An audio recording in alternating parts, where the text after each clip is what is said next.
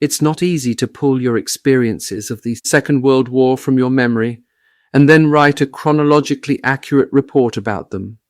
Either you satisfy yourself with the incidental events which you have with difficulty sifted out, or you simply fill the gaps in your memory with lively fantasy.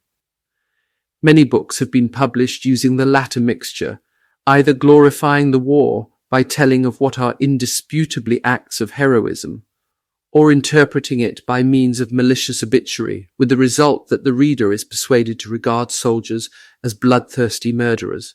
I want neither of the above. I intend neither to glorify nor to judge. I will describe the reality, how I, as an ordinary soldier, personally experienced and perceived the war on the front lines in Russia from the autumn of 1942 until the bitter end, interrupted only occasionally because of injury. This book is an authentic report with descriptions of my own unforgettable experiences, impressions and perceptions, the perceptions of an ordinary frontline soldier, referred to, in the slang of the day, as a lancer. Unlike many books, which rely on contemporary documentation, it does not discuss responsibility, or the lack of it, from the point of view of the command staffs in charge of the conduct of the war, nor even from the point of view of the leaders who had been specifically trained to be examples to their men and who, as a general rule, fought alongside them in the front lines. The book is intended to be a tribute to the countless anonymous soldiers who spent most of their war in filthy foxholes in the Russian soil, relinquishing them only when they needed to engage the enemy directly, whether it be in summer in the boiling hot sun, during the rains in knee-deep mud, or in a winter blizzard with the ground frozen hard or covered in deep snow. The only hope for these men was the promise of a brief respite when they were permitted to rest with the rear area supply trains.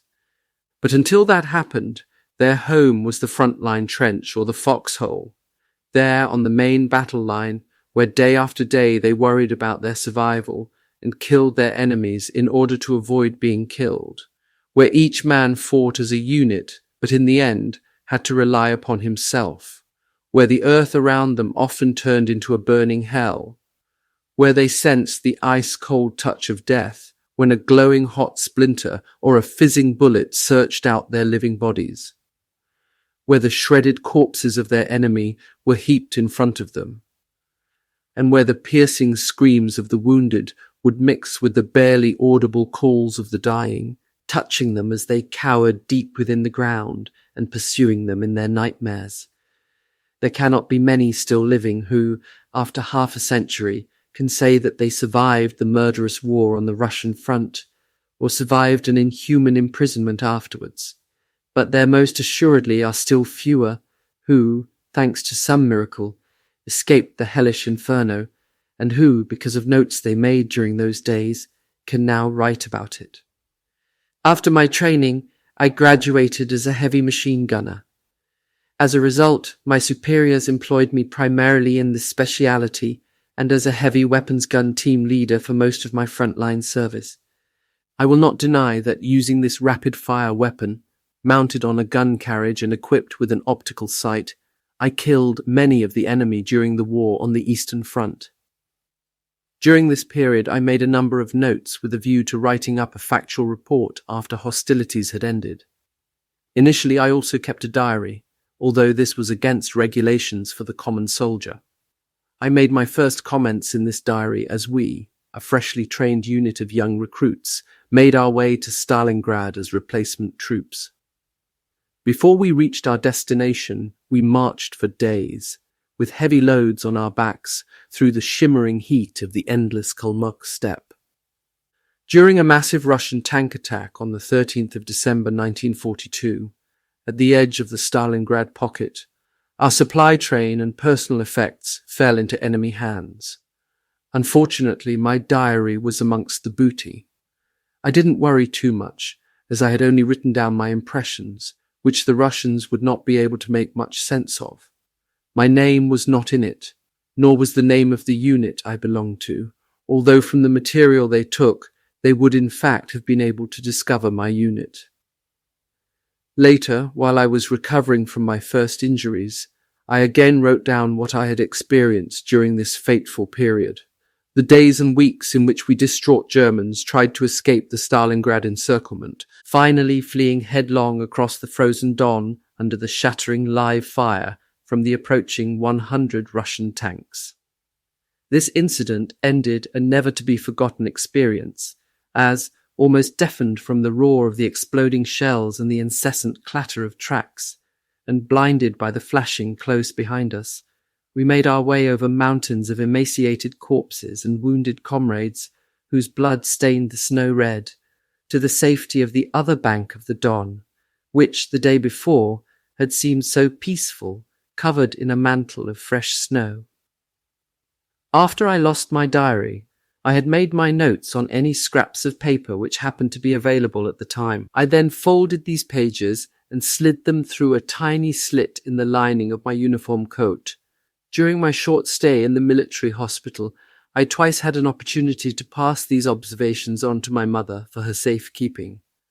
I was convinced that no one other than I would be able to decipher my scribble, which was partly in shorthand. This hiding place in the lining of my uniform jacket apparently served its purpose, because when I returned home during my next leave, I again deposited my latest notes in the same place. The only difference was that now the notes were in the lining of my new winter coat, which I had last worn at the end of 1940 before I was called up to spend a year at the NSKK Motor Vehicle School in Itzehoe.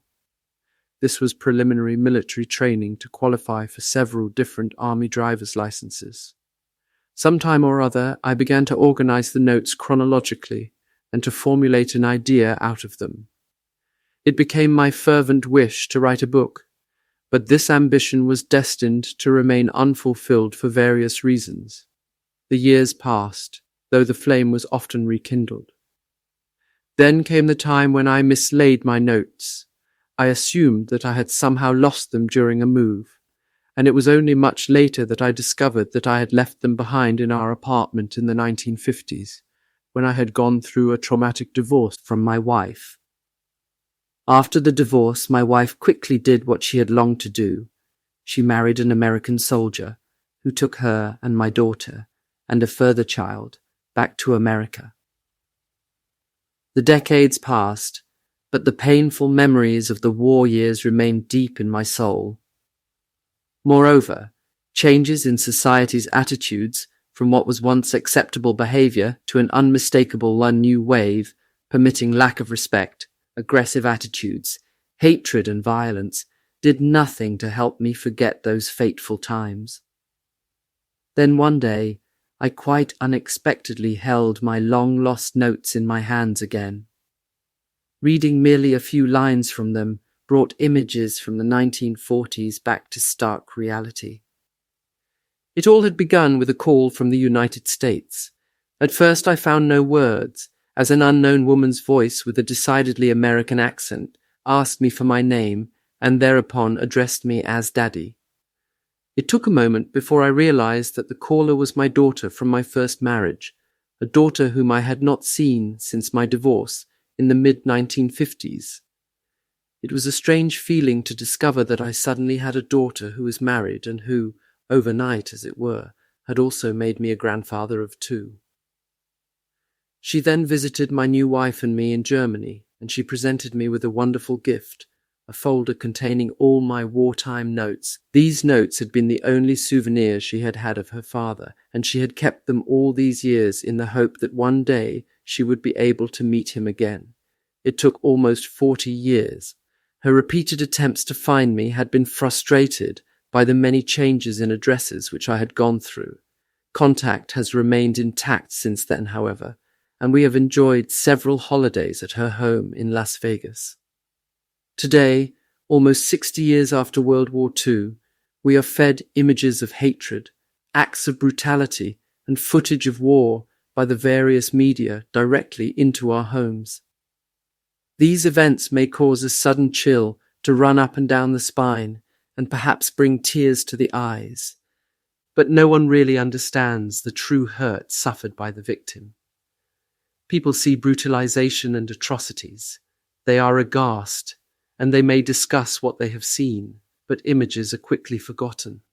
Only the parties who were actually involved at the time experience the concentrated impact of the tragedy deep within their consciousness. And often it is only time that heals the wounds in their souls and lessens the pain. My wounds from World War II have healed as time has passed, but I can still feel the scars on my body and the injuries that remain implanted in my soul. And every time I am shown or read about some disturbing event or other in today's world, the awful images from those terrible experiences during the war well up from within to dance vividly before my eyes. It was exactly these memories which drove me, after several unsuccessful attempts, to write the present book, using my notes as the basis. Almost an entire lifespan lay behind me, and finally I had the time to write from the soul about that from which I could never really free myself. It was not my intention to give the reader all the names, nor my unit's exact designation, as I wanted this book to concentrate on documenting my personal experiences and my mental impressions and observations, as well as my feelings and perceptions of the war. Should any of the members of my unit happen to read my writings, they will in any case be able to recognize it. I have written this book because I sensed an uncompromising duty to do so. It was time to set down that which for all who have survived will remain unforgotten. The survivors of the last war were tasked to become the admonishing emissaries of those who had perished on the battlefields, sentenced to eternal silence. This book is my contribution, and I feel that I have now fulfilled my obligation. Gunter Koschorrek. Chapter 1. En route. Today is the 18th of October 1942. I am sitting on a bale of straw in a railway goods wagon, part of a troop transport. So far as the rattling and shaking allows, I am making the very first entries in my brand new notebook. About 3 hours ago we boarded this train, we being about 300 freshly trained 18-year-old recruits, along with some Gefreiter, Obergefreiter and Unteroffiziere. Finally, we have a little time to ourselves. The last 3 days have been extremely hectic. On our way to the front, we were first rushed through preliminary training at the Stalag Center in East Prussia. Yesterday, the commander of the training battalion at Insterburg gave us a rousing speech about our contribution to the operation in Russia. For us, this was a great moment, to have finally graduated and now be considered fully fledged frontline soldiers. The commander's speech made us all feel extremely proud. He had spoken about the German army's far-flung commitments and its many successes, and about the mission that we were about to undertake on behalf of our Führer and our beloved fatherland. We were to accomplish this with all the strength and military prowess we could possibly muster. Our attitude was first-rate, not least because our daily suffering had also ended. The 6 months of training often involved a pretty harsh routine, and as a result, many of us won't forget it in a hurry. But that's now all in the past. We look forward to a new era, a great future. Immediately after the commander's send-off, we exited the Insterburg camp through the main gates and headed straight for the railway station. Our marching songs never sounded as cheerful and confident as they did this sunny autumn morning. The Stalag Troop Training Center is well known to old soldiers as a place where harsh military training is meted out. It now serves as a transit area for replacement troops destined for the front lines. No one knows which front line we are being sent to, as this sort of information is classified. We were loaded into these wagons with 3 days' combat rations. Ever since then, the main question has been, what is our destination?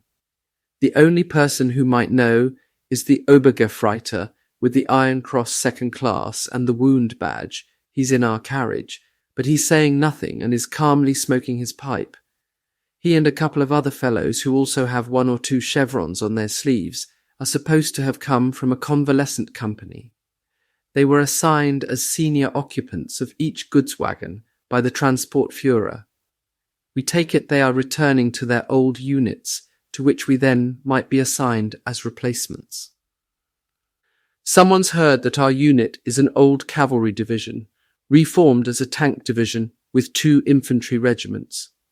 The evidence is the yellow piping on our epaulets. Yellow is the traditional color of this former cavalry outfit, which has been in the Stalingrad area for a while. I don't attach any significance to this rumor. We'll wait and see. Of the 16 men in our wagon, only 6 besides me are from our training company. I only know the others by sight. There is Hans Weichert, who is always hungry. Next, there is a tall fellow called Varias, the flank man of the training company. Then there is Cooper, a muscular fellow with fair hair.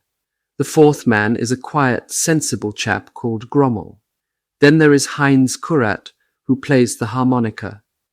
The last man, Otto Wilke, uses every free moment to play cards. Even as I write, he is engrossed in a game with some of the others. I think back to the days I spent in the training camp, where in spite of the physically demanding work, I did enjoy some good times. I think about our strolls through Insterburg and the time spent at the dance cafe Tivoli, where you could sometimes get to meet a girl. I admit I was a bit shy on these occasions, and even blushed in front of girls, but I used to explain this away by using various slick excuses. I had no close friends at the time. I suppose I was a bit selective. The 19th of October. It's Sunday, but you'd never know it. It was a bit fresh during the night, but now, since sunrise, it has got warmer in here. Outside, the countryside is drifting past us. It looks a poor sort of area. Everywhere you look, you see wooden houses and dilapidation. We pass through some little villages, and you can see farm buildings with thatched roofs and broken-down brick buildings in many places. There are some people at the next station, standing on the rails and on the platforms. In amongst them are some Wehrmacht uniforms. They look like guards. Some of us wave from the wagon, but no one waves back. Our train is moving very slowly, and the figures in front are staring at us. There are a lot of women among them. They have headscarves on, while the men all have peaked caps. They must be Poles. They look very downcast. They have shovels and picks for working on the railway line. At some of the main stops we're given hot coffee and occasionally fresh sausage. We are slowly getting tired of canned meat. We also find time to wash and freshen up a bit. We don't know exactly where we are, but last night we're supposed to have crossed into Russia. In the early hours of the morning, we suddenly hear rifle shots coming from the front of the train. The train stops and an alert is sounded. Partisans are supposed to be around here somewhere. They get quite interested in goods trains, but everything remains calm. The 23rd of October. Day after day, the wide expanses of Russia pass by. There are harvested fields as far as the eye can see, and in between some huge barns and farmsteads, the so-called kolkhozes. In the distance I can see a group of figures marching in a long row. As they come closer, I can see that they are mostly women, loaded down with bundles. Some men are walking along, carrying nothing. Hans Weichert gets annoyed with the men for allowing the women to carry the heavy loads while they just walk along beside them. Our wagon chief, the Obergefreiter, explains. In this part of Russia, that's normal. The Payenkas, the girls, and the Matkas, the mothers or women, are from childhood taught to do what the pan or man tells them to do. The men are real layabouts. They decide what's to be done. Whenever you see them, they are always walking alongside the women. Indoors, they are usually to be found lying on the clay ovens asleep. Nowadays, you mostly see only old men. All the youngsters have gone off to the war. In the last few days, our Obergefreiter has become more communicative, and in fact he turns out to be quite a decent chap. It all started when some of the men called him Herr Obergefreiter. He would tear them off a strip, telling them that we were no longer in training. Besides, addressing someone with Herr in front only began when he wore braid on his shoulders, starting with sergeants. "Are we supposed to address you with C?" asks little Grommel. "Don't be daft. Don't use C tone. Just call me plain Kumpel. That's the way we do things around here." "Or comrade," a slim, fair-haired fellow interjected. "I don't know him, but he later told me that he was a KOB Kriegsoffizier Bewerberts Plus, for which he would first have to prove his aptitude by serving on the front lines." The Obergefreiter raised his hands in protest. "Heavens, not that! That word is better left for the armchair soldiers in the rear echelons or those back home rather than us front-line blokes. I am sorry, chum, but the comrades all get killed." He then went on to tell us about his unit. It was a former cavalry division which in spring 1942 had been designated a tank division. He had been with it since it was reorganized and transferred to Russia, and he took part in the advance on Voronezh in June. The fighting had ended with many dead and wounded. In July and August he had fought with his unit past Shir and the Don, and on into Stalingrad. So it's Stalingrad after all, just as we had thought. However, we're not that near yet. We're only 7 days into the journey, and the only sensation is one of being shaken up and down. 25th October. Our train is always being overtaken by other ones loaded with weapons and supplies for the front lines. Someone says that we passed Kremenchug railway station last night. This means we are in the middle of the Ukraine, the granary of Russia. The Gefreiter, I now know his name, Fritz Marzog, says that we are being taken over the Dnipropetrovsk and Rostov and from there in a northeasterly direction to Stalingrad. He's right. A day later, during the early hours of the morning, we reach Rostov on the Don estuary by the Sea of Azov. The train stops in a siding near of the railway station. There is water nearby, so we can freshen up. The weather is nice and warm, but it's still hazy, and we still can't see the sun. We're running around without shirts on, as we're told that we will be here for some time. I'm just about to visit some friends in the next wagon when all hell breaks loose. We hear the sound of engines, and dropping suddenly out of the sky, 3 Russian fighter aircraft come for us with machine guns rattling. Even before the command aircraft, "Take cover!" rings out, most of us are already underneath the wagons. I can see sparks flying off the rails and hear the zing of the ricochets. Then everything is over, but immediately someone yells, "They're coming back!" Sure enough, I can see them turning and coming straight back at us. Suddenly all hell is let loose for a second time. The sirens wail and a storm of firing breaks out, so loud that my eardrums almost shatter. There must be several anti-aircraft batteries in the railway complex now laying down crossfire. The 3 aircraft immediately peel off and disappear unscathed. We all look at each other a bit stunned. Everything happened so fast, and it is also different from training days when the instructor yelled, "Aircraft, cover." This was the real thing, which explains why we'd never taken cover so fast as we did now. Someone says that somebody has been hit. It isn't serious. A graze on the leg which the medic can sort out. All wagon seniors report to the Transport Führer for orders. The message is passed down the train. Obergefreiter Marzog returns shortly afterwards with news. He says that 2 open flatbeds will be coupled to our train, each with a twin anti-aircraft gun to protect the train against enemy air attack, so they reckon there will be further air attacks. In addition, from now on, we have to place 2 men per wagon on guard duty every night, due to the increased chance of an attack by partisans. We may also have to make detours because we have to reckon on rails being blown. The straw underneath us is flattened and we don't have any fresh, and the blanket which has been thrown over it doesn't help very much. It feels as if we're lying directly on the carriage floor. The tall fellow Warius and several others complain that their hips are hurting. The Obergefreiter smirks and tells us that it's good training. It's worse in the dirty foxholes on the front line. We get him to tell us about the successful campaigns his unit fought in the summer, and this makes us even more impatient to get to our destination as soon as possible so as to not miss out on anything. Dieter Malzahn, the tall, fair-haired Kobe Kriegsoffizier Bewerber, expresses in words what we're all thinking. Marzog replies somewhat laconically, "Take your time, lad. When you are up at the front, your arse will go from 1 to 100 soon enough." This is old news. We've heard this sort of remark before, usually from men from one of the convalescent units. What they meant was that we, the young squirts, will shit in our pants the first time we get fired upon. Nonsense. When so many others have made it, why shouldn't we? Besides, age has nothing to do with it.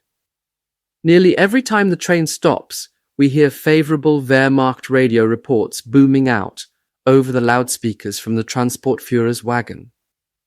So it is today, 25 October, a report telling us all about German victories. It makes us feel good, and we start singing battle songs. The countryside has changed since yesterday.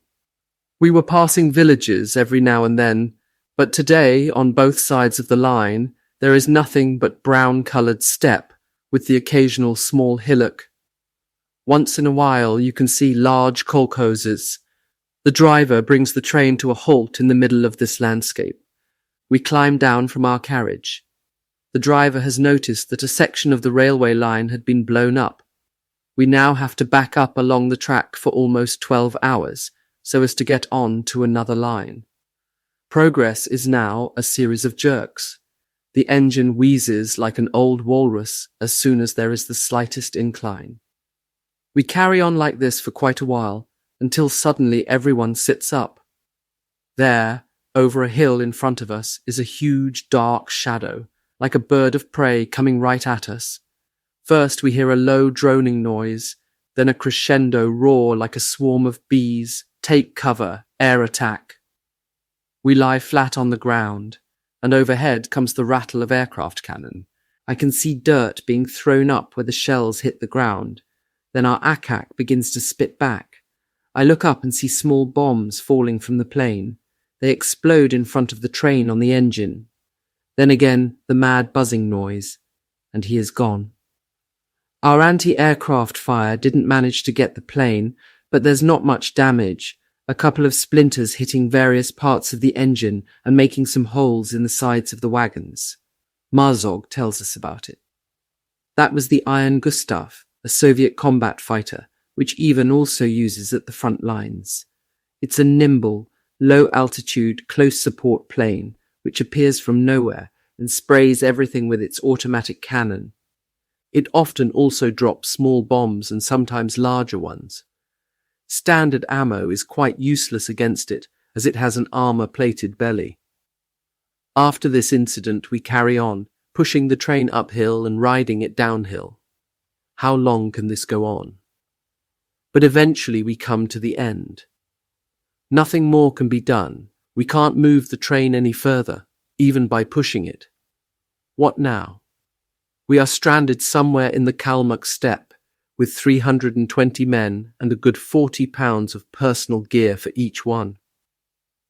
How far is it to Stalingrad? The Transportführer tells us. About another 140 or 150 kilometers. Apparently, because of all the detours and delays, we're well behind schedule. We are informed that we will therefore complete the journey on foot. We have to reach our destination in 4 days. We're told that we will spend the night in the wagons and set off in the morning at 0600, the 26th of October. Reveille is at 0500 and it is still dark. We get hot coffee and half a loaf of army bread per man and a piece of hard-cured sausage. We noticed yesterday that the rations had been decreased.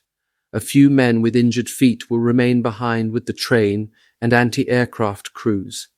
We load up our kit and, on the order route march, take off with compass and map. Now for real hardship, which will inevitably dent our enthusiasm. We start off singing, but slowly and surely this dies away. The sun gets up and it becomes warmer. At lunchtime, a longer rest is ordered. During the afternoon, the sun really beats down. We still have some reserves, and although we're very tired, we carry on well past nightfall. We just collapse to the ground in a hollow in the steppe, catch our breath, and then unroll our ground sheets and blankets from our kit bags. That night we sleep like the dead. The 27th of October. This morning my legs are as stiff as an old pack horse's, and the rest of the men are feeling no better. I eat a slice of bread and take a sip of my cold coffee. Goodness knows when I'll get something to drink again. Up and at it. The fellows up front start out at quite a rate of knots. The train company does not have that much to carry, but the rest of us are loaded down like pack animals. We carry the full kit with blanket and ground sheet, steel helmet and heavy winter coat thrown over it. We have a full ammunition pouch on the belt. On our backs, the kit bag with the field canteen, and on the other side, the folded entrenching tool. A gas mask is slung around our necks, resting on the chest, and the heavy rifle swings back and forth from its strap round the neck. Lastly, a ditty bag is carried in one hand, filled with clean socks, underwear, and similar items. The whole lot weighs about 40 pounds. Time passes. Men regularly fall to the ground exhausted. After a while, having caught their breath, they stand up again and struggle on. Many stragglers look pale and sickly. They are completely exhausted. Suddenly a message comes from the head of the column. Relief! Village up ahead. That means water and something to eat. We summon our last resources and drag ourselves on. Soon we can see the houses. There are only a few, but there are also several barns belonging to a kolkhoz, just like we saw on the wide Russian steppes. There is a well in front of the first hut, with a windlass and a dented bucket. A Feldwebel stands a few feet from the well and waits until the first men get there. Those in front are dashing up to it, wanting to let the bucket down. "Hold it!" yells the Feldwebel. The man at the windlass lets go of the bucket, which now crashes down into the well. The Feldwebel suggests that the water may perhaps be poisoned. He goes up to one of the houses, one that has nice wooden carvings on the windows, and goes in the door. Not a soul can be seen.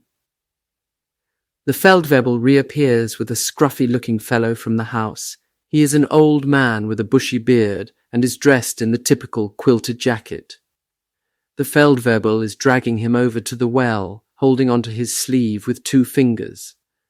The bucket is now full of water, up from the well, and reflecting the gleaming sunlight. With a gesture of his hand towards the water, the Feldwebel now demands, "Drink, Ruski." The old fellow looks at him with a crafty expression, smiles and refuses several times, while repeatedly saying something like, "Pan karosh, pan karosh." The Feldwebel now becomes impatient. He grabs the old fellow by the neck and shoves his face in the bucket. The old boy chokes and swallows. He looks a bit surprised, but not too concerned. In other words, the water's safe. "Okay, you can drink the water," says the Feldwebel bucketful after bucketful is now brought up, and the old fellow starts to grin. He has finally realized what this was all about. We wallow in the water, drinking all we can, and then use some to freshen up. The kolkhoz is a disappointment.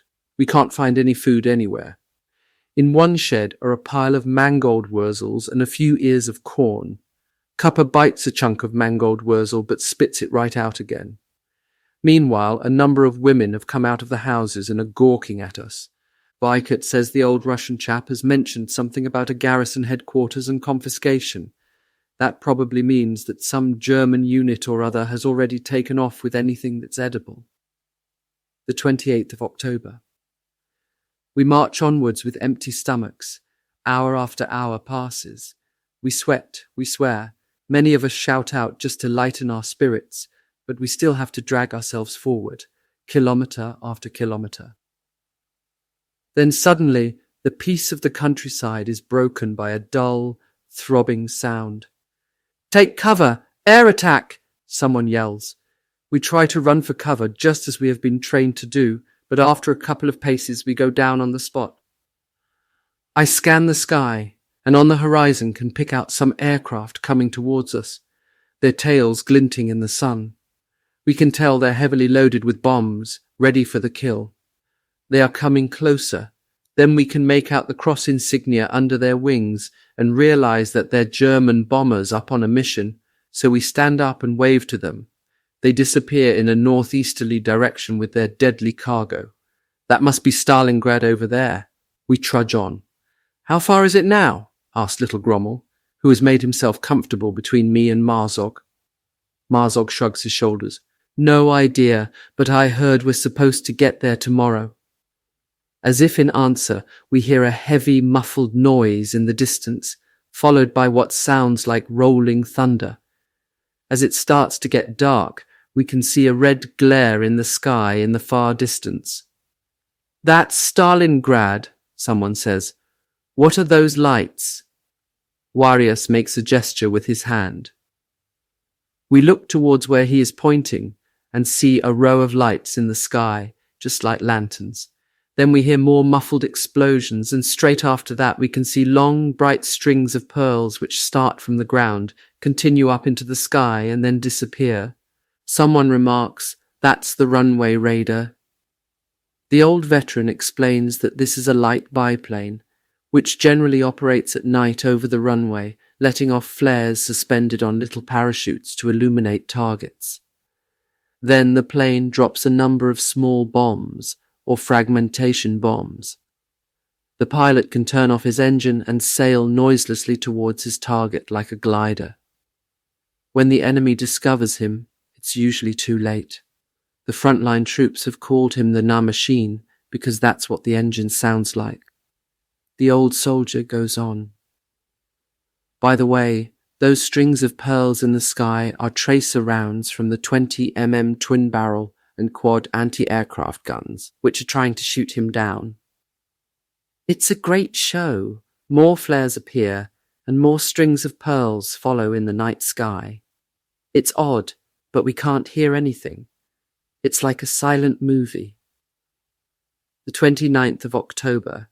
A new morning is breaking, and our morale is at 0 level.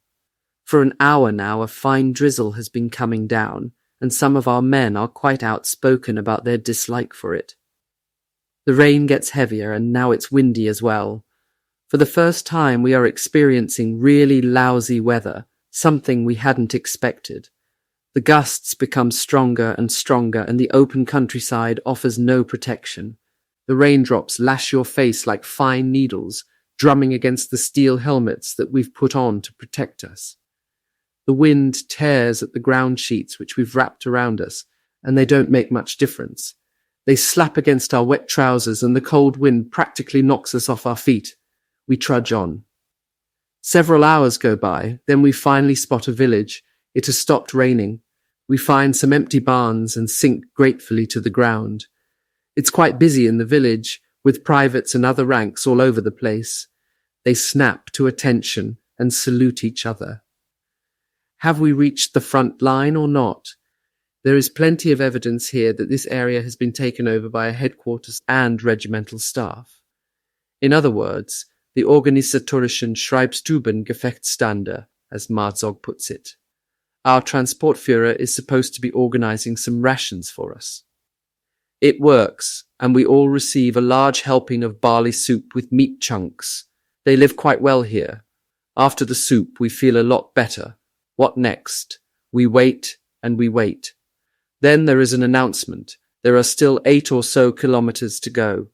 New strength is awakened in us.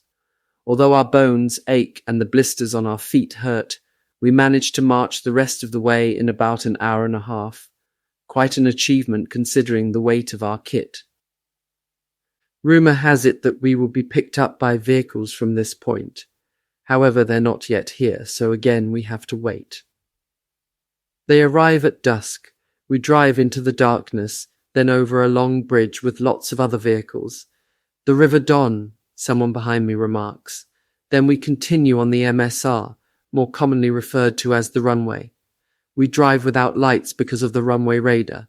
We can see his flares close up now, and can quite clearly hear the bangs as his bombs go off. After a few hours, we stop somewhere amongst some cottages. We are quartered in them for the night. In the distance we hear the rolling thunder and the sky is glowing red. That's Stalingrad, all right. How is our enthusiasm compared to how we felt last week? It's definitely suffered because of the forced march we've just had to make, and we reckon that enthusiasm and euphoria are in short supply here. The reality is rather different. It's not something that gives you a good feeling at all. Well, we've reached the first stage towards our destination, and we'll now have to see how things work out. For the moment, though, I'm off to sleep to forget everything. In British Army terms, these will be roughly equivalent to lance corporals, senior lance corporals and corporals respectively. Literally, transport leader. Mate, a candidate for an officer's battlefield commission. Sergeant, literally, sewing machine. Literally, organizational administrative orderly room command post. Main supply route. Chapter 2. Fighting in Stalingrad, October 30th, 1942.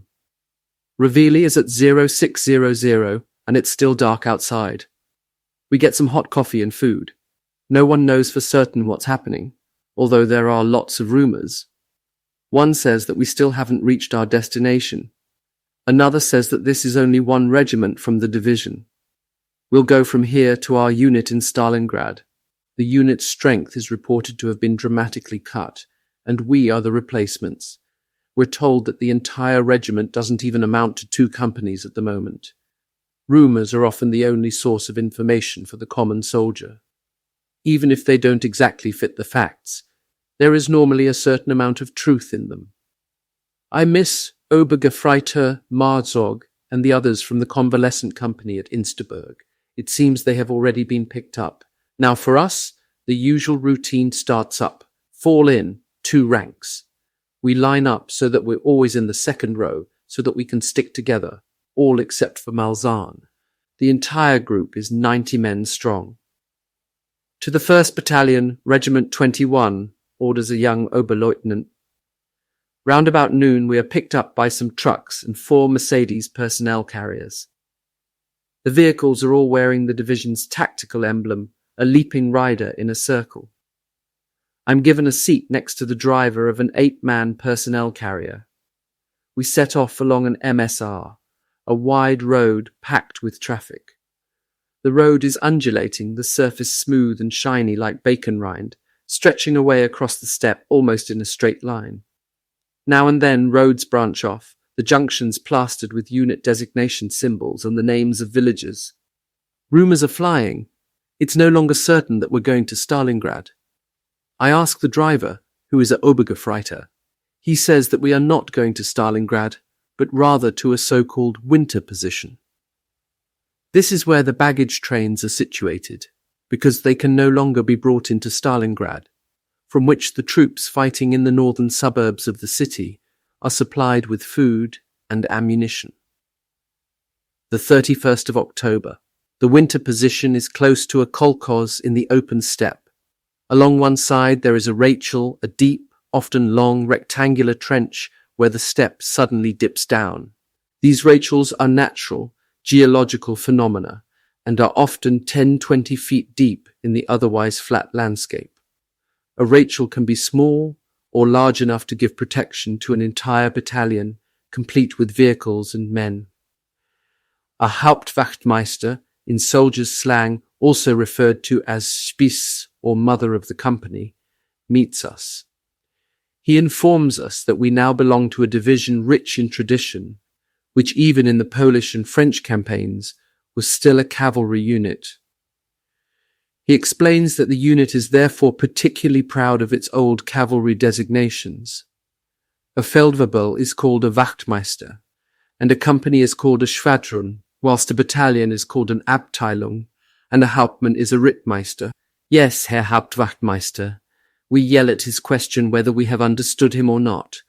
After one more division, we are 30 men in the first Schwadron, while the others are sectioned off to the other Schwadronen, located quite close to us actually. We are then informed that our Schwadron was fighting with a total strength of only 26 men. Our regiment was also under strength. It was fighting in the ruins of Stalingrad, mostly in small combat units. which because of the scarcity of officers were frequently led by Unteroffiziere. The engagements were said to be murderous.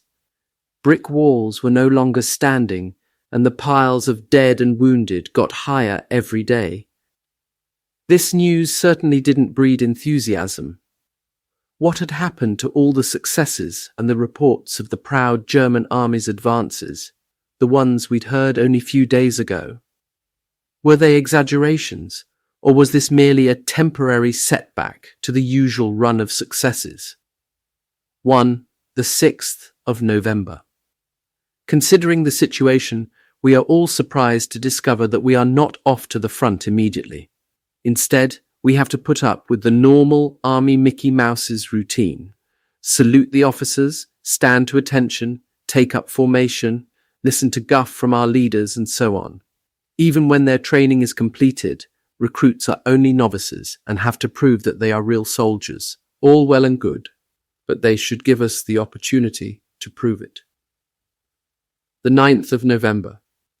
The intermittent explosions and general racket from the Stalingrad front are barely audible here. At night, the sky is always red, and the paralights of the Rollbahn UVD can often be seen out searching for likely targets. This evening stuff from the stores is being handed out. Each man gets a bottle of juniper brandy, some cigarettes or tobacco, a little chocolate, and some writing materials. When I was 16, I barely survived a bout of alcohol poisoning while on holiday helping a friend bottle cognac for his parents' restaurant. I now throw up if I so much as smell alcohol, so, being a heavy smoker, I'm swapping my brandy with some of the non-smokers for extra tobacco or cigarettes. The alcohol brings a bit of atmosphere into our bunker, and, after a while, song is in the air again. Grommel and I stay sober because we have to take over the next watch. It's cold and windy, and I'm glad I've got my heavy-lined winter coat. During our march, I cursed it on more than one occasion because of its great weight. I wake Grommel for his shift, and all the rest are sleeping. There is a stench in the bunker that knocks you over, so I let in some fresh air. The 11th of November. The weather is colder, but at least it stays dry. Overnight, everything has been covered in white frost, like fine filigree. There is movement in the air every day. Our bombers are flying towards Stalingrad. You can pick out the Russian anti-aircraft defense zone from the puffs of smoke in the sky. I am on watch with a friend from our bunker. The supply truck has just returned from Stalingrad, as it does every night. They unload 2 dead and 3 wounded. An Oberwachtmeister is said to be seriously wounded. They're loading the wounded into an ambulance, which will take them to the main medical station.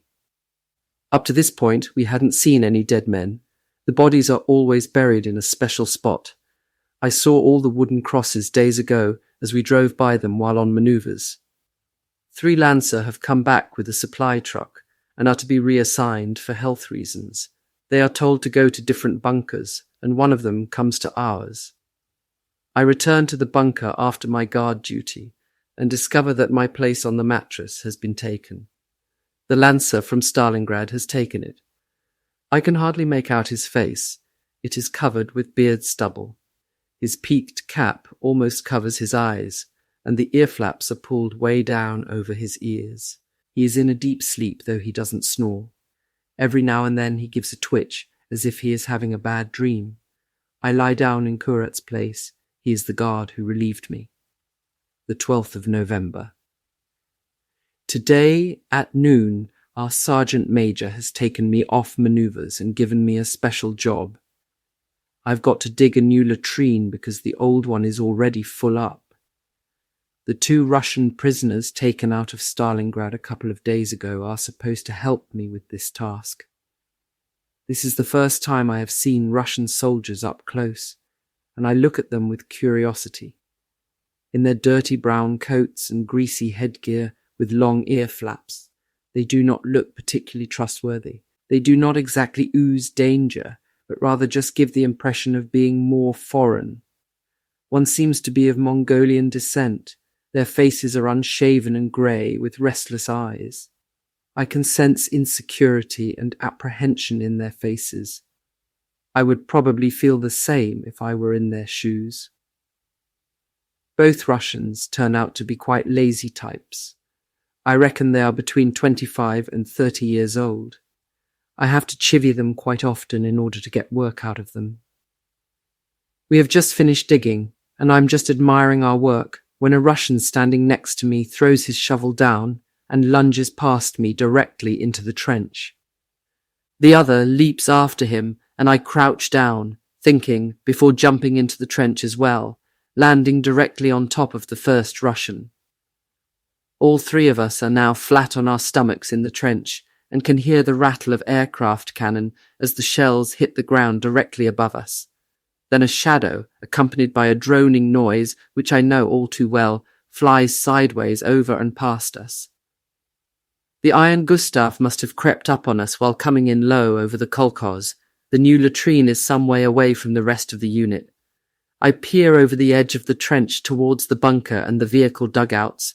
The Iron Gustav is turning back at low altitude, and he again opens fire with his 2 wing-mounted cannon. He also drops several medium-sized bombs. Then, suddenly, there are 2 more combat aircraft in the sky. They also spew metal from their wing-mounted cannon and drop bombs. The other part of our unit must be over there. Or are they firing on the men on manoeuvres? Machine guns from all over the place now fire back at the aircraft, and I can also hear the louder bangs from a 20mm anti-aircraft cannon. Sparks are flying from the bellies of the aircraft, just as if someone is doing some welding. Normal bullets bounce off the armour, but suddenly there's a smoke trail. A hit. One Iron Gustav peels off, smacks into the step, and bursts into flame. The rest flee. I jump up and head for the bunkers and the vehicles. Except for the men in the orderly room, only a few sick and a couple of drivers have stayed in the bunker. I can see 1 or 2 bomb craters close by the vehicles, some of which have a hole through their side panelling. Petrol is escaping from one of the trucks. The rest of the unit arrives back from manoeuvres late in the afternoon. They've heard nothing about an air attack. They were much too far away. Warrior says that they were near Karpovka, along the Kalach, Stalingrad railway line. The damage to the bunker is quickly repaired. The 13th of November. The weather has hardly changed. It's cold and dry. It's supposed to be 15 degrees C or 2 degrees Fahrenheit in Stalingrad. The Russians are launching attacks in our unit's sector every day, preceded each time by a big artillery barrage. The attacks have so far been repulsed, but with heavy losses. There are now only 18 men left on the front line from our squadron. The entire regiment has been reorganized into a single combat unit and is moved around to where it is needed most. Hot meals and fresh ammunition arrive more or less on a daily basis. Besides the kitchen wallahs, an Unteroffizier Winter, the medical orderly, goes along, plus 2 drivers with their vehicles. 2 volunteers are needed to lug the mess buckets around. Kappa and I volunteered yesterday. The roster goes around from bunker to bunker, and it's now the turn of our one. The 21st Panzergrenadier Regiment's war zone in Stalingrad, October-November 1942. It's almost dark when we move off. We've got 1 Steyr 70 MTW personnel carrier with a soft top and a 1.5-ton Opel Blitz 4x4 with a tarpaulin cover. We drive off into the dusk with our lights dimmed. The kitchen wallah knows the way, but he says that there can be no talk about a Hauptkampflinie in Stalingrad, as amidst all the ruins, the front shifts hour by hour. Not long ago, our line lay north of the tractor factory, but as of yesterday, it is apparently further to the south, in a sector known as the tennis racket. The Russians are supposed to have a chemical factory there which they are defending, and so they have set up a bridgehead. We need to ask for directions. Unteroffizier Winter says to us, "Well then, let's go. We can only hope that we find them soon." We are now driving purely by the light of the moon on an MSR. Traffic comes towards us and also overtakes. To the right is the railway line running from Kalach to Stalingrad. Just beyond Woropanovo station, we turn off to the left, and after a few kilometers, we're already well inside the ruins of the city. We drive through shallow craters and over heaps of rubble, avoiding debris and overturned telegraph poles. Thick, acrid smoke from smouldering fires chokes our lungs. To the left and right are burnt-out wrecks of various bits of military equipment. Our driver zigzags slowly towards what looks like a small forest or park. We are now standing on top of a small hill and can see something of the city. More black smoke and smouldering fires, a terrible sight, and we can feel Stalingrad's hot breath. This must be how Rome looked after Nero put it to the torch.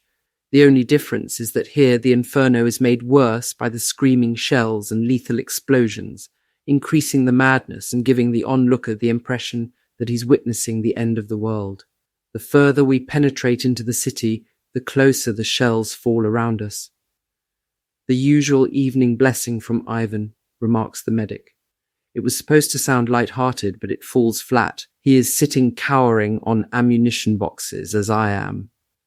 My heart is hammering in my throat. Fright has gripped me. Now there is a new noise in the air, like the rush of 1,000 wings. It is increasing in intensity and seems to be coming directly at us. "Get out! It's the Stalingrad!" yells the medic. We jump out of the wagon and dive for safety underneath a large, burnt-out tractor. The rushing noise passes us, and then the explosions rain down around us just like fireworks. A splinter the size of a man's hand spins by my head and hits the ground beside Cuppa. "That was a bit of luck," says the medic. Behind us, we hear yells and cries for the medic. "Someone from the anti-aircraft position must have been hit. That's the one we drove by," says Unteroffizier Winter, who has just jumped into a hole. "Come on, let's go. We've got to get on." We climb back onto the vehicles. The medic says that the Stalingrad is a primitive rocket launcher mounted on the back of an open truck. The rockets are fired electrically.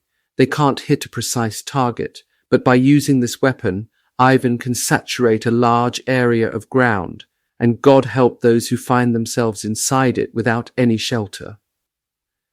We are now driving very carefully. Many places have had to be thoroughly cleared so that vehicles can get through the wreckage. We meet other vehicles who seem to have the same idea as we do. Many of them are loading up with wounded and dead. They can only do this at night time, when in theory the Russians can't see what's going on. But the enemy does know what's going on, and he is pulverizing the area with his artillery and other big guns. There are always some NEMMERSDORF in the air. We can often see these biplanes quite clearly, silhouetted against the fiery glow in the sky.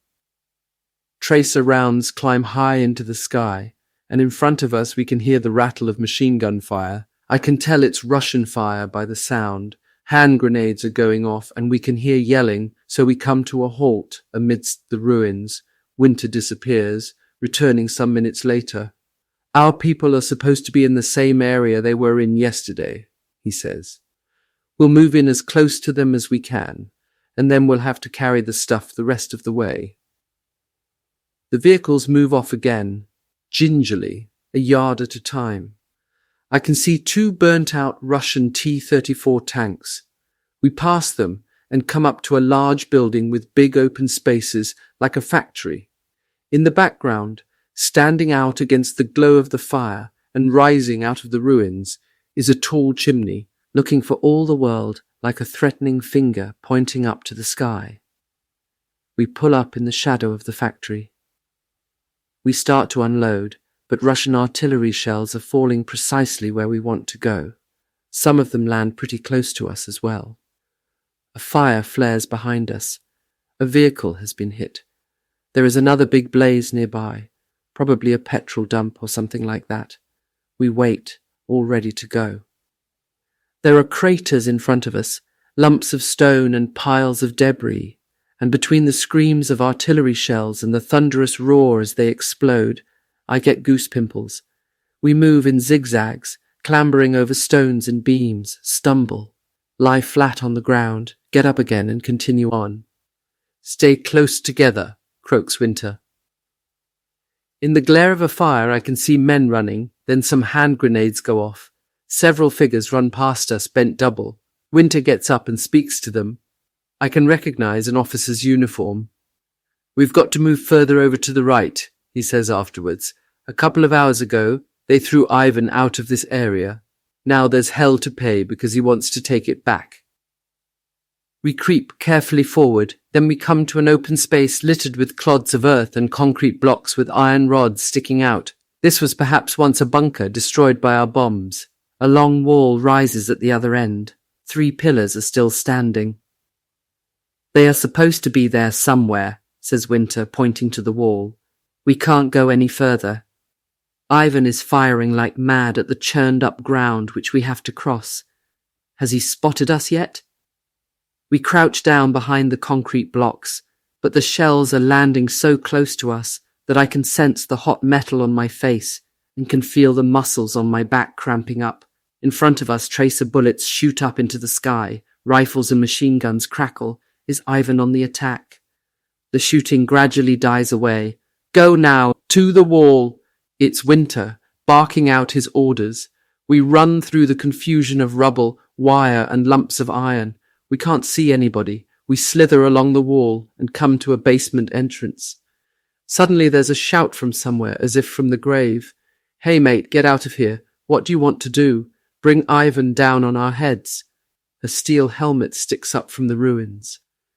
"We're looking for our unit," I hear Winter whisper. "Which one?" Winter tells him. "No idea. We don't belong to that crowd. But if you're looking for the ones who chased Ivan out of here this morning, you'll find them about 50 meters further to the right in that large factory building. But get out of here, and thank your lucky stars it's quiet at the moment." The head with the steel helmet disappears again. He calls this quiet? We hardly dare lift our heads out of the dirt. During a short lull, we stumble on, pieces of broken glass crackling under our feet, shadows springing out of the ruins. Immediately, tracer bullets zip towards us, and bursts of machine gun fire hit the wreckage all around like a hailstorm. We hurry onwards, the mess buckets clattering against the blocks of concrete. A shadow appears beside us. "Are you the supply blokes from the first squadron?" comes the question out of the darkness. "Is that you, Domscheit?" Winter demands in return. "Yep, I've been waiting for you for 2 hours to show you the way." Are we relieved? Domscheit is an Obergefreiter.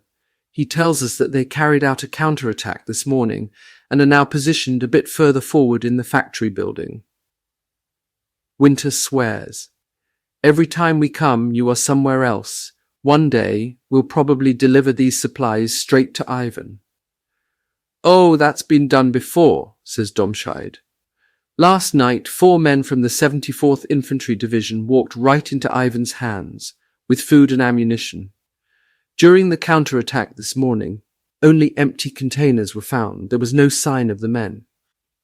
We creep behind Domscheit, tracer whizzing in from both sides. I stumble and bang a metal strut with my canteen, making an awful row.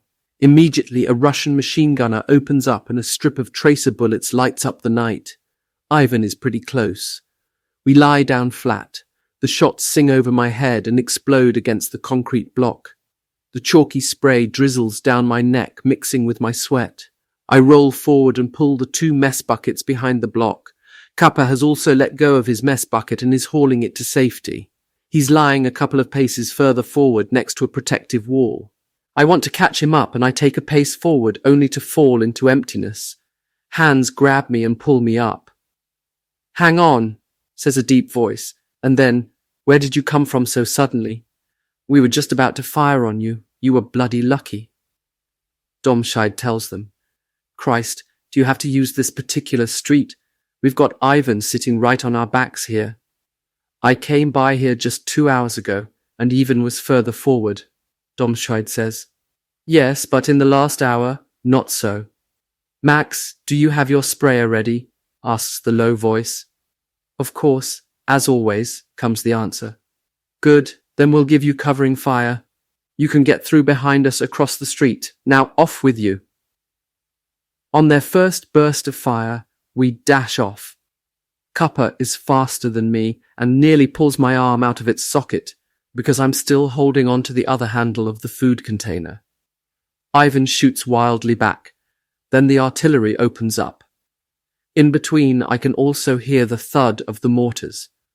The rounds loop towards us and explode all around. The bombardment seems to go for us like a wild animal, and we squeeze together in a bombed-out basement. I duck further down with each explosion, expecting the basement to collapse any moment and bury the lot of us. The earth above shakes, just like in an earthquake, I should think.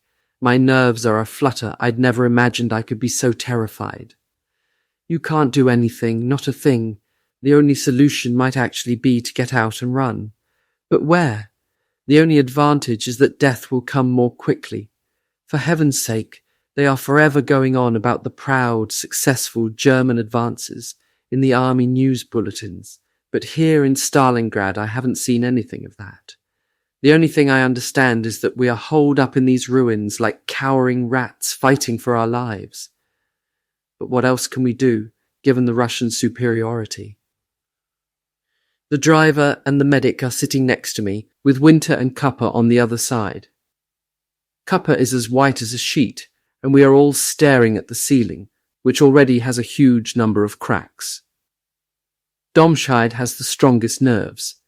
He is standing by the entrance, staring out into the darkness. As far as Cooper and I are concerned, these few hours in Stalingrad have certainly dampened down our enthusiasm for war, and we haven't yet had any personal contact, as it is so nicely put. My thoughts now are concentrated solely on how and when we're going to be able to get out of here safely. We've been in this god-awful heap of ruins for hours, and we still haven't reached our unit. Domscheit tells us from his position at the entrance that Ivan is shooting at the slightest thing. Because our machine guns opened up, Ivan probably thought we were mounting another attack and wanted to make quite sure that it was nipped in the bud.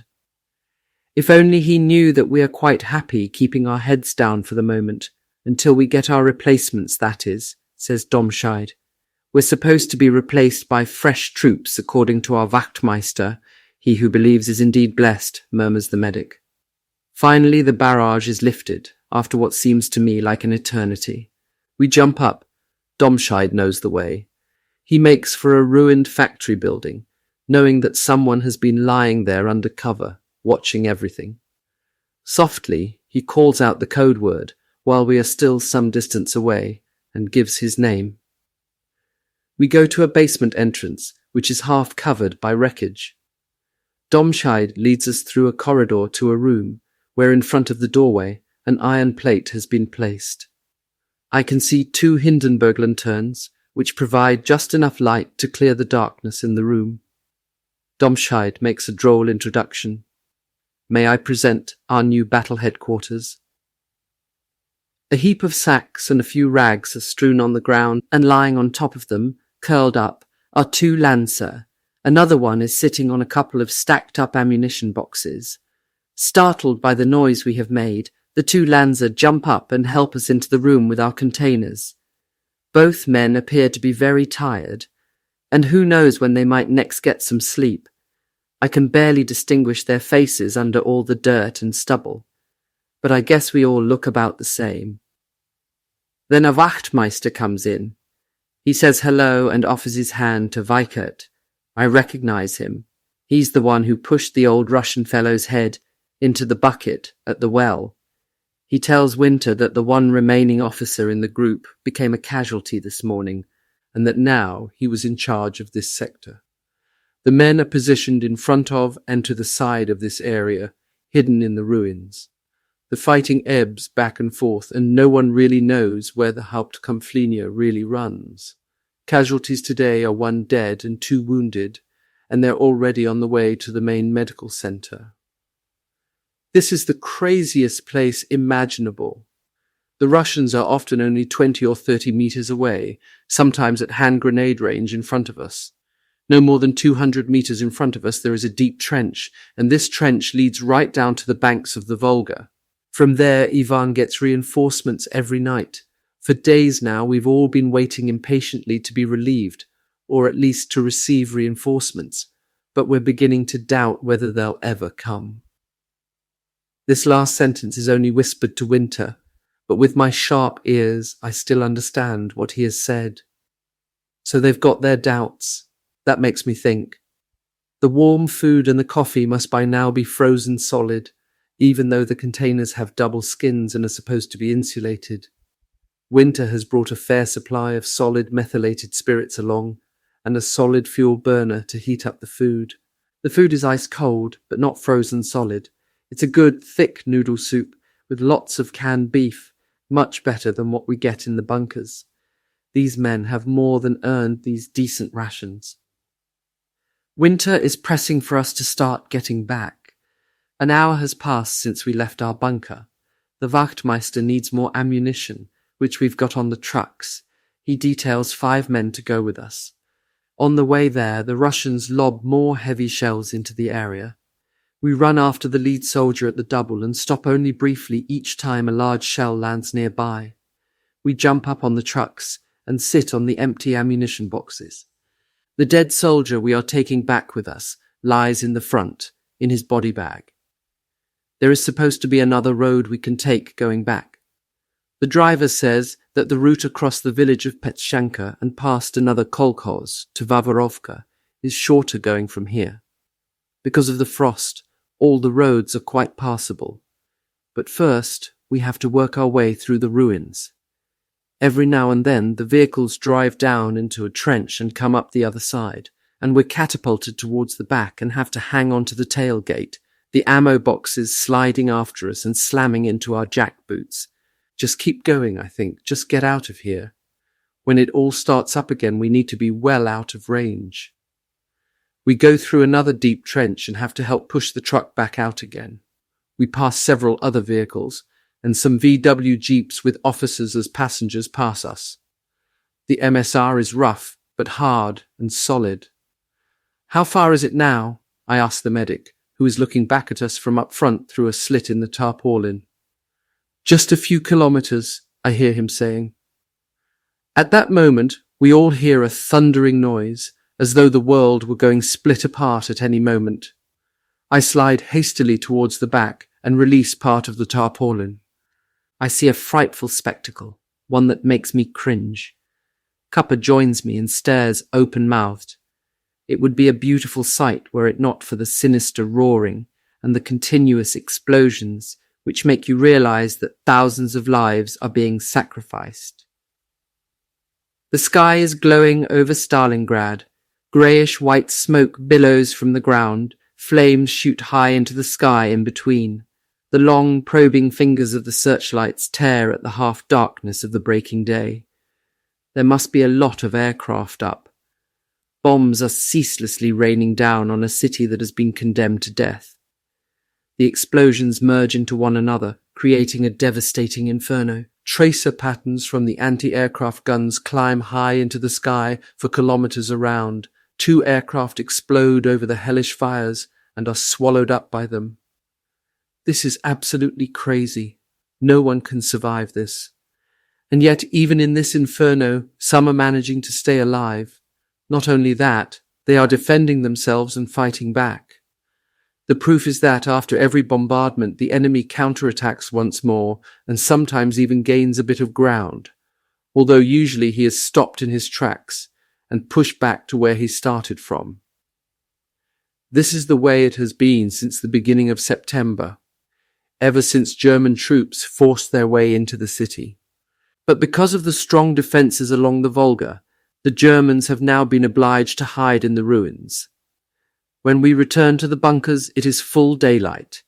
We can hear only a far-off droning noise, just as before. But for me, it is no longer the same. I now see the disaster that will come out of this hapless city. It is a stark warning to everyone languishing in the rear areas, wasting their time by making their quarters comfortable for the winter. Lieutenant.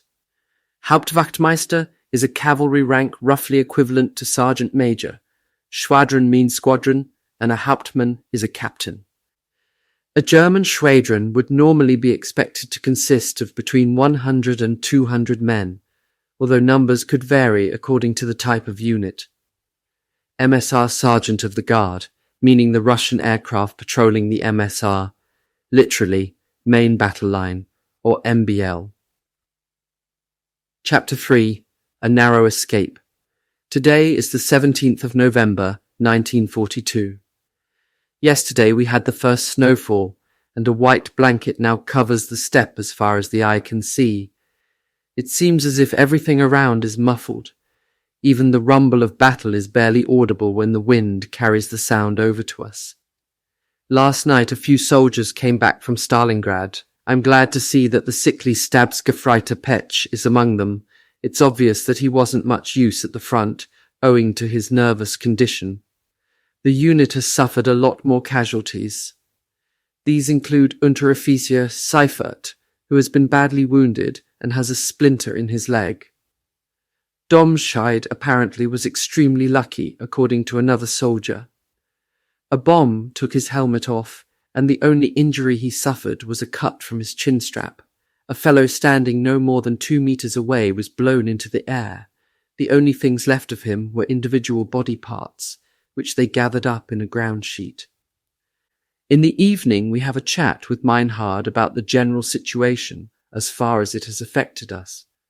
It is more a mishmash of rumours, assumptions and hopes that things will turn out in our favour. He's been drinking again. I can smell it on his breath, and he is therefore much more communicative. Warias is rubbing his back against a beam, and the noise he makes is so loud that we turn to look at him. We've all used lice powder, and we've even boiled our underwear, but it only helps for a while. Seidel inadvertently crashes into the back of another soldier who sprawls headlong onto the floor. Seidel helps him to his feet and mutters some excuse or other. We haven't seen the soldier with the chevron before. But before anyone can say anything else, Meinhard bellows, "Hey, Sweener, where on earth have you come from? I thought you were at the front with the others." He in turn clutches his throat and croaks something unintelligible. He is short and quite chubby. He's got a scarf round his neck and a cap on his head which he has pulled down so far that it almost covers his somewhat dangly ears. He goes over to Meinhard at the table, and our eyes follow him in curiosity. When he takes his cap off, I get the feeling that everyone is kind of smirking. Even I can hardly hold it back. The name Sweener brings to mind the image of the grunting creature whose meat we haven't had for a while, especially with his chubby pink cheeks and little red eyes, which look at us from beneath bristling white eyebrows. He has a rounded, good-natured, almost comical face with a mop of straw-coloured hair on top. Sweener offers Meinhard his hand. He motions to his scarf and grunts, "Got a bad throat, can barely speak. Wachtmeister Romekat sent me to the rear to recover." "That was very sensible of him. How long have you been here?" asks Meinhard. "What?" grunts Sweener, stretching his head forward like a bird. Meinhard pulls Sweener towards him and speaks directly into his ear. "How long have you been here?" "For an hour. Was supposed to come here to the 4th Schwadron, but the truck crashed. Had to wait all day before we could get a tow." "Did anyone else come with you?" Meinhard speaks right into Sweener's ear. "Yes, Gorny and Kirstein." "What, they're both here?" exclaims Meinhard in delight. The chubby Gefreiter nods, but he looks dejected and barely audibly explains, "Gorny only lost a bit of his arm, but Kirstein was killed outright, a shell splinter. They brought him to the cemetery straight away." Meinhard must have known the dead soldier very well. He says in a thick voice, "Bloody Stalingrad! Soon there won't be any of the old fellows left. Now Fritz has gone, and he always believed that nothing could ever happen to him.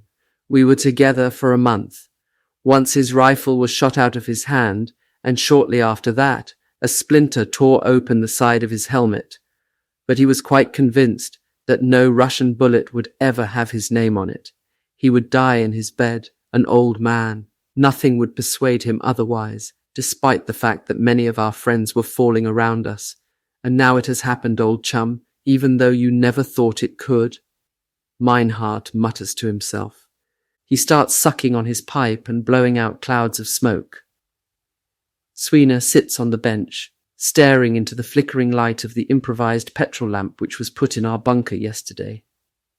Some clever individual takes wine bottles half full of petrol and sticks a cartridge case with 2 holes in the side up through the cork. The gas which escapes up through the cartridge case is ignited and burns evenly, lighting up the bunker better than the usual Hindenburg candles, which are in short supply anyway. It's all a bit depressing here in the bunker right now. The faces around me no longer look carefree and unconcerned. We've heard about the heavy casualties and also about the problems that exist resupplying the troops, particularly over the last few days. The Russians in the meantime are reported to have increased their strength considerably along the Volga. What does it look like at the front? We hear Meinhard asking Sweeney. Sweeney doesn't understand the question and cups his hand to his ear. The man must be almost deaf, and realizing this, everybody glances at everyone else. Meinhard speaks more loudly, directly into Sweeney's ear. What's it look like up at the front? Worse and worse, Sweeney croaks. 2 days ago, 2 mortars in our sector were lost. We've only got 1 now in our battle group. Spies has told me that already, says Meinhard. Then he bends forward and says in a loud voice, Hey, it gets worse with you all the time. Last time we were together at least you could hear better. Sweeney points to his throat. It's because of my throat. What does his throat have to do with deafness, we wonder? Meinhard is thinking exactly the same thing. More to us than to Sweeney, he says. What do you mean your throat? They should be packing you off home when you are this deaf. I don't understand why they are always sending you back up to the front lines. By the way, which bunker are in? The first one, with the young submachine gun blokes, croaks Sweeney. But I don't like it there. We look at each other, and Meinhard smiles. These fellows spray everything, he says, but they don't like it when you tell them that. The chubby Sweeney shifts uneasily. Scratching himself and shrugging his shoulders, he croaks, That's what everyone tells the new boys. We all laugh. Do you want to come into our bunker? Meinhard again has his mouth close to Sweeney's ear, and at the same time is looking at us. We nod. Why not? It's big enough. If we pull our stuff a bit closer together, we can get another 2 in. Sweeney says yes to the question and looks up at us. Okay, go get your stuff. You can stay here, says Meinhard out loud. The chubby little Gefreiter grins and trots like a walking flour bag out of the bunker. If it were not so tragic, this whole incident would have been comical.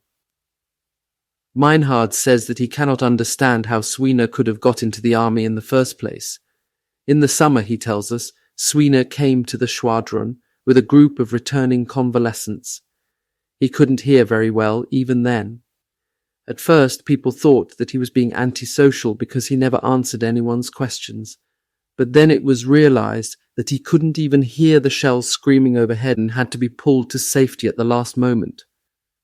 His deafness became even worse after a shell exploded right next to him. So he can't do very much.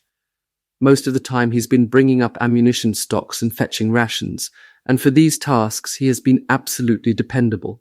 He seems to get a little bit anxious when he is at the front, but this is only because of his hearing difficulties. Sweeney is certainly not a coward. Meinhard puffs away at his pipe. He only actually lets it go out when he's asleep. He fumbles around under the table, pulls out a half-empty bottle and takes a long swig. In the dark, I hadn't even noticed it was there. Why do you call him Sweeney? Grommel wants to know. Very simple, that's his name, laughs Meinhard. What? I thought it was a nickname, Warias retorts, surprised. Well, it's not his full name. We've shortened it, actually. His full name is Johann Swinowski. So that's the way it is. Outside, someone is kicking up a racket at the entrance, and then Sweeney comes waddling back in. He is carrying his kit bag, and he's got some blankets under his arm. Seidel shows him to the spot beside Meinhard, which he has cleared for him. The night passes quietly. Once in a while I wake up as I subconsciously hear a new noise in the bunker, which turns out to be a satisfied grunt. The 18th of November. The night is cold and frosty. I have dressed for warmth for my guard duty, with a scarf round my neck. The frost bites at my ears. With each step the frozen snow crunches under my boots. I think about home and about going skiing in the glistening winter sun with its crunchy snow. I was a good skier and could often make around 30 meters at our ski jump. Here in the steppe everything is flat, as it is on our lake. In order to reach our ski jump, we would have to cross the frozen lake on skis for about 3 kilometers. By that time we would have worked up a pretty good sweat. Those were wonderful times. As I do on so many clear nights, I am staring up into the night sky. I'm searching for the little bear and tracing up to the pole star to find north. I have at least a general idea of the direction where home is. I can often hear, even late at night, Unteroffizier on his harmonica playing his favourite tune, Home, Your Stars. Tonight, Doring is the duty NCO and is making his rounds of the bunker area. He also leads our combat training. He is a real old-timer, released from his service at the front to give us training. We have no problem with him and have learned a lot from him, not exercises, but first-hand experience in trench training. The 19th of November. Towards morning, the wind picks up. The weather is hazy and light snow clouds are moving over the steppe. Meinhard tells us that he has to return to Stalingrad today. The spies told him so yesterday. He'll drive over with Winter. It is also his turn to go. Ah well, says Meinhard reflectively, that's life. True, says Kurat, but it could take 100 years. Could be, agrees Meinhard, but I don't want to grow that old. I shall be quite happy if I can survive this bloody war. You will, says Grommel with conviction. We all want to give him a bit of courage, but we probably fail, as Meinhard doesn't talk much after this. He's smoking even more than usual. Then he sits down and writes a letter home. The next drill is after lunch, so until then we get busy cleaning our weapons and getting all our equipment in order. As we report to our formation, something is different in our bunker area. Drivers are running backwards and forwards and are busy with their vehicles. A courier scurries around on his motorcycle and disappears in the direction of the kolkhoz. We also have to wait longer than usual for the spies to show up. Something is happening. But what? We look at each other. Our neighbours from the next bunker don't know anything either. Then the spies arrives with maps in his hands. He tells us, not beating about the bush, that we are now at the highest state of alert because the Russians have attacked the left flank of the front with strong tank units and broken through the Romanian lines around Kletskaya. The entire Romanian front has reportedly caved in, with the remnants fleeing in the direction of Kalach. Shit, I hear one of our instructors exclaim. The spies waters down our first shock by telling us that steps have already been taken to start pushing the Russians back. Our tanks and air force have already engaged them. More we are not told. Meinhard tells us later that he and Winter will not be sent back into Stalingrad because no one knows where our combat group is at the moment. They were pulled out of the ruins and reassigned somewhere else. We have to wait. He also tells us that the Schirrmeister reckons that the vehicles will be able to get going, but he doesn't have enough fuel for all of them because for the last few weeks there's been a big shortage of petrol and other supplies. Is it really that bad? Asks Meinhard. The Schirrmeister shrugs his shoulders. No one knows anything for sure, but it could be that we'll have to move our vehicles out of here if we can't stop the Russians. In that case, sod it, says Seidel in his flippant style. We sleep uneasily. When I begin my guard duty at about 0500, I listen intently for any noise coming from the north in the dark. The wind brings muffled rolling noises to my ear, but no more than usual. If fighting is taking place near Kletskaya, We wouldn't be able to hear anything anyway because it's too far away. Or could it be that the breakthrough has been stopped by our own troops? The 20th of November. As daytime emerges, things get busy. We've never seen so many He-111 bombers and Ju-87 Stukas. In other words, something serious must be going on up north. The skies are filled with the roar of engines, and we can also hear a faraway rumbling noise. It increases hour by hour, becoming more distinct and swelling to a rolling thunder. It's coming from the north, where the Russians are supposed to have broken through. But soon we are also hearing it from the south as well. Something is happening down there. We are on full alert and are waiting. Some men are in their bunkers. Others are, like me, standing on the top of the bunker waiting for whatever it is coming towards us. "Alarm!" someone is yelling. "Everybody out of the bunkers!" We dash down into the bunkers, pick up our weapons and all our equipment, and struggle into it while we run back up again. Many have to go back down in the bunkers to pick up their winter coats. What's going on? You can read the questions in our faces. Then one of the drivers says that the Russians have also broken through the Romanian lines in the south and are coming at us from both sides, trying to take us in a pincer movement. Their tanks have already reached Sati, and we are supposed to hold them back. I suspect that things will now become serious for us and for everybody else around Stalingrad. We felt secure for the winter in our shelters and bunkers, but the rumbling has grown steadily right through into the night. Anybody who doubted what was happening now knows better. Even the most inexperienced soldier here realizes that we are about to be taken in a pincer movement. It's still quiet at the moment, but for how long? Is it the lull before the storm? The 21st of November. And so it proves. It begins in the early morning with the whining of heavy shells over our heads and their crackling explosions. Anybody still in his bunker runs out into his prepared position, but we see nothing. "Their artillery are just firing to get the range," says the driver sitting beside me. "Most of the rounds are landing to our right and further to the rear. Stalingrad rockets zoom overhead, landing near the kolkhoz. Slowly it gets lighter, and we can see a little better. In amongst the howling and the explosions, we can now hear other noises, the droning of diesel engines and the squeaky clatter of tank tracks. Russian T-34S are circling round. They can see the situation better.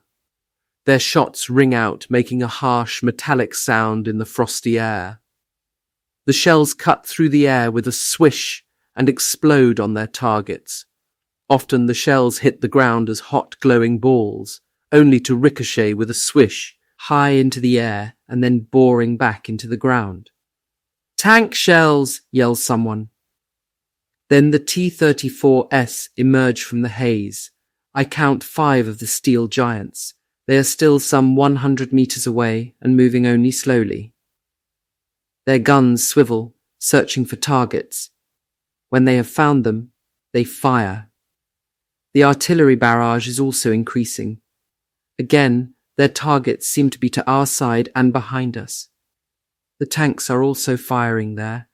Haven't they seen us yet? Or do they have a better target over there? Someone is creeping up behind us in the trench. It's Janssen, the truck driver. He is followed by 2 Russian volunteers bringing up ammunition. Janssen works his way over to Meinhard at the machine gun.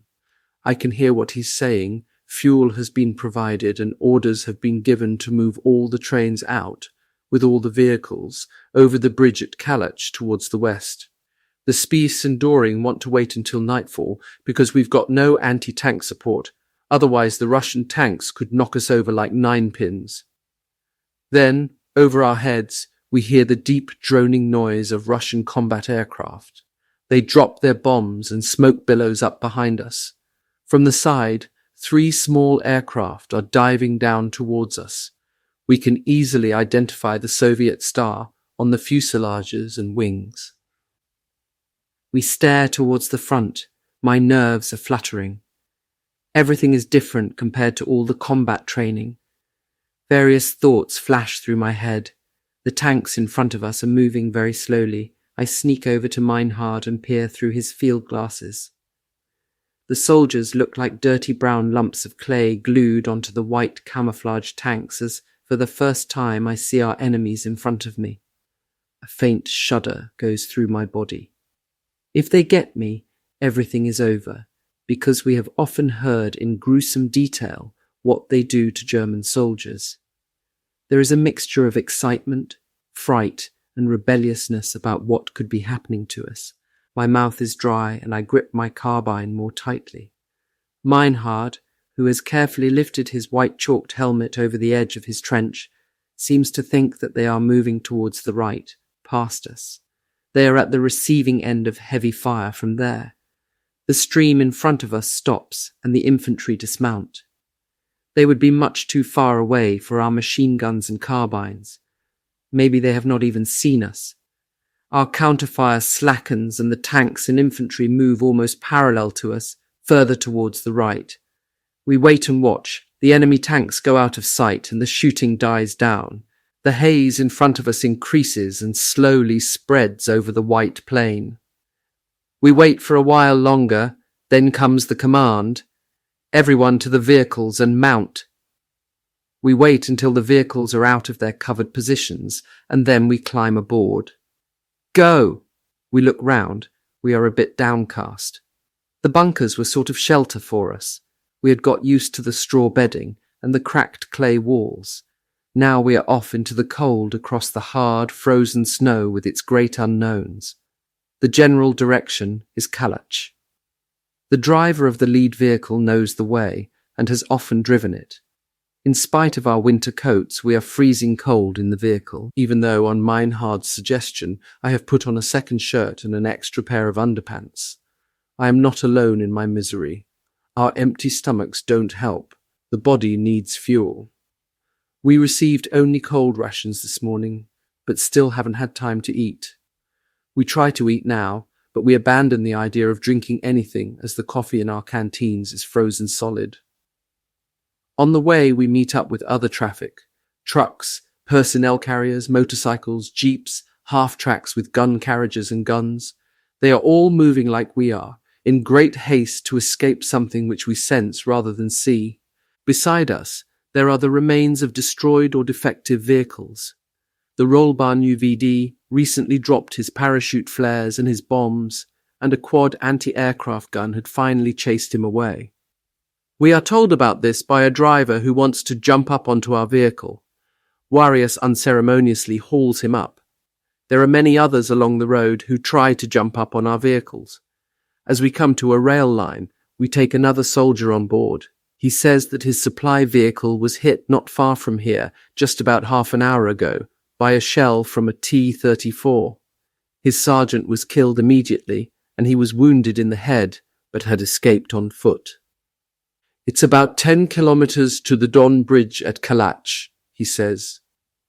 The vehicles which have converged on the bridge have built up into a huge traffic jam, trying to get across.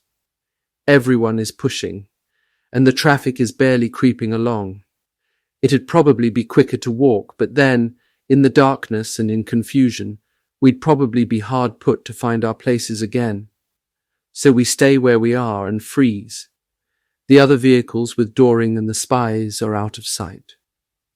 The 22nd of November. In the morning the fog lifts from the Don and a milky white veil slowly envelops the bridge. We have just made it across when we hear the harsh metallic report of a tank gun.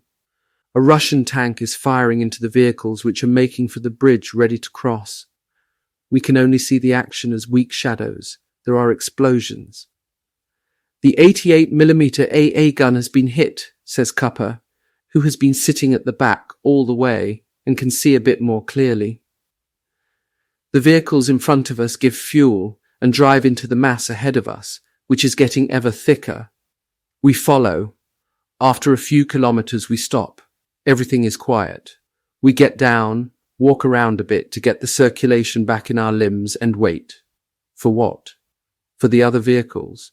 In this fog, it would only be sheer luck if we found them again. We are now only 3 vehicles, the Schurmeister with his Steyr and 4 men and 2 Opel Blitz trucks, with 14 men and 3 soldiers from other units. Our nerves are on edge. We are running beside the vehicles so that our feet don't get frozen. Stop, turn the engines off. The Schurmeister orders a halt, gesturing to the other drivers. We can hear the sound of engines quite clearly now. They are pretty rough, and I reckon they are diesels. 34, whispers the Schurmeister who knows about these things. We must go back. We can't get through here, he whispers. The Russians are already across the Don and are blocking our way. We can also hear tank engines to the right of us. We assume that they are advancing in line. The noises disappear now and then, but they always come back. We start up our engines. They run smoothly, and we drive very slowly back. 2 soldiers are leading the way and are waving our vehicles on. It is a nerve-wracking business, and I get the impression that we're going round in circles. At any moment, a Russian tank could be standing in front of us, his engine cut, ready to blow us to pieces. But he can't see in the mist any better than we can, and has to rely on what he can hear.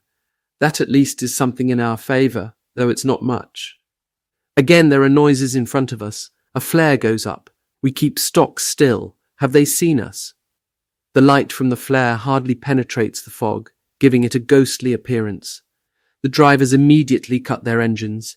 The yellowish light falls and is extinguished in the snow. Silence. My heart is pounding in my throat. Then a diesel starts up with a low droning noise.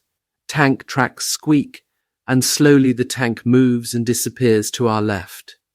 Wow, that was a bit of luck. But he is in the same situation as we are. It's possible he's heard us, but for him too it must have been scary. Where to now? Have we been driving around in circles?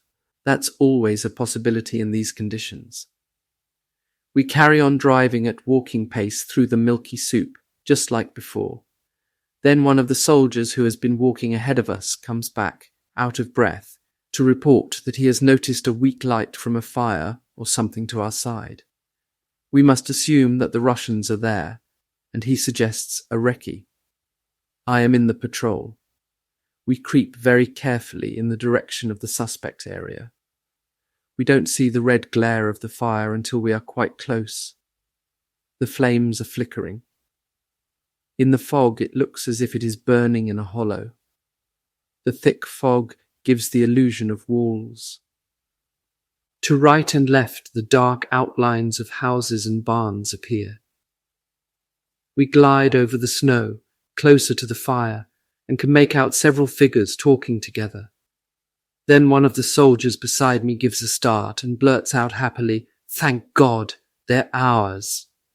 I too have recognized them by their language. It is the Spies with Doring and 2 personnel carriers. Among the 12 men are Meinhard, Sweener, and the sick Stabsgefreiter Petsch. Just like us, they have been fumbling around in the fog and then ended up here in the kolkhoz, where the rest of our vehicles have ended up. They don't know either. The Spies and some of the others discuss the matter. They agree that an advance party should try to find a gap. The vehicles will then move forward quietly, as far as they can, and then make a run for it through the gap at full speed. We pray that the fog won't lift, otherwise it would be our undoing. After the fire has been put out, we slowly follow the advance party. We walk quietly beside the vehicles in order to keep warm. I have to rub my eyes continually. The constant staring into the fog and the cutting cold is affecting my sight. Whenever we watch, we imagine figures in front of us and clutch our weapons that much more tightly. Then Russian voices can clearly be heard, coming from the left. Then there is a loud yell and a question. In response, a tank engine starts up with a droning noise. Then the engine of the Steyr screams into life, and Janssen pushes the accelerator pedal of the Opel Blitz to the floor. Our truck leaps forward and then drives on. Then we hear the engines of our other vehicles to the right of us. We can see nothing in front of us. The milky mass is just like a wall. Driving across the bumpy steppe, we are thrown up to the canvas roof over the truck and hold on to the framework of the flatbed for all we are worth. We hope the truck won't break an axle. Behind us we hear the sharp report of the tank gun firing. The rounds swish overhead. The T-34s are shooting blindly into the fog. It would have to be sheer luck if they were to hit us. "We made it," yells Warias, and all our pent-up excitement is released. Although we have broken through the tank barrier, the question still remains, are we out of the encirclement? The gunfire from behind has stopped and Janssen eases his foot off the pedal as the engine has run hot. Where are we? And where are the others? We haven't seen anyone lately. The fog hasn't lifted at all. It's just as thick as ever, and we're swimming in the middle of it. We dismount again and walk about to warm our feet up. The snow crunches underfoot, and we are leaving tracks all over the place. Grommel finds tire tracks from 2 vehicles. We follow them, and soon we come across the second Opel Blitz and the Steyr personnel carrier.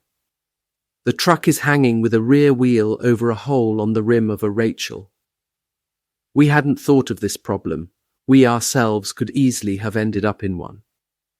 We get the truck out of the hole and rest up in the next. Rachel, slowly the fog lifts. Behind us there is nothing but snow-covered steppe. We hear fighting in the distance. What now? No one knows.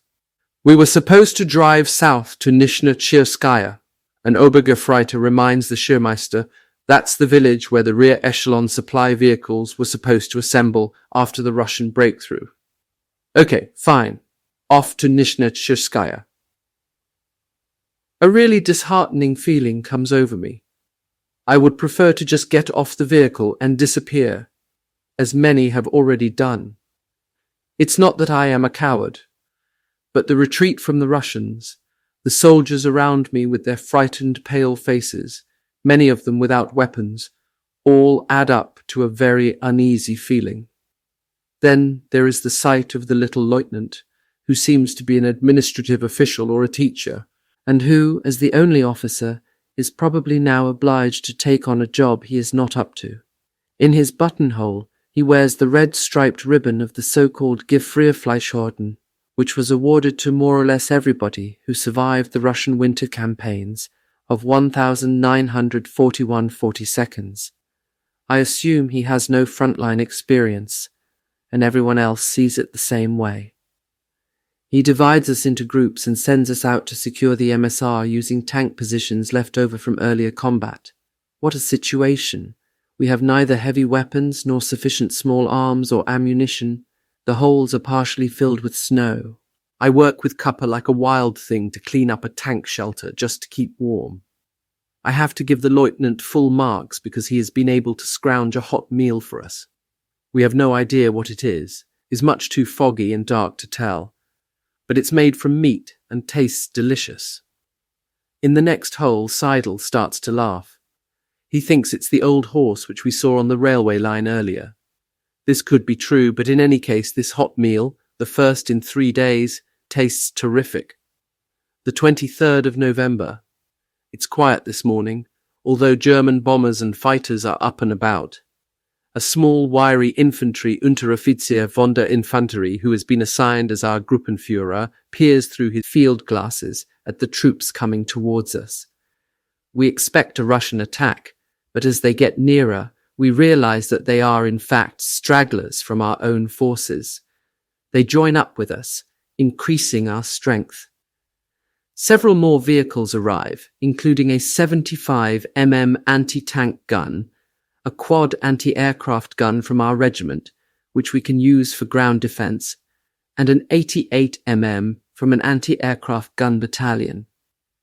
Many of these men know each other and are pleased to meet up with friends again. We also have a stroke of good luck, because the personnel carrier with Doring and the others reach us. They got lost in the fog and again ran into another tank. They kept their heads down for the entire night, and first thing this morning, They drove off as if the devil was after them. To our delight, our Spice and 2 further vehicles, including our field kitchen, also reach us. Our unit is now well represented. From what we are told, some of our supply vehicles were able to make it across to the south side of the Don yesterday, and should even now be on their way to Nishnitskaya. Literally, Staff Lance Corporal. Motor Sergeant. A trench formed by faulting of the steppe crust. Lieutenant, Order of the Frozen Meat, a derogatory reference to the Russian campaign medal. Group Leader. Chapter 4. A Last-Minute Reprieve. During the early afternoon of the 23rd of November, our combat group was, surprisingly, reinforced by a larger pioneer engineer unit under the leadership of a Hauptmann. They suddenly appeared in front of us from nowhere, driving forward a platoon of Russians they had taken prisoner while on the way over here to us. The unit came from a pioneer school which had been stationed near Kalach on the Don Heights. They were able, with a strength of nearly 3 companies, to save themselves from the T-34S. The experienced Pioneer Hauptmann takes over command of our combat group and brings some organization to the confused and demoralized men. It turns out that most of the demoralized soldiers and NCOs have no combat experience, while those in the Stalingrad area mainly served in supply, maintenance, and administrative units. Even though we, the replacement troops since October, also don't have much frontline experience, we are the best trained and armed unit and are well prepared for any serious incident. For that reason, we have the only combat-proven men, assistant machine gunners, assigned to us. During the breakthrough, they were either sick or on their way back from leave, and were in the rear areas. I'm not particularly happy when a leader assigns me Obergefreiter Petsch, the one whose nerves have failed him, as my number 2. Cooper is assigned as number 2 to Meinhard, who has the second MG-34 light machine gun in our squad. Our morale is boosted by the knowledge that most of the men in our unit will be taking up positions close to each other. In the meantime, we've been able to find out where we are. We're on the so-called Don Heights Road. Behind us is a village called Ritschov. This lies directly on the Don and on the railway line to Chir and Stalingrad. A few kilometers to the southeast there's an important railway bridge which crosses the Don. We can see this bridge clearly only if we use field glasses. On the other side of the Don there is reported to be another combat unit. Only a few kilometers west of us is Chir railway station. Chir has a fuel depot and other war supplies. 2 drivers coming to us from this direction report that the Russians have already secured the area. We also learn from Meinhard that our combat unit has formed a bridgehead in order to stop the Russians securing the important railway line which leads to Stalingrad and the 2 bridges which lead south over the Don. For defense, we have 1 88mm AA gun, 2 75mm AT guns on mounts, and 1 quad AA gun for use against ground targets. The Pioneers have in addition several mortars and hollow charges for anti-tank work. 3 tanks and another 88mm gun are supposed to be joining us. Hopes are raised more because a rumour is going around that Generaloberst Hoth and his 4th Tank Army is on his way to break the siege and the encirclement. With that, our situation here will also loosen up. This news and the slogans which follow, "Soldiers, hang on, the Führer will get you out," improve morale only for a short while. We quickly realize that we are entirely dependent upon ourselves. Our early hopes disappear like the melting snow as soon as a shell explodes. The almost daily Soviet attacks and the constant fight to stay alive drain us visibly. To these privations must be added the hunger we suffer for days on end when no food can be delivered, forcing us to search through the dirty bread bags of dead Russians lying in front of us in order to find anything edible. Occasionally they'd have more German rations on them than we'd ever been given. It's all very difficult, a time that I and the few who survive it will never forget, It's particularly demoralizing for us because after the loss of our few AT weapons, no more replacements are available. What is more, contact with other combat units south of the Don is non-existent. The 24th of November. At about midday, one of the machine guns on our right flank suddenly starts hammering away. Then we hear rifle fire. The firing becomes more intense, and next we see Russian infantry appearing through the haze. I am meeting the enemy face to face for the first time, and apart from an undeniable curiosity, also feel an enormous amount of nervousness and excitement. The brown, huddled figures remind me somehow of a great herd of sheep moving over a snow-covered field. As soon as the herd comes under fire from us, they hesitate for a moment, move apart from each other, and then immediately move forward again. We are firing from all positions, only our machine gun is silent. What is the matter? I have concentrated so fiercely on the Russians that I've paid no attention to Petch. Why doesn't he shoot? His ammunition belt is in place, his machine gun is okay. Then I hear Doring call over, "What's wrong, Petch? Why don't you shoot?" Yes, for God's sake, why doesn't he shoot? Some of the enemy fall, hit by rifle fire and fire from Meinhard's machine gun. But the mass continues undeterred towards us. I am in a turmoil and feel fear in every part of my body.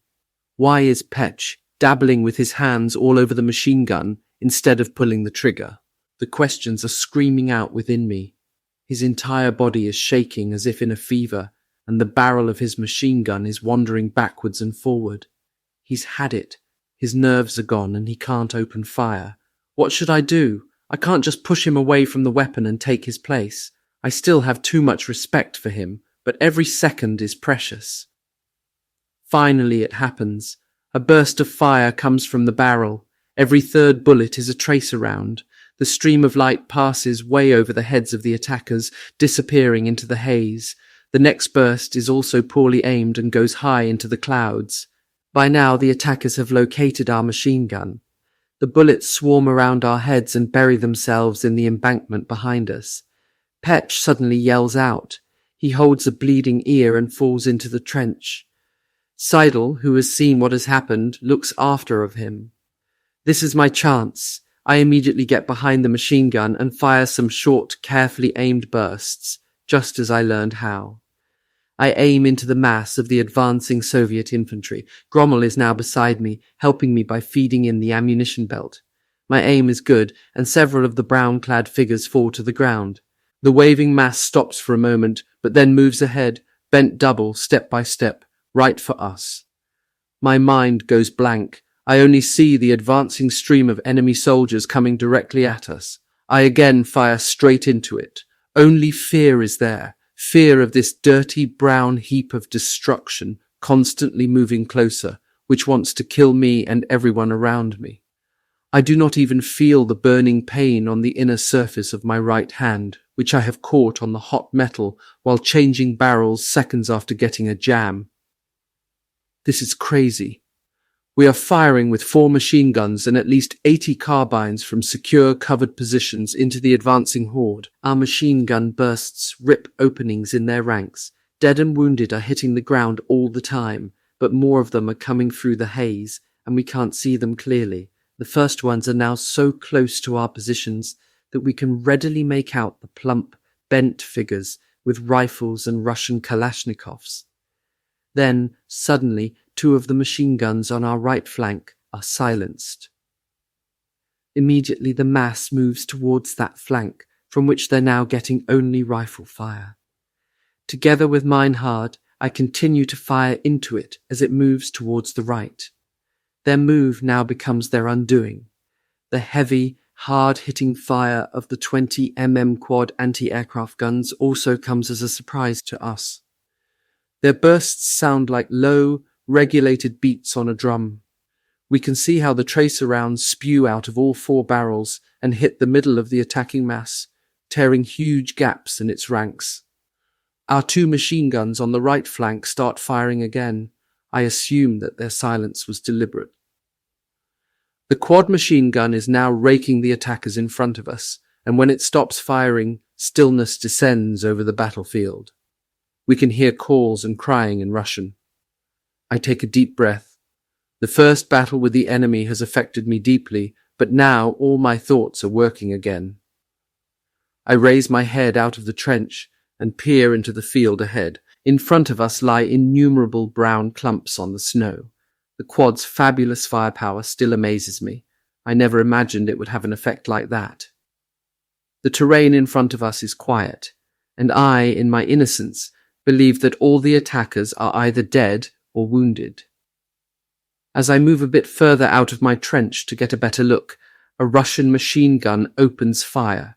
The bullets zip around my ears. Then a second machine gun starts firing and spraying us. Shortly after this, I hear a sound that I recognize from Stalingrad, and the mortar rounds start landing all around. "Mortars!" someone yells, and shortly afterwards, "Doring and Markowitz are wounded. We need a medic." Someone calls back that the medic is on his way. I later discover that Gefreiter Markowitz, who was once a driver in our squadron, has taken a bullet through his shoulder and has had to be evacuated. Unteroffizier Doring, however, is only slightly injured on the cheek. At his own request, he stayed where he was. Petch has lost his right ear. We're all delighted when they bring him back to the village. The mortar fire is so intense that we dare not stretch our heads over the trenches, but then we hear the familiar plop of our own mortars. The pioneers have moved into position and are now beginning their own counter-fire. Their rounds rise up and over us and are exploding somewhere in the haze, where it is assumed the enemy is located. Gingerly I raise myself out of my trench in order to watch what is going on, and I cannot believe my eyes. Many of the brown lumps, which I thought were dead or wounded, are now standing up and are moving off. Under cover of their own machine gun and mortar fire, they are retreating. Warriors has also realized this, and he calls out from the neighboring hole, "Hey, the Russians are leaving." Now our mortar rounds are landing right in the middle of the retreating Russians. For the quad machine gun crews, either the range is too great or they are saving their ammunition for later. It's not long before the Russians have disappeared in the fog. I have just filled my pipe with tobacco when the order to counterattack comes. We are to clear the area in front of our positions and stay on the heels of the Soviets for a while longer. Before I jump out of my hole and throw the machine gun, ready to fire, over my right shoulder, I light my pipe and take a couple of deep drags. Tobacco never tasted so good, and it feels as if I have gained new strengths. We fan out on a broad front and get only sporadic counterfire. We fire back and move slowly forward. Close behind, the quad machine gun follows on its carriage. As we get to the fallen Russians, we discover that the wounded have been taken away. For the first time, I see the dead enemy in front of me. The bodies are lying spread out over the snow and sometimes close together just as they fell. Wearing thick coats, they are either stretched out or bent over. Red puddles of blood are frozen on the snow. My stomach is churning, and I cannot bring myself to look at their colourless faces.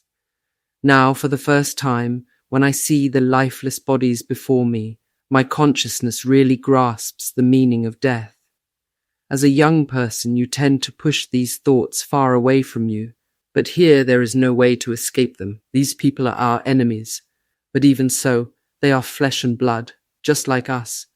And just as they are lying here now, so could I or some of us be lying here dead and motionless in this ice-cold snow. I glance over at Grommel, who is carrying 2 ammunition boxes for me. The poor chap is as white as a sheet, and his eyes are staring towards the front, so as to avoid looking at the corpses. The others are doing the same. Cupper, Wilk, and I go up to a dead soldier, who only has a bloody half of his head left, because the other half was probably torn away by an exploding shell. Wilk turns away, just as I do, while Cupper has to summon all his strength to stop himself throwing up. For us newcomers, the first view of a dead body gives a feeling of confusion, fright, and helplessness, unless perhaps someone is of such a robust character and is so insensitive to human feelings that he is not affected. Someone like the little black Unteroffizier von der Infanterie, who looks like a gypsy. His name is Schwarz, and I saw him 2 days ago in position on the MSR. I met up with him again here, as Grommel and I were advancing against the weak but still dangerous enemy fire behind some flat ground rising over on our left flank. While we were here, we also stumbled across a circular-shaped earthwork. Round a centre circle dug out fairly deep in the ground was another rim dug down to the height of a man. Meinhard had mentioned these features while we were still in our defensive positions. He said that while the division was advancing, they used them for their artillery and anti-aircraft guns, and we could now expect the Soviets to use them for themselves. This was obviously correct, for scattered around, there were a number of dead Soviet soldiers. This is when I hear this black Unteroffizier tell a soldier to shoot a crumpled figure in the head. He himself had the muzzle of his submachine gun against the back of another soldier's head. Both shots sound muffled and unpleasant, much as if one had shot into a sack. I was shocked, and I shuddered. Is the man so full of hate that he even has to dishonor the dead? After this, he walks past me towards another fallen soldier. He kicks the body, which is lying on its side really hard in the stomach, and mutters angrily, "This one too is still alive." He places his barrel directly on the forehead of the soldier and fires. The body, which I had assumed to be dead, convulses. After the retreat from the cauldron of Stalingrad to the defensive positions near Ritschov, up to the 13th of December 1942. "Why don't we take them prisoner?" I ask him angrily. The black sergeant just looks at me in disgust and growls. "Then just try to get them up when they are playing dead. The swine think we won't realize they're alive and will cut us down from behind. I've seen it before." How can I answer him? I'm still not conversant with all the underhanded things that are done in warfare, but I would never shoot at any unarmed soldier, even if it was to my personal disadvantage. What I consider unworthy and terrible, the Unteroffizier only looks upon as a safety measure for our own protection. He simply says, "him or us." Nevertheless, I can't bring myself to fire if I am not attacked, and I don't intend ever to change my mind. Grommel is also upset, and so he presses on, and I have to hurry to catch up with him. All the time I can hear these muffled shots to the head, and they really shake me to the marrow. Although this Unteroffizier may have a very logical argument, I still reckon a large part of his thinking comes from his rather sadistic nature, which such people can satisfy in time of war under the pretext of legitimacy. Meinhard says that the Soviets commit atrocities on our soldiers and often do not take prisoners, so our side behaves in the same manner. He says this is the way of war, with its constantly increasing avalanches of hate. It begins with an attack and then combat. The two enemies fight for their lives, and it develops into grim determination and overreaction from both sides. That leads to revenge and retaliation, in accordance with the motto, "As you do unto me, so I do unto you." Oh, and heaven help the loser. I've never heard Meinhard speak like this before, but I suppose he's right. I haven't been in the war long enough to be able to form an opinion. Our counterattack is over as we arrive at the jumping-off point of the Soviet attack. The enemy has in the meantime withdrawn far behind these positions, so we take them over, keeping on the alert. After dark, we are given hot coffee and our rations. The vehicles take 5 wounded back to the village. On one of the vehicles are 1 dead and 1 slightly wounded soldier. We don't know either man. Some of the soldiers tell us that they have found German rations and cigarettes in the Soviet soldiers' kit bags. On the wrist of a commissar, they also found a German Thiele wristwatch with a name inscribed under the second lid. The driver from the supply vehicle will give them to the Pionierhauptmann. We spend the night in the new positions. It's bloody cold, and an icy easterly wind penetrates into our very bones.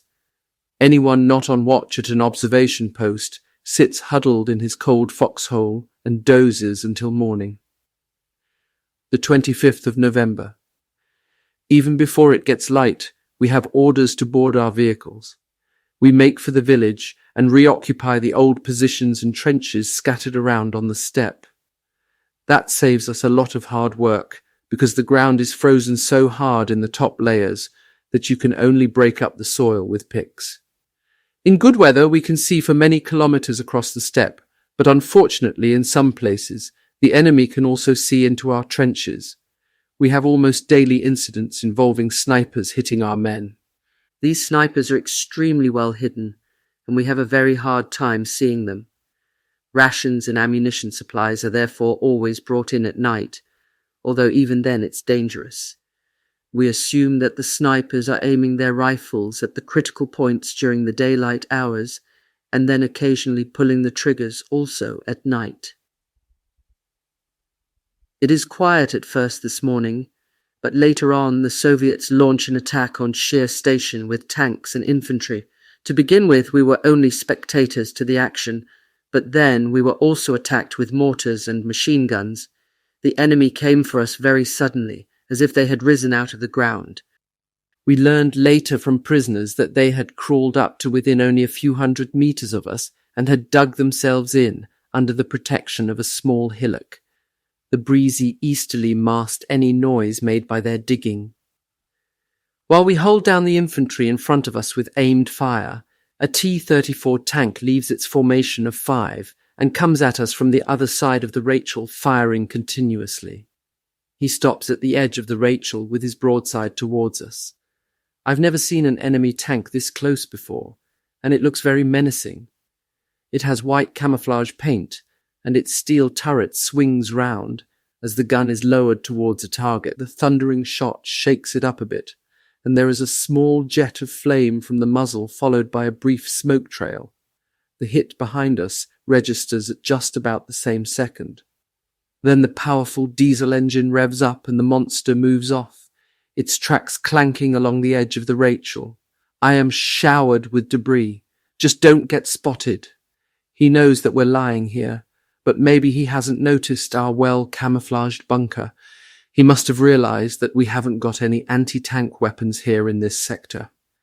In spite of this, he moves carefully before he drives through the flat swell at the end of our Rachel before entering it. One shot from an AT or 88mm AA gun would knock him. He is standing with his broadside towards us, but I know full well that our AT weapons are guarding the railway line and the village. Suddenly he backs up and tries to turn, but he doesn't manage it very well, and then puts a track on the edge of the Rachel, causing bits of it to break off. Now I can see some pioneers in the Rachel. They're working with something. It looks like a bar or a pole. Then I'm interrupted by Whiteshut, who is beside me and is making me aware of the infantry, who have advanced under the protection of the tank. What should I do? Shoot? Yes, I have to. Otherwise they will overrun us, even if it means that the T-34 will discover our position. I squeeze myself behind the machine gun and pull the trigger. Whiteshut feeds in the belt. At about the same time, Meinhard and the others also fire at the attacking infantry. The first row of men falls to the ground, and the others throw themselves down. There is no cover for them on the snow-covered steppe. What is the tank doing? He has spotted us and is turning his turret towards us. Then he lowers his gun and aims directly at us. He is barely 50 meters away. It would be crazy to stand there and fire, so I pull down the machine gun from its position and cover myself with the others in the trench. The resulting explosion is mixed with shrapnel as the shell strikes home just meters behind us. This time we were fortunate, but next time we'll have had it, says Weikert. A chill runs down my spine. Sweeney brings relief from the terrible excitement. "The tank is destroyed," he calls out. We move up and can see that the tank is hanging over the edge of the Rachel with a broken track. From the rear of the vehicle comes thick black smoke, which quickly dissipates.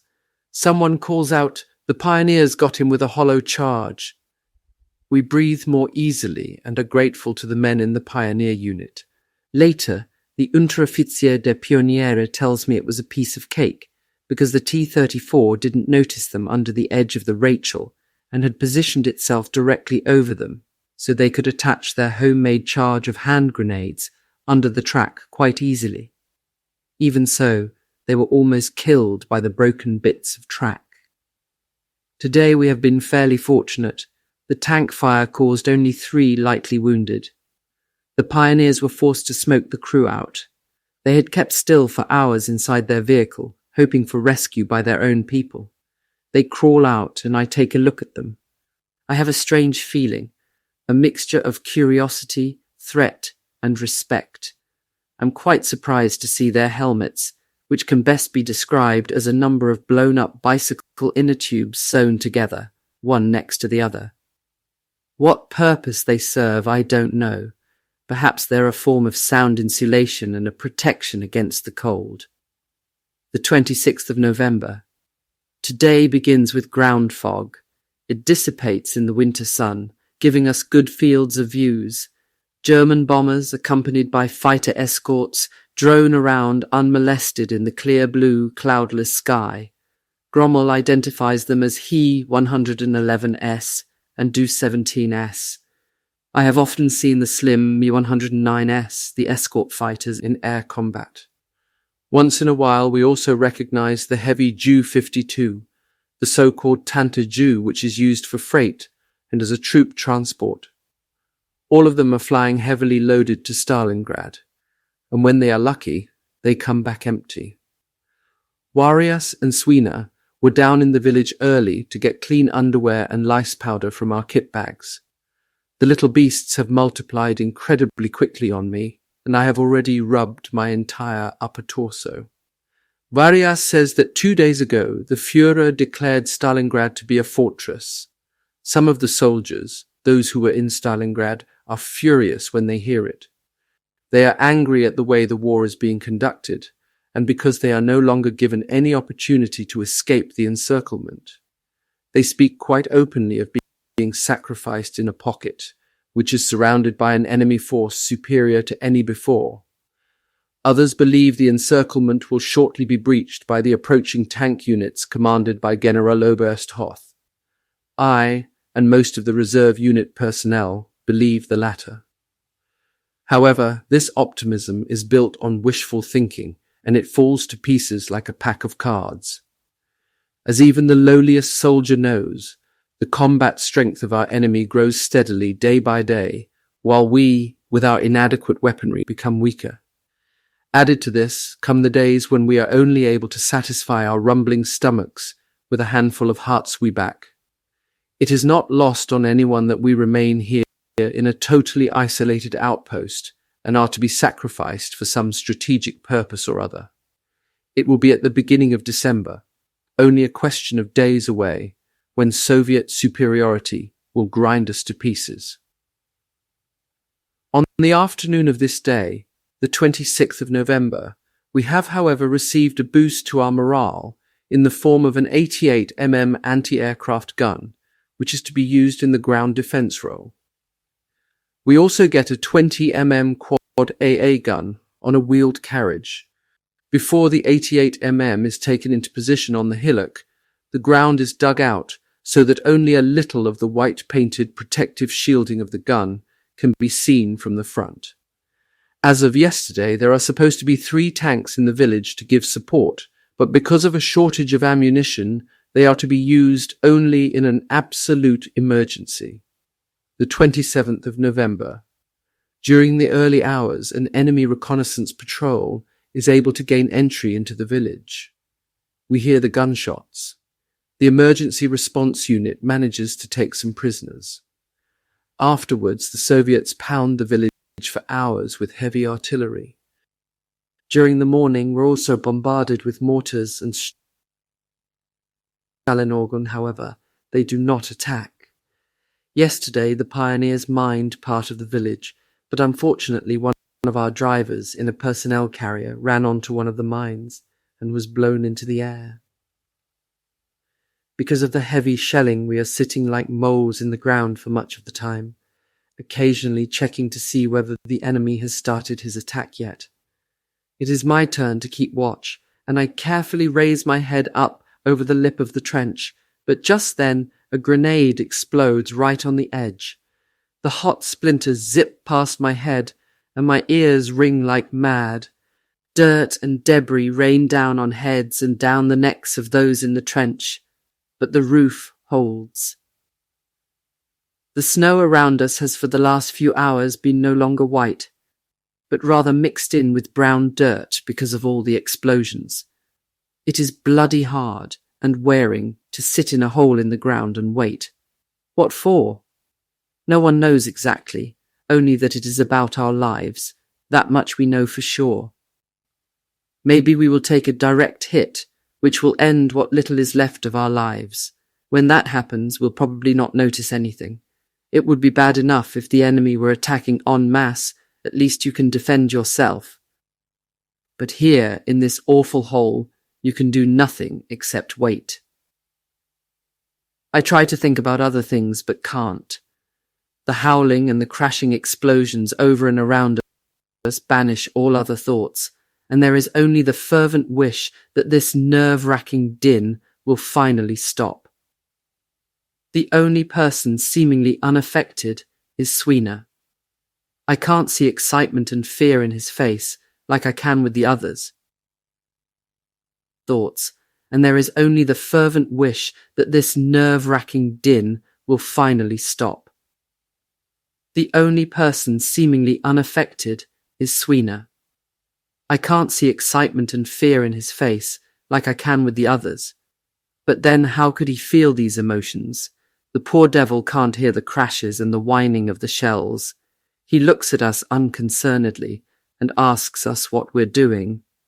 To talk to him, you must go right up to him and shout, then he understands.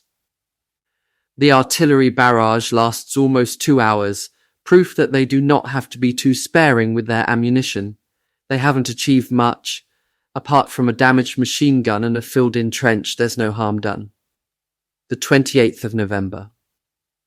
The night of 27-28th November passes quietly, but Meinhard brings bad news early in the morning.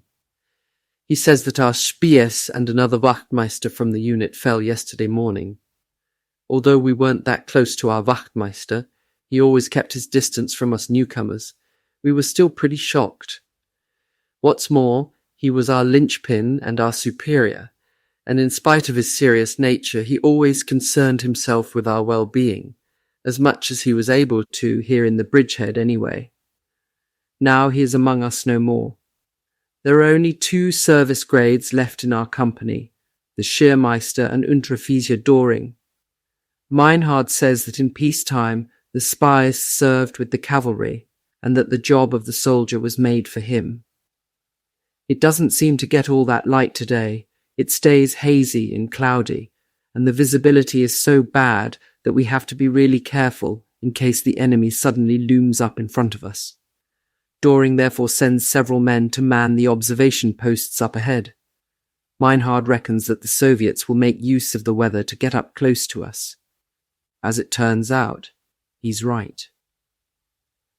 Shortly after this, the observers come back to report that they've heard noises coming from the north and have heard commands in Russian getting louder and louder. They hadn't, however, been able to see anything, but there is no doubt that the enemy is on his way from the north. They hadn't heard any tank engines. Okay, so it's the infantry first. We're ready, and we'll give them a warm welcome. Doring sends word that we will open fire only on his command. He intends to let them come close to within a certain range and then take them by surprise with crossfire.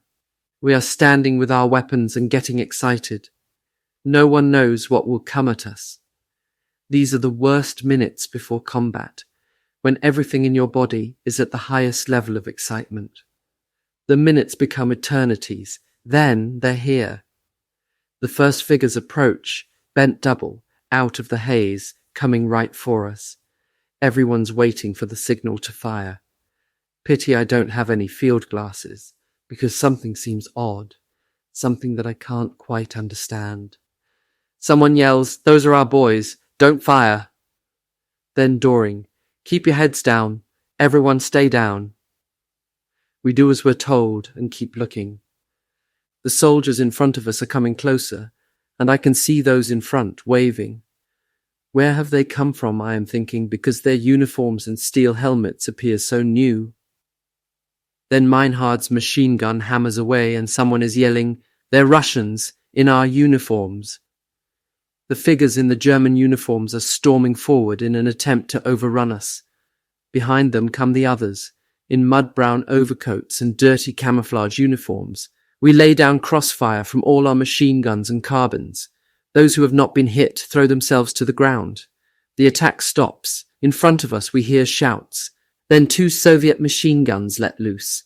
A rain of bullets comes towards us, and mortar rounds explode all over the place. Another centimetre, and one of them would have taken out my machine gun. I pull it back and crouch down. "They are attacking again," calls Weikert as he feeds another belt of ammunition in. It's a weird sensation firing on an enemy wearing your own uniform. It's as if you're shooting traitors. They are trying to overrun us in a second and third wave, but they don't make it, especially when the pioneers fire at them from the flank. There are an awful lot of dead bodies lying around on the snow in front of us, which are gradually freezing solid and getting covered by whirling snowflakes. We can hear the wounded groaning and calling out for help, but we can't do anything for them. Some of the dead even have German felt boots on, which we ourselves are in desperate need of. Where possible, these are removed from the stiff frozen feet of the dead and put to use again. I can't find a pair to fit me, and so I keep my own boots on. Many of the soldiers even help themselves to the primitive ear flaps the Russians are wearing. They seem to be made out of a single piece of pressed felt, but they serve their purpose in the cold. My boots were too large during the summer, but if I hadn't put on an extra pair of very thick socks and placed some newspaper wadding in the boots, my toes would undoubtedly have got frostbite at the start of the winter, like so many other people's did. For this reason, a couple of days ago, we received some rather unpretentious-looking overshoes made out of woven straw, which Swina dubbed Strohpotchen. Although we can't take very big strides when we're wearing them, they do insulate our feet quite well against the cold ground when we are standing around in our foxholes. Weikert and some of the others are also checking the kit bags of the dead Soviet soldiers, as we have not received any rations since yesterday evening other than a piece of army bread and half-warmed tea. Weikert suffers from hunger more than any of us.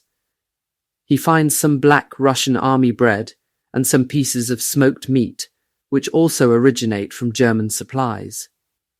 Swina brings a large bag of machorka for me, as he has noticed that I've been turning my pockets inside out all morning to salvage a pinch of tobacco for my pipe. Tonight we again place the observation posts way out ahead.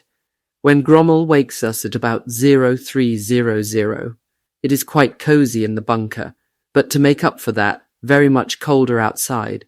Everything is covered with rime because of the fog. The machine gun, wrapped in a canvas ground sheet, appears as a white, indeterminate lump. Behind us, on the hillock, a flare goes up. The view from there is better. The fog is thicker in the hollow in front of us. Often we can't even see our hands in front of our faces. I trudge with Swina into the haze. The snow crunches under our boots, and we follow the tracks. Then comes a muffled request for the password. "Railway," I answer quietly. "Come over here." I hear a voice which seems to be familiar, but I can't see anybody. "We are to your right in the foxhole," says the voice. Then suddenly a figure stands in front of us, and another is climbing out of the foxhole.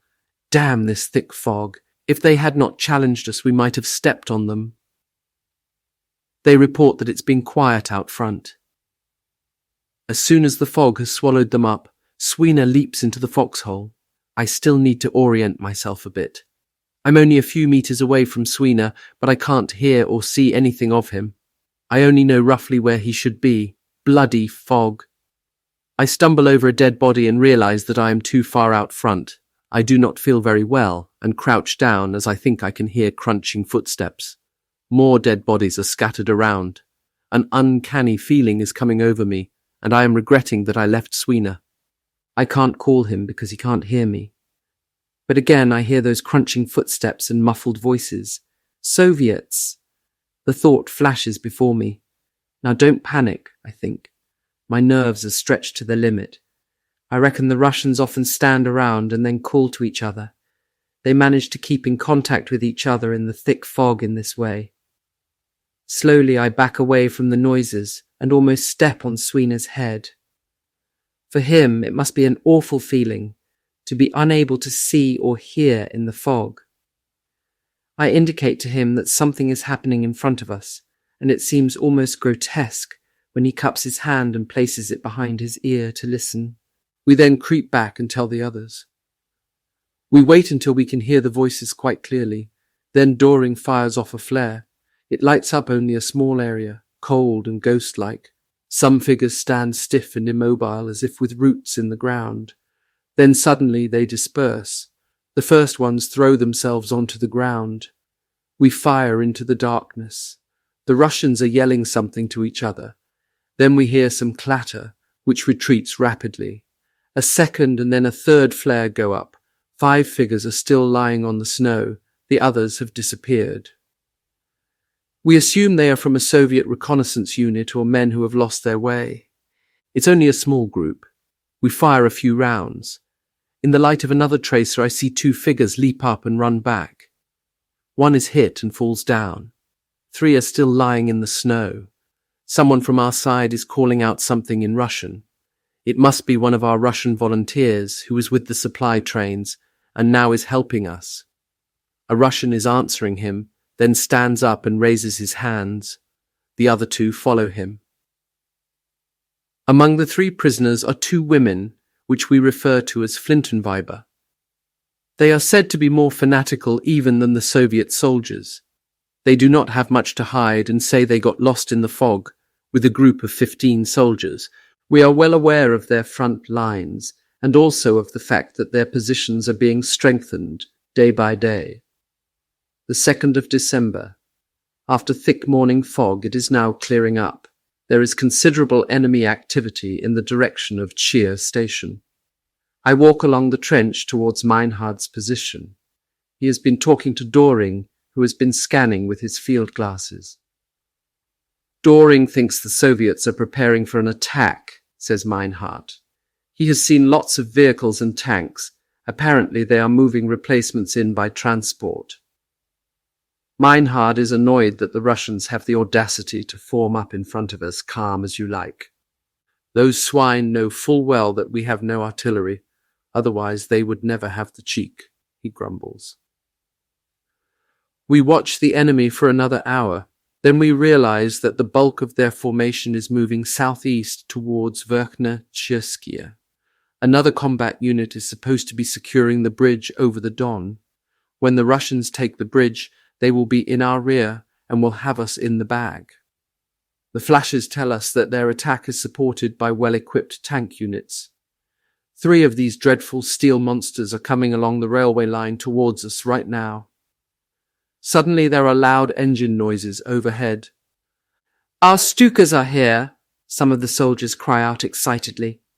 The stress and anxiety within us vanishes in a trice, and we start cheering like children who've just opened a present. So there is some contact with High Command after all. Can it have come from the south bank of the Don? Only later do I find that there is in fact no connection. The pilots had realized what was going on from the air and had acted accordingly. Later, Stuka support is again carried out without any reference to us. Nevertheless, each time they come, they are greeted excitedly, and they help lift our spirits, if only temporarily. First, there is flight of 3 Stukas, which dive down, then 3 more follow. Their attack in front of us is a real spectacle, but, even for us non-participants, it brings a cold, creepy feeling to the spine. The fearsome shark mouths painted on the engine cowlings give the enemy a premonition of the catastrophe that is about to be visited on them. The aircraft first roll to the side, then with the deafening wail from their sirens getting louder and louder, swoop down on their target. As soon as they have released their bombs, the planes climb steeply, only to dive again on another target. The effect on the morale of those on the receiving end must be terrible. It is just like the inferno of hell, even though the action is taking place far away from us. Within the next few minutes, black clouds of smoke billow into the clear sky. We notice that some of the tanks are moving in zigzag fashion to escape the attacking dive bombers. They don't really have a chance, because the Stukas are over them again and again, sending their bombs down. When they have dropped their bombs, the aircraft turn and disappear over the horizon. Smoke clouds, large and small, show how many targets were hit and destroyed, mostly vehicles, tanks, and heavy weapons. The Stukas have accomplished a great deal, and the Russian infantry has been halted by the combat group south of the Don. We can quite clearly see that the Don Bridge has not been captured by the enemy. But how long will things last? The 3rd of December. The ration orderlies bring us thin, cold coffee, which we first have to heat on the stove.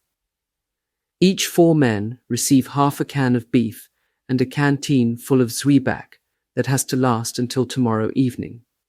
Grommel counts out each mouthful of zwieback so that everyone receives exactly the correct amount. It is more than we received yesterday, when we got 1 loaf of bread already mildewed among 3 men. Typically during this period of the war, hunger so completely dominates our thinking that even the constant worry about our survival takes a back seat. The main topic of conversation is food. Even at night I dream about food, and even dream about a delicious roast being cooked in the oven. Waking up is therefore that much more difficult, particularly when I discover that the noise is only a loud rumble in my empty stomach. Our lives are re-energized when we get enough dry army bread to eat. I chew it slowly in my mouth and savor the exquisite taste. I would even forego the best cakes. I would never have thought bread could be so delicious, but on many days even bread is unavailable. It is taken for granted in normal times, but it's really precious now. Captain, no precise equivalent in the British Army, 1 rank above general, a kind of hard biscuit or rusk, straw pots, female partisans, literally gunwomen. Chapter 5. Blood Red Snow Falls, Not from the Sky, December 4th, 1942. The day begins like yesterday. Not many clouds in the sky and clear visibility. Later the clouds gather and get grey. During the afternoon it begins to snow and the cold wind blows and forms drifts. Before long, the brown and white checked ground around us is again white and clean. I'm shoveling the snow out of the connecting trenches and the work is warming me up. Weichert is making sure that the field of fire for our machine gun remains unobstructed. I go to visit Warias, Seidel and the others in the neighbouring bunker and walk through the connecting trench. They have fired up their oven, so much so that it's glowing. When I see Warias, I have to laugh. He is lying stretched out in the bunker with his lower legs disappearing into the clay wall, as if cut off. Their bunker is just like ours, an enlarged covered trench, but it is too narrow for Warias's long legs, so he has excavated a hole in the wall to accommodate the rest of his stilts. 2 other soldiers are lying on the straw-covered ground beside him, both snoring. I can hear their stomachs murmur, and Warias says that if you sleep you save power and energy. Seidel is standing by the oven, stirring something in his mess tin. He says that when you cook up a hot soup of bits of zwieback and snow melt, it lasts longer in the stomach than it would if you force it down dry. He might be onto something here. I will have to try it sometime. You can hear the harmonica again, in Meinhard's bunker. Kurat's playing some really sad tunes, bringing back memories from home. They were forever telling us at training camp how to service and use our weapons in order to kill our enemies. And we were trained and proud to fight for Führer, Volk und Vaterland, and if necessary die. But no one told us what you might have to go through before you got killed, nor that death might not be instantaneous. There are many forms. In the few days we've been here, we've heard the awful screams of the wounded. How terrible it must be to die lying on the frozen ground. The thought fills us with horror. We might lie there with nobody to help us. We weren't told that this might happen, nor were we told how we could cope with the anxiety that eats away at you like fire and is far more powerful than the impulse to do your duty. Each soldier will have to solve that problem for himself, they said. But more than anything, he will have to hide his anxiety so that the others don't notice it. If he doesn't hide it, his anxiety might be interpreted as cowardice, as in the case of little Grommel, who even while under attack can't bring himself to fire on the enemy. Weichert has also noticed that Grommel can't aim and pull the trigger. Even when he is forced to shoot, he closes his eyes as he pulls the trigger, so he can't see where he's shooting. Yet he was one of the best shots in the training camp. What is the matter with him? Do his nerves fail when he sees the enemy, just like Petsch? Weichert has noticed that every time the enemy attacks, he acts as if he's lame, and his eyes flicker and water as though he is in a fever. Maybe I'll talk to him about it, particularly as it affects the safety of all of us. Unfortunately, I never get the chance because over the next few days we are constantly under attack. The few peaceful moments we have, those of us not on guard duty, are used for sleep. We are always overtired. This evening I go and see Meinhard in his bunker again. Unteroffizier Doring is also there and tells us he'll be returning to the village to pick up his harmonica as soon as he has the chance. On the way to the bunker I hear soft tunes wafting from Kurat's harmonica. I cannot know that I will see him alive only one more time. He and another chum will be casualties in a day or so. The 5th of December. It snows again during the night.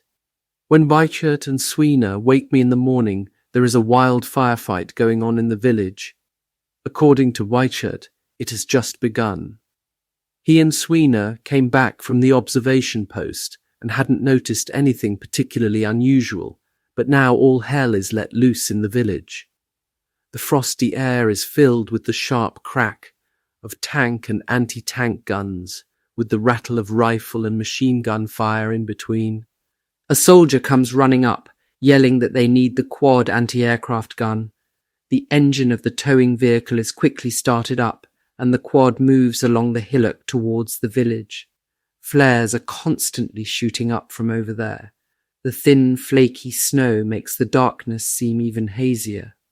Just the weather for a Russian attack, comments an old Obergefreiter as he crawls through the trench.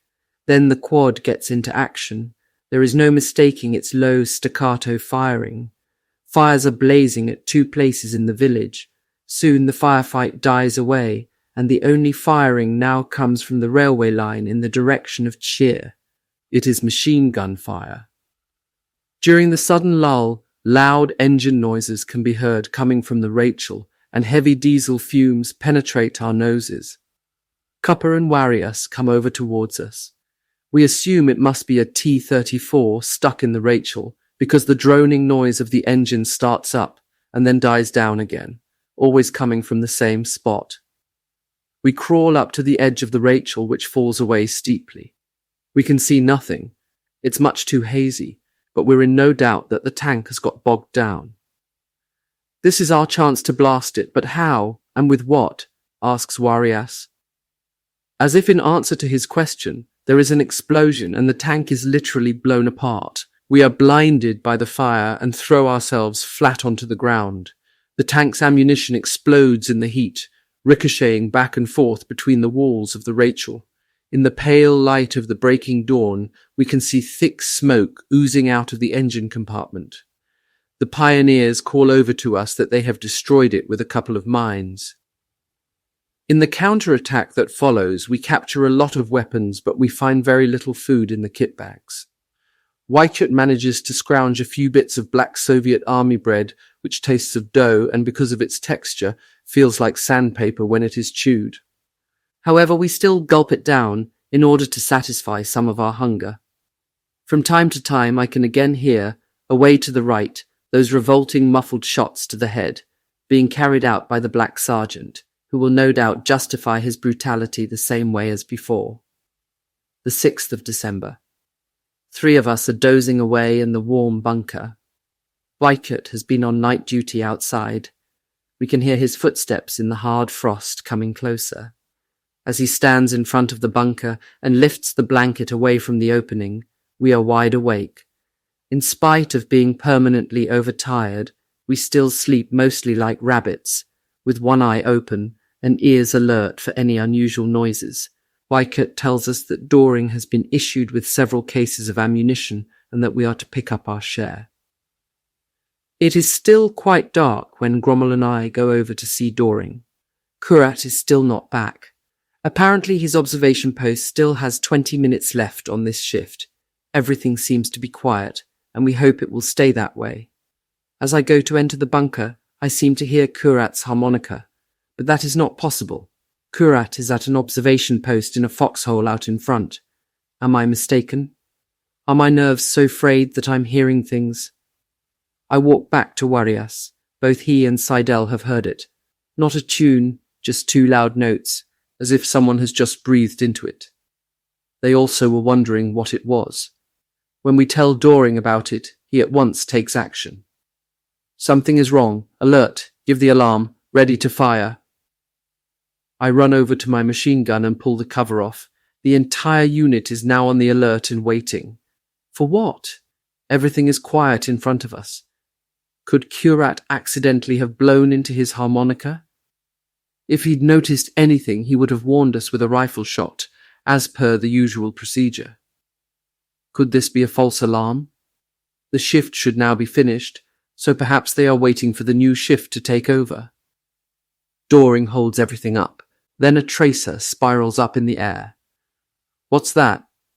Less than 50 meters in front of us, we see figures in white snow camouflage battle dress. When we fire our machine guns and rifles at them, they throw themselves into the snow. As it gets lighter, we can see more Russians. They lie behind the first group, also in camouflaged battle dress, ready to jump up. The pioneers are shooting at them too, from the flank. They stay lying in the snow, waiting. Half an hour passes.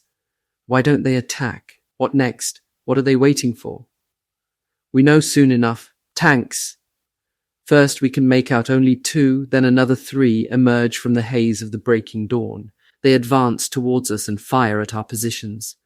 What is our 88mm doing? It is camouflaged and certainly awaiting its chance.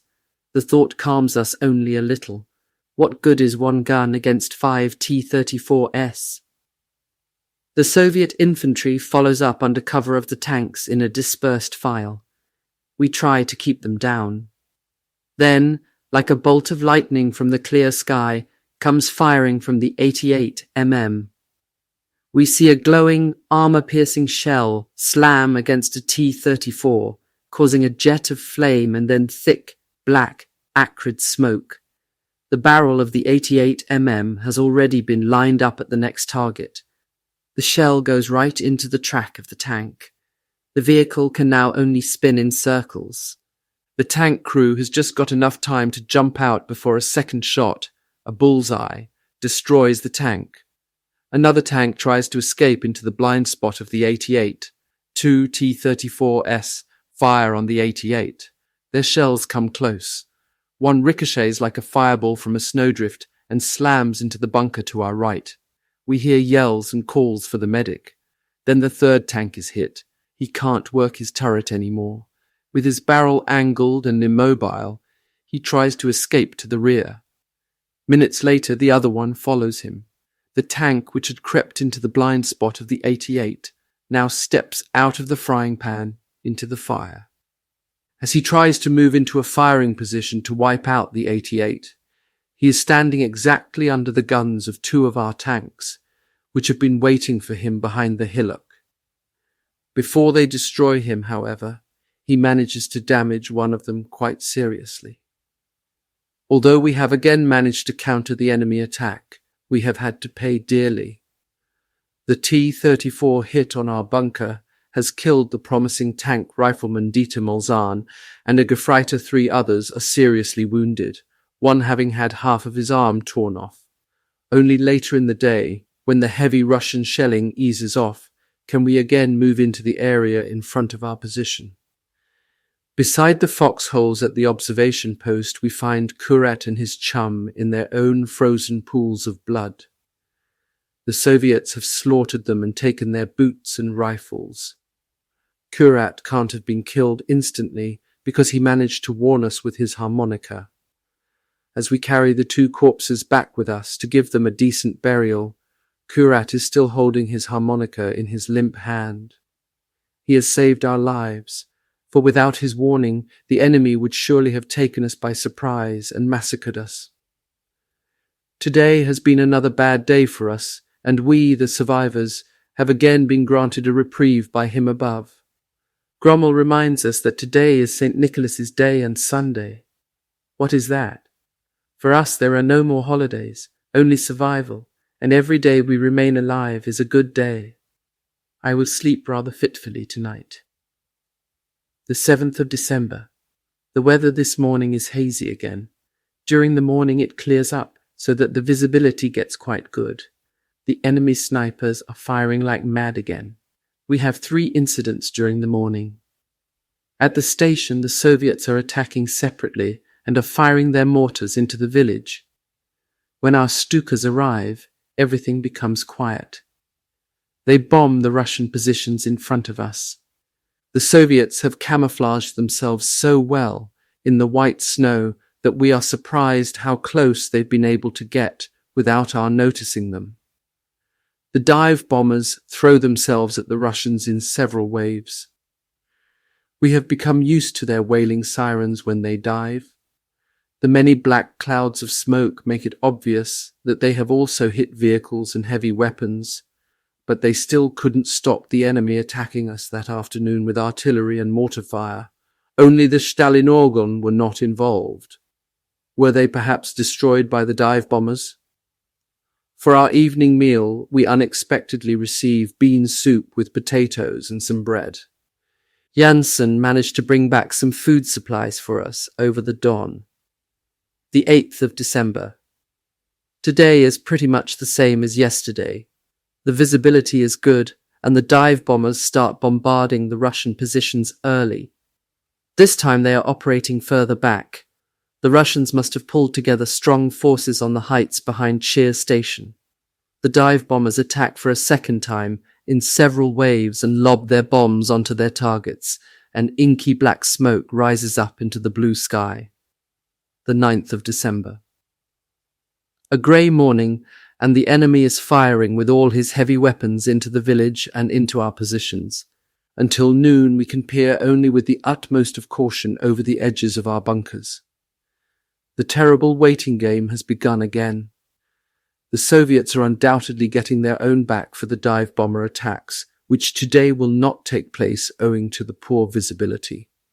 During the afternoon they attack the village both from the east and along the railway line from the south. We, however, are not involved. If they do manage to take the village, they'll be able to attack us from 2 sides and leave us vulnerable to a pincer movement. We wait and pray that they will not succeed. The fight for the village lasts several hours. Then the reserve unit manages to counterattack and drive the Russians back out of the village again. The losses are great, 6 dead and many wounded. The 11th of December. The entire sky is grey today, and so visibility is limited. Since early morning, shells have been exploding all around us. The Russians don't want to give us any respite, it seems. Because of the explosions, we don't hear any engine noises and don't realise the danger which is about to descend on us. Suddenly, like phantoms, 5 T-34 tanks are standing in front of us. They surprise not only us, but also the crew of the 88 mm gun, deployed for ground support behind us on a knoll. Before the crew can traverse the long barrel to aim at the tanks, all 5 of the latter fire simultaneously. This surprise fire, at this short range, means the end for the 88. Surprisingly, the crew manages to destroy one of the 5 tanks before receiving 2 direct hits. We see pieces of armor and bodies fly through the air. The men are killed instantly. The 4 T-34s now advance triumphantly directly towards us, the Russian infantry clinging on like grapes, but the Quad AA is still firing. Its tracer rounds are hitting the tanks and are forcing the infantry to get down and seek cover behind their vehicles. 2 T-34s are nearing the edge of the trench in front of us, but turn away. They drive along it with their sides towards us until they come to Meinhard's position. This is an opportunity every tank destroyer dreams about. However, they know that we no longer have any means to destroy them. We fire from all barrels on the infantry following the tanks, but the latter keep on rolling until they come to Meinhard's position. Some of the Russians who have dared to advance towards us are cut down by our fire. Hand grenades explode close to Warrias and Meinhard. Then, suddenly, Meinhard's machine gun stops firing, although all the others continue. The tracer rounds from the Quad AA swish over our heads, aimed at the waves of Soviet infantry soldiers bearing down. Without the Quad, we would have been overrun long ago. The sappers are also firing their 2 machine guns from our flank into the decimated ranks of the Soviet infantry. The first tank halts on top of Meinhard's position. The engine roars more loudly. He is now turning on the spot and churning up the ground with his tracks as he does so. The Quad AA is now firing at point-blank range at the T-34 with explosive rounds, but they have no more effect on the thick turret armor than firecrackers. Then it happens. The tank that has broken through our lines to our right is firing at close range directly at the Quad. The second round hits and smashes the weapon. Pieces of metal and various body parts fly through the air and land back on the snow over a wide area. A torn-off leg, still wearing a felt boot, hits the ground only a few meters from us. The blood pumping out of the leg slowly colours the snow red. We look at each other helplessly, our faces flushed. Despite the cold, sweat is running down from my forehead into my eyes. My mouth is dry and my tongue is glued to the roof of my palate. Now the tanks are free to roam about, roll up our positions and take them over. Then there will be nothing to prevent them from advancing into the village and wreaking havoc there. But at least they have mines in the village, and one of the tanks might not be serviceable. More than that, we don't know. One of the tanks stays near us and continues to churn up the ground. Another ploughs up the ground near Seidel and further over on the right flank, while a third tries to get to the village over the hill. The fourth tank has already managed to negotiate the hill and is firing continuously into the village. In spite of our determined defense, several Soviet soldiers still manage to break into our positions. They are disarmed by Doring and his men in hand-to-hand fighting. Now only my machine gun and those of the 2 sappers are still firing. Weichert, who feeds my ammo belt, complains about the poor quality of the ammunition and the many cartridges which are torn by the ejectors in the breeches. We only have 1 replacement barrel left in reserve. Sweeney stands beside me, firing a carbine as fast as he can. He stays there, reloading with nervous hands. I don't see Grummel, as he is standing several meters beyond Weichert. He quickly throws him 2 machine gun barrels with cartridges plugged in the breeches.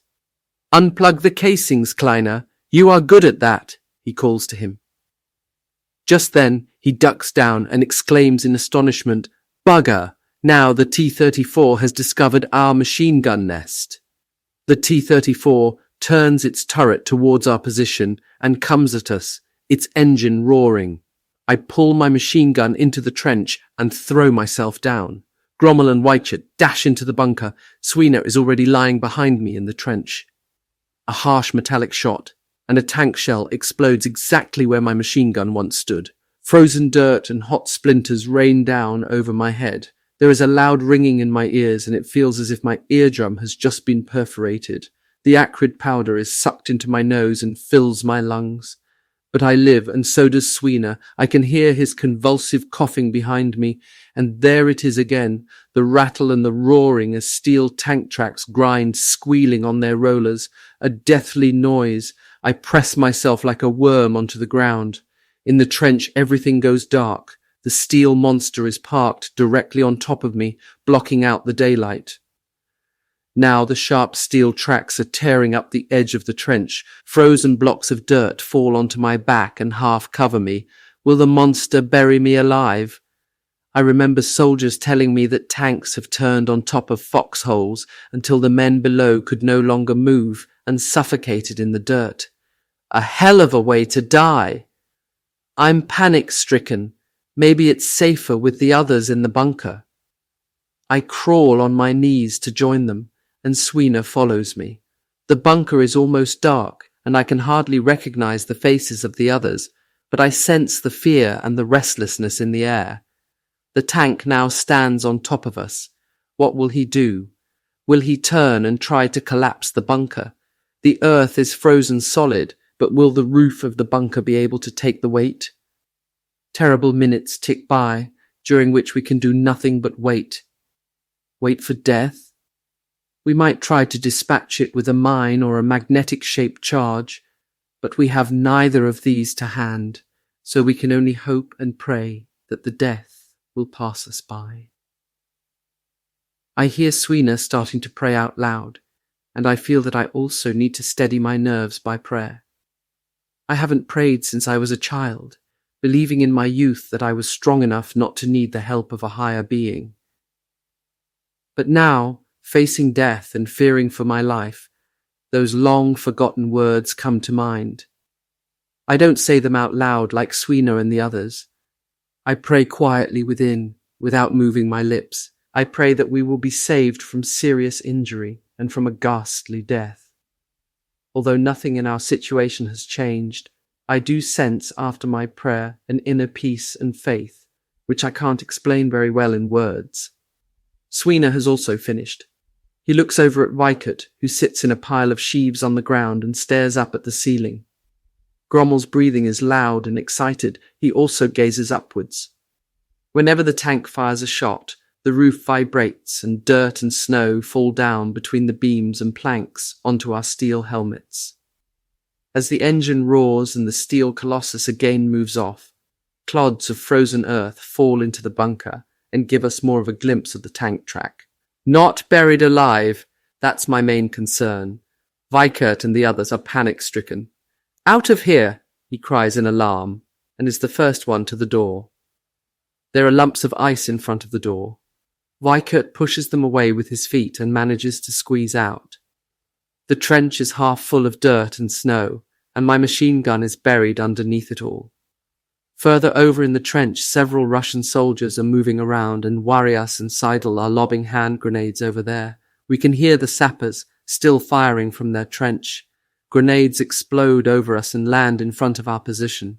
The sappers are trying to provide crossfire with their mortars. It stops the Russian infantry, but not the tank. The tank finally departs and moves towards the village. We realize that we have been dead lucky, because the tracks show that the tank actually missed our bunker and only churned up the earth at the left edge. It is now firing at the sappers' machine gun position. We watch in horror as their position takes a hit and realize that the machine gun is now useless. Then he turns and comes back. The T-34 is now shooting at will in the connecting trenches. He rolls over them and turns round, churning up the frozen ground and filling them. Two soldiers, frightened and desperate, jump up and try to flee the trench, but seconds later they are cut down by the tank's machine gun. Another soldier bravely throws a hand grenade against the tank's turret. It smashes against it like a snowball on a wall. The man does not get away quickly enough and is ground down by the tank's tracks. The turret hatch opens and several hand grenades are lobbed into the trench. While I desperately try to dig my machine gun out from the dirt, Swina throws a hand grenade at 2 Russians who are storming towards us. They fall and writhe around in the snow. Weikert has no time to reload his carbine, so he snatches Grommel's out of his hands and fires at the Russian who is about to jump into our trench. I hit the second Russian with a pistol shot. Blood drips from the wound in his throat. Crying, he runs back. Others run with him. Again we have a little air. There are only a few Russians in the trenches now, but the T-34 churns on. He grinds down everything under him, and there is no one able to destroy him. Will this be the end? Will a single T-34 be able to destroy us all? The air is filled with terror, and also with anger and helplessness in the face of this steel monster. Another soldier, whose nerves cannot stand the pressure of being in the trench, gets up and out, and the tank turns around and runs him down, tearing him in half. A terrible sight to behold. Grommel's stomach turns and he crawls back into the bunker. The tank churns over the position again and again. Then he slowly approaches our bunker. Are we next?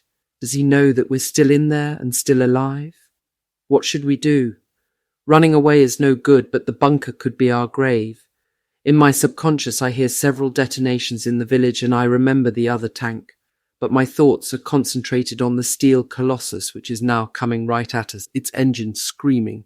It is firing at everything that moves, and in between the shots its machine gun rattles, spraying the blind spots. Is there no hope of salvation? In despair, I send a quick prayer up to heaven and notice that the others, helpless, are seeking cover. Will the monster miss us this time? Surely we won't be so lucky a second time, or will we? I take one last look at the T-34, which is no more than 30 meters away. Then I suddenly feel transported from hell to heaven. My fright dissipates, and instead my blood begins to pump in excitement. Everything around me is forgotten, and I see only the tractor pulling the anti-tank gun appear over the hillock. Even before it comes to a halt, 3 men jump down, and in no time the gun is detached and swung into position. The gunlayer is already turning his wheel to aim the weapon at the tank. Then the tank notices the ATG. The protagonists are no more than 100 meters apart. Slowly the tank turret turns around, seeking its target. Who will fire first? It must be the ATG, but will he hit the enemy?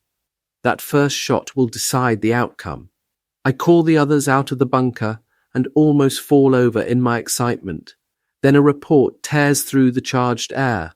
A lightning-like explosion illuminates the surroundings, and with it comes the hit, right on the turret of the T-34. Seconds later comes another hit, lifting the turret and moving it sideways off the tank. Hurrah! A yell of delight issues from many a raw throat, the amazing release from the terrible despair of the last few hours. Saved. We were literally saved in the last second. Those wonderful fellows with the ATG won the battle with their first shot, cheating the hand of death hovering over us. I feel like giving that crew an enormous hug because of their heroic efforts. Swina, Grommel and Weikert are straightaway back to their old selves. As if stung by a bee, 2 Russians now dash out of Doring's bunker. In our jubilation we hadn't noticed them. They're running for their lives back to where they came from. No shots are fired. Now there is a temporary ceasefire from both sides. We can't stand it in the trenches any longer. We climb out, and with us they all stream like rats out of their holes, dirty, pale, but happy that they have survived. Later we learn that today, in addition to the slightly and seriously wounded, we also have 8 dead to mourn. Some were apparently buried alive in their bunker by the tank. To our dismay and great sorrow, Unteroffizier Doring and 2 of his men also are among the dead. Among us in the trenches, Warius and Seidel remain unscathed. Copper was wounded in the head and shoulder and was driven down to the village with the other casualties.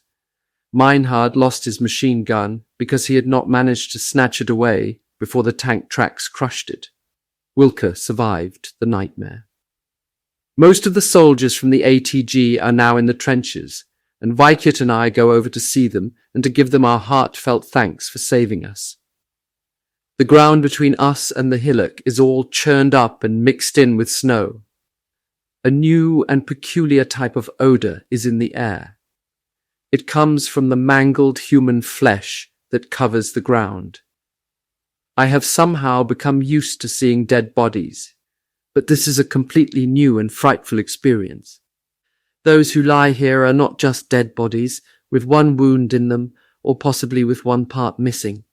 Here are individual lumps of flesh from arms, legs, and buttocks, and in one instance from a head, onto which part of a damaged helmet still clings.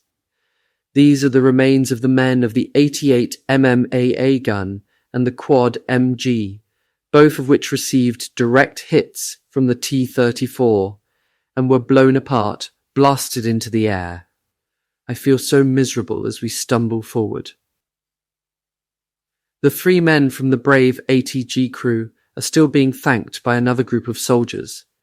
The Geschützführer is an Unteroffizier. On his breast, he is wearing the Iron Cross First Class and the Silver Wound badge, proving that he has some experience behind him. In our eyes, he is a hero, and had he not already got the Iron Cross First Class, he would certainly be awarded one now. The faces of the 3 are dirty, sweaty, and unshaven under their steel helmets. The Unteroffizier looks familiar. Where have I seen him before? I walk towards them, and as he turns round I can recognize who it is. Heinz Ruhmann, I yell, startling the men nearby. The Unteroffizier has also recognized me in spite of my dirty face. Surprised and delighted at such an unexpected meeting here in this godforsaken bridgehead outside the Stalingrad pocket, we fall into each other's arms. Still amazed about the coincidence, he wants to know how, and since when, I have been assigned here to his unit. I explain the situation to him and reflect what a small world it really is and what chance meetings life often brings. In this vast country of Russia, where there are at the moment 1 million German soldiers, I happen to meet Heinz Ruhmann, the youngest son of the principal at the primary and middle school in our hometown. And on top of that, it is he who saves not only me, but all the others from a life-threatening situation, literally at the last second. Some 8 days ago, he arrived from Nizhna Cherskaya at the Don bridgehead on the southern bank of the river. Yesterday, he had been ordered to give us support with his ATG against tank attacks. From Heinz, I also learned for the first time that our forces have established 2 bridgeheads on the south bank of the Don, manned by remnants from several units, and that our unit here is a so-called buffer unit in an advanced hedgehog defensive position. In other words, we are a sort of suicide unit. Asked about the other 3 tanks, he tells me that one ran onto a mine at the edge of the village. He caught the second along the railway line, and the one which came from the northeast into the village was destroyed by our last tank, itself immobilized with track damage. We have a lot of news to exchange about our home area, but he has orders to return to his position in the village. As he is leaving, he calls back, telling me he will look out for me the next opportunity he has so that we can catch up on old times. Unfortunately, it never comes to this. I never saw Heinz Ruhmann again. I never did find out whether he was killed on the 13th of December in the village, whether he was one of those who remained behind at the Don, or whether he fell or was captured during the defensive campaigns on the Don and Chir. Moreover, his parents, whom I often saw during my next leave, and with whom I discussed our unusual encounter, never discovered what happened to him either. Meinhard now assumes leadership of the remaining 14 men, as he is the ranking Obergefreiter in our sector. Until the time comes for my guard duty, I sleep like a log. However, when Warius wakes me for my shift, I spring up and tear off like a caged animal which has just been freed. I am still half asleep, but it does prove to me that my nerves are not completely up to par. I am reminded just as Meinhard was when he came to us from Stalingrad. God, in the bunker area near Businovka, we were all so full of eagerness and the desire to win. and how impatiently we waited for the opportunity to fight at the front. Now, after exactly 3 weeks in combat, no one talks of heroism or enthusiasm anymore. On the contrary, the only wish is to get out of this death trap alive. This is not war as we imagined it would be, and of which we talked. As soldiers, you know that war also can mean death. But to talk about it without experiencing it is like talking about a house on fire without being in it. We have been in the fire for days and experienced the searing heat, and we have lost many of our comrades. The 12th of December. When Wilke relieves me from guard duty early this morning, there is a pale red strip of light on the horizon to the east. It will be a sunny day, says Wilke, and I agree. Towards morning it always becomes colder, and I am thoroughly frozen and glad that there is heat in the bunker. Swina is leaning against the wall and is chewing on a piece of bread. Grommel is also awake and has kept the coffee warm for me, even though it came by an hour ago. After a long time without, we now receive a spoonful of marmalade with the square bread. Grommel is definitely a good friend, but I'm not sure that I can actually understand him. Is he really unable to shoot at the enemy? Why? It can't be because of fright, because during our counterattacks he didn't hesitate to come with us. But that business yesterday about having his carbine with the safety catch on, when Weishut wanted to use it, that was bad. And it would have become even more obvious if the attackers had been any closer to us. He did make up for things, however, by clearing out the cartridges that had got stuck in the machine gun barrel. He is an expert at that. We often take minutes to remove a jammed cartridge, but it's no problem for him. That was vital yesterday, and Grommel was a great help. In the sky, we see a twin-tailed German observation plane flying towards Stalingrad. He runs into a white cloud of anti-aircraft fire. Shortly afterwards, he is shot down, leaving a dark smoke trail. Another aircraft flies low overhead and drops some supplies and ammunition boxes over the village. This evening we should be able to have some biscuits again. Apart from an hour of artillery fire, today must be considered a quiet one. Grommel, who knows every day of the week, tells us that it is Saturday. But what difference does the day of the week make? Today is almost like a holiday. How undemanding we have become. Just because the artillery has shelled us less than usual, we find it peaceful and manageable. But will it be like this tomorrow? We wish it could be. But wishes are like dreams. In reality, they melt like snow in the spring sunshine. Therefore, it will probably be a day like those before, with little hope and the unasked questions. Who will it be this time? Who will lie cold and stiff on the brutal and terrible Russian soil? Whose death will be witnessed and mourned by close friends? It's a good job no one knows in advance whether he is the next. For those who are hit, death always comes as a surprise and much too early. And when it does come, we hope it will be over very quickly. Up till now, it was only our enemies who lay badly wounded along our front and whose cries I could hear. I often wake up at night, thinking I can hear them moaning in the dark, with no one able to help them. God protect us from this terrible fate. The 13th of December. I slept badly last night. When Grommel wants to wake me, I am already awake. I'm not at peace within myself, and I can't explain it. I have a gnawing sensation in my stomach, like an anthill. The cold outside is good for me.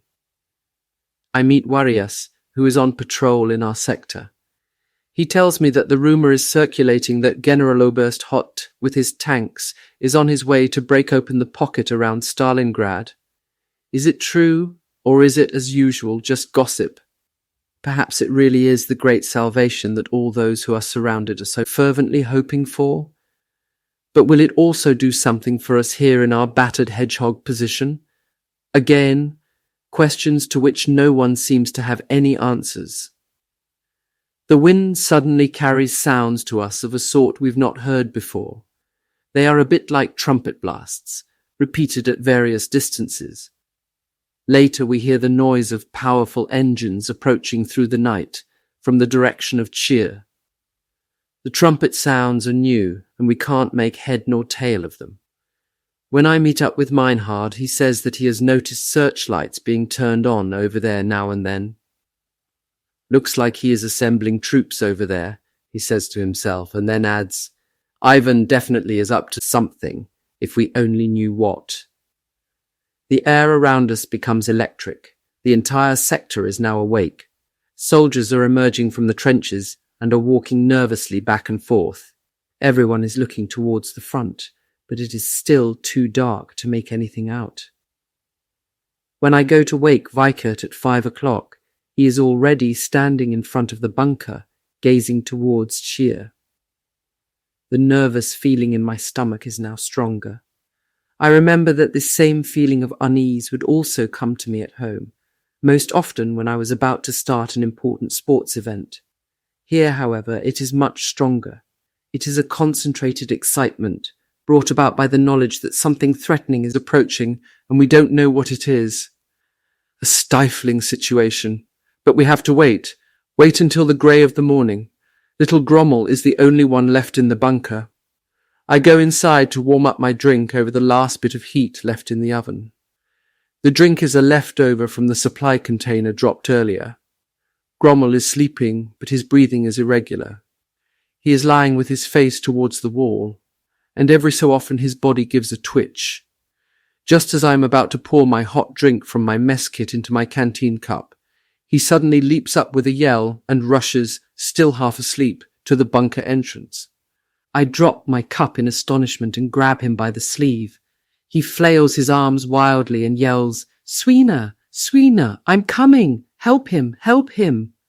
I grab him around his midriff and hold his arms tight. Then I see that he is once again calm. Weikert stands beside us and asks in a quiet voice, "What was the matter, Squirt? Did you have a bad dream? You know that Swina is with Meinhard in his bunker." Then we go out into the frosty morning air. In the east, a narrow strip of light is announcing the dawn of a new day. Grommel is still a bit groggy and is searching for words to explain his dream, but what he says is lost in the infernal racket which is going on. It comes at us with such a force that there must be 1,000 devils in the air, and the earth around us is being consumed like a boiling hell. Before we rush back into the bunker, Wilke, who is standing guard outside, comes dashing over and falls to the ground right in front of us. We look at each other with disturbed white faces. Nobody says a word, but fear is obvious in every wrinkle of our skin.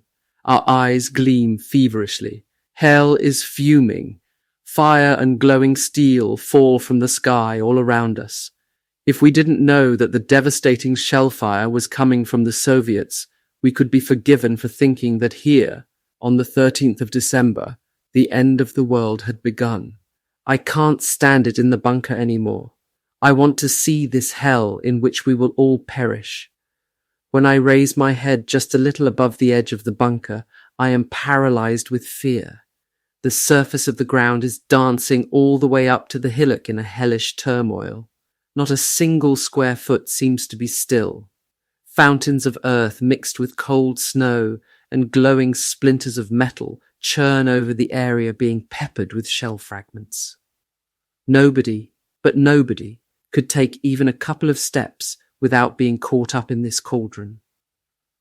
The bursting thunderous noise and the screaming in the air are so loud that we can no longer make ourselves heard. On top of our bunker there are already a number of shallow craters caused by mortar fire, Stalingrad and light infantry weapons, but so far the roof, which we only reinforced 2 days ago, has held up. The hellish inferno ebbs somewhat after about half an hour, but it seems to us like an eternity. The communication trench and our position have been almost filled. It's a wonder we're still alive. What does the enemy have in mind now? We know that this crazy shelling can only be preparatory to an attack, but the enemy is still hidden by the morning mist. Somebody calls out my name. Then we see Warias. He comes rushing with long strides between the mortar explosions and falls almost to his knees in front of us. He is so out of breath that he can't speak straight away. His dirty face is sweaty and caked. but where we can see his skin, he is as white as a sheet. Then he shrieks. Doring's bunker has been hit again. Meinhard, Sweeney and the rest have been killed. The chap on the outside is only slightly wounded, and I have already bandaged him up, but Seidel and 2 others have also been hit. I need more bandages so I can attend to them. Weikert presses 2 packs of bandages into his hand, and he dashes back, zigzagging to avoid the incoming mortar rounds. The deaths of Meinhard and Sweeney hit us heavily. My tears are caused not only by the acrid powder fumes. Fright increasingly grips me. My throat is parched and I feel as if I am being strangled. I follow Warius with my eyes and see that he jumps into the trench unharmed. Then Wilke yells hysterically, "Tanks are coming! In great masses, swarms of them!" His last words are drowned out by the noise of the explosions from the shells the tanks are firing at us. Then I see them too. First it's like a wall of fire advancing on us, then a horde of brown beetles slowly approaches across the white steppe. A tank attack. Weikert hurriedly counts 50, but there must be more. So this is what the Soviets have prepared. A colossal tank attack against our desolate, poorly equipped outpost here, which has been holding him back and has inflicted far too many losses on him for far too long. Belching a threatening ripple of fire, the T-34S advance parallel with the railway line towards the village. Within the next quarter of an hour, they will have reached it and will be able to roll up or cut off our position from the rear. We know that our time here has run out and that the time of terror without end, the terrible end, has come. The question is there still a chance for us to escape this fate? We are standing in the protection of the bunker and are staring with sweaty faces now at the oncoming tanks, now at the fiery explosions on the churned-up field, up towards the safety of the hillock. A number of men near the hillock are now jumping out of their trenches and running up towards its protection. They want to reach the village before the tanks do, so that they then can escape over the frozen River Don. The sappers have also left their positions and are running towards the hillock. More and more men do likewise. They are running through a rain of shell fire and splinters. The further they have to run, the less chance they have of making it alive. The ground in between is littered with weapons, coats, equipment and other items, discarded so that the men can run faster. Many of them are struck down and remain lying on the ground. Others manage to get up again and run on, bleeding. What should we do? Grommel and Wilke run like caged animals into and out of the bunker. Weikert ducks down beside me, ready to run, but he has still not decided. He points at 2 figures jumping out of the trench and now bounding through the deadly fire towards safety. I recognize the tall Warius, and also Seidel, who has a bandage around his head. Seidel falls, but springs up again and carries on. Wilke excitedly indicates to us that the first tanks have already reached the village. What should we do? Rush after the pair of them? We are furthest from the hillock, and if we are lucky enough to reach it, what awaits us behind it? Obviously we can't stay here in the bunker. That means death or imprisonment, then rather death. To be taken prisoner by the Soviets, that I would never live through. They have all gone, yells Wilke, surprised and agitated. No, not all of them yet. There are still some in that position there, replies Weikert. But Wilke has already taken off his webbing and is running into the seething cauldron. I can see him throwing away his heavy overcoat as he runs along. Then I lift Weikert and Grommel up over the edge of the trench. They have already stripped off all unnecessary baggage and are running for their lives. Now it's my turn. Am I the last one? No, I can still see a couple of men waiting. What for? There are but 2 possibilities, run or stay. It calls for just as much daring to stay in the bunker and wait for the Soviets as it does to run through the explosions. What a perfect soldier I am. Instead of freeing myself of all extraneous weight, I want to take along my belt and all my equipment. As I run, I notice very quickly that I'm not getting away fast enough. So as I run, I tear off my overcoat and loosen my belt. The whole lot falls to the ground, and I keep only my .08 pistol in my hand. I dash over the shell craters and stumble over the items which the fleeing soldiers have discarded. All around me, grenades and shells are bursting. It is a run for life or death. Many have not made it to the hillock. They are lying silently or moaning on the ground. Others are calling for help. How can I help them? I could be lying there beside them any moment.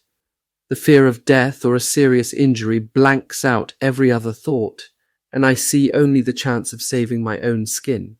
As I reach the hillock and disappear behind it, coughing and drenched in sweat, I have long since lost sight of my friends. I stumble over a dead body and fall in the snow, which here is still white and almost virgin. The body I have just stumbled over is that of Unteroffizier Schwarz, lying in a pool of blood from several wounds. Judging from the colour in his face, he can only recently have died. Then I see a new danger in front of me. Several T-34s have turned in front of the village and are now blocking the path of the escaping soldiers.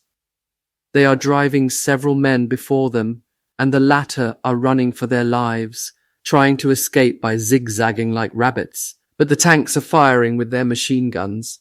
Some of the men fall and are ground up by the tank tracks. I have to get through. It hammers away in my head.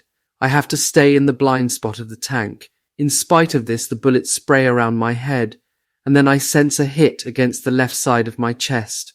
Am I wounded? I don't feel anything which slows me down or weakens me, so I continue in my headlong rush. Suddenly, Wilk is beside me. He buckles at the knees and coughs. Shit, I can't go on, it's murderous. I grab him by the arm and pull him up, but after a couple of paces his legs give out again. Has he been hit? Horrified, I see a T-34 tank bearing down on us. With my last ounce of strength I jump aside, but Wilkie can no longer get up. The tank track is already over his body and his terrified yell is swallowed up by the gunfire of the T-34. It never noticed the human being it just ran over. The tank is now firing at individual soldiers. Nothing restrains me anymore. I run and run until my lungs wheeze like a pair of old bellows. Finally, I reach the railings and vault over them. I fall down on some hard ground on the other side. For a moment I remain lying there. The sweat is running down my forehead into my eyes. When I wipe my forehead with the back of my hand, it is bloody, but it is only a small graze from falling on the stone. Then I notice a ruined hut. That would give me some cover. I must get over there, and with a couple of strides I make it. The broken-down door lies on the floor. Too late do I discover that lurking behind the remains of a wall is a T-34, its turret hatch open. A thunderous shot almost bursts my eardrums. Suddenly a Soviet soldier jumps over the remains of the wall into the house and becomes glued to the spot. We are both surprised and stare at each other. He is unarmed, and I am holding my .08 pistol in my hand, aimed at him. The Russian is young, just like me, and is staring with concern at my pistol. If he attacks me, I will shoot, but he doesn't move. He just stands there and lets his hands fall to his sides. Slowly I move backwards until my back hits a beam. Then I turn and run away to the protection of some bushes close to the riverbank.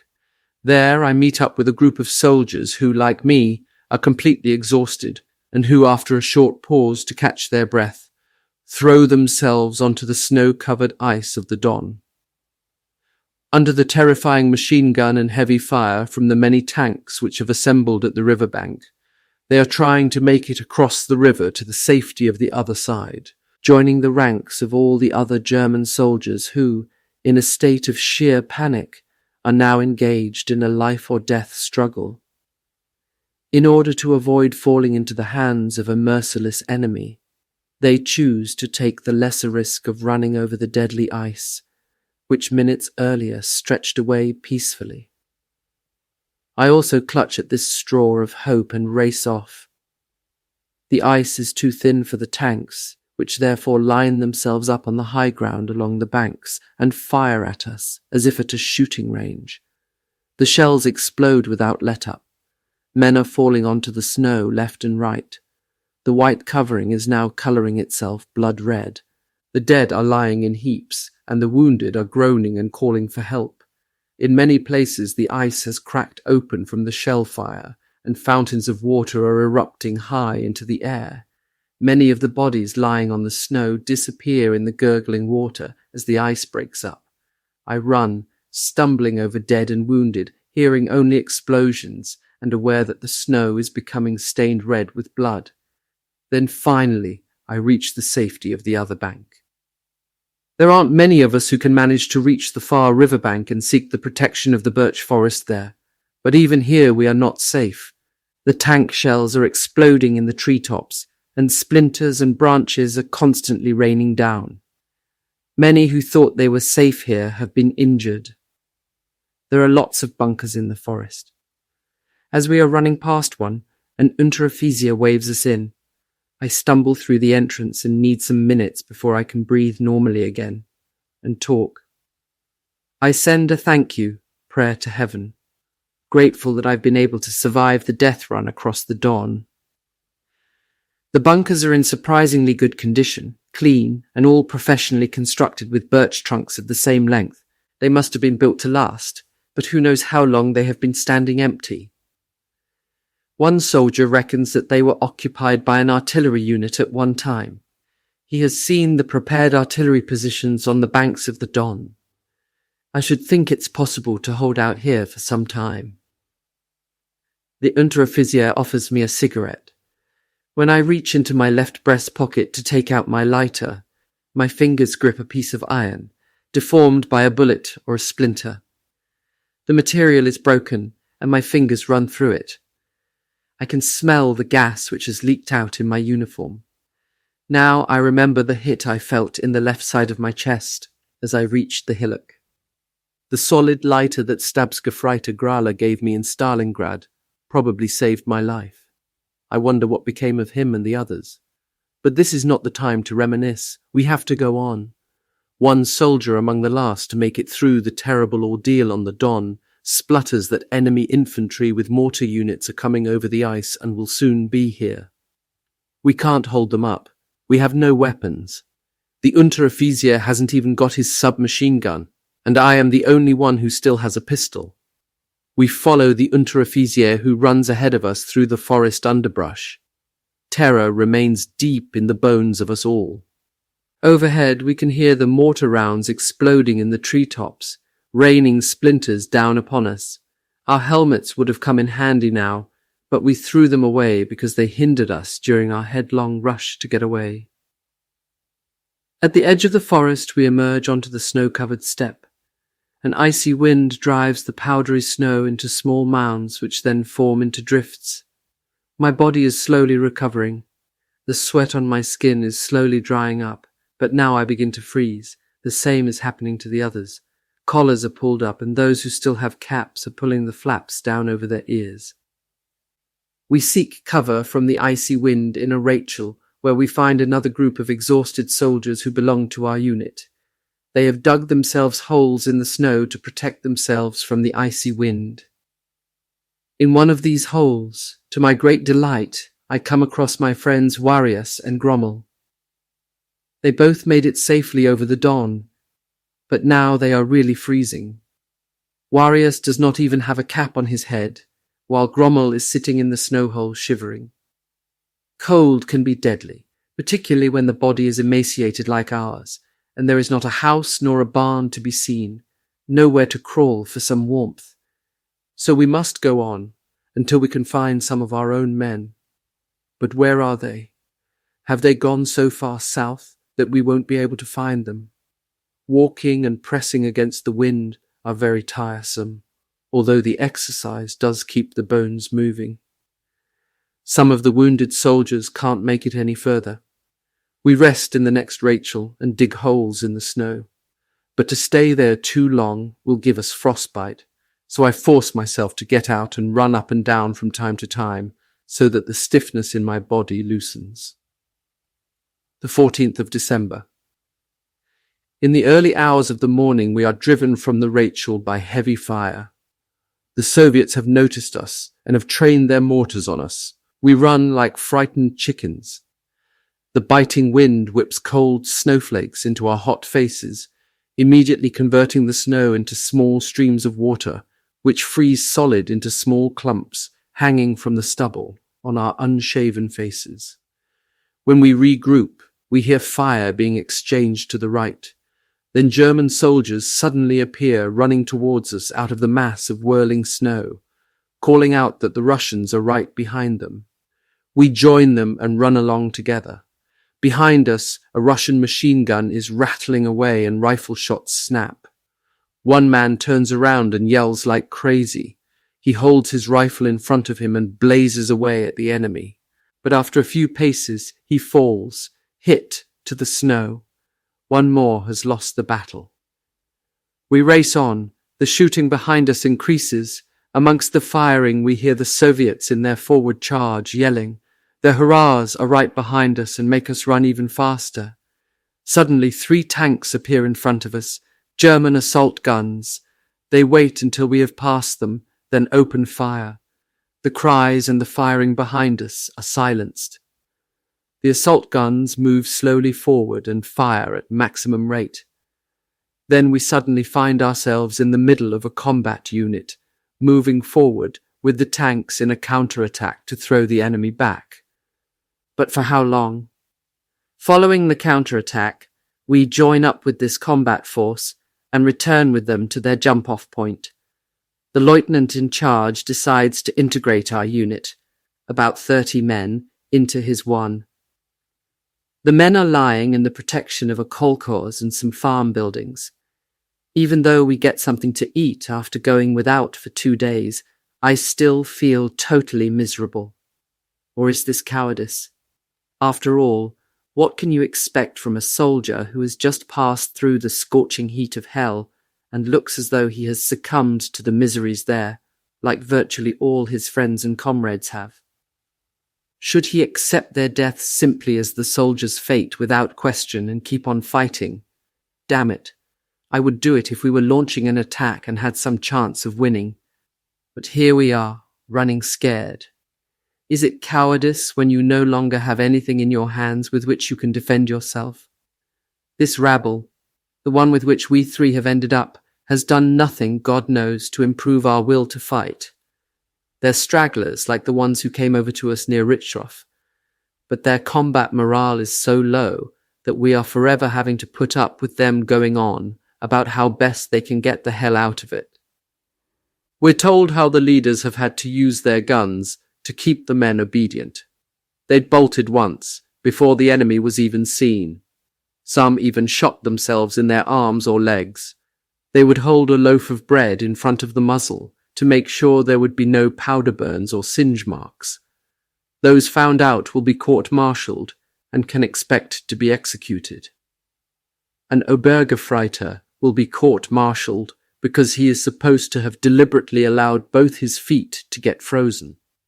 Before they brought him to the medics, he told us that following a Russian attack, he had saved himself by playing dead.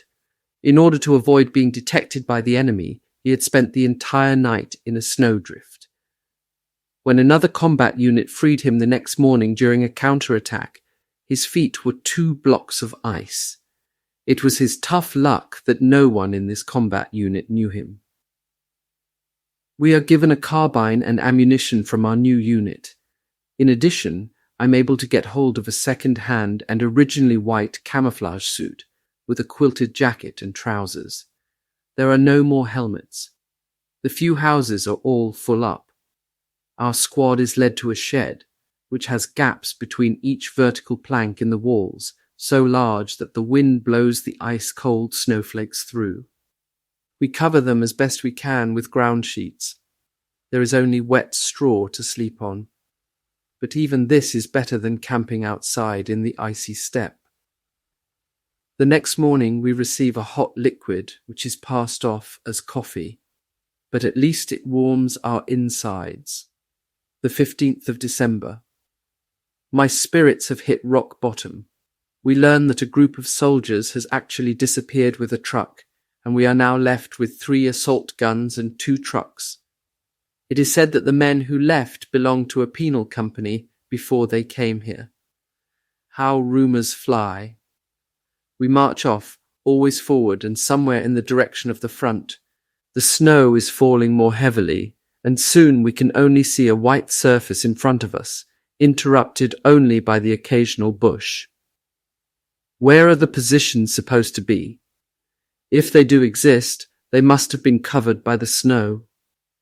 The houses behind us have long since disappeared behind the curtains of snow, and the Feldwebel seems to be ill at ease in this winter wasteland. He decides to halt in front of a wide Rachel. Suddenly, coming from somewhere or other, rifle shots can be heard. Out of the whirling snow, several figures appear and run with us into the Rachel.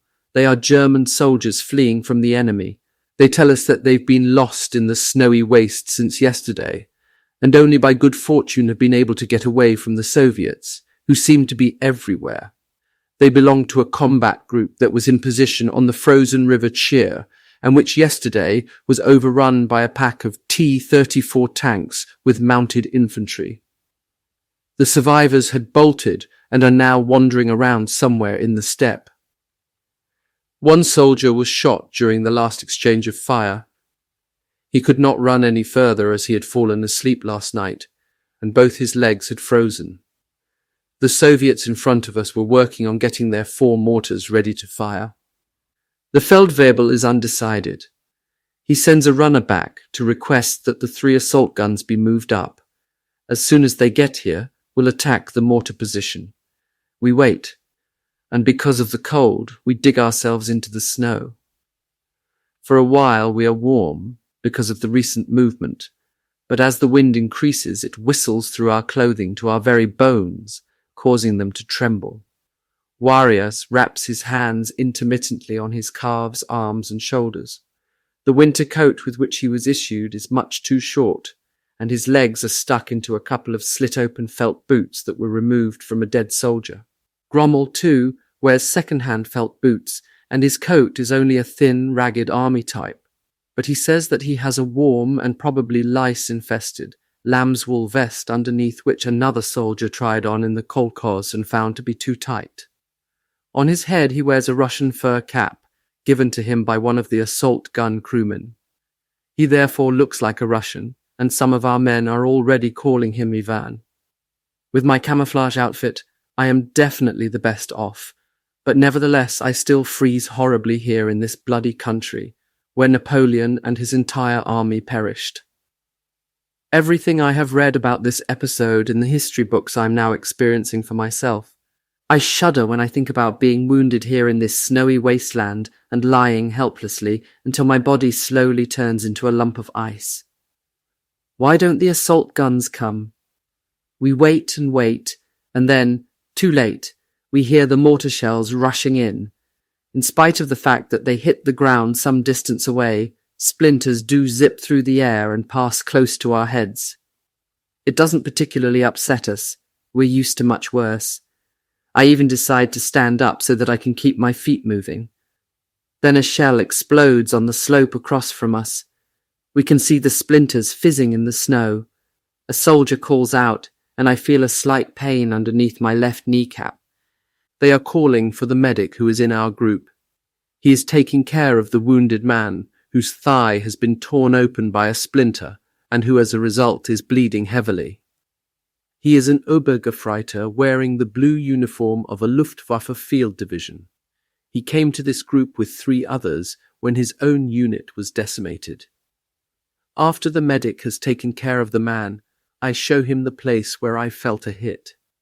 Directly under my kneecap there is a small hole about the size of a pea. It doesn't hurt, and I can move my leg okay, but a thin trickle of blood, almost black in colour, is running down my shin. The medic attaches a plaster. Too bad, he says almost apologetically, and shrugs his shoulders. I know what he means. He is trying to tell me that unfortunately it does not qualify me for a Heimatschutz. I feel the disappointment. A hope has been dashed. And then I think how quickly human feelings and attitudes can change. It is only a matter of weeks since I was dreaming of glory and heroism, and was so full of elan that I was almost bursting. Now I long for a Heimatschutz, because it appears to me to be the only way that I can, with any sort of honor, say goodbye to this soul-destroying environment, and for at least a few weeks get away from this awful country and its gruesome winter. Is it cowardice to think like this? To start comparing our war here with trying to stop a full-blown avalanche merely by using human bodies? With human beings who, full of despair and freezing to death, shiver in icy holes in the snow, and each morning thank God that their bones have not frozen solid because they are still needed to help you get away to safety from the attacking enemy. I don't think that this rabble of soldiers, thrown together and without proper heavy weapons, will be able to hold back the Russians here on the Don and Cheer this winter. Anyone who can escape from this situation with just an injury really can talk about his luck. But thinking that you might fall into this category isn't being realistic. It's a dream. And when does a dream ever come true? The path of a splinter or bullet does not conform to the wishes of the ordinary soldier. Splinters and bullets are hard, hot, and nasty. They search out life hiding in dirty rags and try to extinguish it with one blow. The wind gets stronger. It howls through the Rachel and swirls around us in our hole in the snow. It drives the powdery snow into our faces and melts on the warm skin. When I move my left leg, I can feel a painful pulling sensation and a slight swelling. Late in the afternoon, the 3 assault guns arrive. Because of the heavy driving snow, they want to wait until they attack. But the enemy preempts us. For the Soviets, this is attack weather. We first notice them as they draw close to our Rachel. The assault guns are using anti-personnel shells. We fire blindly into the snowy haze. The flakes drive into us, gluing up our faces and our eyes. Then the phantom disappears. We have hardly put down any counterfire. It was only a reconnaissance squad, says a Gefreiter who belongs to the Feldwebel Circle. He tells us that the enemy attacked here yesterday morning and that a number of dead soldiers are lying covered up by the recent snow. Then we hear a firefight on one of our flanks. The assault guns are ordered to return to the kolkhoz. How will things develop now? We stay in our snow holes and wait. I want to stand up again but find that I can't. It's as though I have a wooden leg. The left knee is completely stiff. If the enemy attacks now, I'm afraid I am finished. I'm not able to walk, let alone run. Oh no. In my anxiety, I call for the medic. He taps my swollen knee, which has come up like a balloon. The skin is stretched taut, as if it has been brushed with dope, and is dark blue. Hemorrhage, says the medic. The massive internal bleeding came about because the little hole was stopped up with the plaster and the blood could not therefore escape, but instead built up inside my leg. I can't do anything with it. The leg has to be placed in a cast and immobilized. But before the medics in Nizhna-Chirskaya put your leg in a cast, you should show the splinter to a doctor, because otherwise it could easily cause blood poisoning. Nizhna-Chirskaya? How do I get there? I ask, surprised, but also happy that I now perhaps can get out of this mess. The medic shrugs his shoulders. I don't know that either, but I can't walk. Then I feel a tension in my guts, which I always feel when anxiety suddenly overtakes me. I know, nods the medic. I've also got the wounded Obergefreiter. I wanted to send him along with the assault guns, but they had no room for a stretcher case. Damn. Now I've got the opportunity to get away from here and I'm not able to. How unlucky can you get? But I again get a glimmer of hope as the medic returns and tells me that we are to stay here in the Rachel tonight and will receive our provisions here. Then we should be able to return to the kolkhoz with the supply vehicle. When that supply vehicle is due, he doesn't know. We'll just have to wait. Well, what does that mean? How long? 2 or 3 hours? It really doesn't matter because I know that I'll soon be on my way to safety, but I'm not there yet. I spend the next few hours in 2 minds. I can't yet believe that I'll be able to get out of here, out of this snowbound steppe, which has no feelings for anybody, and which only intensifies my fear of being wounded or suffering a terrible death through freezing. But the next enemy attack, which we cannot possibly withstand, could alter everything. I can't walk, and I'd have to stay here in this lousy hole in the snow and wait for the end. I can only pray that it won't happen. My prayers must have been heard, because the supply truck comes earlier than expected. He also brings orders for the entire force to depart immediately, as the enemy is reported to have already broken through the defences on the flank of the kolkhoz. The truck driver is in a hurry to return.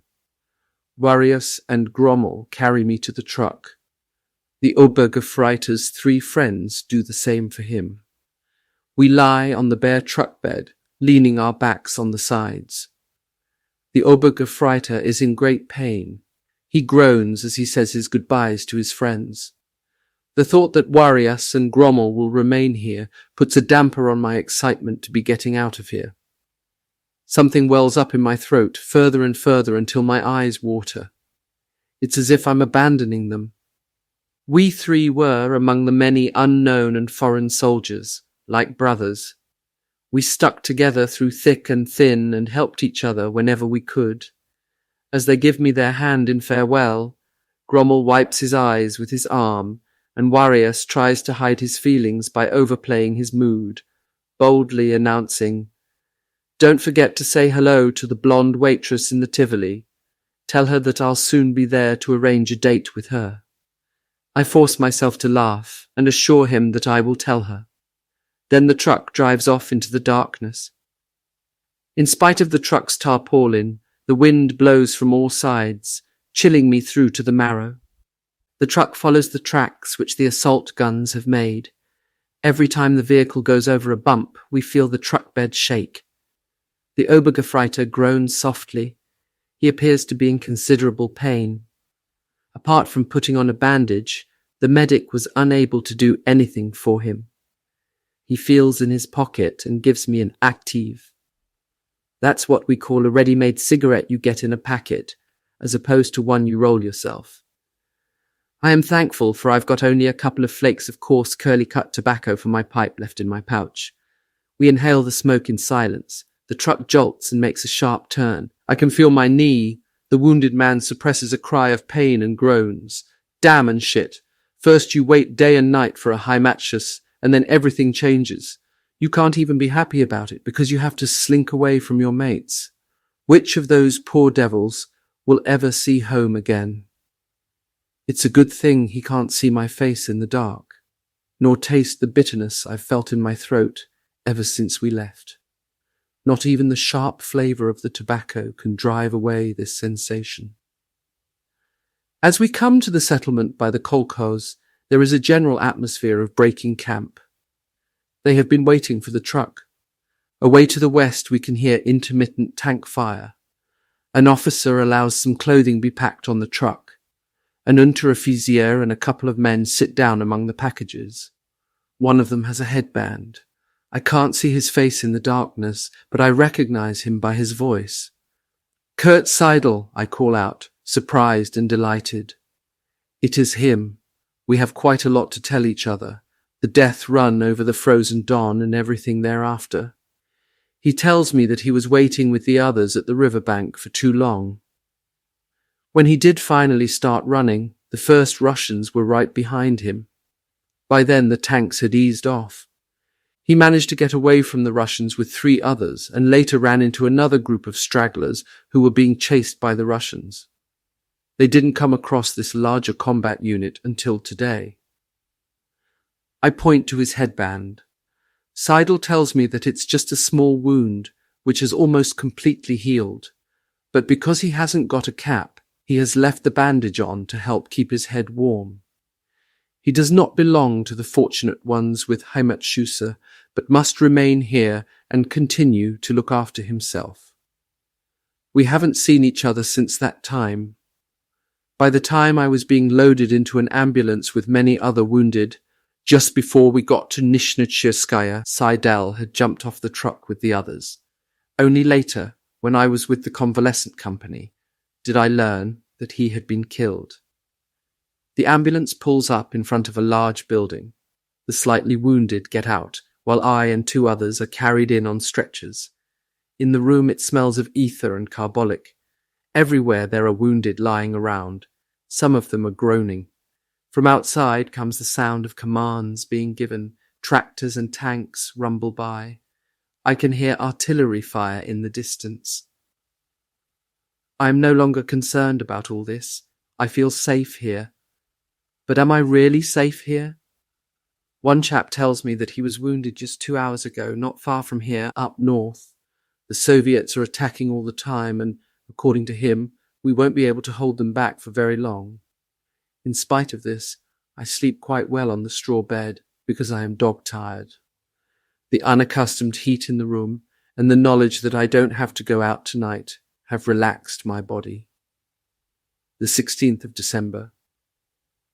As 2 medics lift me up on a stretcher, I rise sleepily and immediately fall back on the stretcher with a groan. For the first time, I feel a really stinging pain in my knee. They bring me into a well-lit room. Someone is just about to collect together some amputated, blood-soaked body parts in a ground sheet. Later, another man comes over to me dressed in a blood-stained rubber apron. The sergeant accompanying him addresses him as Herr Oberster Arzt.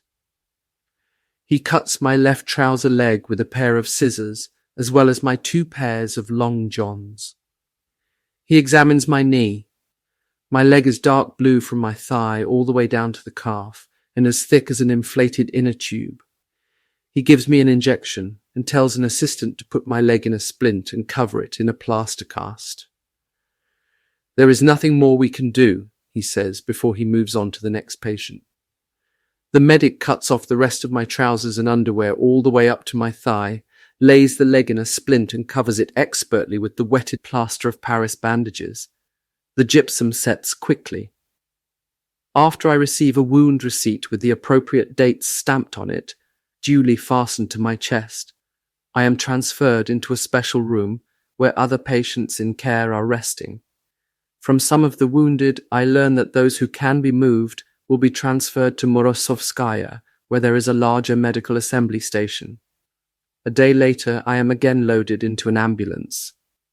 Little fellow, crew chief, literally home shot, that is leave of absence to return home for convalescence.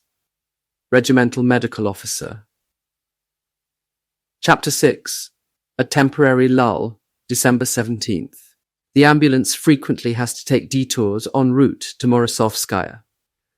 In the north, the Soviets are said to have broken through another front line, this one manned by the Italians. They are reportedly on their way south. Gunfire can still be heard in the distance. I'm not particularly concerned as I'm not in action, and I consider my surroundings only from the viewpoint of someone who is bedridden. If no one disturbs me, I'll be asleep either in the ambulance or, later on, in Morozovskaya. I'm catching up on the sleep I missed out on over the last several weeks. Because my leg, in its cast, doesn't need any particular medical attention, I'm only woken up when they serve me my meals or when I have to take a tablet. The 18th of December. I don't count the days anymore, so I don't know how long I've been in Morozovskaya in this blissful sleep, when I'm suddenly rattled by high fever. I am given several injections, and I hazily seem to understand that I am being loaded into an ambulance train together with several other wounded. The fever increases, and terrible pictures form in front of my eyes, causing me to cry out, whimper, and shudder. Slowly my surroundings come into focus, and I recognize that I am lying on the top of a 2-tiered white bed in an ambulance train. A young blonde nurse with a red cross on her cap is standing next to my bed and is softly singing Christmas carols. Some of the wounded are accompanying her in their raw voices. The rhythm of the wheels is changing and is being converted into a hard, threatening hammering. The sound reverberates painfully in my head. I close my eyes and press my forehead onto the frosty window. It does not cool me down, but instead causes the frost patterns on the window to melt. A cool hand is laid across my hot temple, wet with perspiration, and a soft voice says a few calming words. As if coming through a veil, I recognize the young nurse. She gives me 2 tablets and helps me to swallow them. Thereafter, I fall asleep exhausted, but I don't have any dreams. The 26th of December. During the afternoon of the 2nd day of Christmas, I am once more able to think straight. On my bed are my Christmas presents, still unopened. I'm surprised at the generous contents of the gifts. They are the sorts of things which we for months had to do without. Plenty of cigarettes are included. I light one and discover that it tastes good. This is a sign that I am more myself again. But it is still a while before I can really understand where I am, and that I have also survived the blood poisoning which the medic back at the kolkhoz told me I could expect. My neighbour, who lies in the top bunk across the aisle from me, has just awoken and greets me with a friendly remark. "Ah, just risen from the dead. I'm glad you're finally awake, my friend." I smile at him and see that he is holding his right arm out like a wing. Later I learn that the soldiers call it a stuka, because the arm is held in a track, in plaster, and at an angle which resembles that of the wings of a Stuka dive bomber. This treatment is generally used when the arm has suffered a break caused by a gunshot wound. I assume my new friend has such a break. He tells me that we stopped in Stalino yesterday and that we offloaded some slightly wounded soldiers. Only the seriously wounded and fever-stricken were left in the beds. The empty beds are, however, already filled up again. We are now travelling homewards, he tells me happily, over Krakow to Schlesien, and from there I will soon be home. Where is home? I ask him. In Marienbad, in Sudetenland, he tells me with obvious pride. Then he describes the place for me, making it sound as if it were the most beautiful speck of dirt in the world, and I feel an urge to pay a visit sometime. I have no idea that at the close of the war I would actually be drawn to this idyllic health resort. This conversation with my bunkmate undoubtedly influenced my ending up in a military hospital there after my 6th and last injury. Where were you wounded? I ask.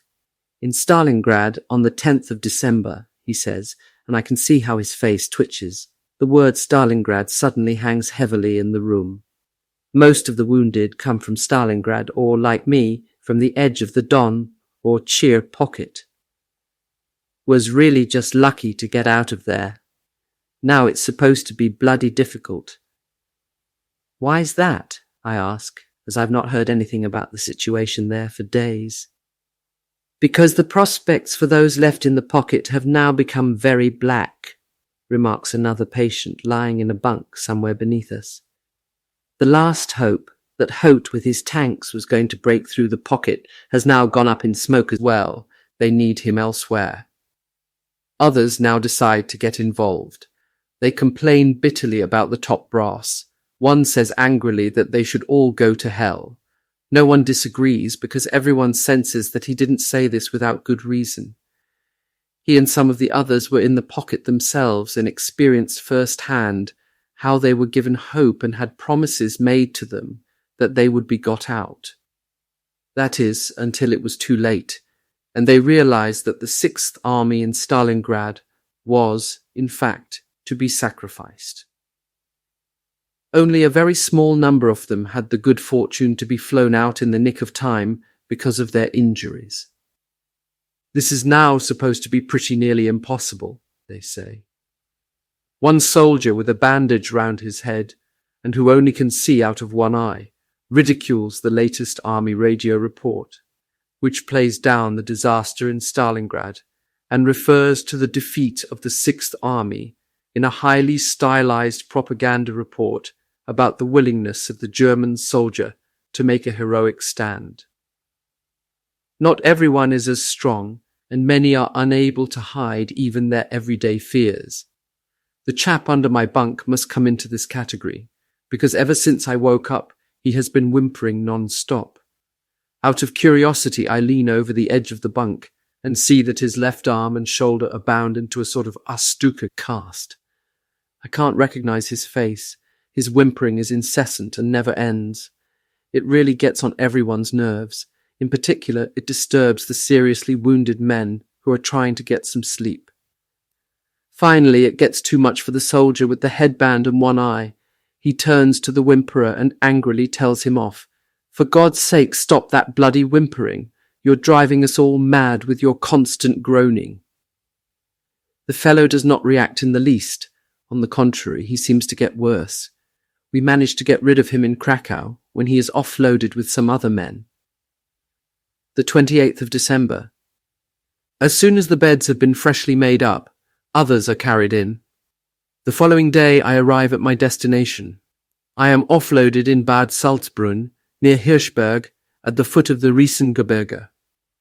I say my goodbyes to my bunkmates, who are being taken further on.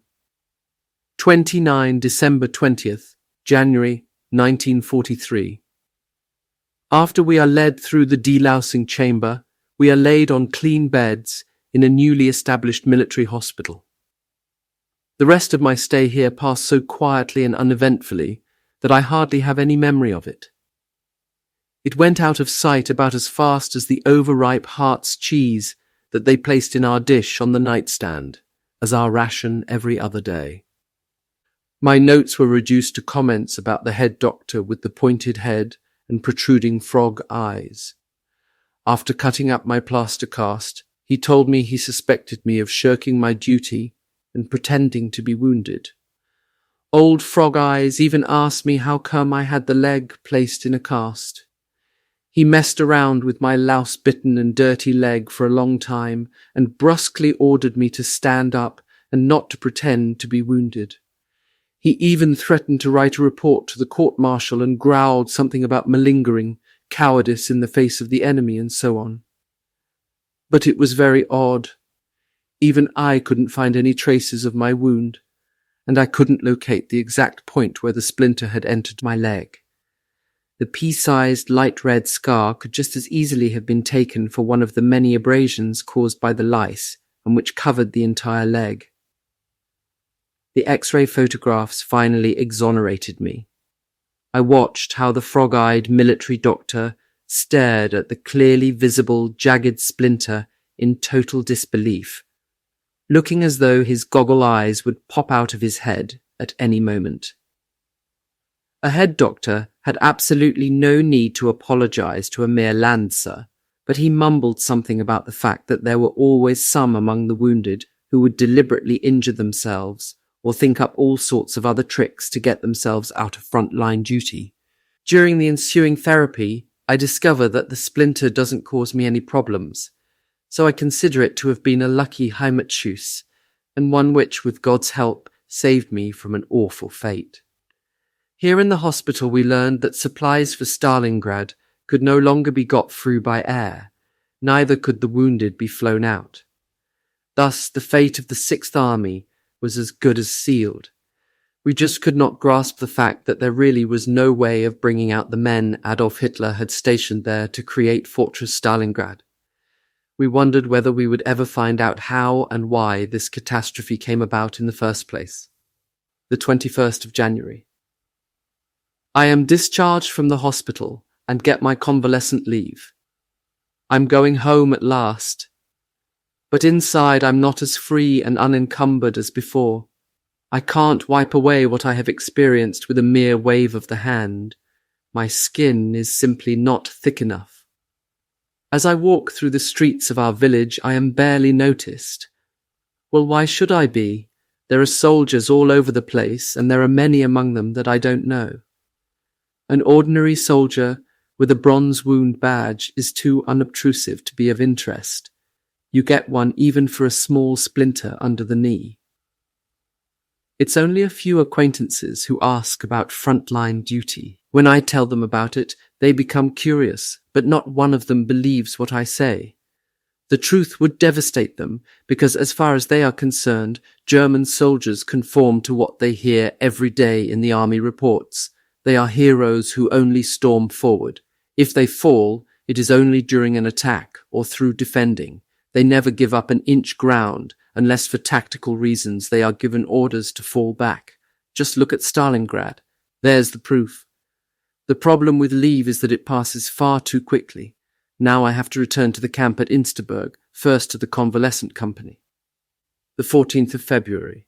I have arrived at Insterburg. On the way to the orderly room, I run into the relaxed atmosphere of the company in the shape of several inebriated soldiers. They welcome me as a newcomer with a hello, although we don't actually know each other. The Obergefreiter, or head snorter, as he is called here, slaps me on the shoulder and offers me a slug of juniper brandy, which I down while holding my breath. As I leave the orderly room where I reported in, I accidentally bump into a large aluminium urn filled with coffee that a soldier is carrying. The boiling hot liquid splashes over my neat leave uniform. I stare angrily at the steaming wet spot on my trousers while the man who is carrying it yells at me, "You silly sod! Are you blind?" I am absolutely dumbfounded. The ever-hungry Hans Weikert is standing in front of me, large as life. I haven't seen him since Ritchow, and I'd felt certain he was either missing or dead. Before I can say anything, he slaps me on the shoulder. "Welcome to the land of the living," he says. I can still remember him as a skeleton when, on the 13th of December, he leapt up and ran out in front of me over to the hill under violent tank fire. I learn how Warius and Weikert are still on convalescent leave, having just left hospital. They both begin their leave tomorrow. We have a lot to catch up on, but it is too noisy here, and we look for a table in the canteen. In the canteen, Warius, as if by magic, produces a bottle of East Prussian bear catcher. It is a tasty drink made from honey and alcohol, like a liqueur, which I prefer to the unpleasant juniper brandy. "Where do you think I got that from?" he asks, suppressing a grin in his freckled face. "I suspect that you will tell me in a minute. I got it from the blonde waitress in the Tivoli." He smiles proudly. I'm surprised. "Then I assume that I don't need to pass on your regards, like you asked me to when I was injured, and I reckon you will not want to buy me around like you promised." No, what do you take me for? What Helmut Warius promises, he delivers." The tall Warius taps himself on the chest. "But first you must allow me to go on leave." We change the subject and talk about our experiences. I go first and explain about my wound and about the incident with old Frog Eyes, the doctor in the military hospital.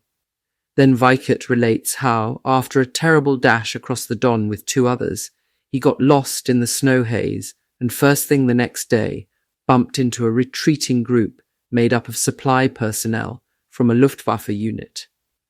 After other men from various decimated units joined up with them, it was a stop, and they were sent into the trenches.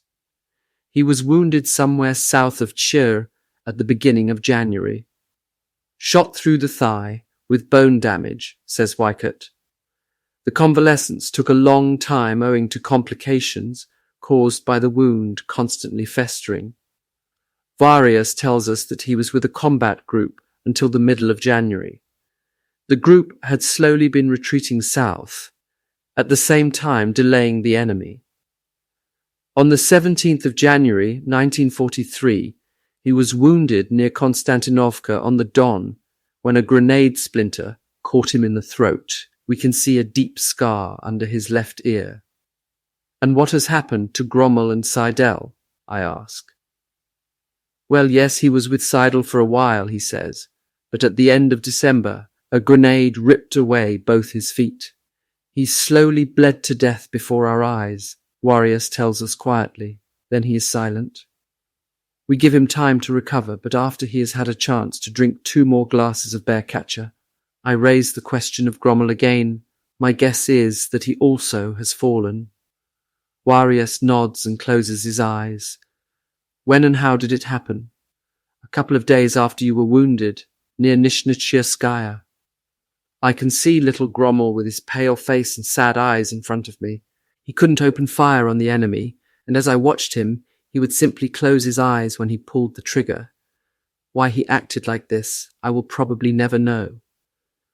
Warius must have been reading my mind. He lays his hand on my arm. Yes, I knew about that as well. But a few hours before he died, he confessed to me that his religion forbade him to shoot people. In front of God, we are all brothers, he said to me. But he was no coward. He saved my life and those of others before he died, Warius continued. I will never forget that. It was during the fighting west of Nishnetchirskaya, where the day before we had fought back an enemy attack. During the night, the weather changed and we were exposed to a heavy snowstorm, so we didn't realize the Russians were attacking until they actually stormed our positions. Thank goodness we had some tanks in support, which immediately fired on the attackers. But some of the Russians had already reached our trenches, and one big bull of a bloke sprayed us with his Kalashnikov like a madman. Suddenly he bent over and aimed his submachine gun directly at me and the others. I could already feel the hot rounds pumping into my body. Then some chap standing next to him jumped up and walloped him in the chest with his rifle butt. The Russian keeled over and his Kalashnikov started to go off. The entire string went into this man's body and he immediately fell back into the trench. We immediately shot the big Russian bully, but since the fighting was still going on, no one could concern himself about the fallen. We couldn't make out who it was because of the driving snow. It was only after we had beaten off the attack that we saw that it was our own little Grommel who had saved our lives. His body was literally riddled with bullets, and he was, of course, stone dead. When we pulled back, we carried all the dead bodies with us. Our little friend was buried with a lot of others in Nishnetchirskaya at the same time. We all went quiet after this, each man left with his own memories. Pictures keep appearing in front of my eyes, showing the many dead at the bridgehead on the Don, and most of the comrades I knew closely and who were important to me, but death takes no account of friendship, nor of the feelings of the survivors. The 15th of March. I've been with the convalescent company for 4 weeks now. Warius's and Waichut's leave begins tomorrow, and so I'll go with them to the railway station to bid them farewell. Months will pass before we meet again. The 2nd of May. Before I begin my travels, I can sew on a Gefreiter's stripe, along with which I receive a small increase in pay, although you can't buy much these days. I spend the summer holidays in an army convalescent home in Radom, Poland. The time passes pleasantly and I recuperate well. Before long, it is the beginning of June 1943. The weather is beautiful, and at the end of it I have a fresh and healthy tan. The 3rd of June.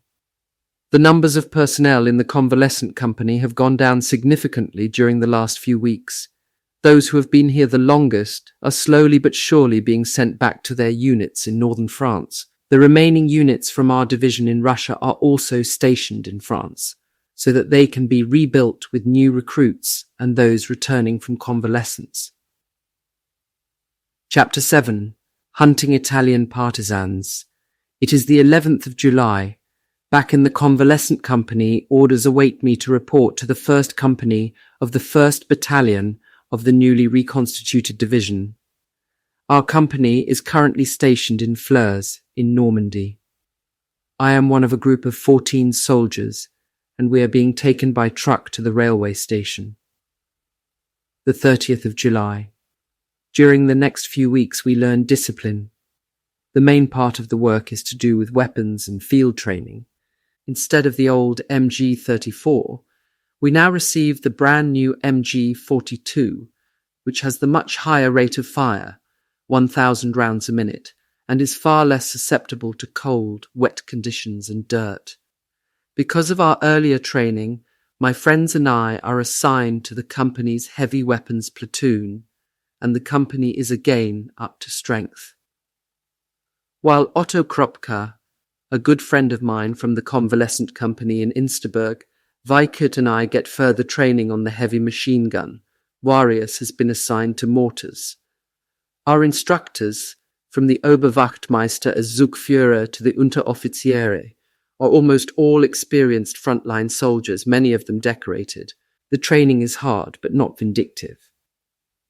As I always accept and carry out to the best of my ability the hard but very worthwhile training on the HMG, which apart from the firing exercises includes building gun positions and carting around the heavy mounting and the ammunition boxes, I do not feel any real desire to go out in the evenings. I know from experience how vitally important it is during an emergency to have a trained body and to be able to control your weapon perfectly. I'm convinced that these two things, plus my good luck and God's help, have helped me survive the war so far in one piece. The 15th of August. It's time to say au revoir to France. No doubt many of the mademoiselles are weeping hot tears through their long eyelashes, but they will probably hanker after one of the many communication stallions and are quite prepared to expand their families. The departing soldier, on the other hand, sticks out his chest so that his medals rattle, assuming there are any to rattle, and reflects that a hot-blooded Mediterranean girl wouldn't be so bad after all. Although our destination is top secret, the rumour mill points in the direction of Italy. General Badoglio has assumed control of the government there and has arrested Mussolini, and there are concerns that he will pull out of the German-Italian axis. This is exactly what happens. First we go by rail to Landeck in the Tyrol, and from there by truck to Meran. The welcome given to us by the local population is indescribable. It's as if everyone is having a party. The tarpaulin over the back of our truck bed is rolled up because of the heat. We wave from the vehicles and are nearly drenched in sweets, chocolate, fruit, wine, and huge quantities of flowers.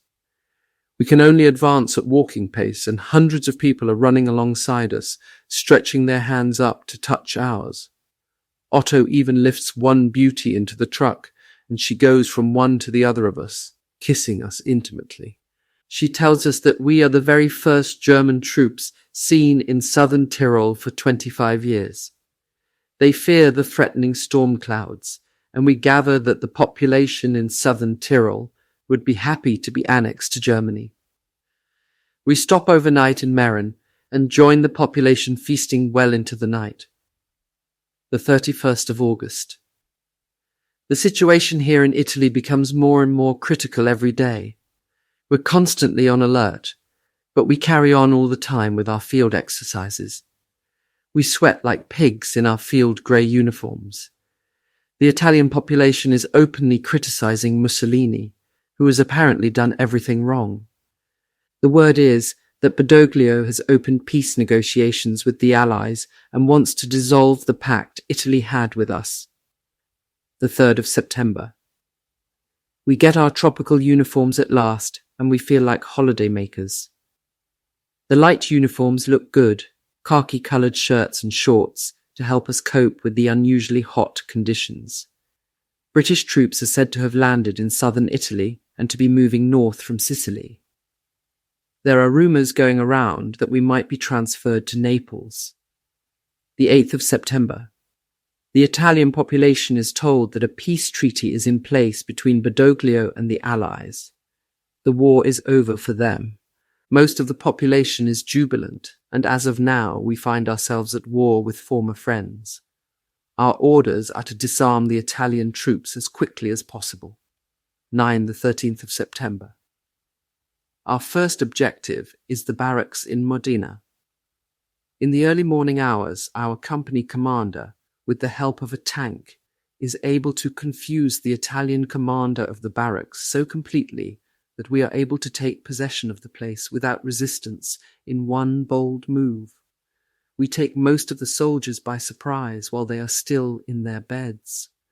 We are amazed that the Italian soldiers sleep in such huge rooms, an advantage from our point of view because we can win control over them quite easily. After they have been disarmed, they are turned over to an escort unit for onward transport. Then we're off to Bologna, and the next day to the barracks at Pistola, where the operation is repeated. Another rumour says that the Allied invasion can be expected in the Leghorn, Viareggio area. We've been told nothing officially. The 14th of September. We set off in a westerly direction and take up a position in a forest between Pisa and Leghorn. We hear that Mussolini has been rescued by German airborne troops and that he has been sent to the Führer's main headquarters. The expected invasion does not materialize. Instead, we are strafed continuously by enemy aircraft, although they cause no damage. The following days are quite pleasant. From the point of view of supplies, we are living a life of luxury. The supply depots which we captured during the disarming of the Italian army are filled to overflowing with all type of foodstuffs.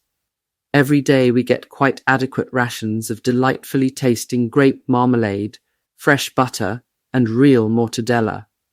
What's more, we eat crusty Italian white bread and drink delightful wine.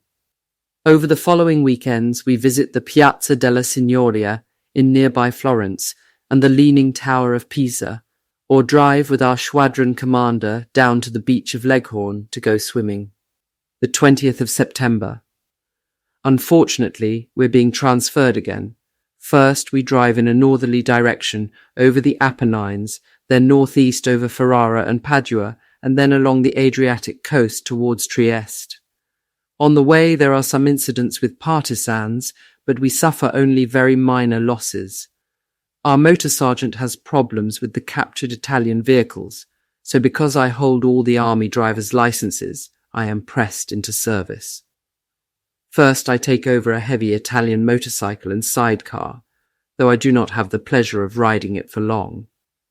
I quickly get used to the weight of the machine, even though, unlike our motorcycle combinations, it has the sidecar on the left-hand side. During the zigzagging drive through the Apennines, I suddenly have engine trouble and almost disappear into oblivion down a mountain gorge. The problem must have been due to either the carburetor or the ignition, because while sweeping round the bends, the engine would suddenly cut out, and as a result, I would get left behind. When I then, in my annoyance, revved up, the engine suddenly kicked in, and the machine took a giant leap forward. Although I normally would get the runaway motorbike quickly under control, on one very tight right-handed bend, I'm no longer able to control it. The machine accelerates over to a retaining wall on the left-hand side of the road, coming to a halt halfway over the edge of the abyss. The Schurmeister helps me push the machine completely over the edge into the gorge so that it will not fall into the hands of the partisans. Hunting partisans in Istria, 21st Panzergrenadier Regiment, 5 September 11th, October 1943. I then take over a VW Jeep, which initially gives me a lot of trouble. When I drive it, the lightweight vehicle weaves all over the road, and I am just thankful that no one is coming towards me. I'm behind the wheel of a passenger car for the first time. My military driver's licenses, Class 1 and 2, were gained on a 5-ton Henschel diesel truck, with rough double declutching and steering, which could only be done by brute force.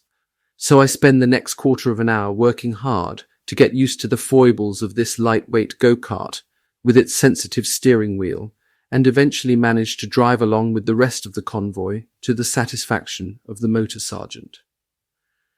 The 23rd of September. We've reached our destination and are spending the whole day in the assembly area. I have to give up my VW Jeep as I'm considered much more important as a machine gunner. The 25th of September. Our unit and others are hunting down partisans on the Istrian Peninsula. Members of Badoglio's partisan movement have holed themselves up in very difficult and rough terrain, in many cases in caves. Thus we have a physically demanding job to do, most of the time on foot since our vehicles can get around only with difficulty. The 27th of September. We capture 2 armed partisans and a woman in the houses. They couldn't get away in time. A Feldwebel I do not know wants to shoot them at once, and along with them the few remaining residents of the houses, who insist that they were forced by the partisans to let them use their homes. After a discussion with 2 other Feldwebeln, he agrees to let the residents go free and takes the prisoners along. As we continue on our way, Fritz Hermann and I are the last 2 in the group. The Feldwebel waits with the prisoners for us to catch up. Then he orders us to take them behind the rocks and shoot them. We're totally shocked, and we tell him to find someone else to do job. He gets extremely angry and yells, "That is an official order. Those swine have fired on us and wounded our comrades. They could even have killed them, and we can't drag that riffraff along."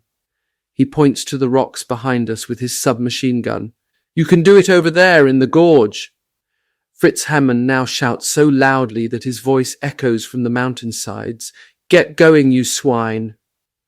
We force the prisoners off the road and back into the rocky gorge. I look them over as we are walking. In spite of their tans, they look very pale. Perspiration is streaming down their grubby faces, and their eyes have a terrified stare. They're afraid because they can sense what our Feldwebel has ordered us to do. I know terror in its many variations from my fighting in Russia, but his must be worse, because they can see no escape. The youngest is trembling like a leaf and talking to us non-stop, although he knows that we don't understand him. I reckon the woman can be no more than about 25. She has a narrow, hard face with a strong nose. She slowly goes ahead of us, turning sideways with every step.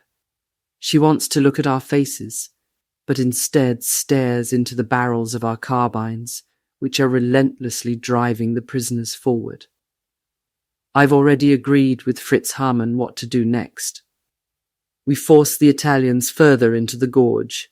As no one can now see us from the road, we yell, as if giving orders, "Avanti, avanti, presto!"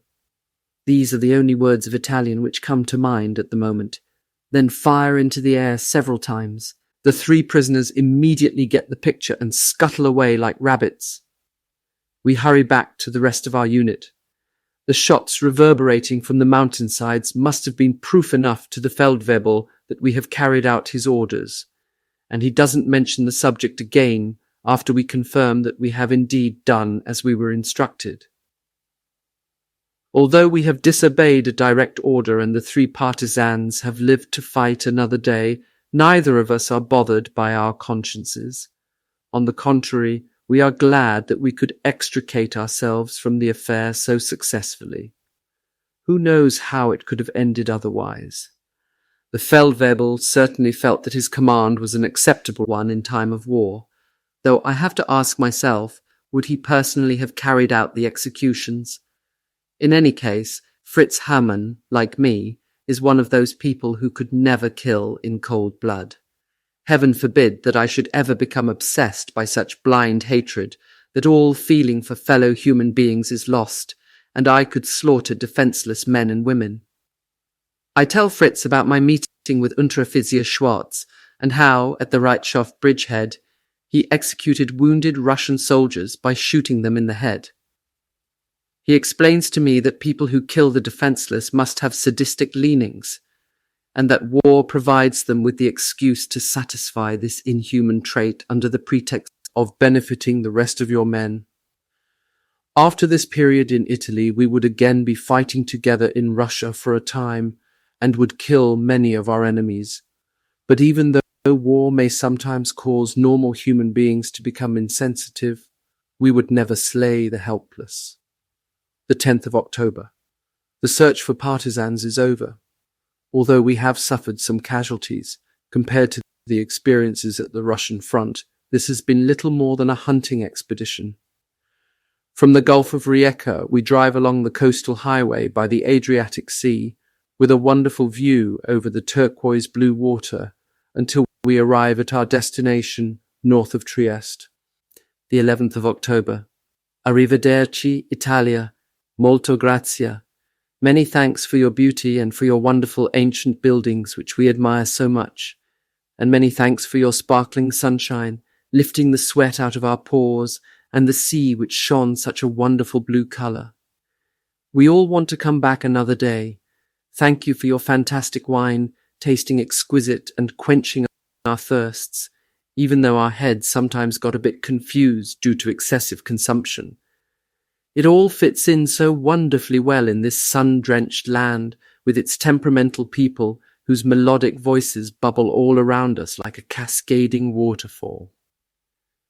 All that remains for us now as a memory of this country, and it is a poor consolation, are a few barrels of wine and a dozen bottles of aquavit, which we managed to salvage from a ruined factory on the Dalmatian coast during the last days of our stay. This souvenir helps many of us to overcome our departure from Italy, and even manages to take away gloomy thoughts about our inevitable return to the horrific situation in Russia. Word has quickly spread that an advance command unit is already on the way there. The 16th of October.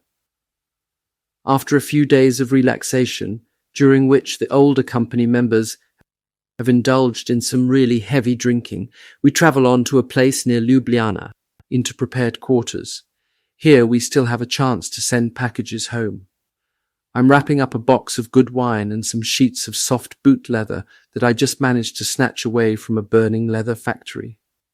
The 17th of October. We are loaded onto a goods train with our vehicles at the station in Ljubljana. It is cold and rainy, and we are freezing cold in our thin tropical uniforms. The 19th of October. We reach Vienna in the early hours of the morning, where we exchange our light uniforms for the regular army issue. Then we travel east to an unknown destination, equivalent to Sergeant Major. Zugführer means platoon leader, a type of salt pork. Chapter 8. Return to the Russian Inferno. The train has been rattling along towards the east for 2 days now. Those of us who are not busy writing a letter or playing cards with someone or engrossed in some other activity are perhaps like me, thinking about things.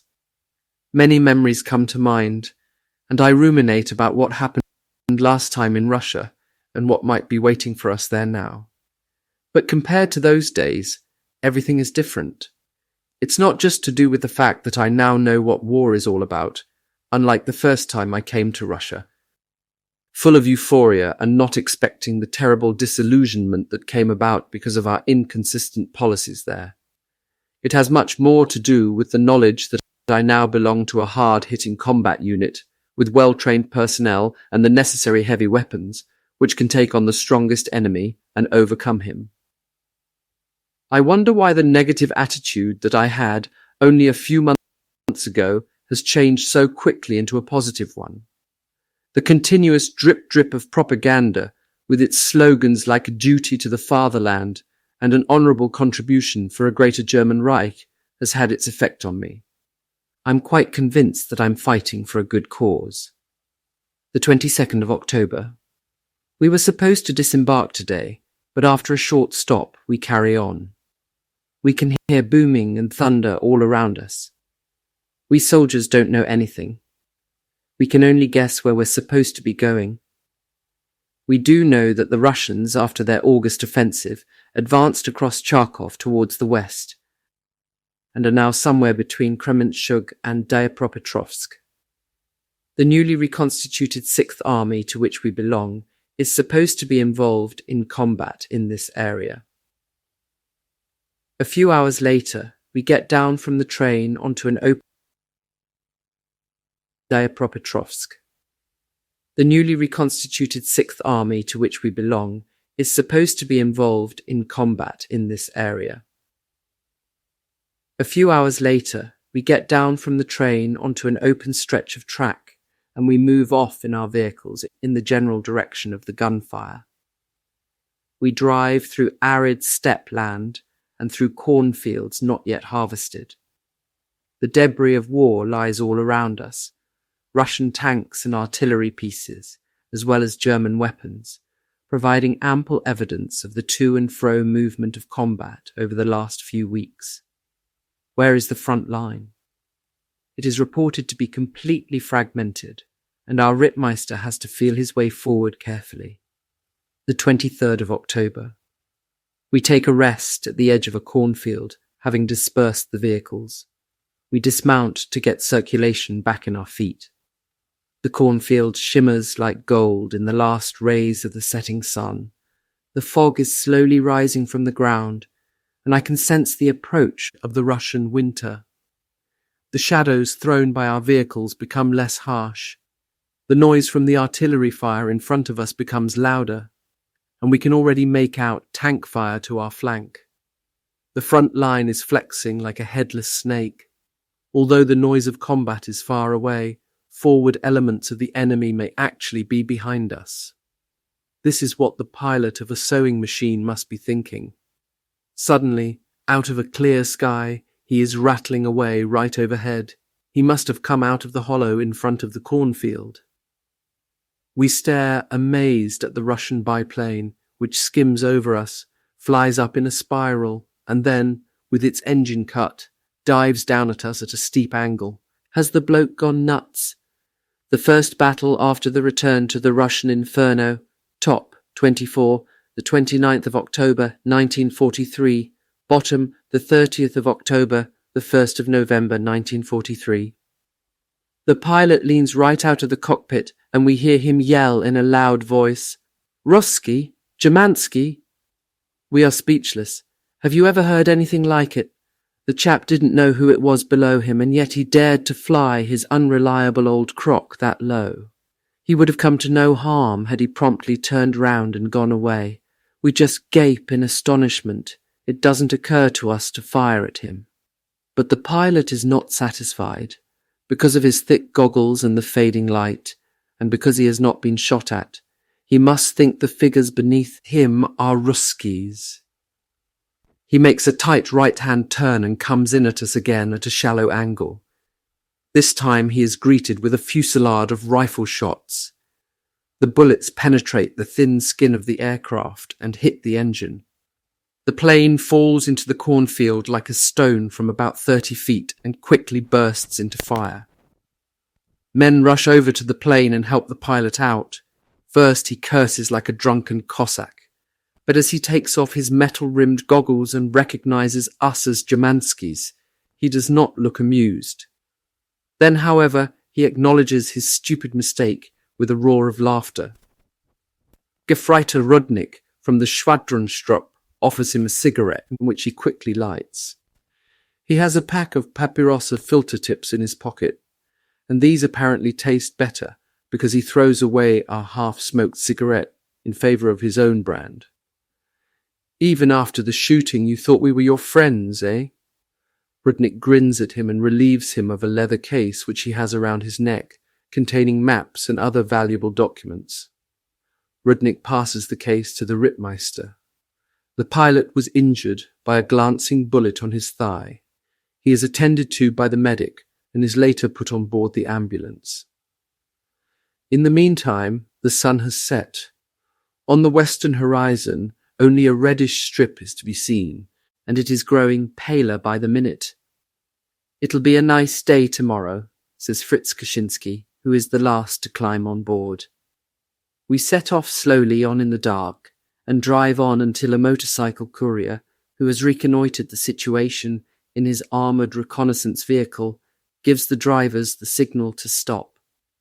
There is supposed to be a village ahead of us, occupied by Russians. They are securing an MSR which leads by the village, but this is very little used. Dismount. The vehicles disperse, and we stand and wait. I can hear our company commander asking the driver of the reconnaissance vehicle about the strength of the Russians in the village and if there are any tanks nearby. He doesn't know. Then a motorcycle courier turns up with orders for us to remain in an assembly position until tomorrow morning, until other parts of our outfit can link up with us. Our sector will get some assault gun support in the morning. The 24th of October. The weather is sunny, but it is cold and windy. The entire regiment is now in the assembly area, ready for action. As we launch our attack on the village, we make our first contact with the enemy. It is different for me this time compared to Kalach. Here we are the stronger side, and we are able to drive the enemy back. This certainly gives a lift to the ordinary soldier. The village wasn't heavily manned, and the road wasn't used much. However, we capture a lot of weapons, and these are blown up by our engineers. About 60 prisoners are taken and are sent to the rear. The front is here quite confusing.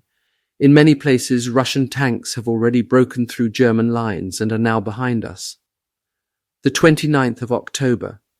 We drive out of Novaya Praga at daybreak and arrive at our armoured units during the morning. With them we attack the enemy. During our attack we are constantly bombarded by artillery and Stalingrad. We suffer casualties and must constantly dig ourselves in. A fellow in our unit, Heinz Bartsch, one of our ammunition carriers, is severely wounded in the head, and shortly afterwards our Italian volunteer, whom we call Marco, has his shoulder ripped open by shrapnel. Kilometre after kilometre, we push the enemy back. And when it gets dark, some of us soldiers, including me, suddenly find ourselves in the middle of some men who start talking to us in Russian. There are 10 of them, and in the darkness they have been unable to retreat quickly enough. They surrender without a fight. We continue to advance with the tanks in the darkness, stopping now and then, dismounting and continuing on foot. We have strict orders from the squadron chef that at each long stop we are to dig ourselves in. Fritz Kaczynski, who belongs to our group, has got hold of a long-handled shovel from one of the vehicles, enabling us to dig a hole in the ground much more quickly than with the small folding field shovels. During our advance, there are quite a number of these stops. I reckon that in the last few days I have dug more holes in Russian soil than I have ever dug in my entire life in our garden at home. I've got burst blisters on my hands and I curse this confounded digging on more than one occasion. But I appreciate how important it is to have a foxhole when we find ourselves in the open fields during an artillery barrage, or if we are surprised by Soviet aircraft. The 30th of October. Today we are attacking the enemy west of the river Ingulez, near Trnovatka. In spite of heavy enemy fire, we succeed, with the help of other companies and an anti-tank gun platoon, to establish a small bridgehead on the east side of the river. At the start of the action, we lose a 20 mm anti-aircraft gun and a tank destroyer to tank fire. Both vehicles are completely burnt out. The AAG crew are dead, and the tank destroyer personnel have severe burns all over their bodies. Notwithstanding the darkness, our Rittmeister wants to reconnoitre the small village of Nedaivoda, forward of our position. A reconnaissance platoon reports that the houses in the village are in rows either side of a small stream. In the village itself they have detected only light enemy units, although alongside a hedge they have discovered a T-34 securing one of the streets, which is not much used. Good. We'll get the tank first, I hear our chief say. Our vehicles remain under cover while we advance towards the village in small groups. The Schwadronstrupp with our Rittmeister in front is accompanied by a 75 mm self-propelled anti-tank gun. We creep forward very carefully, and when the guide gives the signal, the engine of the ATG is immediately cut. The closer we get to the tank, the more circumspect we are. We can often hear low engine noises and every now and then hushed calls in the night. Gingerly, we feel our way forward. The engine on the ATG runs quietly, and the tracks move easily over the ground. It is almost completely dark, but every now and then the area is bathed in pale moonlight as the clouds waft across the sky. In front of us we can see the shadows of the bushes and houses. Orders are whispered. We fan out in a line. Keep in touch. Advance slowly and more carefully. We have time. Orders from the Rittmeister. The ATG is now advancing at a snail's pace. There, in front of us, is the hedge. The tank is supposed to be standing there somewhere. If we are spotted, we will have lost the element of surprise and he will open fire on us at point-blank range. We advance along the hedge very carefully. The twigs snag on our ammunition pouches, and we stop immediately and melt into the shadows of the hedge. The ATG edges forward a yard at a time. Where is the tank? As if in answer, a diesel engine suddenly starts up. The noise comes from the right in front of us, there, where the hedge makes an angle with the houses and the street curves away. Has he discovered us? The excitement frays our nerves. If a flare goes up, the excitement is over, but then all hell will break loose. We hold our breath and the ATG cuts its engine, but the gunner cranks down the barrel and swings it over to aim it at the spot where the diesel engine noise came from. We soldiers press ourselves flat on the ground and stare into the darkness. The tank noise sounds loud and nervous, but nothing happens. We have to move closer, I hear the Rittmeister whisper. He can't hear us because of his engine. The ATG moves ahead very carefully, its crew ready to open up at a second's notice. We walk along bent double in the cover of the houses. Then suddenly the tank engine is cut. The ATG immediately does likewise. It is so nerve-wracking. The Russian tank crew is probably staring into the darkness just like us, uncertain exactly what to do. It's probably not a good idea to send up a flare with the enemy right under their noses. The best thing would be to get away out of here as quickly as possible, so as to gain a little distance. That must have been what the tank crew were thinking when they discovered us, because at that point the engine roars into life and we can hear the tracks move across the ground. Our eyes have got so used to the darkness that we can clearly see the outline of the vehicle.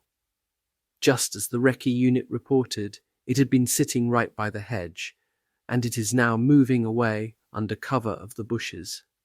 The ATG gunner aims at the dark mass.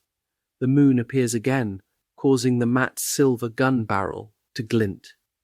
Ready! A voice breaks the tension.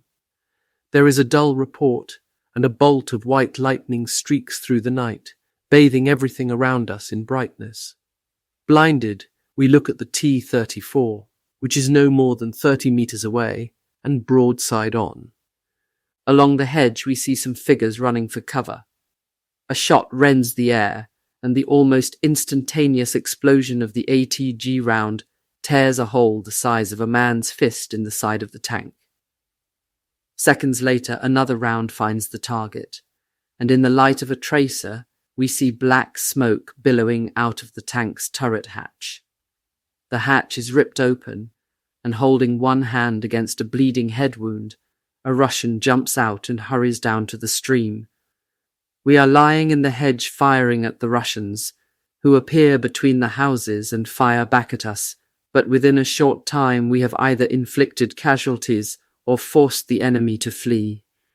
We don't have time to search through all the houses, but instead we take up our positions in front of the village, which we assume the enemy will make an effort to retake. The 31st of October. During the next few hours, a hard and bitter firefight develops, but we are able to hold the enemy back.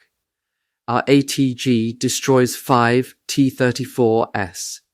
Later, another 7 are captured, having run out of fuel and been abandoned by their crews.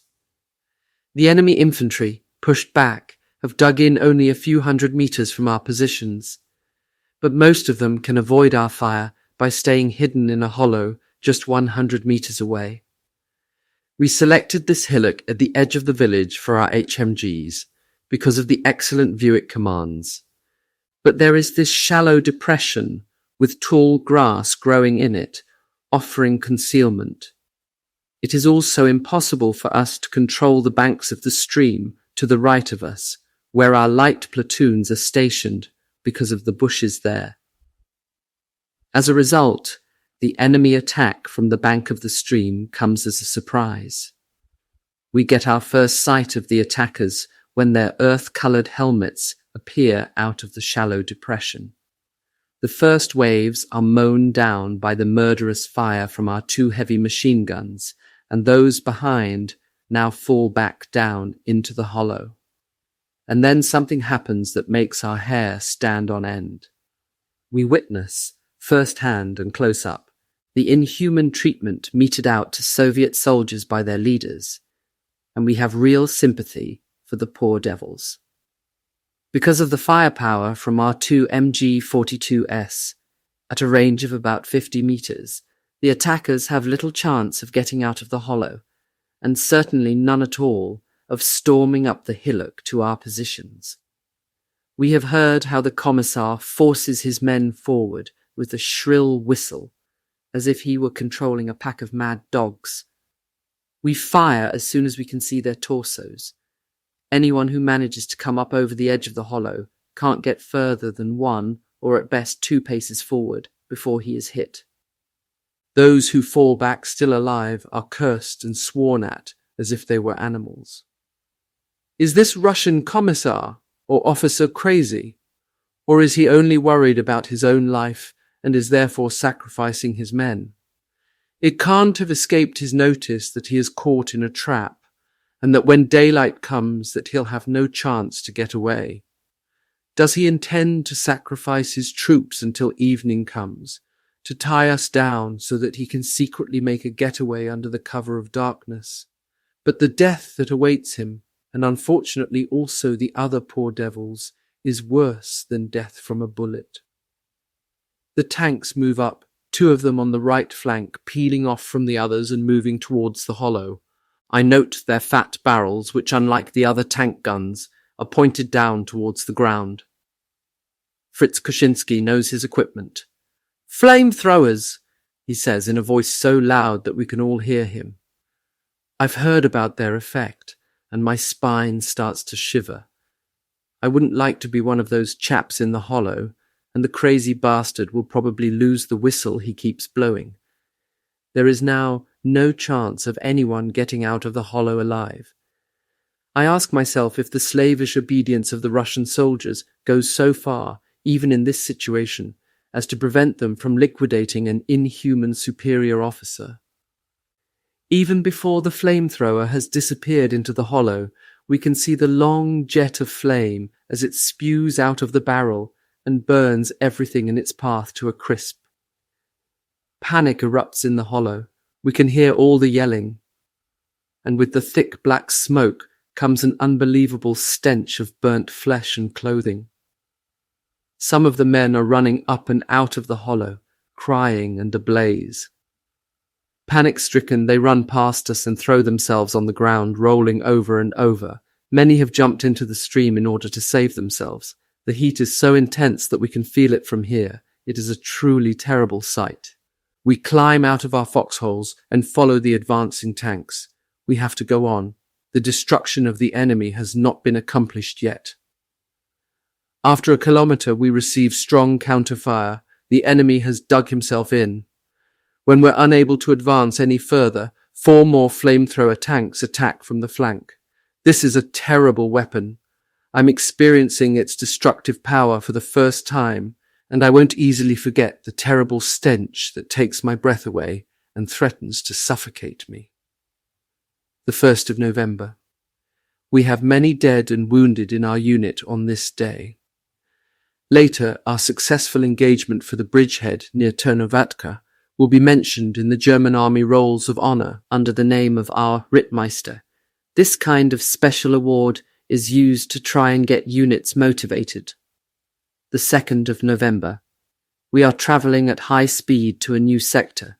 We, the ordinary soldiers, are left in ignorance as usual, but rumour has it that we are making for a bridgehead on the Dnieper. We drive through the night and freeze on board the trucks. For the last 2 days, it has been freezing during the night and raining during the day, and the awful strong wind blows right through our limbs. The ground is muddy, and the vehicles frequently get bogged down to their axles. When we board the trucks, after we have helped to heave them out of the mud, the sticky black Ukrainian clay clings to our boots and our uniforms. Finally, we stop in a village and move into quarters, where we receive new felt boots and padded camouflage suits for the winter that is imminent. The 5th of November. We are back in a defensive position around a large market town called Vrchny Rogashik. The main battle line is supposed to be quite near. We can hear gunfire and other noises of battle in the distance. We are told that the Russians have broken through our lines on a wide front. Our regiment, with the support of artillery and tanks, is supposed to attack in the early morning hours to try to re-establish the old front line. The 6th of November. Following a prolonged bombardment by heavy and medium artillery, we advance on a wide front against the enemy. The Soviets greet us with a huge defensive barrage. As the sun gets up, it blinds our tank gunners, so that they frequently have to stop and have a lot of problems getting the targets in their sights. It develops into a murderous attack, with high casualties in both officers and men. We have many dead. Right beside me, an Unteroffizier has his head blown off by an artillery shell. A grenade splinter rips open the ammunition drum mounted on my machine gun. In spite of our heavy losses, we managed to break through the Russian defences and drive the enemy fleeing before us. The flamethrower tanks take over the task of mopping up the resistance in the foxholes and trenches.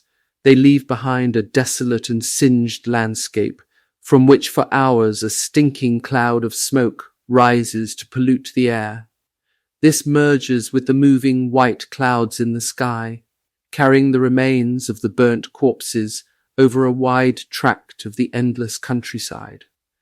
Just as we think we might be able to take things a bit easy today, the Russians counterattack. They take us by surprise with a devastating barrage from their Stalingrad and field howitzers. Again, we suffer a great number of casualties, but as we in the meantime have been backed up by yet another section of Hornisse heavy tank destroyers, and in addition some Hummels with their 150 mm howitzers, the enemy has no chance of breaking through in our sector. At about this time, our Stukas start to attack the enemy's assembly areas, and we see the clouds of black smoke rising into the sky, indicating that they have hit their targets. After we've mopped up the old frontline positions, the 79th Infantry Division reoccupy their previous positions. Tonight we move on to a new sector, this time near Vrchny Rogatchik again. The Russian defences are weak here. We're told later that we have defeated a Russian Guards artillery division with their guns and other heavy weapons, and have also caused heavy casualties in men and equipment among 2 further Guards divisions. But our victory has cost us dear.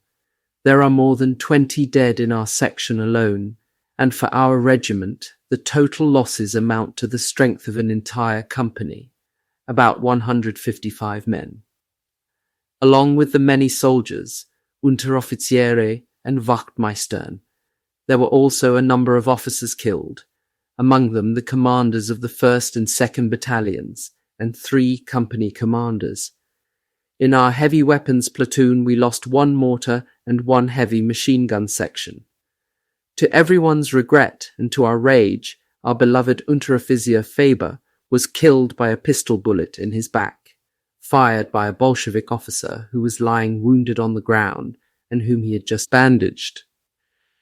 It made me think of Unteroffizier Schwarz, who at the bridgehead near Ritchow had done this sort of thing, which I reckoned was inhuman. This time I was not so much concerned, as a Wachtmeister from one of the light platoons shot the bastard with a burst from his submachine gun. God prevent my anger developing into such an intense hatred that I will ever become like Schwarz. The 7th of November. Days later, we miss our highly respected Rittmeister, who could always be found in the very first of our front lines. Our Zugführer tells us that he has been ordered by higher command to take over the decimated battalion, and we are to get another company commander. In the meantime, word has spread that we are, with the entire division, now at the strategically important bridgehead of Nikopol on the Dnieper. The weather has changed. Although it is freezing throughout the night, during the morning it begins to rain. The ground has become nothing but slime. Even tracked vehicles have problems trying to make it through. Most of the time we wade through the sludge, pushing our vehicles. After hours of exhausting work, we reach Dniprovka, a large village at the eastern end of the bridgehead. We are soaked through and completely covered in mud and slime. The staffs of an infantry division and a mountain infantry unit are supposed to be stationed in the village, and their fighting elements are reported to be dug in along the MBL, defending it against a continually attacking enemy. The 8th of November, We occupy the quarters relinquished by the men of an army tank unit. Our unit moves into a roomy wooden house which we call a panji hut. Here we find a Russian woman living with her 18-year-old daughter, Katya.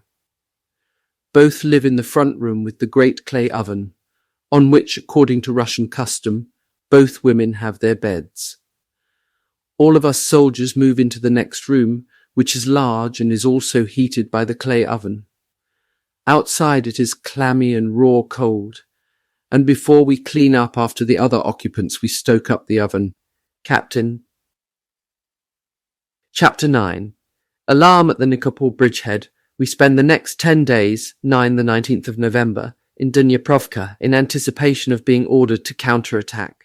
We know that the MBL runs a few kilometers south of the village and that the position on the left side is occupied by the men of the 3rd Mountain Division. Adjoining them on the right are the foxholes and trenches of part of the 258th Infantry Division. Both units are seriously depleted owing to the hard combat during the summer months.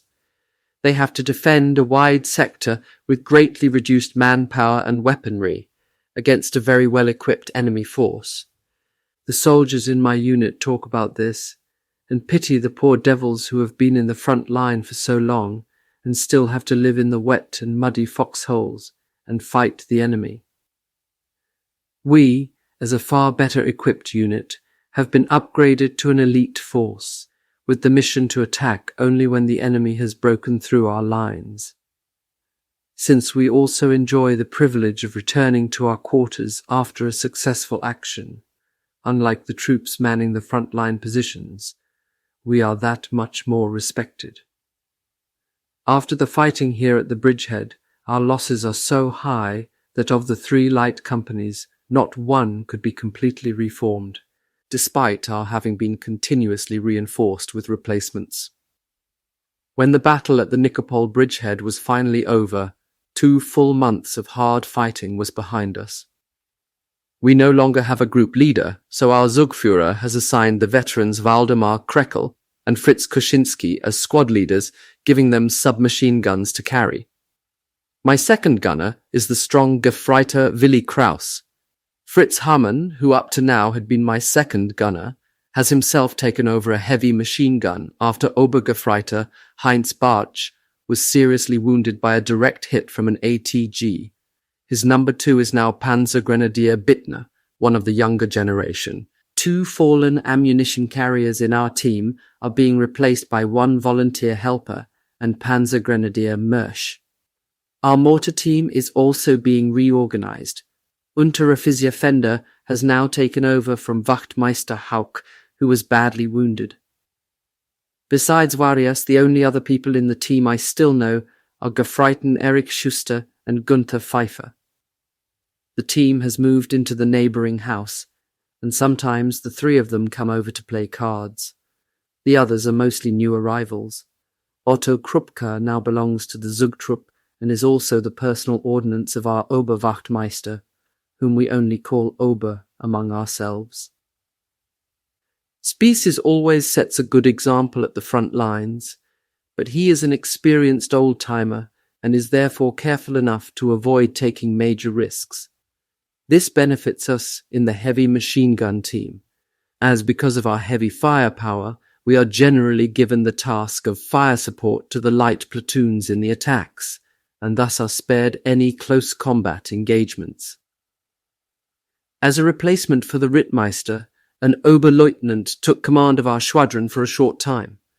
During his command, some of the more enterprising soldiers organized a sauna in an empty house, an excellent idea, and we made good use of it. Right from the start, Weichert and I had a good relationship with Katya, the daughter of Matka, our landlady. Katya works half a day, and her mother works the whole day in the kitchen for the mountain troops. Katya is a slim, blonde Russian girl, a so-called panyenka. She wears her hair in small braids woven like a wreath around her head. She dresses in a large Russian frock, which was once light blue, but is now bleached to a grey.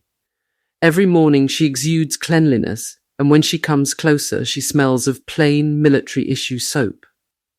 As soon as she sees us, she greets us with the usual Russian "Здравствуйте," good day, and her eyes light up like cornflowers. I think that were Katya to dress in fashionable clothes, she would be a charming and attractive young lady. Although we had orders that, because of the risks of espionage and partisan activity, no close contact must be made with the civilian population, it so happens that we have to discuss a number of matters with Matka and with Katya. Misha, our volunteer helper, who also comes from the Ukraine, serves as interpreter. Later on, I learn a little bit of Russian, and I am able to make myself understood when I or some of the others need something. Vaichert is usually the one to take advantage of this. He is always appearing with a chicken from somewhere which he wants Katya and Matka to prepare. There is even a little flirting between us soldiers and Katya, and she is greatly amused when we pronounce Russian words incorrectly or when she tries to say something in German. However, none of us think seriously of trying it on with her. She is definitely off limits in that sense. Over the days and weeks, Katya becomes, for us, a sort of guardian angel. It all began as we returned to our quarters from combat one day, wet and frozen to the marrow, and found our room pleasantly warm and spotlessly clean. Even our straw beds had been freshly arranged. She continues to look after us in this way day after day, and to show our appreciation we give her lots of pieces of chocolate from our army rations. She once asked us for a pair of socks for her mother, and immediately received several pairs and also some underclothing. She even got a tropical issue khaki shirt. She looked quite fetching in it. She was as pleased as Punch and looked herself over in the half-broken mirror hanging on the wall in her room. But when we have to go off to another engagement, she looks serious, and I often see tears in her eyes. As we sit in the trucks, she always comes up to say goodbye to us and to wave until we are out of sight.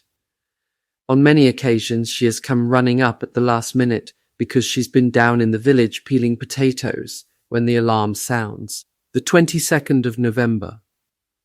We had frost again during the night, and during the early morning it starts to drizzle.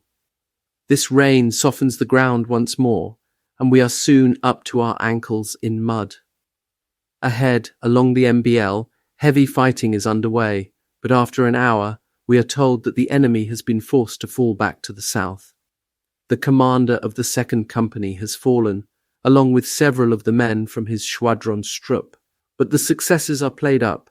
The static AAG platoon of the division, which inflicted more than 50 casualties among the enemy, using their weapon in the ground support role, and our capture of some T-34S and destruction of 16 ATGs and a number of field guns. We're still in the assembly area awaiting orders to engage the enemy. It's been rather quiet during the night, and with Willy Kraus, my number 2, I've cleaned up our foxhole of clay and mud and covered the base with steppe grass and a couple of planks from an ammunition box. This lifts our spirits, and we now try to get some sleep, standing up in the roughly 2-meter deep hole. The 23rd of November. Early in the morning, we are woken up by a heavy enemy artillery barrage which is concentrated on the infantry positions on our right flank. While we are listening to the barrage and hoping against hope that they will be able to hold out, our thoughts are interrupted by the loudest and most terrifying engine noises we have ever heard. The walls of our foxhole vibrate and the ground shakes as if an earthquake has hit us. The roar increases and then reverberates from the walls. Slowly, a huge object hauls itself along the floor of the Rachel. It is nearly as big as a house, and it has a long barrel poking out in front of it. Then I count 4 of the steel monsters, bigger than anything I have ever seen before. They move forward at a walking pace on very wide steel tracks. All the soldiers get up out of their foxholes and look at these giants. Even the old-timers amongst us have no explanation. Then the news spreads like wildfire. These are Ferdinand's, new 75-ton tank destroyers with an 88mm gun and a special sight which enables them to destroy enemy tanks at unheard-of ranges. An interrefesia from the crew informs us that the monsters are each powered by 2 huge diesel motors and 2 electric motors. They move on extra-wide tracks, but even so, still sink into the mud. Rain and mud are their worst enemies, capable of rendering them totally immobile. So the Ferdinands are better suited for positional and defensive combat. For the moment, 5 of them are being assigned to this sector on a trials basis. Whilst on the subject of these Ferdinand tank destroyers, I'd like to mention here an incident that took place a few days later, illustrating the effect they had on the enemy. We had stopped an enemy attack and delivered a counter-attack. In support of our advance were 4 assault guns and 4 Ferdinands. As the enemy disappeared into a field of sunflowers and we took over his positions, a total of 22 T-34 tanks began to roll towards us. The assault guns and the Ferdinands had moved into a Rachel behind us and were well out of sight. They waited until the T-34S had closed to a favourable range, and as soon as they opened fire, 6 of the enemy tanks were immediately destroyed. All the other T-34S stopped dead, though they returned fire straight away. When the guns behind us roared again, the turrets of 3 more T-34S were sent flying through the air, and 2 more T-34S were set on fire. The rest of the T-34S turned and ran, halting at a respectful distance and turning around to face us again. 11 T-34S were now standing at what they believed to be a safe distance, out of range of our tanks and ATGs. But they were mistaken, and what happened next was unbelievable. The Ferdinands moved up a little, out of the Rachel, so as to get a better view. The T-34S had in the meantime taken up positions in line on the top of a small hillock to observe us. I could see them better through the telescopic sight of my machine gun. The 4 Ferdinands then fired almost simultaneously, and I could clearly see the glowing shells explode among the T-34S, 2 of which began to smoke. 2 hits. Quite incredible at this distance. The enemy tanks started to move off, but the Ferdinands continued to fire, and again they hit one of the T-34S. The rest of the enemy tanks were by this time in a great hurry to get behind the hillock. The Russians must by now have begun to wonder what kind of weapon they were confronted with. We were all convinced that from now on, the Ferdinand would be the great nemesis of the T-34. As the enemy infantry was no more than 300 meters in front of us in the sunflower field, which has still not been harvested, we decided to remain in their old positions overnight. For security reasons, every so often, we fire off flares. Around midnight, a black shadow is suddenly over us, throwing out a bag full of anti-personnel bombs over our positions. After that, 2 sewing machines circle overhead, preventing us from illuminating the area towards our front. As soon as they see even a small gleam of light, they immediately drop a bomb. To the right of us, they have hit a light machine gun, and we can hear people calling for the medics. Because of this, we don't dare light a cigarette, even under cover. We gaze out in front of us. It is a black night. Willie Krauss thinks he can hear a noise. I can't see a thing, and the runway radar above prevents us from firing a flare to see what it might be. For a while everything is quiet, but suddenly a light machine gun to our right opens fire. At the same time, flares are now sent up, and in an instant the front is wide awake. Machine guns and rifles open up along the entire line. We also send up a flare, and in its light we can see figures in front of us jumping up and trying to run back. Some fall to the ground, others hold up their hands in surrender. We take 6 prisoners in front of our position. The neighbouring light infantry unit on our right flank has taken 11. All are immediately escorted to the squadron battlefield collection point. The prisoners are a surprise. All of them are old grandfathers with beards. I estimate the youngest to be 50. From the prisoners we learn that 30 men, under the leadership of a commissar, were given the task of breaking into our lines and taking prisoners. They wanted to learn from us what new weapons we were deploying against them. We also discovered that they have only recently been drafted and after very limited training on how to fire a rifle, had duly been given rifles and yesterday found themselves on the front lines. What is surprising to us is that, under the leadership of the commissar, they were so cautious that they needed almost 4 hours to crawl the 300 meters from the sunflower field to our position.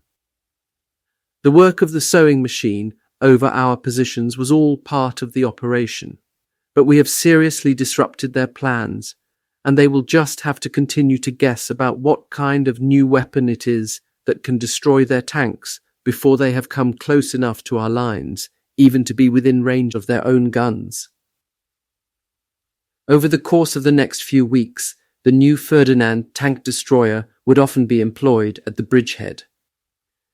It soon became appreciated that because of its superior equipment, it was without question a magnificent tank destroyer during a defensive operation, but that owing to its heavy weight, it could seldom be employed to its best advantage because of the quagmires and bottomless mud of the Russian steppes. This is why they would be blown up by a special demolition unit from the engineers when the bridgehead was evacuated and the retreat began through the Ukrainian morass from the Dnieper to the Bug. The 24th of November. It has been frosty during the night. We are still in our defensive positions between Dniprovka and Stachanov. The arrival of the Ferdinands has boosted our morale, although they were withdrawn in the night and moved to another sector. During the course of the morning, the weather changes and the rain teems down. We cover ourselves as best we can with our ground sheets, but it doesn't make much difference. We are soaked to the skin and are wading through mud and water. Then the roar of battle is heard towards our front as the reports from tank guns tear through the air. After 2 hours, the noise starts to die down. Since this is primarily a tank battle, we don't have to get involved. News gets around very quickly that our Ferdinands have destroyed 40 tanks and 15 ATGs in the area. Our Hummels and Hornesses, assault guns and tank destroyers have accounted for 15 tanks. To the west of us, other units of the division have succeeded in throwing enemy units back to the MBL. It's quiet now. It is still raining heavily, and the sticky mud is gradually filling up our foxholes. The enemy will also have difficulties with the terrain. We are told that he is having problems bringing forward his replacements and weapons, as well as other supplies. 25 the 28th of November. We remain in our filthy trenches and foxholes a further 4 days. The weather is variable, but mostly cold, wet and rainy. Our equipment is dirty and sticky. During the night it is usually freezing and then everything becomes rigid, and many of our weapons don't function anymore. They are changed during the night because we are constantly under fire during the day. Because of the atrocious conditions, the mess provisions arrive at all sorts of times. On one occasion, the delivery vehicle took 2 hours to cover the 8 kilometers from the rear area. The 29th of November, the 1st of December. The enemy has attacked us 3 times in battalion strength. He has succeeded in breaking through our main defensive lines here and there, but each time he has been thwarted with the help of assault guns and heavy weapons. He has suffered such heavy losses that he has now had to bring in new reserves. The 2nd of December. We are finally relieved by mountain troops. It is raining hard when their vehicles arrive. The Russians seem to know what we're up to because they open fire on us with their heavy artillery. Again we suffer dead and wounded, and 2 of the vehicles are hit and become unserviceable. The drivers attempt to get away, but the thick mud makes this impossible. Our vehicle gets stuck, and we have to get out and push it out of the morass. The distance the driver would normally cover in 15 or 20 minutes now takes 2 hours. Dog-tired, exhausted and depressed over the loss of so many good friends, we drag ourselves into our quarters. The first person to greet us is Katya. She has a surprise for us because a small gift had been laid on each of our bunks. A couple of cigarettes, some pages of writing paper, a packet of cigarette paper, and similar small items. She has probably scrounged these things from the mountain troops. 3 bunks are now empty, 2 because of the wounded, and 1 that was occupied by the tank infantryman Mersch. Katya has placed a small cross made of twigs on his belongings. We wonder how she could have known. The 3rd of December. Many of our men have been killed, and the crosses on the cemetery increase daily. A lot are from the light support troops whom I knew very well. I remember how happy and full of hope they were in France and later in Italy. Now they are no longer with us. It's particularly sad to learn that just a few hours ago, during the artillery barrage when we were being relieved, the good-humoured Gefreiter Rudnik of the Schwadronstroop was unlucky enough to have been struck in the head by shrapnel, killing him. Now we think only of sleep. No one complains about that. The 4th of December. Yesterday was like a holiday. We were able to wash, shave, and dress in clean clothes. The food was excellent. We had goulash with noodles, and for dessert we had semolina pudding. We were also able to take our time washing our dirty uniforms and cleaning our weapons. We were even able to take a short afternoon snooze while it snowed outside. However, the snow didn't last long. It merely added to the slush of the bog. We laid planks along the path to the latrine, so that we could at least get there with clean feet. Because of the losses we have suffered, individual squads and platoons are being reorganized. My second gunner is now Paul Adam, a tough soldier who was previously assigned to the Rotman heavy weapons section. Willi Kraus goes to Fritz Heymann as his second gunner. Our volunteer helpers are transferred to the light supply trains, and in exchange we receive some of the mortar section crew members. These reassignments always bring some uneasiness, but it really doesn't matter much because, as a general rule, whether in quarters or on the line, we are a strongly knit unit. It's important to me that I keep my heavy machine gun. I would otherwise feel quite naked and unprotected, and would undoubtedly become insecure and unsure of myself. I think our Ober has also decided that he can depend upon me, in spite of the fact that, as he told us, a couple of senior Obergefreiter are being assigned to us from the 2nd Squadron. They are also heavy machine gunners, but Fritz Hamann and I will keep our weapons, in recognition of our performance over the past weeks. 5. The 9th of December. We have been assigned a new Schwadron chef. Because of the reduced sizes of the Schwadronen, the officer assignments within them often change.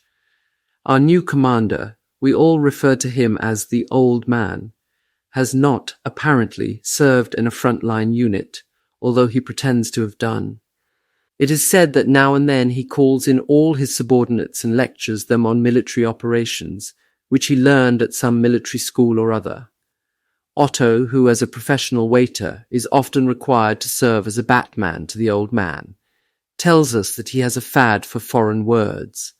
His lectures are delivered primarily in a so-called academic German, which is full of foreign words. Otto says that it makes him laugh when the Wachtmeister and other NCOs are asked if they understand and always answer, Jawohl, Herr Oberleutnant, and afterwards they ask Turnip what was said. Turnip is an Unteroffizier in the orderly room who is also an academic. He got his nickname in Italy because instead of eating meat, he always ate vegetarian meals. So Turnip has to explain what the Old Man means by preventative attacks, proportional engagements, divergent front demarcations, and similar gems. The Old Man actually expects his soldiers to understand his posh language. Apparently he has lived so long among his own kind that he is no longer able to speak clearly and concisely. Once in front of an assembled group, he asked a tank grenadier, who had only been with us 3 days, if he had been able to integrate himself yet. The young soldier who came from Upper Silesia and spoke German in a rather humorous and twisted form looked at the Old Man in a rather quizzical manner, but then, seemingly having understood, answered, "I don't know yet, Herr Oberleutnant." We could see that the old man had not expected this answer. He therefore asked, "Why not? You've been here with us for 3 days." "Jawohl, Herr Oberleutnant," answered the man, "but I only got my first black crap tablet 2 hours ago." The entire group just howled with laughter. The soldier thought the old man had asked him if the charcoal tablets had helped his diarrhea. The old man laughed with us, of course, but he didn't realize that we were laughing over the delightfully down-to-earth answer to the posh way the question was put to him. The old man had, of course, only wanted to know if the soldier had found himself at ease in our group. After this episode, the Upper Silesian Panzergrenadier, his name was Josef Spitka, was the subject of many a joke. We called him Peronje. He often used this word because it apparently covered many subjects, but what it actually meant not even he could tell. Peronje soon became a close friend. He was always dependable, and even in the front-line trenches he had such an aggressive nature that we often had to hold him back to keep him out of danger. The 14th of December. Last night was quite an occasion. You could hear the men laughing out loud, as if someone had just told a terrific joke. In many of the barracks you could hear loud singing throughout the night, intermingled with the sound of an accordion. It reminded me of Unteroffizier Doring near Ritschow, who played almost identical tunes. Soldiers' songs, often merry and joyful, but sometimes sad and moving. Everybody then quietened down, becoming immersed in his own thoughts, asking himself if he could join in with the singing next time round. To cope, many turned to the brandy bottle. They carried on drinking until they were legless, then collapsed onto their bunks and fell asleep. Waldemar Krekel and Obergefreiter Kuczynski were 2 of them. Where on earth did they find all that brandy? They seemed to have discovered a never-ending supply. Every so often one of them would disappear, only to reappear shortly afterwards with a fresh bottle. Once I sniffed at the bottle, and it made me feel quite sick. Fritz Hayman said it was Samagonka, a Russian home-produced brandy of some sort, made out of corn or often beet. You can buy it from the Russian volunteer helpers who work in the kitchen for the infantry. Now I know. They guzzle the wretched stuff here in the barracks area, straight from the source as it were, because they know that when they are up at the front line they can't get more than a sip or 2. The 15th of December. We have had sharp frosts for a few days now, and the streets are once again passable. Yesterday it even snowed, and you can feel Christmas in the air. This will be my 2nd Christmas in Russia. Maybe we'll be lucky and can celebrate it here in our quarters. The 16th of December. Today we covered all available vehicles with white chalk so as to camouflage them. For our next engagement we have turned our camouflage battle dress inside out so that the white lining is showing. I'm off with Weikert and Paul Adam for a few minutes to the reorganized mortar section. Warias has told us that they have 3 new men from another squadron there. They are supposed to be old hands who have quite a bit of experience. Even before we go into their Russian cabin, a pleasant smell of chicken meets our noses, surprisingly, as requisitioning poultry or anything else in the village is strictly prohibited. Nevertheless, a hearty chicken soup is being boiled up. I can see Weichert licking his lips. As we go into the hut, the men are just lying or sitting around having their soup. Some are holding chicken bones in their hands and gnawing at them feverishly. After a short greeting and introduction, Weichert asks curiously, "Incidentally, Warias, where does this heavenly grub come from?" Instead of Warias, an Obergefreiter, who introduces himself as Bernhard Kubat, stops eating and says to Weichert, "Where from?" "Well, 3 turkeys suddenly came flying in through the window and perched on Matka's soup saucepan. The darn things wouldn't go away, see?" Weichert looks at him dumbfounded, and we all laugh. The feathered inhabitants around here are very domesticated, you know. the Obergefreiter continues while gnawing away at his chicken. Of course, we were really upset because the poor things were freezing cold and just wanted to hang around and warm themselves up. The entire group grin in approval, and many of them start chuckling. The Obergefreiter point towards the outside with his half-gnawed chicken bone. It was certainly too cold for them outside, what with the snow and ice and all that. Kubat shrugs his shoulders. Weikert, who is secretly hoping to get hold of a bit of the prized chicken, plays along and asks, "Yes, and then?" The Obergefreiter scratches his flushed forehead and says slowly, "Well then, I naturally granted them their request for warmth, and merely he pretends to twist their necks with his hands, because I could not, of course, have put live chickens in the pot. You do see, don't you?" Weikert grins and says, "Right, then we shall also have to have the window in our place open, and maybe then a couple of those tender frozen chickens will fly in. I've always had a soft spot for our feathered friends. As soon as they see me, they stretch out their necks to be tickled." Kubat starts to choke on a chicken bone, and when he can finally talk again, he looks over at Weikert for a while, and then says firmly, "You'd better leave that alone, you chicken tickler. You know the rules. If they catch you at it, the shit will hit the fan, and we might well be blown away with it." After a short pause, he continues, "In other words, leave the chicken tickling to those who know all about it, okay? But you can come over now and then and gnaw on a couple of bones with us if you like." Weikert doesn't say any more, but grins bravely at us, and then shows the Obergefreiter a wide set of dentures, with his gold cap in the upper row. After that, we all get a tender piece of chicken, and half a canteen lid full of fat chicken broth. We note, of course, that Kubat, as well as the Gruppenunteroffizier, has the last word here.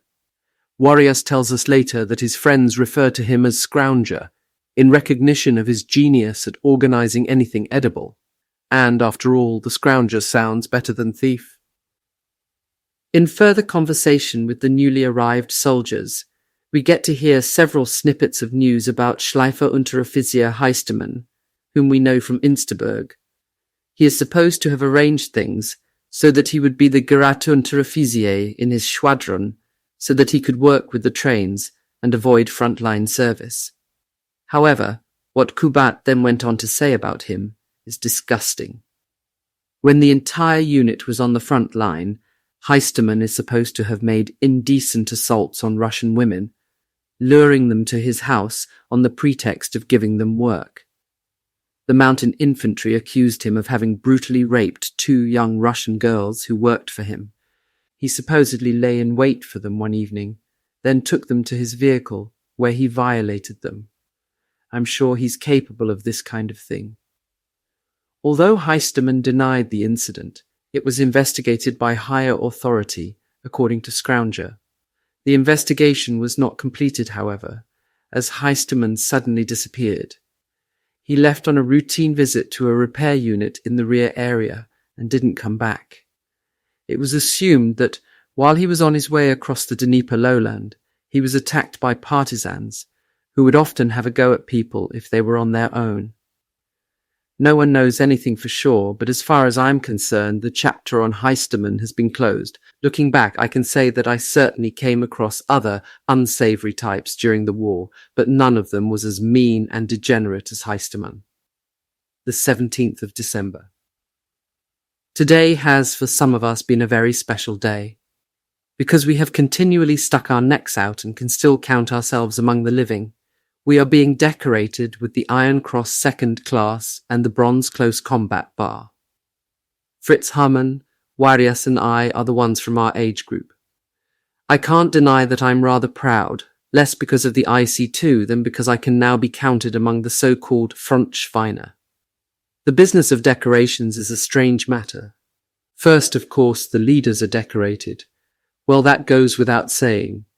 How could we carry on if, say, a soldier received the Iron Cross First Class and his Zugführer didn't? What would happen to the pecking order? We soldiers know how it is with the handing out of decorations. One for all, they say, and the one is always the chief and the superior. When the chiefs are taken care of, then something can also be dished out to the Indians.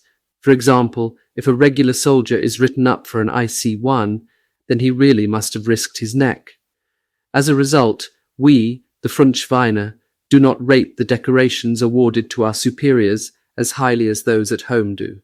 Officers' decorations are usually awarded on the basis of what their soldiers contribute, when, en masse, they manage to save their officers' necks. In general, no one quarrels with this system as long as the superior has demonstrated his ability to lead. Unfortunately, I have also met those who never remotely deserved their decorations based on their own performance.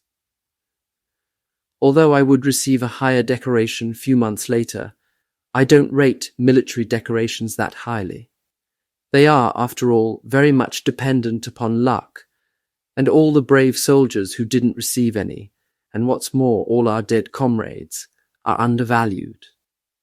I knew brave soldiers in the close combat days of Retschhoff, and later towards the end of the war, who several times over deserved higher decorations, but never received them because their superiors had become casualties in the fighting, or because commanders had come and gone, and nobody was left to attest to their bravery, or commanders who perhaps didn't want to commend their men in order to reap the glory for themselves.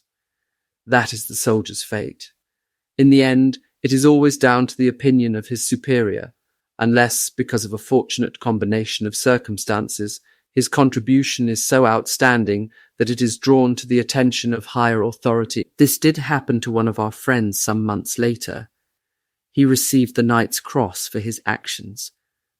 I made notes about this incident in the spring of 1944, as we were engaged in the most horrific retreat, dragging our way through the deepest mud and mire which I've ever experienced in my life. We pulled back all the way to the Bug, and from there we were transferred to Romania. This retreat took place over several months, during which many of my good mates were lost forever, or, thank God, were only parted from me because of their injuries. Today, after I had received my first decoration, I had a few drinks, having kept away from them for some time. In this atmosphere, there is always a lot of talking going on, and as a result, we got to bed rather late. The 18th of December. During the night it snowed again. We wash our bodies with fresh snow and afterwards have a snowball fight. In the morning sun, the snow sparkles as if diamond splinters have been scattered over it. Everything is unusually quiet. The only noise from the front is the occasional explosion or sound of gunfire, only the normal harassing fire. Yesterday, a group in the village was showing films. Part of the squadron went yesterday, and today it's our turn. When we return to our quarters from the movie, the place smells seductive. Katya and Matka surprise us with a Russian borscht soup, a sort of hot pot. It contains sauerkraut, stuffed tomatoes, and of course plenty of canned beef, and it tastes superb. The soup makes a real change and is delightful. Paul Adam is frequently hanging around Katya. They laugh a lot together. I do not begrudge him. As I wander up to them, Katya is showing him some family pictures. A couple of them are painted portraits. "Who is that?" I ask, and Katya becomes serious. She says something I don't understand. Paul has learned Russian very well, and he tells me that they're paintings of her brothers. They also are in the war. One of them has painted most of the pictures himself. He is reckoned to be a good portrait artist. Then suddenly, Katya begins to weep. She curses the war and then raises her rough hands and calls out, "Wojna kaput," and again, "Wojna kaput," which means the war must end. Poor Katya. We want the war to end too, but who knows if it ever will. The 19th of December. Today is different. There is no more peace.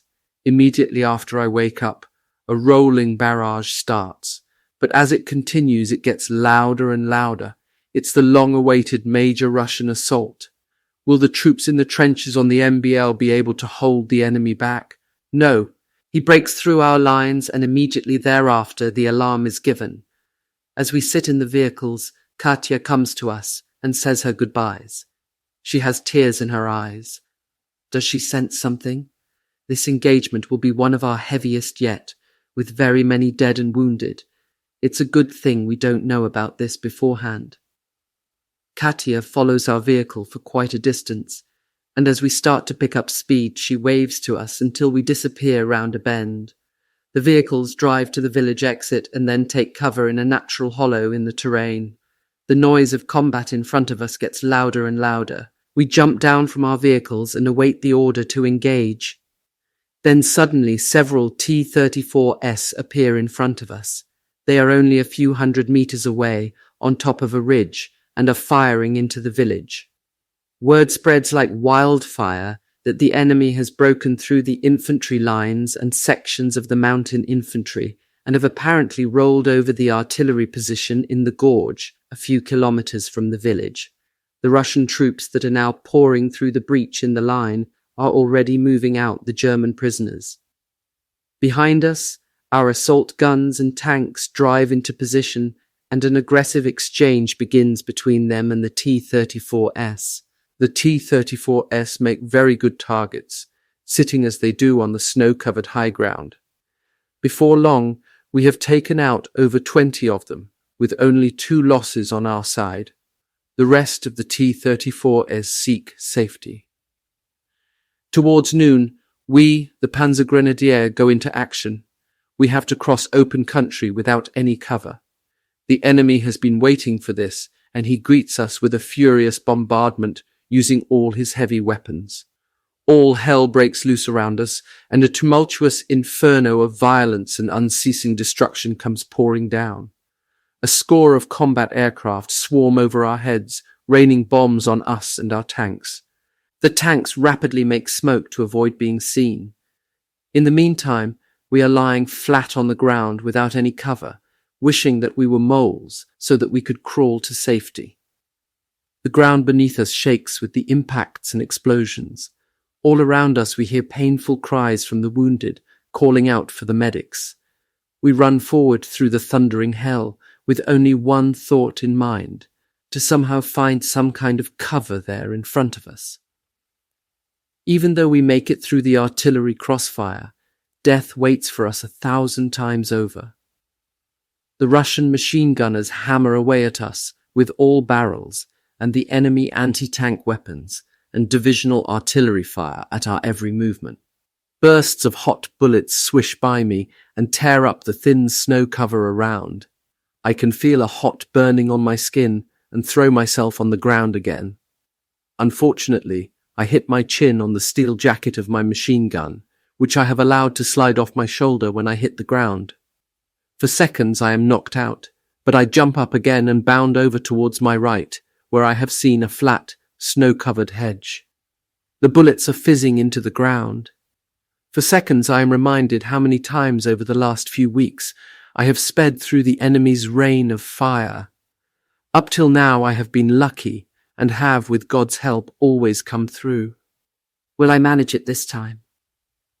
I do now what I have always done. I run, bent double, driven on by fear that I'll be hit any moment. My body seems as if it's electrically charged, and I feel hot waves running down my back. Sweat pours from my forehead down into my eyes, making them sting. Every now and then I throw myself flat onto the ground and stick my head in between my shoulders like a tortoise. Thinking that a hit low down in my body would not cost me my life, I prefer to cover the distance to the hedge, crawling flat on my stomach, feet first. But I jump up again and run on, the machine gun on my shoulder.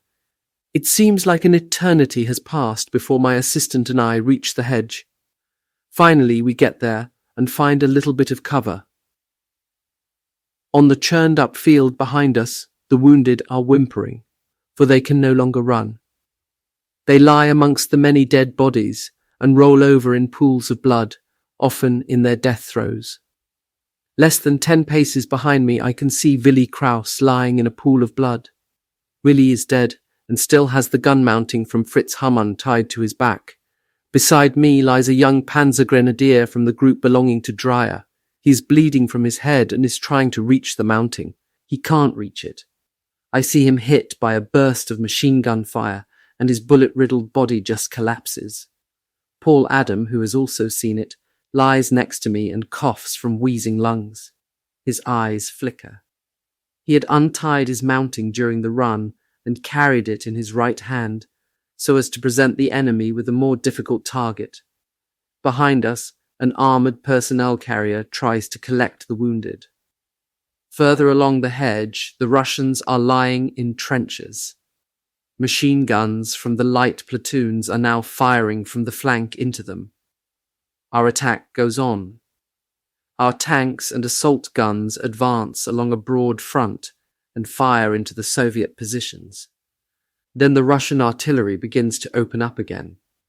This time, the shells land between us, but also on the Russian lines. The Russians hurriedly fire green flares, and the next rounds land only in the area between us. "Hurry! Fire green tracers!" someone yells, and immediately the lights zip away from our lines into the sky. The trick works. The next shells whine over us into the quagmire beyond. With support from our tanks, we are making pretty good progress. The platoons on our right are already tossing hand grenades into the Russian trenches. I've inserted a fresh magazine in my machine gun and am now storming forward with the others towards the trenches. The Russians are surprised and disorganized.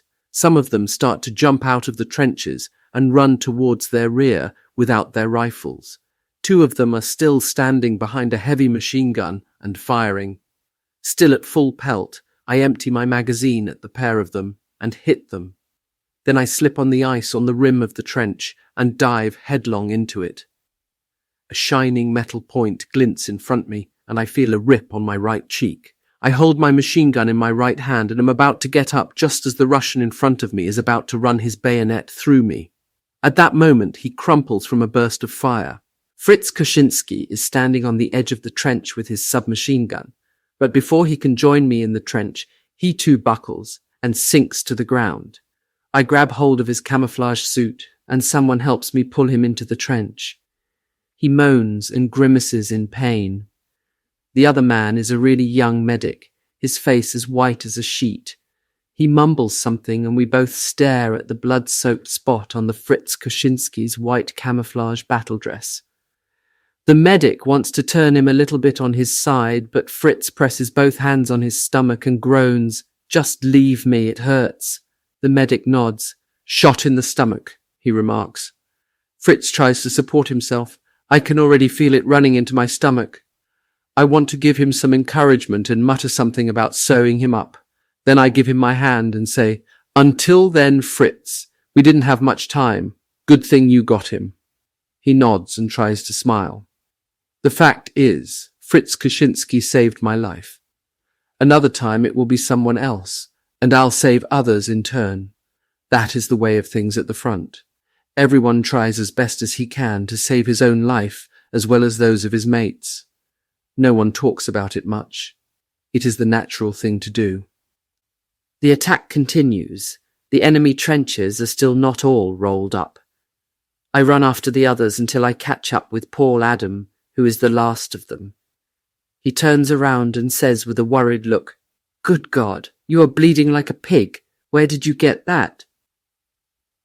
For the first time, I notice that blood from my cheek is running down my neck. However, I can't feel any pain. Then Waldemar Krekel squeezes through the narrow trench and wipes my cheek with some bandage. "Lucky for you, it's only a surface wound," says Waldy, and covers the cut with a plaster.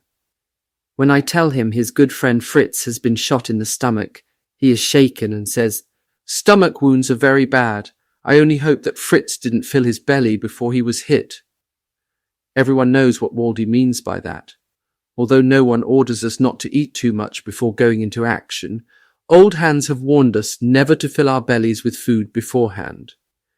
If you get shot in the stomach and it is empty, you have a much better chance of surviving than if it's full. No one knows for sure whether it's true, but it sounds plausible. Many soldiers, including me, follow this advice. Others can't help themselves and just have to eat. More to the point, they can't resist tucking into their cold rations when they arrive, even just before going into action. Some eat during the drive up to the jump-off point, with comments such as, what's gone is gone, and I can't leave good food behind for Ivan to eat. I get the impression that many of the men who speak in this way do so to calm their nerves, from which all of us suffer just before combat. Fervently hoping that Fritz Koschinski will survive his stomach wound, we press onwards in the narrow trench. At one point, there are so many dead Russian soldiers lying on top of each other that we can crawl over them only with difficulty. Poor devils, most of them have faces as young as ours. They were our enemy, and they wanted to kill us. Now they can harm us no more and are lying still and silent, like many of our comrades on the snow-covered fields behind us. The only difference is the uniform, and perhaps they are not, as are our dead, given a wooden cross on their graves in Dniprovka, but when time permits are buried in a mass grave and incinerated by our rear echelon troops when we have successfully ejected the enemy from his assembly area. During darkness, we withdraw a short distance and occupy a new line. We're pleased that there are defensive positions all over the place and also shelter from tanks. Digging out new positions in the frozen ground would call for a back-breaking effort. Even now, the sweat is pouring from us as we break up blocks of deep frozen earth to camouflage our machine gun in its new firing position. During the night, we can hear the enemy return and start to dig himself in out there in front of us. We can clearly hear him using picks and other tools to break the ground up. He stops work only when we send a mortar round or two across. Since the Russians are so busy digging in, we are spared further close combat, and so our fresh supplies of food and ammunition arrive unhindered. From the drivers we hear the bad news about the number of dead and wounded this attack has cost us. Apart from the loss of the commander of the 2nd Battalion, we are told that our former squadron chef and current commander of the 1st Battalion has also been wounded, as have 2 other officers from the battalion and a senior doctor. The old man is also supposed to have taken a hit in the left arm. The leadership of our squadron is now reported to have been turned over to a lieutenant whom nobody knows. It's said that our squadron has suffered 7 dead and 21 wounded, among them Willi Kraus and the young Panzer Grenadier Hanke, who comes from our heavy weapons section. 2 more wounded soldiers are added to the total, and they've only been with us for a couple of days. The mortar section report 4 wounded. The 2nd Squadron is supposed to have suffered particularly heavy casualties. It now has only 19 men, with many wounded and 12 dead. This has been a very bad day, and it does not pass unnoticed. It tempers all the feelings of confidence I have, which as a winner you often experience, when I think of the high price we have had to pay. The 20th of December. Paul, Adam and I work all night to improve our defences, and as a result can keep ourselves warm. The frost got more severe during the night, and we were given a blanket to help. As dawn breaks, there's no sign of the enemy. The Russians are masters of camouflage. After an hour or so, the clouds thicken and it begins to snow. This is fine from our point of view, since the snow covers everything with its white sheet and therefore camouflages our position. Paul, forever peering through the telescopic sight, spots a couple of mounds of snow in the distance, under which we suspect the enemy is hiding. However, the Russians are keeping quiet. Towards noon, we are subjected to intensive mortar fire, and shortly afterwards, on our right flank, there is some close-range shooting. We can also hear tank and anti-tank guns, but all is quiet directly to our front. After nightfall, we can again hear the picks and shovels at work, and the noise lasts well into the night. The enemy is reinforcing his jump-off positions, and he will again try to throw us out of the MBL. Orders from the regiment are that we stay in our holes until the danger has passed, and the infantry and mountain troops will take over the positions again. Fat chance. The 21st of December. The day begins with poor visibility, but it doesn't snow. During the night we were supplied with straw, which helps to insulate the frozen ground and keeps the feet a bit warmer. The enemy is firing continuously with his mortars, and machine guns. We can't raise our heads, so we keep quiet and don't give him the advantage of discovering our positions, assuming he doesn't attack. In the evening it's quiet again. Waldy and Dreyer come and see us. They tell us that an enemy deserter has divulged that the Russians are preparing for a major assault. We therefore get together several extra boxes of ammunition for our position. During the night, it is really cold, and there is no way we can even think of sleeping. With every breath of air, tiny icicles form on our stubble. I suggest digging out a tunnel at the narrow end of our trench, knee-height, so that we can crawl into it for sleeping. Paul is delighted with the idea, and so we make a start. After digging straight into the bank for about 1/2 meter, we excavate at a right angle so as to protect us from splinters. The frozen walls give us additional protection against being crushed. 22, the 23rd of December. The front has been quiet, and we are asking ourselves if the Soviets are going to be as tolerant over Christmas. It would be nice, but we don't trust them. We are told that the spies has prepared something special for us at the front line. We hope the Russians won't disturb us on Holy Night. The 24th of December. It's been freezing cold again during the night with a heavy frost, but we didn't notice this in our sleeping tunnel. I covered myself with a blanket and the ground sheet, and between shifts I slept really solidly. Soon the mortar rounds are whining in over us. The Russians are again trying to surprise us with sudden shelling, and sometimes they unfortunately manage to catch us in the open. As I hear the rush in the air overhead, I prick my ears like a fox and listen intently to the sounds. My ears are so well attuned that every type of noise along the front is picked up. In front of me nothing has changed, only the mortars continuing to fire at our positions for another half an hour.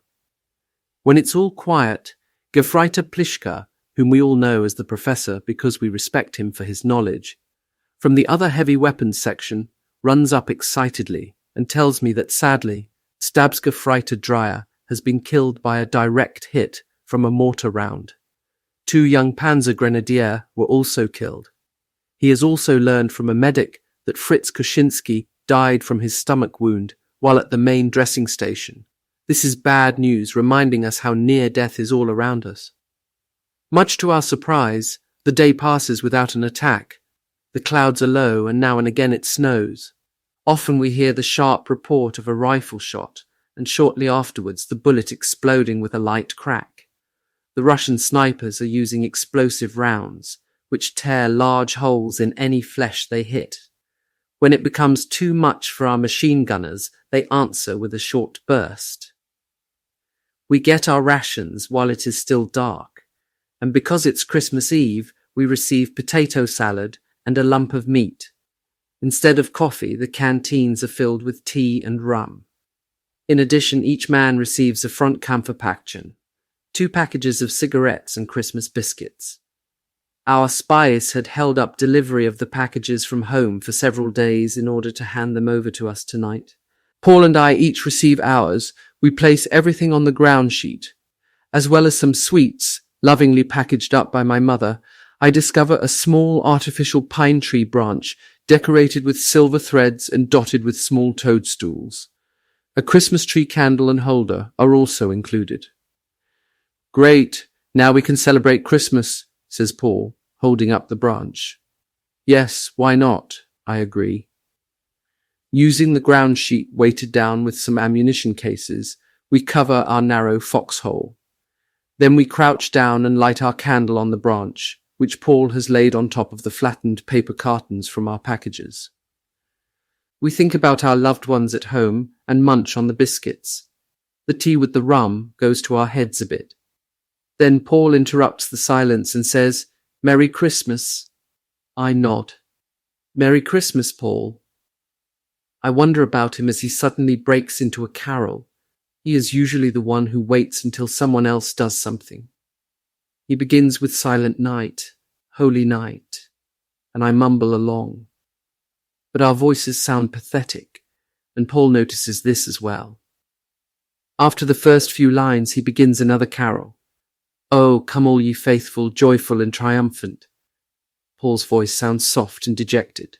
Then he stops in the middle and shrugs his shoulders. It doesn't work. I understand what he means. It is not the best moment to sing Christmas carols.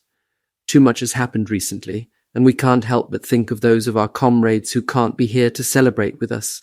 Only a few hours ago we lost Dreyer and the 2 young Panzer Grenadier, and 3 days earlier Willi Kraus, Fritz Koschinski, and the other young Grenadier Hanke, to mention a few. They were looking forward to Christmas back in the barracks as well.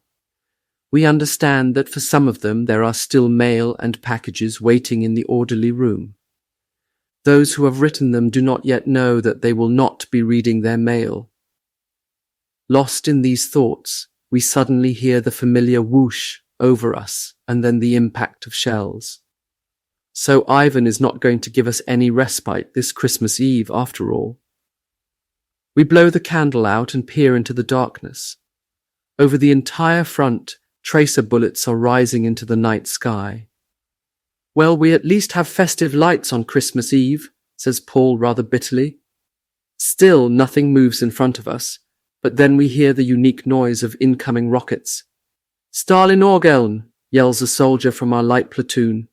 We duck down into our tunnel in the ground, and the next minute we hear an explosion and a piece of rocket shrapnel hits one of our ammunition crates and tumbles into our foxhole.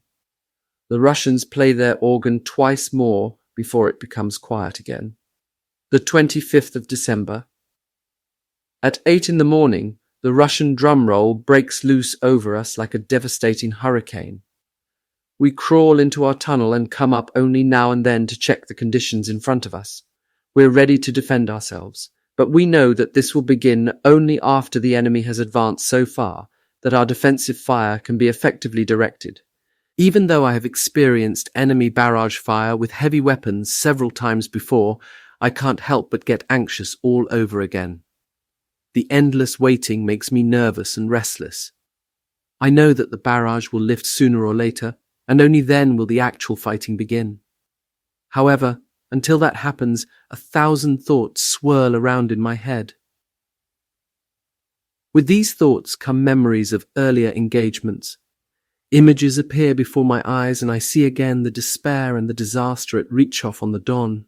Bitter experiences which I thought I'd long forgotten but which now stand again before me. Again I am seized by terror as I was at that time, and I pray quietly and fervently that I will again come through this attack without injury. The grueling shelling lasts nearly 2 hours. Then someone yells loudly, "They're coming!" Finally, I take a deep breath, but I am uneasy because I know that again some will not survive this battle. It is, however, also my freedom from the grinding barrage, which I am unable to ignore by willpower alone. As soon as I get behind the heavy machine gun with Paul, my thoughts are all concentrated on the advancing enemy. The Russian artillery has lifted a little, and the heavy rounds now howl over our heads. When we suddenly open fire, we are filled only with the desire to defend ourselves from the enemy in front of us and prevent him from being able to overrun our positions.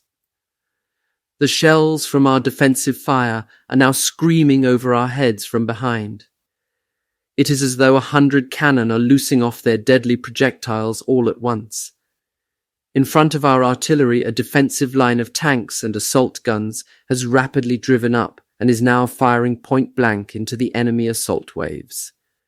The enemy does not have a chance to come even close to our defensive positions.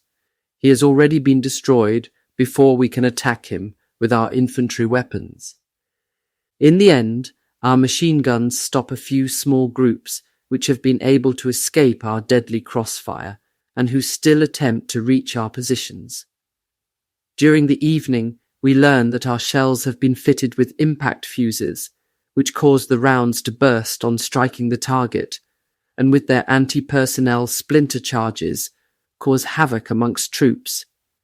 This results in a terrible massacre for the enemy, and we couldn't help but feel a certain satisfaction. When all's said and done, he had dared to disturb us during our holiday. During the late afternoon, the Soviets tried to dislodge us with another barrage and advance. This attempt is just as unsuccessful as the first. Now we know that their intentions were to disturb us during Christmas, which the Russians do not celebrate until the New Year. Our losses were within reason, although we did suffer several dead, and one dead is one too many. We were told that the enemy has lost 35 T-34s throughout the sector. It appears as if he has decided to calm down for a while, because for the next few days we would see no combat. The 28th of December. The day at the front has passed quietly. We believe that the enemy has enough to do and can leave us alone. The 29th of December. The troops who occupied these positions earlier are relieving us. They take over their old foxholes on the main battle line, from which they had been ejected by the Russians in their last major assault. We're delighted to be able to return to our quarters and make ourselves half human again. If any of our friends back at quarters hope to recognize us, they will have to look pretty carefully, as we are bearded and covered with dirt. It is surprising how quickly our attitudes have changed. As we sit in the vehicles and get closer to the barracks, we joke and talk about what we will do when we get back. But as soon as we see Katya standing there, waiting for us with tears in her eyes, we become serious. Again, she has placed small, woven wooden crosses on the bed covers of our fallen comrades. Because she wants to hide her tears from us, she runs quickly away after a brief welcome, calling back as she does so, Raboti, Raboti, which means something like, I must work. After we have cleaned up, we collapse and sleep until evening. Then we get our rations, in addition to which each man also receives a bottle of brandy. I give my bottle to Waldy, because in his grief over the loss of his friend, he is sitting still in the corner pouring alcohol into himself. In the evening I am again with Paul Adam, as well as Katya and her mother. We are learning Russian and enjoying ourselves with our gibberish. Once when Katya touched Paul's hand, he looked into her shining blue eyes and blushed. Aha, I thought, there is some flirting going on here. When I got tired and left, Paul and Katya stayed behind. Literally slave driver sergeant. Literally equipment sergeant. A slang term for a frontline soldier. Chapter 10. Fear and hatred supplant tears. It's the 31st of December and it has snowed again during the night. The new white mantle is dry and powdery, just as we like it. Wykert reckons that our men up front will manage to hold the enemy back. This subject is the most important topic of conversation right now. Wykert may well be right. In the meantime, Unteroffizier Fender from the mortar section has come over to see us. He doesn't know any more than we do, but he suggests that we should get ready because orders to mount up could come at any time. We wait and wonder. The artillery barrage recedes after an hour. Then we hear our own artillery fire from new positions in front of the village. We assume that this fire is aimed at the attackers. Then our Ober comes along. I can hear him talking to Unteroffizier Fender, telling him that the positions up front were reinforced yesterday, and that it was obvious that the enemy would try to reduce the bridgehead further. He, too, expects that we will be called upon, but this would depend on the situation up at the front line and on the orders from the staffs. The Ober would be proved right. The deployment order comes an hour later. Most of the men have already climbed aboard the vehicles, but we are missing Katya, who never forgets to say goodbye to us before we leave. It's early in the morning, and she's probably busy peeling potatoes in the kitchen used by the mountain troops. As if reading our thoughts, Katya suddenly comes running out from between the huts, the powdery snow rising in great puffs under her long felt boots. Like all Russian women, she has a warm babushka scarf on her head, which from a distance makes all Russian women look old. It's only when Katya stands in front of us that we recognize her youthful face which is warm from running and flushed. She is out of breath and says hurriedly, in explanation, "Soldier says I work in kitchen. I go." Soldier says no. I say it does not matter and come. "Karastyo Katya, nie nada, you don't need to excuse yourself," I say in my best Russian accent. My mates, who are already on the truck, stretch out their hands to say goodbye to her as usual. Beside me stand the young Panzer Grenadiers Schroeder and Paul Adam. Katya takes Schroeder's cap off and strokes his bushy fair hair. He grins happily, but he's blushing. He turns round and jumps up onto the truck with the others.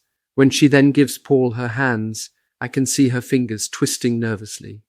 She holds Paul's hand for longer than usual and gazes at him. Then she turns abruptly away, unable to hold back her tears. I have never seen Katya so broken up. Not quite knowing what to do, I put my arm around her and stutter in German, "Take it easy, Katya. We will all come back safely. Just you see." She doesn't understand, but perhaps she can sense what I am saying. She looks at Paul, who is now climbing aboard the truck. I'm the last to climb up, but she holds me back by the arm and whispers, "Paskausta, you will look after Paul and little Schroeder." I nod. "Charashtra Katya, I promise you I will." Then I too jump up on the truck. The vehicle moves off and we wave as we always do, but Katya doesn't wave back. She stands there with her arms hanging down and with tears running down her cheeks. Then suddenly her body twitches and she clenches her fists. She shakes them towards the sky, and we sense rather than hear her desperate call, "Wojna kaput." It is a cry of desperation in protest against the murderous war, and perhaps also a complaint to the Almighty for permitting such destruction and unending sorrow. Even as our vehicle pulls to the right after about 100 meters, Katya is still standing at the same spot staring after us. Nobody says anything. Some are drawing quickly on their cigarettes or, like Waldy, are producing clouds of smoke from their pipes. Each is occupied with his own private thoughts. My thoughts revolve around Katya and why she is behaving so strangely today. Is it the long period of uncertainty and the build-up of excitement which has made all of us so nervous? Or was it a problem with the kitchen wallahs who didn't want her to come outside and see us? Her behavior is really rather odd, as if she knows or senses something. Guess what? The professor looks at Wykert. I found the evidence in the snow in front of the truck. What do you mean? Wykert looks quizzical. Now don't pretend to be so surprised. The professor chides him and winks at us. You had your lighter between your teeth as you were getting ready to climb up, but when Katya came running, you dropped it in your excitement. We drive on through the trough of a Rachel and listen to the noise of combat, which draws ever closer. Then suddenly we are taken under fire by some infantry guns and have to drive back into the Rachel. As we dismount, mortar shells are coming in over us and one vehicle is hit. ATG rounds and tank grenades are zipping through the air and are landing amongst our tank unit. The tanks fire back and destroy several enemy tanks, halting the attack. As we move into a counterattack, our retreating troops from the front line are coming towards us. They are in panic and are carrying their wounded comrades with them. An Unteroffizier tells us that the enemy, after a heavy artillery barrage, has stormed their positions with many tanks with mounted infantry. He has inflicted serious casualties, dead and wounded. We move slowly forward with 20 tanks and heavy weapons in support. At first things go quite well, but then we come within range of the enemy's heavy weapons. There is next to no cover on the open fields, and again we take many casualties, in particular among the light troops. Then we manage to clear the MSR and press the enemy back a considerable distance south. At nightfall, we withdraw a little and occupy a line which already has protective foxholes, which we only need to tidy up. Because we have retaken these positions, the HBL has been shortened somewhat. There is quite a bit of activity during the night. First, the enemy bombards the empty positions in front of ours with his heavy guns. Then, realizing that they are empty, he increases his range. A little later, as it begins to snow, Soviet infantry suddenly appear in front of our positions. We see them coming towards us, in their snowsuits, in the light of our tracers. They have no chance of even getting close to our positions, and they suffer heavy losses, and their attack is stopped. We continue to hear the calls for help from their seriously wounded, but no one can help them. Now the Soviets are sitting nervously in their foxholes in front of us. Once in a while they fire off tracers, which climb into the dark night sky and then fall back, flickering for a moment on the snow and casting leaping shadows like the fluttering wings of a dying bird. A few snowflakes sail around in the air. It appears that we now have a bit of peace again. Someone comes to our foxhole from behind us and asks, "First gunner?" "Yes, what's the news?" I reply. I recognize Bittner by his voice. "Did you get your rations?" "No." "Bloody nuisance, what's taking them so long?" Bittner is annoyed. "That's right," says Paul Adam. "The professor should have been back long ago. The ration truck is not that far away. You can hear the canteen containers clanging." Fritz Hammann, who is also kneeling at my foxhole, says, "I hope the professor hasn't got lost in the snow. He can't see very well in daylight, let alone in the dark." "Don't make a mountain out of a molehill," I try to reassure them. Kramer's with him. Another quarter of an hour passes. The men in our neighbouring platoons have neither seen nor heard anything of the two of them. We suspect that they're either in front of us or have got lost in no man's land. "Should we let loose with some tracer?" suggests Paul. "I wouldn't," Waldy counters correctly. "If they're in front of us, we might hit them, and Ivan would shoot back." Waldy has barely finished speaking when from the Soviet side, flares zoom up into the sky. At the same moment, machine gun and rifle fire interrupt the quiet of the front line. Flares go up from our lines and light up the even snowfield ahead of us. Nothing. There is no movement. Gradually, the firing dies down. What's going on? Is Ivan nervous? This often happens. All that's needed is for someone to shoot into the night, and immediately the other side answers and fires a flare. It is now quiet again, but we're wide awake, listening intently. Another half an hour passes, then Paul nudges me and indicates that he has heard some soft crunching noises in the snow ahead of us. Abruptly, a muffled voice from the next foxhole interrupts our anxious listening. "Go ahead, fire a flare, Heinz," says someone. A flare chases into the night sky and explodes above with a muffled bang. Immediately, a shower of tiny lights rains down over the area in front of us, bathing the field. Didn't some figures throw themselves down in the snow there in front of us?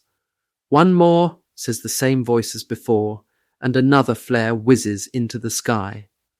As it explodes, we can clearly see some figures in snowsuits throwing themselves onto the ground and merging into the whiteness. I pull my ammunition belt tight and lower the barrel onto the attackers. "Hold it! Don't shoot! Don't shoot!" yells a voice from the field in front of us. Waldy yells back, "Professor! Kramer! Is that you?" Instead of answering, two figures in white camouflage suits run towards us. Behind them, the flash of a submachine gun tells of a burst of fire chasing after them. Now the situation is clear. I pull back the trigger guard and fire a few well-aimed bursts in the direction of the flash, and the submachine gun is immediately silenced. The professor and Kramer have already disappeared into our foxholes. In the light of the next flare, we can see the Russians lying on the ground. One of our Russian volunteers from the light platoons calls over to them in Russian. Someone answers. As the figures slowly stand up, two of our men go over to them and lead them into our positions. It was a reconnaissance unit of 16 men. 4 of them are dead and some are slightly wounded. I creep over to the professor's foxhole. Some of the others are already there. The professor explains that they had got confused over to the right and suddenly found themselves in no man's land where they lost their orientation. "God knows how you get around this wasteland, especially at night," he groans wistfully. Everything looks the same, a white sheet of death. He tells us that they had suddenly heard noises in front of them, and thought that they had reached our positions. But they were dumbstruck when a Soviet soldier suddenly loomed up front of them and spoke to them. The professor managed to knock him over the head with his ration kit, which is when the firing started, the same firing we heard. "We just ran as fast as we could," Kramer joins in. "My ration kit and all the grub had to be thrown away. I'm very sorry." "Oh, who cares?" says Waldy. "We won't starve. But how did you end up amongst the Russian reconnaissance unit?" "We don't know that either," the professor replies. "It was really crazy. The Russians were shooting after us, so of course we ran away from them towards our positions. Then came the next scare as we suddenly found ourselves in the middle of some Russians who were quietly calling out to each other. At first I thought that we'd been running around in circles until I noticed that they were carefully slithering forward. In the darkness, they must have thought that we were their own. I then yelled over to you and we started to run, and they must have been pretty surprised too. The rest, you know." The 1st of January, 1944. A new year has begun. I will no doubt often recall the magic of the fireworks of New Year's Eve. Towards dawn, it stops snowing, and the visibility is half decent. We know that the enemy is somewhere over there in front of us, but he is well camouflaged. Last night we were told that we might be returning to our quarters tonight, provided nothing in particular changes here on the front. We are sitting in our hole, which we have cleared of ice, and gaze out from time to time towards the front. Many more pairs of eyes are doing exactly the same thing. The night was so full of activity that we couldn't spare the time to eat, so we catch up on that now. During the attack yesterday, we were able to get hold of 2 cans of American beef, which the enemy, in his haste to retreat, had left behind in one of his trenches. As Paul opens one of the cans, he remarks that the Russians are living quite well on the rations that are made in the USA. And besides rations, the Russians have been supplied with vehicles and military equipment, which from time to time we have destroyed or been able to capture. Paul cuts a large piece of pork out of the can, which he hands over to me on the point of his knife. I place it in my canteen lid and examine the knife. I have often admired this knife, a hunting knife with a deer horn handle. "A very nice knife," I remark, and weigh it in my hand. "Yes, it belonged to my older brother. He used to go hunting quite often. There are loads of game where I come from in Sauerland. He stayed in Stalingrad last year. You can keep it if you like." I am amazed. Just because I like it, Paul, doesn't mean that I should have it. I know that, but I'd like to give it to you. What about you? You need the knife yourself. Bon appetit, here we go again, I hear Paul murmur, and notice that he twitches every time a grenade or shell explodes nearby. Just take it easy, breathe deeply, and don't lose your nerve, I tell myself, as I have at least 100 times before.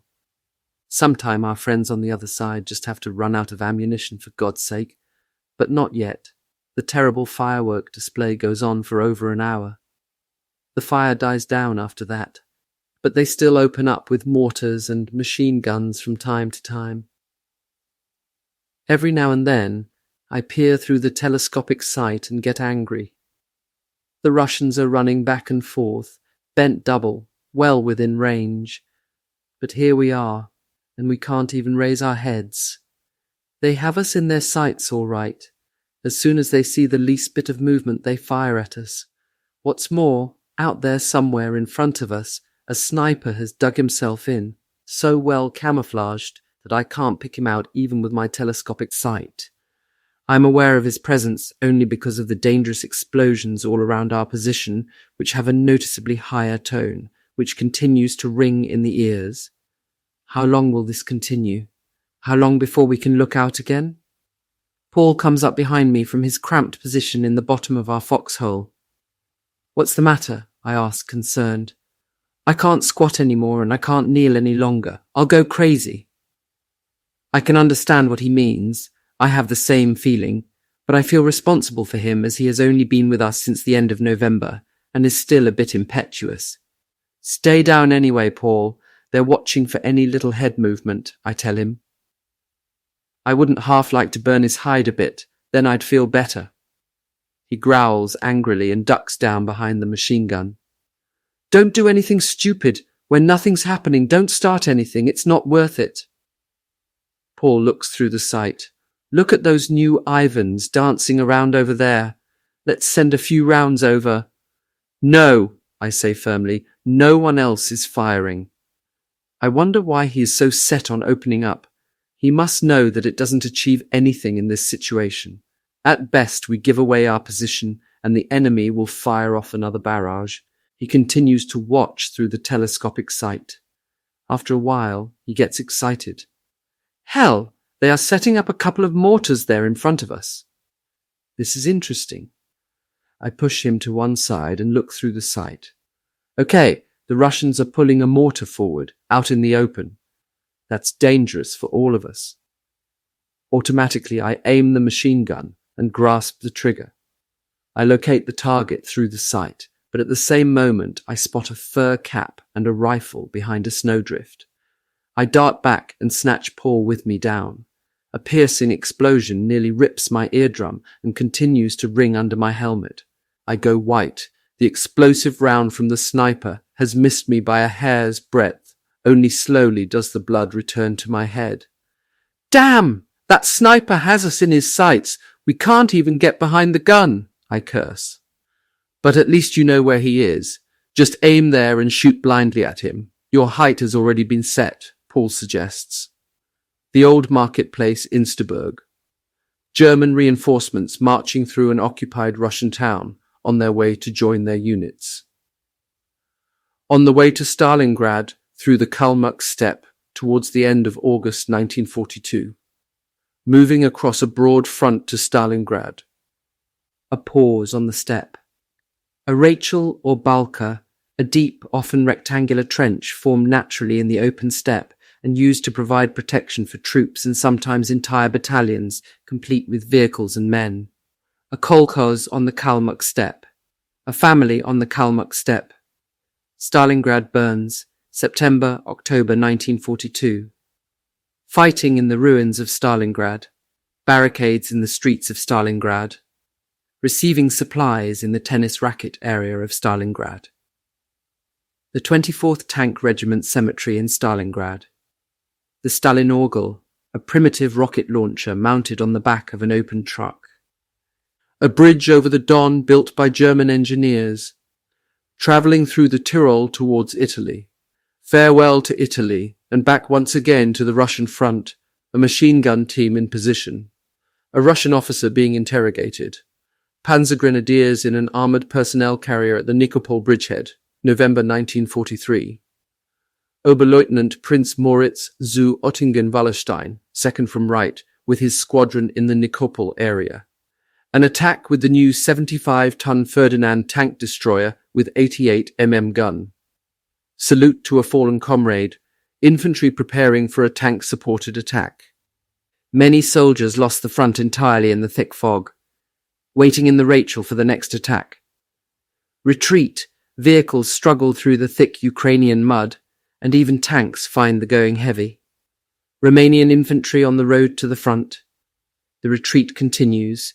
The author, right, with a companion during their stay at the military hospital. The author with his sister, New Year 1944.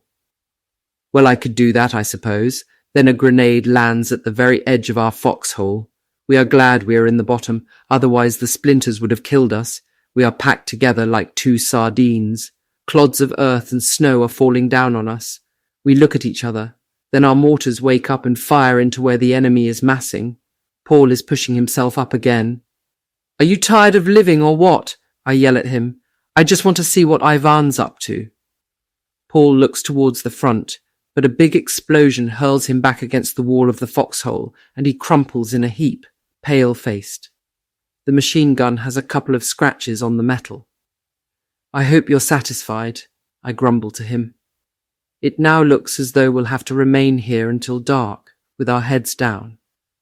Paul soon has the colour back in his cheeks and is taking deep breaths. "We've got to smoke those bastards out," he remarks. Quite, but how? He has his nose up first and fires instantly. Besides, I don't think he is the only sniper out there. We sit hunched together at the bottom of the foxhole and stare at the icy mud walls. Our cigarette butts are piling up on the floor. Our lips are dry and cracked, and when we smoke, small pieces of skin are left hanging on the butt. Paul pulls out an orange-coloured butter tin in which he has a piece of soft cheese and a leftover piece of American pork. Paul doesn't even notice when I stand up and take a look over the edge. I avoid showing my head on the left-hand side of the machine gun because I know that at least the one sniper has his weapon aimed right there. There aren't many Russians to be seen. I can't see the sniper, even through the sight, but I do spot two heads under cover of a snowbank.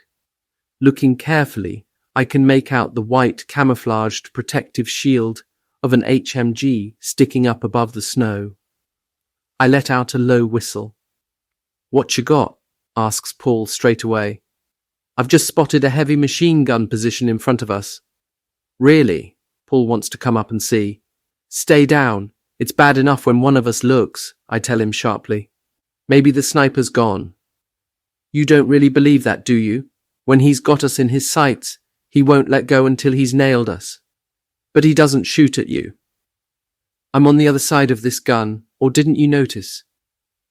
What on earth is the matter with Paul? I've never seen him so upset. Again he wants to come up. "Keep down, damn you!" This is the first time since Paul and I have been together that I have raised my voice to him. I'm angry because he is so stupid, and I remember the promise I gave Katya that I'd look after him. When I again glance over towards the Russian machine gun position, I notice two figures crawling up towards it and two figures retreating. So, they are changing shifts. If the snipers were not out there, I would fire off a few rounds. But at the moment, I won't risk anything and would rather bide my time. I lower the entire machine gun on its mounting to one side in order to get a wider view, and then there is another sharp crack right in my eardrum. Quick as a flash, I duck down and then freeze. With his eyes wide open as if struck by lightning, Paul slumps in a heap down at the bottom of the foxhole. He must have popped up behind me in spite of my warning not to. I stare aghast at the fist-sized hole in Paul's head just above his left eye, from which blood is leaking in dark red streams onto his steel helmet and from there right over his face and into his mouth, which is moving up and down. I am in total panic and try to turn his body over on its side so that the blood in his mouth will drain out. The blood is now streaming out, forming a small pool on the ground. It is pumping out of the wound so fast that I can hear a light clucking sound. The 2 first aid bandage packs which I have pressed into his wound don't help, and the puddle gets bigger. My hands are trembling, my knees grow weak and shake. I can't do anything more. His face is already as white as a sheet. A shell explodes nearby and makes me jump. I cup both hands to my mouth and yell to the rear, "Medic! Medic!" "What's the matter?" someone replies. "Paul Adam has been shot in the head. Perhaps he can still be saved." "No one can get the bugger out," the voice yells back. In spite of the danger, I simply can't stay in the foxhole. I have to do something. Panic-stricken, I jump out and bound off to the rear until I tumble into a hole. "Have you gone mad?" an Unteroffizier yells at me. My ears are still ringing from the exploding shell. All around the hole, the snow has been churned up by enemy machine gun fire. I breathe heavily and cough. "Maybe, but a medic must come. Perhaps Paul Adam can be saved." "Calm down," says the Unteroffizier. "If he's been shot in the head, there's nothing even a medic can do." "That's as may be, but we must at least try. He can't stay in the foxhole. If anything happens up front, I can't keep stepping over him. Besides, I need an assistant gunner." "I know, and the CO has also been told. He is a bit further back by the mortars. A couple of blokes were killed by the artillery shelling." My excitement is slowly beginning to wear off. Why on earth did I run out of the foxhole? Did I want to fetch the medic myself, or was it pure panic because I couldn't bear to look at Paul's face? We had just spoken to each other, and then within seconds he was lying in front of me with this terrible head wound. Everything was instantly different. He was lying there in his own blood, unable to talk. I've never seen so much blood flow from a single wound. It was just like a gurgling spring. I knew that Paul had been killed instantly the moment he was felled like a tree beside me. His mouth moved up and down only because his nerves were twitching. That bloody sniper! If only I could catch him, it would give me the greatest pleasure to wipe him out, without compunction, even if he were on his knees in front of me and begging for mercy. During a short lull in the shelling, someone jumps out of a hole and sprints over towards my machine gun position. "Stay here!" someone yells after him. I recognize the runner as being our new Sanitats gift writer, and I jump up and run after him. He is a really nice bloke, and I hope nothing happens to him.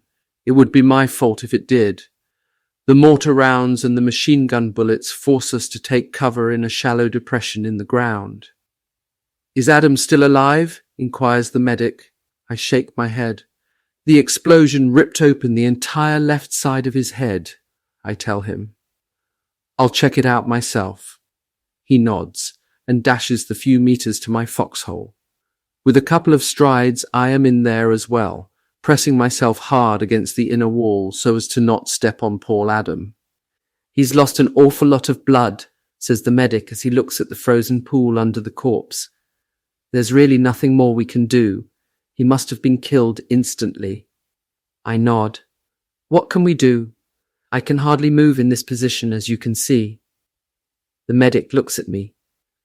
"You can, but you would prefer not to have to walk round and over your friend, and I can understand that. Let's see if we can find an empty hole to put him in. I know of one hole where there are 2 dead already, killed by a direct hit from an artillery shell." An hour passed before it became quiet enough for us to risk moving Paul Adams's heavy body into an empty foxhole. Fritz Hammond gave us covering fire with his heavy machine gun, keeping the snipers and the enemy machine gunners' heads down. But then all hell was let loose. The Russians opened up furiously with mortars. When I managed to save myself by diving into my own foxhole, I found Panzer Grenadier Schroeder there, pressed against the frozen mud wall. "The CO told me I was to report to you as your assistant gunner," he says. Good grief, I think. Why on earth did they send me the little fair-haired Schroeder? Didn't they have anyone else? I feel like yelling at him, although I don't know why. Then I sit down on a couple of ammunition boxes across from him and light my pipe. Schroeder smokes a cigarette. "You know how Paul Adam died?" I ask him. "Yes, a shot in the head." "Good, then you can imagine what will happen to you if you stick your head up."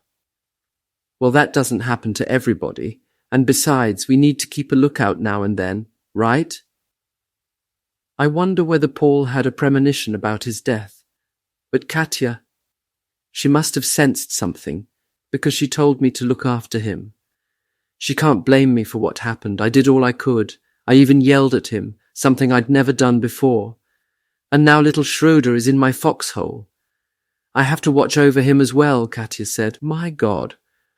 "Well, I'll do my best, but I can't tie him up." It is already late afternoon. The air is misty, and this could be an advantage for us. It's more difficult for the snipers. The mortar fire has eased a bit. From time to time I look towards the Russian positions. They are also quiet. Only occasionally do I see a hunched figure slinking across the snow. It's unpleasant for me, but I have no intention of pulling rank. "It's for your own good, Schroeder," I explain. He is already up and crouches close behind the machine gun. Perhaps the enemy really can't see us anymore. "There isn't much to see, that's for sure," he says. After a while he points with his hand at something and asks excitedly, "What's that over there?" I can only see a thick black line moving from left to the right. "Can't we take off the telescopic sight off and look through it?" he asks me. That's not a bad idea. Then we could stay down more and be better protected. Good, take it off, but be careful. Schroeder leans forward carefully and unscrews the butterfly nut. The sight doesn't move. It might be frozen. He uses both hands and as he does so raises himself up a little more. Then there is a crack, like a whiplash in my ear. Schroeder sinks down, just as poor Adam had done before, and lies at my feet. Even before I bend down over him with the bandage from my kit bag, I call loudly behind me, "Medic, Schroeder's got a head wound." The young medic is not far away. With a couple of strides, he is back with me in my hole, bending over the wounded man. My face is deathly white and I am shaking at the knees. My mouth dry, I warn him of the sniper and ask, "Is he dead?" The medic shrugs his shoulders. "Almost the same injury as Paul Adams," he decides. Only this time the bullet exploded as it exited his head. Hellish ammunition. This is the second one after Paul Adam.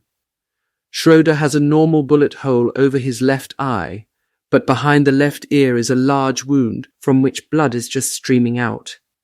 The medic bandages him around his head, but the bandage is immediately saturated, so he winds another one around his head. "Is he alive?" I ask with concern. The medic carefully holds Schroeder's head, looks into his pale face and feels for the artery in his neck. He can't feel anything, apparently. Maybe he is alive, maybe not. I can't tell here in the foxhole.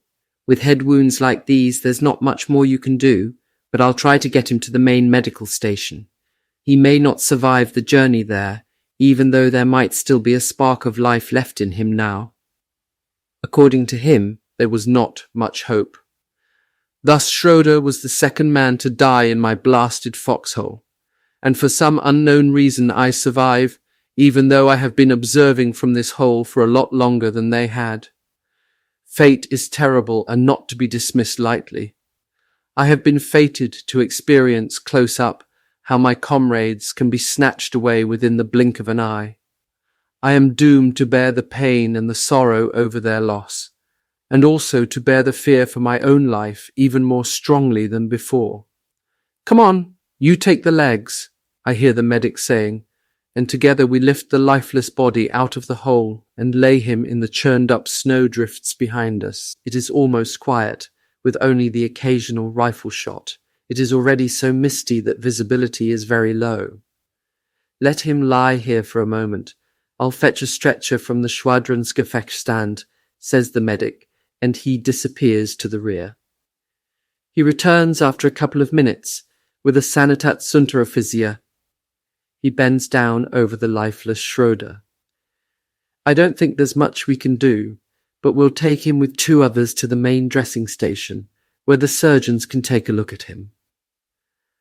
After they have placed him on the stretcher, I take a look at little Schroeder one last time and gaze into his pale face. I think I can see his eyelid twitching, but I'm not sure. He really looks like all the other dead men I've seen during combat. And amazingly enough, I would see Schroeder again, 10 months later when, after a serious wound, I ended up at a convalescent center. I will mention this again at the right time. Up until this moment, we had all considered Schroeder to be dead, and as far as most of the war casualties were concerned, we never had any feedback as to what had become of an individual, except if a known officer was concerned. With Schroeder taken away, several of my friends come to me in my foxhole. In the course of our conversation, an awful lot of expletives rise into the frosty winter air, directed at the snipers. In all, 5 men have fallen victim to them, based on the fact that all these 5 men had been killed by shots to the head. By the time it is dark, everything is over, and the enemy has been thrown out of his positions near to our front. The troops relieving us enjoy some respite, but for how long? When the next day dawns, we are again en route back to our quarters. The 2nd of January. Katya has, as usual, cleaned and organized things, and made sure that they are pleasantly warm when we return. On Paul Adams' bed is a woven wreath in the middle of which a lighted candle has been placed. Little Schroeder has his bunk in the neighbouring hut. I wonder how Katya could have known. No one has come back from the front since yesterday. The ration vehicle was not at the front either, because they knew that we were being relieved, and the first bodies were only brought back this morning. I begin to get an uneasy feeling about Katya's uncanny ability to sense what is going on. She doesn't welcome us, as she usually does. The candle has not been burning for long, so she must have been in here only a short while ago. We do not see Katya until the evening. Her eyes show that she has been crying, and she doesn't talk to us very much. Nor do we have much time. Our unit has again been reorganized, and Peronje from the light platoons joins us. Later the Spies comes and tells Warius, Fritz Heyman and me that we can now sew the long overdue second stripe on our arms. This promotion means a bit more pay. Since we now are expected to offer a round to the men, I'm glad I saved a bottle of juniper brandy from the last canteen supply we were given. The 3rd of January. During the evening we suddenly receive our marching orders. We're told to move to another village, not far from Dniprovka. We assume it's a parting gesture from General Schörner.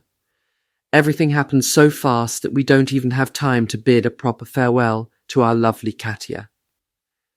She's in the kitchen, and only her mother is in the house. Her mother tells us that Katya has been crying and praying a lot. Paul's death must have affected her badly. We see Katya when our vehicle has taken up its position in the convoy, and we're about to move off. She tries to run after us, but she can't quite manage it and stands waving to us with both arms. Maybe it's a good thing that it happened so suddenly, a goodbye so quick and sudden, just like death so often is, completely unexpected, from one moment to the next, but final and irrevocable. It's a good thing we don't know about it beforehand. Now it's all behind us, the good days and the bad, which we experienced in Dniprovka. That place is now history. But the war will go on, with a future full of blood, fear and sorrow, from which death will garner a rich harvest. The 23rd of January. During the night we are ordered out of the bridgehead. There is talk about giving it up altogether, but that's in the lap of the gods. The weather has turned. An hour ago it started to rain. As we wait in front of a bridge for traffic to pass from the opposite direction, we recognize the outline of one of our Ferdinands. In conversation we hear that the engineers are busy dismantling it and that it will eventually be blown up. 24. The 27th of January. We reach a small village during the morning hours and take over a couple of empty houses for our quarters. We remain here for 2 days, and then we travel northwestwards.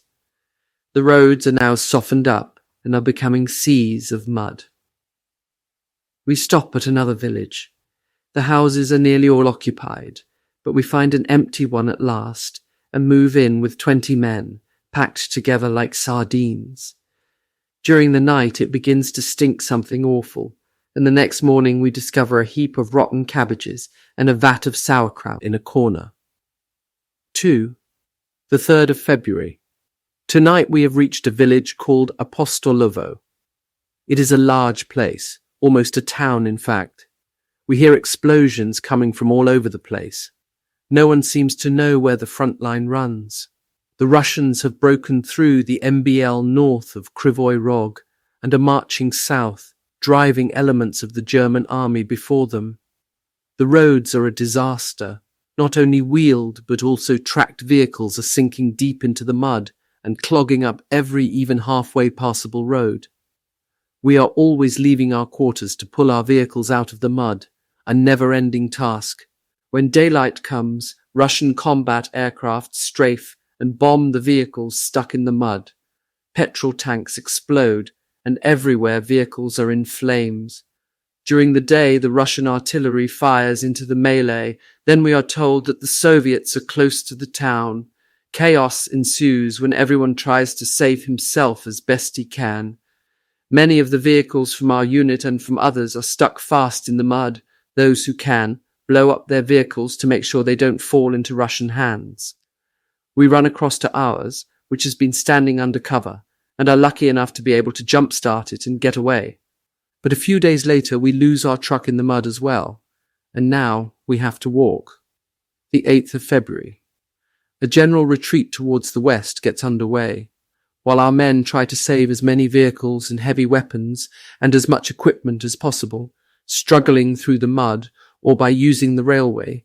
We are employed as rearguard security to prevent the advancing enemy from reaching the main column. The road takes us, with many engagements along the way, over Shirokoye and Mykolaievka to Ingul, and from there, by means of a harrowing march through the sticky mud, all the way to the River Bug. This is a terribly demoralizing time, trudging through gluey slime, without sleep and with very little food.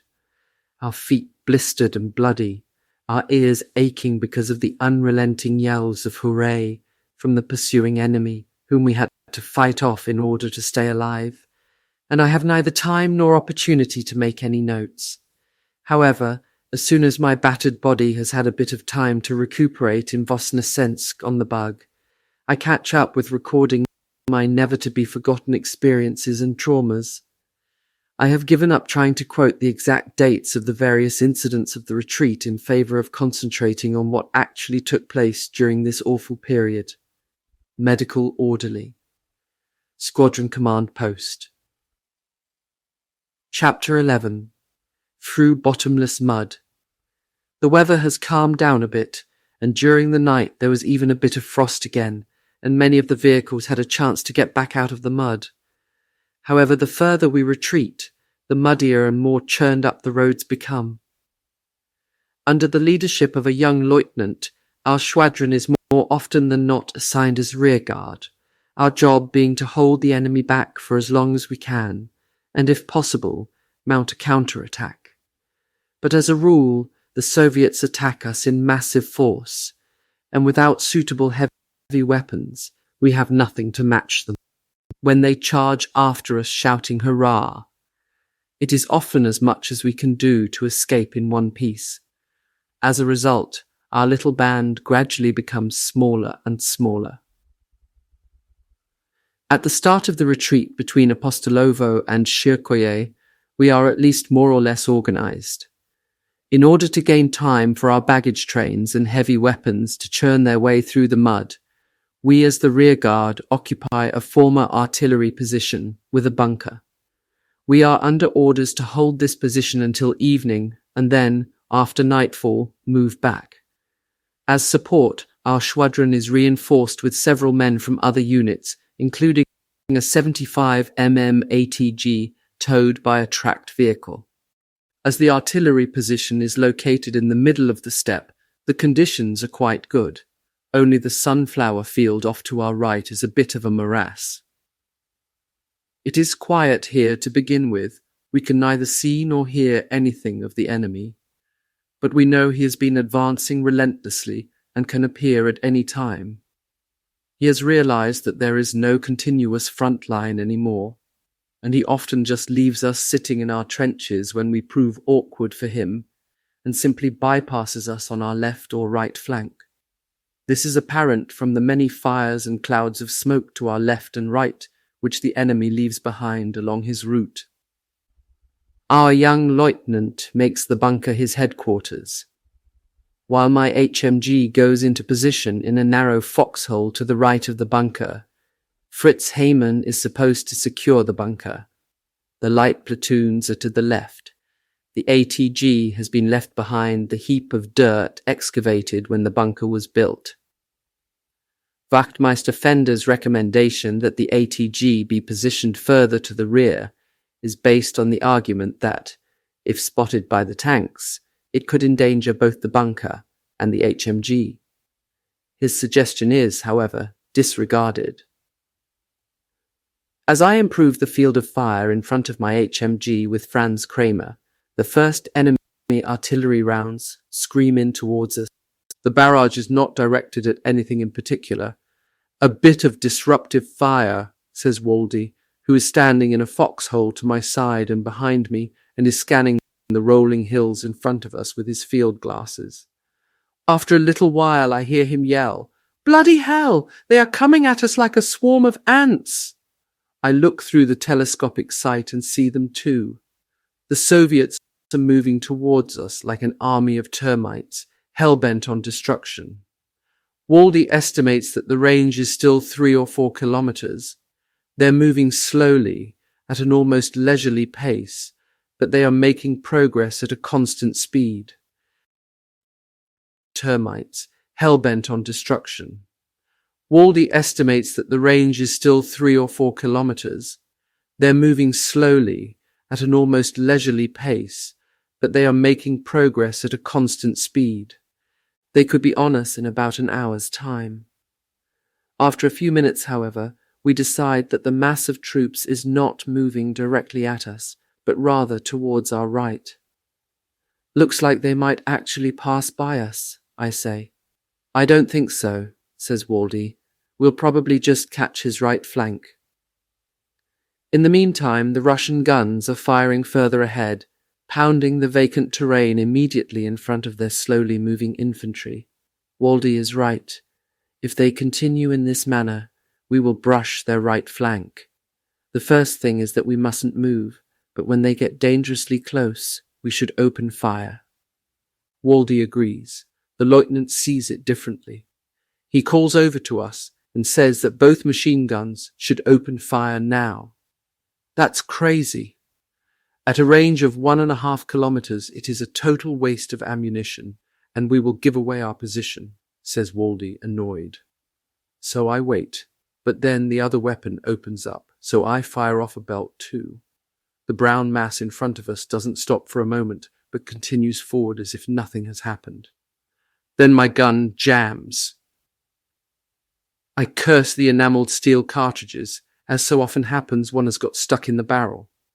I normally only use this type of ammunition when the enemy is still some way off and needs to be disrupted while he is getting ready, but I always have a few cases of good ammunition in reserve and use this when the enemy makes his frontal assault. I still need 1 or 2 spare barrels in case we go into action here. Josef Spitka, our ammunition carrier, has got at least 1 reserve barrel. But where is he? They must all be in the bunker. Bittner answers from next door when I ask him if he knows where our assistant is. I need to get over to the bunker and ask Waldy. Of course I'll man the gun in the meantime. The Russians are still a long way away. Waldy is saving his ammunition and fires only very short bursts at the Russians. Only Fender and 2 other men are in the bunker. The lieutenant has sent the rest off to the nearby foxhole. I quickly light up a cigarette and am on my way out of the bunker when someone yells tank. Seconds later, rounds hit the top of the bunker. The ATG fires 1 shot, then the tank destroys it. I run out of the bunker, trying to get to my machine gun. The tank shells explode all around me. I leap into the next foxhole. Then I see 3 T-34S approaching from the left, heading directly towards the bunker. The men in the trenches are already out of their holes and running back. "They are all running away," yells Fritz Harman. Then he too jumps out of the foxhole with Bittner and dashes after the lieutenant and the others. 2 tanks fire on the fleeing soldiers, while the third is circling the bunker and opening up. 1 round tears the escaping ATG crew apart. Then the turret hatch on the T-34 opens and several hand grenades are thrown into the bunker entrance. My muscles tighten. I want to jump up and run behind the others. Too late. The tank has just waltzed over Fritz Harman's HMG and flattened it. Now it is lumbering past me, following the other 2. To get up now would mean certain death. I have to stay in my hole and see what happens. Both Waldy and Kramer are still in their foxhole. Fender should still be in the bunker, or has he been hit? The thread by which my life is hanging continues to be very thin as I look over to Waldy and Kramer. They are not firing, but working on a machine gun barrel, in which no doubt another cartridge has become stuck. At this moment, the attacking Soviets are getting unpleasantly close. Then I hear Wachtmeister Fender. "What's the matter? Why don't you shoot?" Fender is standing by the bunker, holding his left arm close to his body. He must have been wounded. "Cartridge jams in all barrels," Waldy yells back, trying desperately to release the jammed cartridges. Finally, he manages it. He replaces the barrel in its socket, closes the breech, and pulls the ammunition belt tight. The machine gun rattles away and sends off 2 long bursts. The Soviets in front of us throw themselves down on the ground. Then the gun jams again. It is exasperating. I know the feeling. When the barrel is hot and even the smallest imperfections have built up inside, the problem starts all over again. The only solution is to fit a new barrel and let the others cool off, or use good quality ammunition. The retreat to the bug in the Russian mud bath. I hope Waldy realizes this, but over the last few months he has only been using his submachine gun and doesn't have the routine anymore. If that machine gun doesn't fire, we'll all be dead men. The Russians will pull us out of our foxholes and then either shoot us or take us prisoner. Waldy and Kramer are keeping their heads down, messing around with the barrels, while rifle bullets are zipping all around them. Waldy is swearing and praying, every now and then glancing up at the Soviets moving ever nearer towards us. I too am panic-stricken and blame myself. Why didn't I stay where I was? I reckon Waldy and Kramer have been using that lousy ammunition for too long, even though they have at least 6 cases of good ammunition in their foxhole. I am also much better at getting cartridges out of barrels, as I have had more experience of this than Kramer, who has never really come to terms with it. If both barrels have cartridges stuck, and if they have punched out the bottoms of the cartridges, then getting the rest of the cartridge out is a major problem and would take time. All these thoughts are racing through my head, but before all is lost, I just have to try everything possible to get that machine gun to fire. My God, up until now I've always been able to depend on my machine gun. In panic and fright, I yell through the ever-increasing inferno of rifle fire.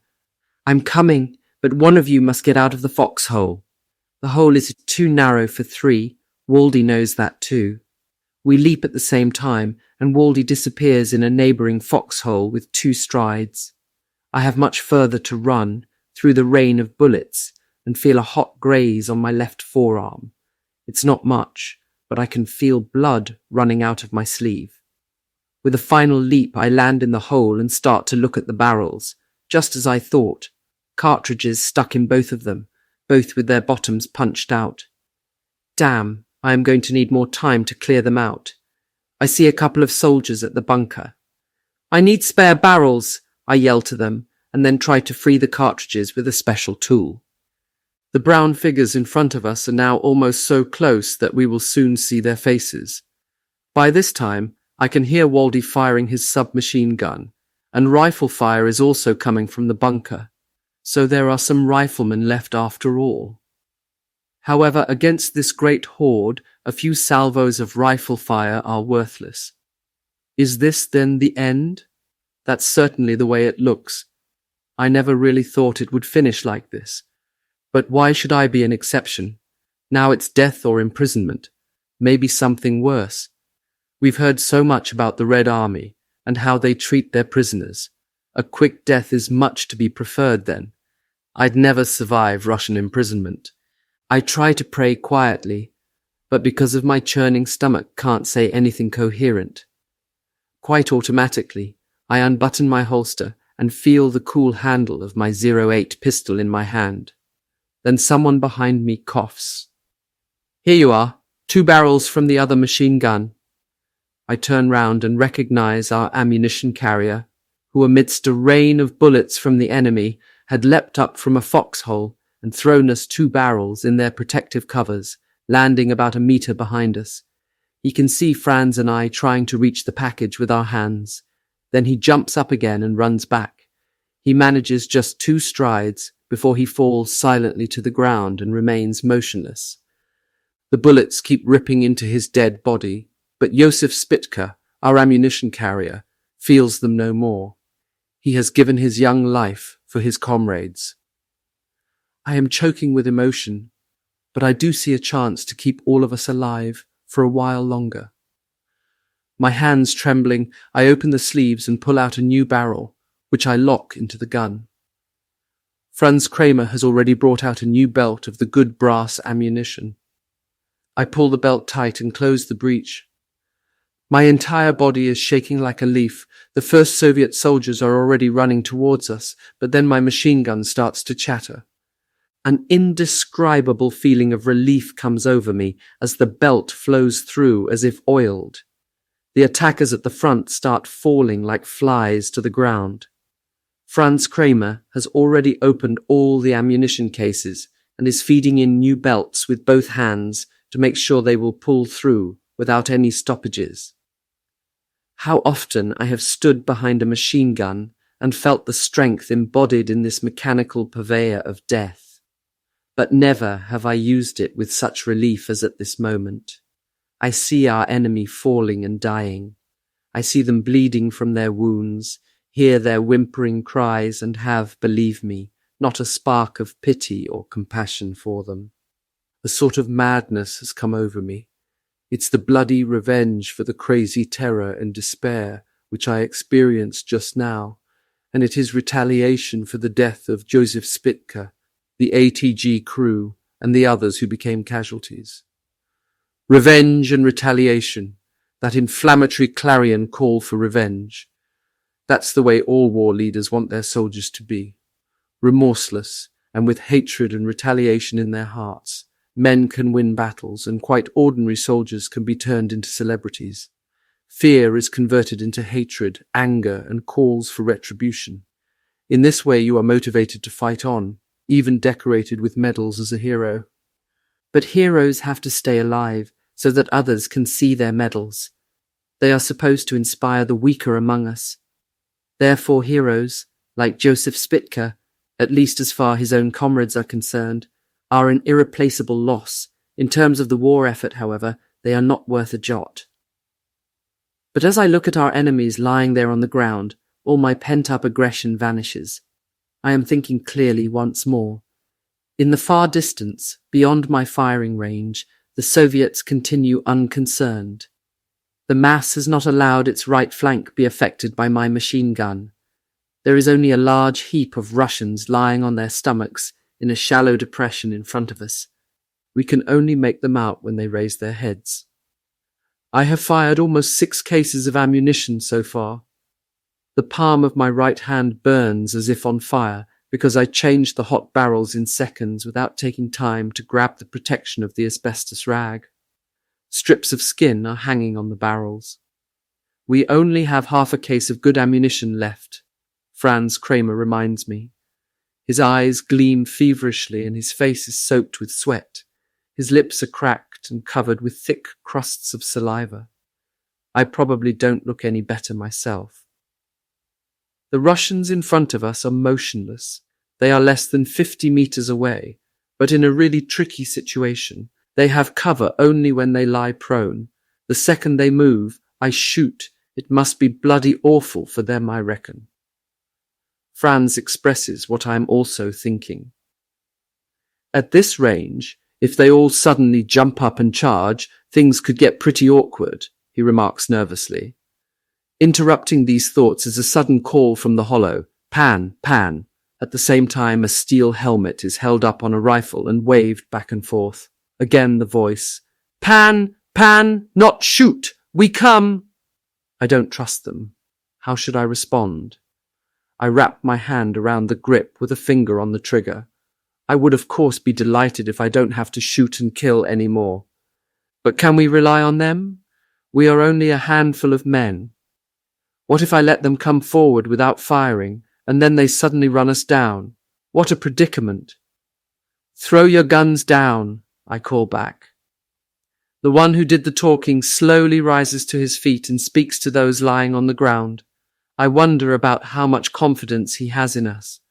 Some of them stand up, but they are still holding their rifles.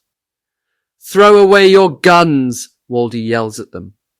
The Russians throw themselves flat again as a result of the shouting, leaving just the fellow who has done the talking, standing with his hands stretched out over his head, waving from side to side, and calling out, "Don't shoot, don't shoot."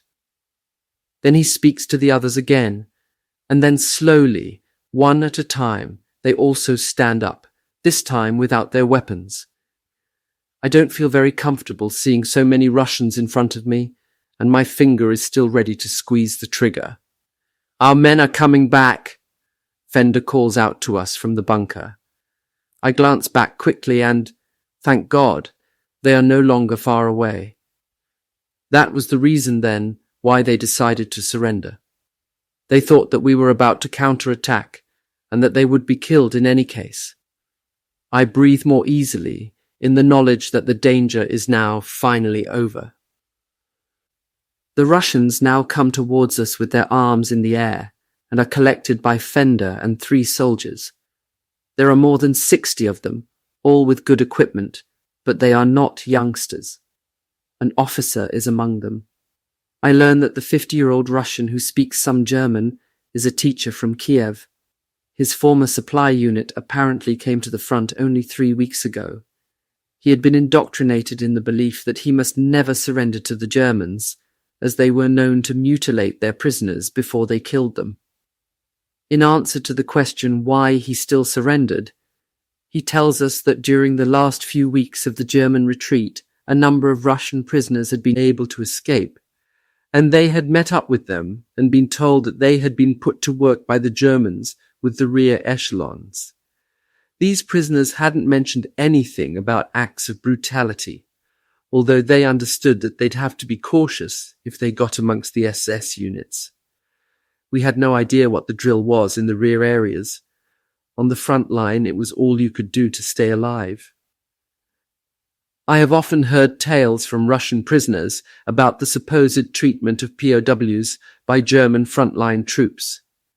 These stories served their propaganda purpose, making sure that the Russian soldier would prefer to fire his last cartridge and fight to the death rather than surrender. There is no doubt that it was this fear that often persuaded Russian soldiers to put up unbelievable resistance in completely hopeless situations. But it's the same with us. I have seen atrocities perpetrated on German soldiers, and the fear of similar treatment is greater than the fear of dying in battle. Many incidents involving acts of brutality and murder were committed by the Russians against their own people too, and they definitely tried to blame these on the German troops, especially during the turbulent times of our retreat. I will report on my own personal experiences on this topic later in this chapter. As the prisoners are transported to the rear, it again becomes quiet. The professor and Otto Krupke, who in the meantime had been promoted to Unteroffizier, come to see us in our foxhole. "What's with the tanks?" I ask. "They were immediately taken out by an anti-tank gun," says Otto somewhat quietly. The professor takes the part of the enthusiast. "Wow, it was quite something, you seeing off the Russians with one machine gun," he says in admiration. "I had no choice but to stay here. You blokes all ran away without saying a word," complains Waldy. "We only ran after the Lieutenant Otto protests. When the tanks appeared, the entire left flank ran for it, and when the ATG was destroyed, there was no stopping them. No one's blaming you," I add. "If we'd noticed them earlier, we would have run with you too. But as it happened, it was too late. And if it hadn't been for our ammunition carrier, Joseph Spitka, we would all have been lying here dead now," says Franz Kramer, whose nerves are still jumping. For our lieutenant, the hard-fought defensive close combat was apparently nothing unusual. He probably doesn't talk to us because he can see what we think of him. A responsible superior waits until all of his men have been able to reach safety. He can probably read this from our stares. While other soldiers come up and want to know all the details, the lieutenant only talks to Waldy, our section leader. Later we hear that he had been awarded the Iron Cross First Class because of his supposed heroism. However, he is quickly forgotten because by the end of February we have our respected Oberleutnant Prince Moritz zu Ottingen-Wallerstein back again as squadron commander. Shortly before nightfall, the clouds quickly cover the sky and a light drizzle starts to fall. Wachtmeister Fender says that we have to vacate the position by 2100 hours. A few kilometers further west, the rest of the unit is collected and a new defensive perimeter created. Although the advancing enemy is quickly stopped, we nevertheless have to move off again at once, since the Russians have moved forward on both flanks without meeting any resistance in an attempt to take us in a pincer movement. Unfortunately, not everyone manages to get away. This hopeless situation repeats itself almost daily. During this time, we lose Franz Kramer, who, with his heavy gun mount, was apparently unable to get away quickly enough and fell into enemy hands. We are repeatedly trying to hold the enemy back, but it is a hopeless venture as we are busy running almost all the time. As soon as a soldier is on the retreat, nothing will persuade him to stay in one place to await an onrushing enemy. We cannot consolidate until we get to Nikolaevka on the 28th of February, under the leadership of our well-respected squadron chef, who, following his recovery, has returned to us. We hold the enemy back for quite a while here, and even launch a number of successful counterattacks, but as the Soviets quickly begin to envelop us on both sides, we are forced to withdraw again. Behind the village of Petropavlovka, we are spread out in all directions when we are suddenly attacked. We've been without sleep for days and are totally exhausted, so we, as the rear guard of our unit, have been looking for quarters in the last houses of the village. After a while, the Soviets come storming into the village, yelling hurrah, and mowing down everything in their path. I just have enough time to escape out of a rear window with Otto Krupka. I can't take my machine gun with me. It wouldn't do me any good in any case. I'm out of ammunition. Later on in the retreat, Otto and I run into some more of our mates from the squadron. We all haul ourselves through the mud and slime, tired and exhausted. Then one day, they too are gone, and I am now alone with Otto. We join up with a combat unit made up of personnel from a mishmash of all types. In the meantime, it begins to rain, and the mud now becomes even deeper. The ice-cold easterly wind whips through our starved bones. The hunger gnaws at our intestines. During the nights, we seek shelter in the Panjé huts. They are always mostly full. The men lie stacked up like herrings, helping each other to keep warm. Their faces are dirty and pale. They listen intently to every little noise outside, reacting to anything out of the ordinary. Only a few have got weapons with them. When each morning breaks, and assuming Ivan hasn't driven us out of the houses with his shouting, we pull ourselves together and stumble on. In every village we come to, we meet up with new groups of German soldiers fleeing from the pursuing Soviet army. Some of them have misjudged the speed of the Russian advance. These men are mostly rear echelon troops from field bakeries, repair and maintenance shops, etc., and supply troops who have never seen the front line. Once in a while we would even come across so-called Kriegsverlagerungsrat, whose uniforms for the first time have come in contact with dirt. Kriegsverlagerungsrat, or Schmalspuroffiziere, are the administrative managers of the army. You can pick them out by the narrow epaulets of their tailored uniforms. They are the finest soldiers of the Reich who manage all the goodies the army gets, the sort of supplies which the average soldier never even lays eyes on. During the turbulent times of the withdrawal, these stuck-up and officious administrators were often done away with if they refused to open the gates of their overfilled supply depots to the angry, starving and tattered common soldiers trying to escape the clutches of the pursuing Soviets. They would quote orders given by their superiors, who themselves were long gone to the rear, to secure the depots and to blow them up, or set them ablaze before the Soviet army could take them over. One day, Otto and I found ourselves standing in front of just such a depot, in front of which a Kriegsverlagerungsrat had placed himself together with his assistants to stop famished soldiers from getting in. In spite of the fact that the Russians were not far from the village, the official stood his ground and denied the soldiers access, saying that he had orders to blow the place apart, but not to let it be opened before that. As the crowd of soldiers steadily grew and the official stood his ground, the debate was settled with a sudden burst of fire from a submachine gun. The corpse was unceremoniously shoved aside, and the starving men went into the depot, egged on by an Oberfeldwebel as the charges were set to blow in 20 minutes. We couldn't believe what we saw. Everyone stuffed his pockets full. Take only the best, Otto suggested. When the Russians are after us, you'll throw away half of it. Otto was right, but what was the best? Everything we saw was of value to us half-starved individuals. Where did all of these goodies come from, these luxuries I had never seen up at the front? Who were these delicious hard salami and smoked hams supposed to be for? At the front we had soft cheese or canned meat at best. In one corner I discovered cases of wonderful chocolate cola in cans. In my entire service career I had been able to get this from the canteen precisely twice. Man, look at this golden liquid, Otto called over as he held up a bottle of French cognac. A bit different from that kidney water juniper brandy which we soldiers always get. Otto was eagerly tearing open some of the highly sought-after Frontkampfverpackung which we seldom had the luck to receive.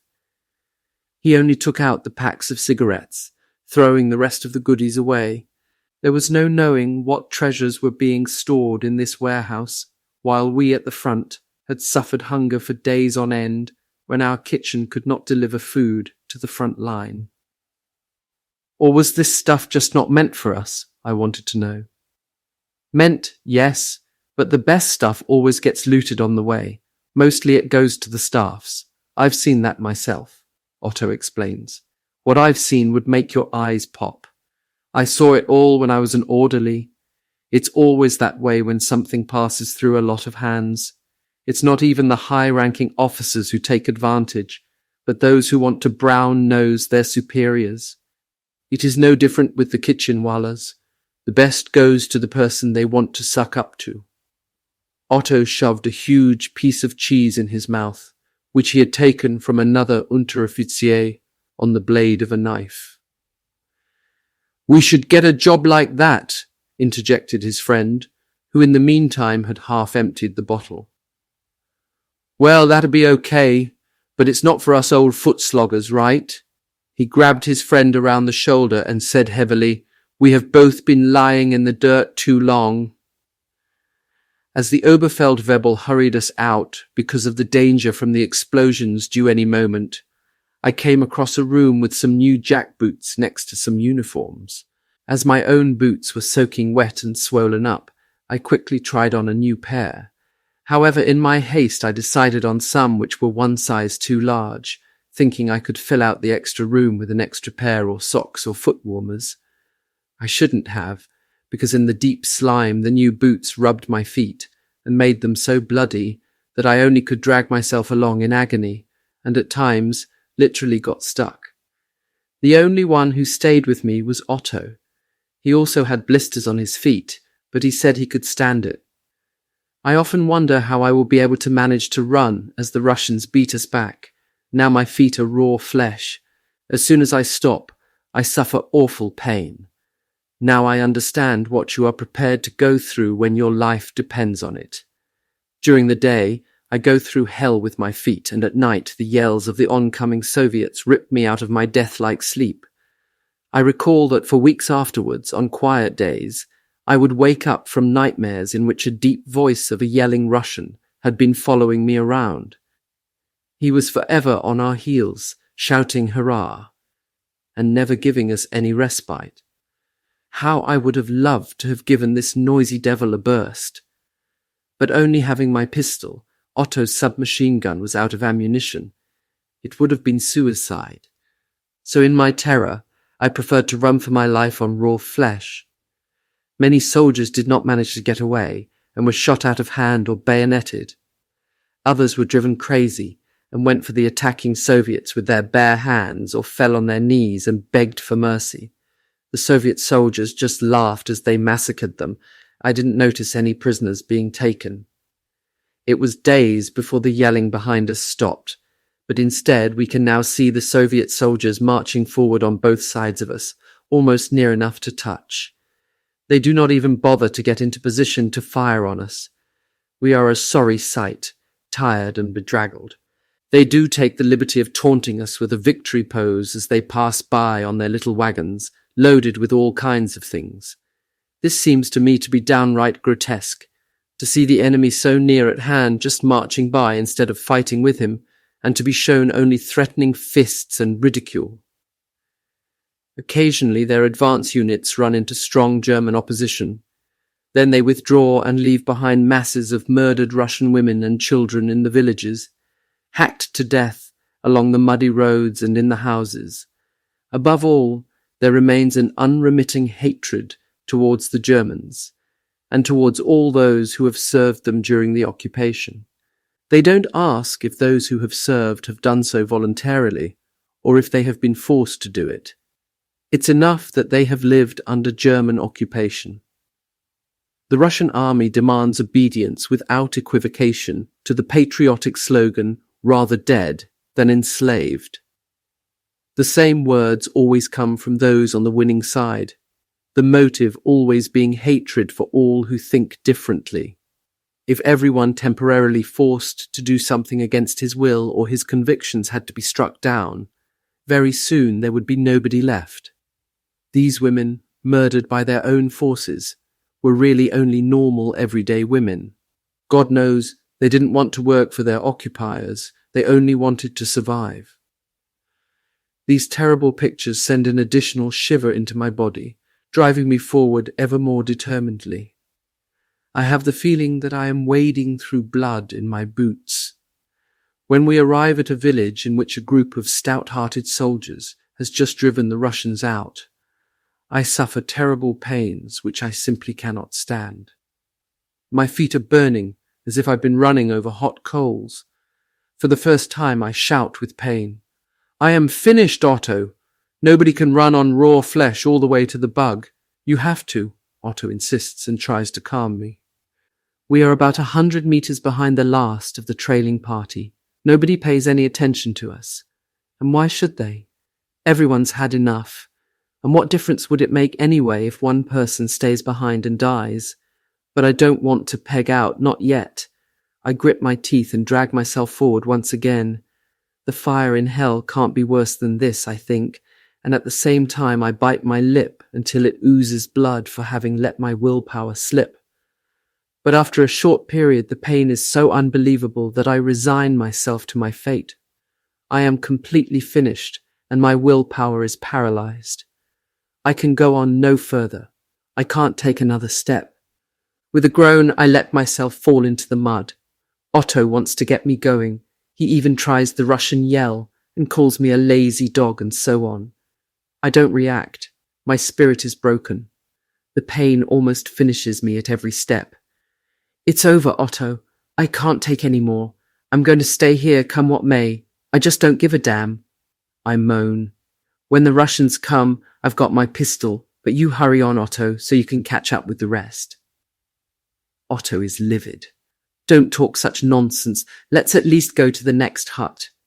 When you have rested for a bit, we might be able to go a little further." He takes me under the arm and helps me up.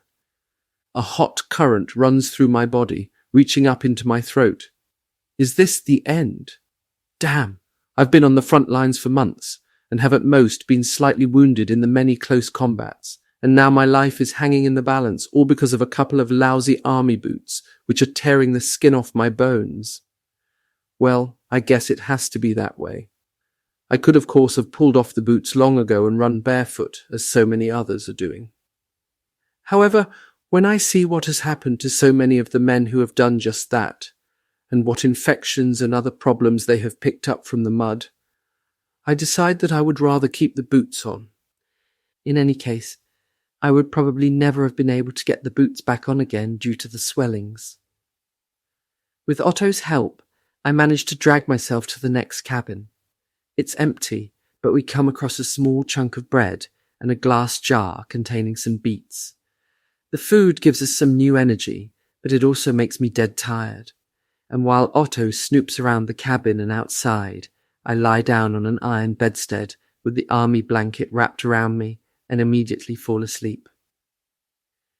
Eventually I can hear my name being called as if from far away, so I get up and drag myself to the door.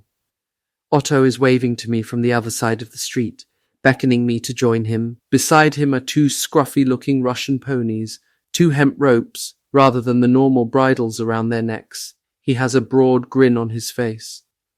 Took me a good half-hour to round up these little beasts, but they're our only chance of getting out of here in a hurry.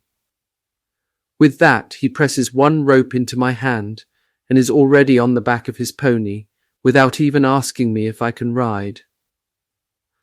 My pony is not a big animal, and with a single bound I am on his back and pressing my legs around his belly. He immediately stands up on his front legs, raises his hind quarters and starts shaking like a wet cat. I slide forward and am almost thrown off, but at the last moment manage to hold on to his bushy mane. "Darway! Darway!" yells Otto as he slams his heels into his animal's flanks. The pony trots along and is soon several meters in front of me. Then my one scurries after Otto's, jolting my bones, and only by clinging on to the mane can I manage to stop it unseating me. This riding is good fun, I decide, but only if you know how. I have only ridden once, and that was on a fat old farm horse. It was in the first year of the war, when we were ordered by the school to help bring in the harvest. I remember that riding on that thing was much easier than riding on this spindly creature. Otto's pony goes too slowly for his liking, so he smacks the nag on the neck and digs his heels into its flanks, but the little horse doesn't move any faster. In return, it tries to snap at his legs. My pony copies what his is doing, just as if they had agreed upon it. He, too, bends his head back towards me and snaps at my knees. I move backwards and just about manage to cling on to his mane. One foot is already dragging on the ground. "This devil will be the end of me yet," I moan, and because of his jerking gait, I am rattled from side to side, and it sounds as if I am stuttering. I slide from left to right and back again, and feel like a bundle of clothes on an old wheelbarrow. I can feel every jolt the blessed thing makes as my backside lands against the animal's bony spine. "No, Otto, I'd rather get off and walk, even on these bad feet," I call to him in a stuttering voice. Otto, who is in front of me, turns around, then ducks suddenly flat alongside the neck of his nag. "The Russians!" he calls, and then rifle salvos rattle off from between the houses and the bullets zip around our ears. My nag makes a leap and stretches his legs in a gallop, with me pressing my chest against his neck and clinging to his mane. We easily overtake Otto, who is also now galloping. Suddenly, I find riding to my liking. I feel as if I am in a cradle and notice with pleasure that we are very quickly putting some distance between ourselves and the enemy fire. Both animals have passed the last of the houses and are now galloping on out on the open steppe. Then mine, out in front, stops suddenly and snorts so heavily that the foam flies into my face. As I turn around, Otto comes sweeping by. The mane of the little beast waves in the wind, and Otto, in his fur cap, looks like a Cossack on the attack. He stops beside me. Even though it is light, we can't see the village behind us. My pony moves off at a canter, and I again start bouncing around like a bundle of rags. Later, we come across another village, and he stops and decides not to take another step. Otto's follows its lead, and they both look at us scornfully. "We have to get down," says Otto. "They're in one of their moods. I've seen this before. Panjay ponies are unpredictable." "Good. We'll walk until they get over it and let them stretch their legs," I say, glad to be able to dismount. Every bone in my body is aching, it seems, and my rear end has pretty well had it. Nevertheless, thanks to the food and sleep, my feet have had a chance to recover a bit, and I'm not now in so much pain when I walk. As we approach the village, Otto can see through his field glasses that there are lots of Russians there, so we are forced to skirt round the village using a Rachel. By the time we are almost past it, shots are again being fired, from behind and also from the side. We are up on the backs of the animals again like lightning, and fortunately they are already upset and want to get away. They are off at a gallop, as if the devil himself was after them. We don't mind. They relax into a trot only when we reach the broad, well-used mud road of the retreating troops. We continue westward through the mud and the hard-packed steppe. There are frequent downpours, and the ice-cold wind causes our bodies to stiffen. We give the ponies food and water on the way, but instead of being grateful, they continue to be temperamental. Every now and then they stop and stand still, and nothing we can say will cajole them into moving. Even when we try to trick them with a few rounds from Otto's submachine gun, the little devils show no reaction. They know full well who it is that's doing the shooting, us, not the enemy. When we go to pat them kindly on their heads, they snap and even try to bite us. They don't react to friendship, the aggressive little buggers. We reckon they must have been very harshly treated in the past. And every time my pony stares at me with his pale yellow eyes after he has been having a go at me, I always get the feeling that the little devil is laughing. Not until we have organized some old blankets and placed these over their sharp bones do they become a little easier to get along with, allowing us to ride for a bit longer. But again, only until they decide to stop and to go through the old routine about not wanting to move. We're completely dependent upon the mood of these small, shaggy beasts, but even so, we're thankful that they have carried us for days on their backs, although I will frequently think back about my seriously taxed rear end. Somewhere, far beyond the Ingol and near the Jelenez, our riding days are over. One day, as we are looking around in some houses for quarters, having tied up the ponies at a tree, they suddenly vanish. As the ropes had not been torn away by force, we know full well that they've been stolen, along with their blankets, by other soldiers. It is the middle of March and the height of the muddy season. From now on, we join the retreating masses once more. Resistance is only offered if the enemy comes too close. Superiors are always trying to form combat units out of the demoralized men, but these dissipate after short periods of resistance. One day we find ourselves at a supply depot. We fill our pockets with chocolate, cigarettes, and other items. Just as we are about to down a thick slice of beer sausage, several mortar rounds crash nearby, and a soldier on the outside yells, "The Soviets are coming!" Electrified, everyone jumps up and runs to the exit. An Unteroffizier from one of the vehicles has already rolled out several diesel and petrol drums and then set fire to them. The jets of flame just miss his back. The Soviets are at the other end of the depot, and we soldiers run and pile onto the vehicles to get away faster. The crews curse and try to push some of the men away, but they cling to the vehicles like blackfly and fight each other for any free space. We manage just to hang on to a bit of the side cover, mainly to help us to get through the mud a bit faster. A soldier calls out, "No more space, comrade. Let go, otherwise we'll have to get down." The damn fellow then stamps on our fingers with the heel of his boot until they bleed. We just have to let go, and we fall into the mud. There are many more like us. Otto is angry. They aren't human anymore. They're just animals and don't give a toss if other people die, just as long as they can save themselves. And they have the cheek to call us comrade. No space anymore, comrade. I am sorry, comrade. They're the ones who are getting away, damn it. I'd like to punch them on the nose. What the hell do they know about comrades and the friendships which exist on the front lines? They spit out the word so easily without understanding what it really means. Otto has worked up a real fury, but afterwards he feels a bit better. He has also said exactly what I am thinking. We clean off the worst of the mud and then run along in the trail left by the half-track. The Soviets are to the side behind us and are shooting at individual soldiers who try to take refuge among of the houses. "Here comes another half-track," Otto yells. "We've got to get up on this one, otherwise we've had it." This vehicle is also full to bursting with soldiers. We run along beside it and wave to the driver. Then a Stabswachtmeister sticks his head out and gives the driver a signal. The half-track is now driving at a walking pace. We notice that the man's epaulette piping is the same gold yellow as ours. He has also noticed that on us, and he stretches out his hands to Otto and me and asks, "Which squadron?" "First of the 21st, we answer in unison. "Come on, I'm from the 8th of the 21st, he replies, and shoves one soldier from the running board to the front mudguard and pulls another into the driver's cab.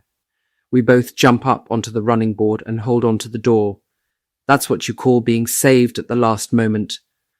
We are thankful that the Soviets behind us haven't got any heavy weapons, otherwise we would not have got away so easily. We managed to escape with only a few slightly wounded, me among them. I caught a glancing hit below the knee, a ricochet. It's only a graze, though, as were the others earlier. It doesn't cause any problems. At the next stop, I need only stick a plaster on it. Although we lose sight of the other vehicles for several hours, we drive over the bridge on the River Jelenes. There we run into another combat unit, which has a number of men from our own unit. A capable officer has tried to hold up the advancing enemy by counter-attacking, and has even managed to push him back for a short while. In one of the recaptured villages, I get hold of a German submachine gun from a Soviet officer, and with it several magazines of ammunition. He also has 2 German wristwatches on his arm. In the village we can see the atrocities that have been committed by the Soviet soldiers against their own people, this bloody war involving women and children. I think of Katya in Dniprovka and her prayer that the war should be over soon. Wojna kaput. How often she and many others prayed for that.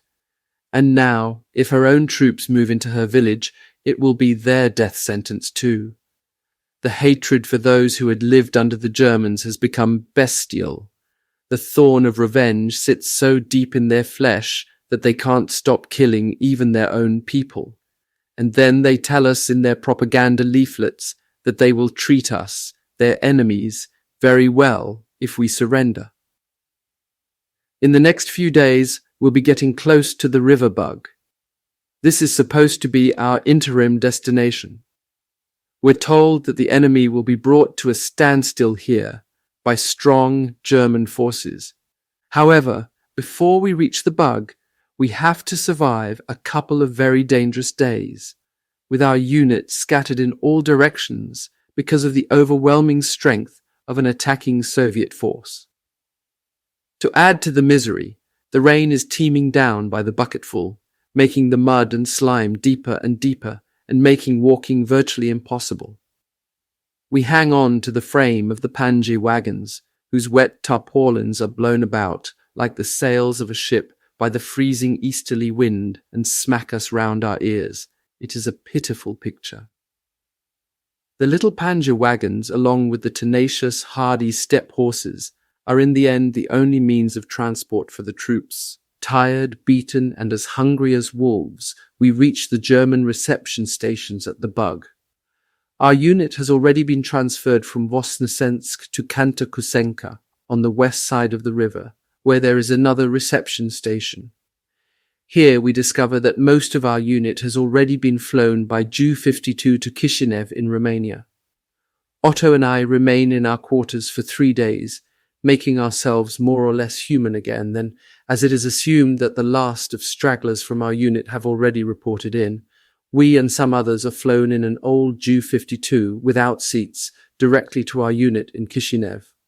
Although I have flown at the glider school at Sensburg in East Prussia, this is nevertheless my first flight in a motor-driven aircraft. Thinking back, I can say that this flight in the old Tanta U was really enjoyable, not least because we were finally leaving Russia. Literally, war extension officials, narrow-gauge railway officers. Chapter 12, Deadly Intermezzo. The city of Kishinev looks like a jewel box in comparison with the dirt and mud of Russia. It even has a Western character. It's the 27th of March, and the Russians are said to have already crossed the River Prut and advanced into Moldavia. The city has been cleared of all communications units, so we now only meet up with German and Romanian frontline units in the streets. The spring sun is just beginning to test its strength, allowing us to make the most of several days. We receive, almost daily, delicious golden yellow Romanian wine in a bowl. After the arduous weeks during the retreat, new vigor is again flowing, giving us renewed hope after the retreat. But it doesn't last long.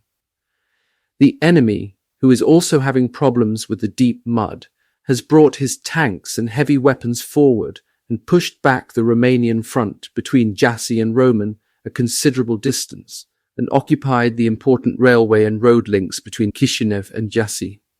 We were ordered to retake these areas, and we managed to do this with the support of the Großdeutschland Panzergrenadier Regiment. This unit was not the Waffen-SS outfit of the same name, but a well-equipped combat unit alongside which we had frequently fought in the past.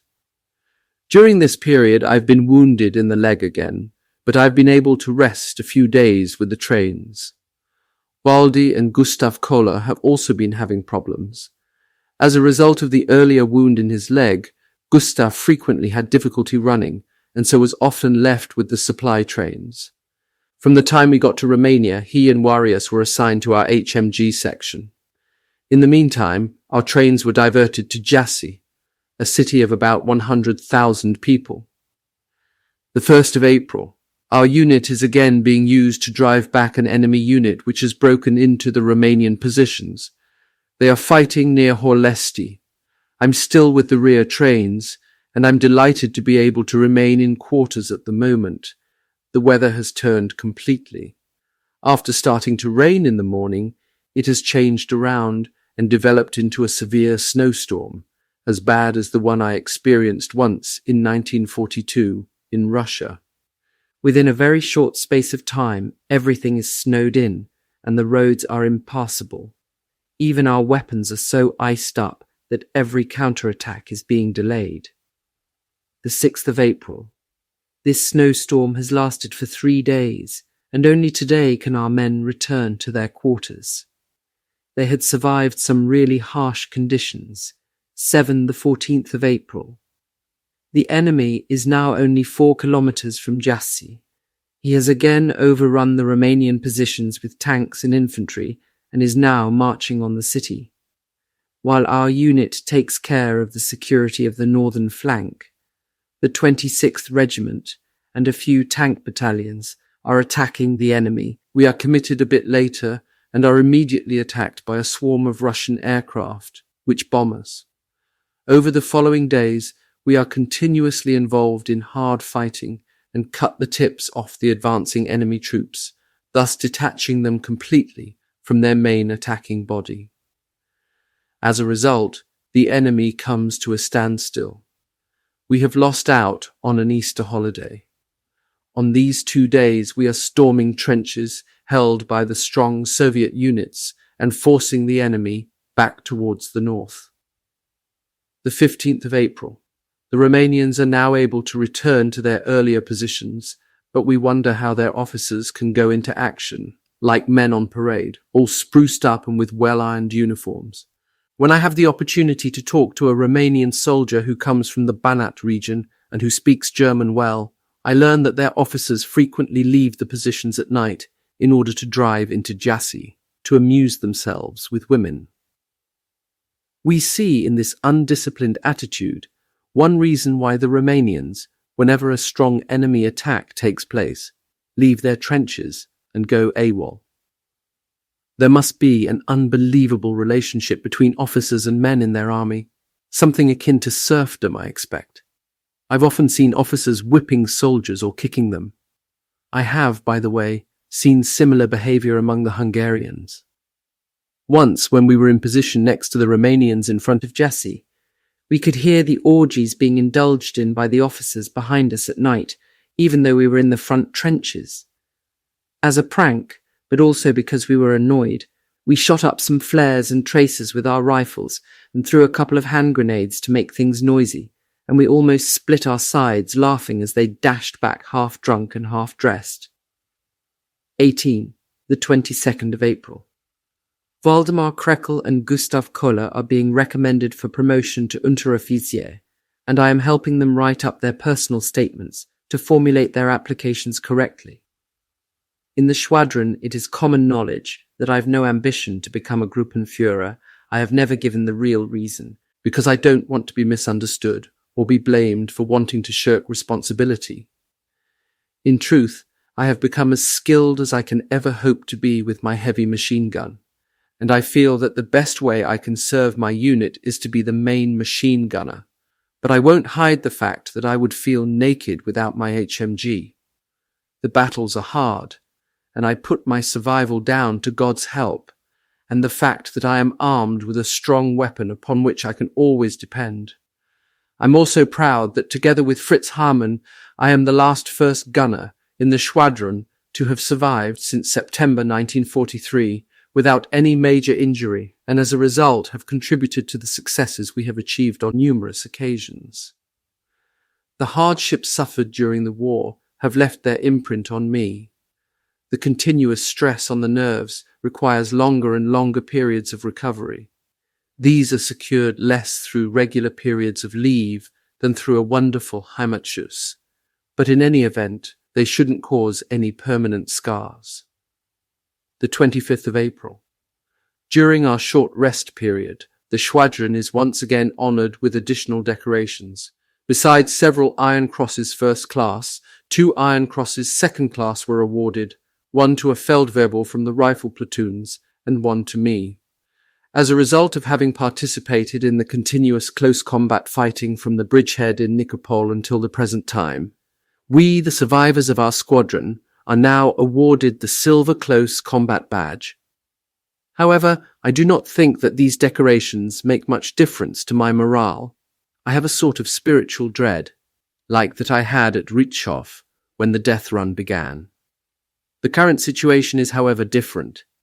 I therefore think that my uneasiness has been brought about by the many exciting close combat firefights I've gone through, which sort of left me unscathed, but now demand a price from my body.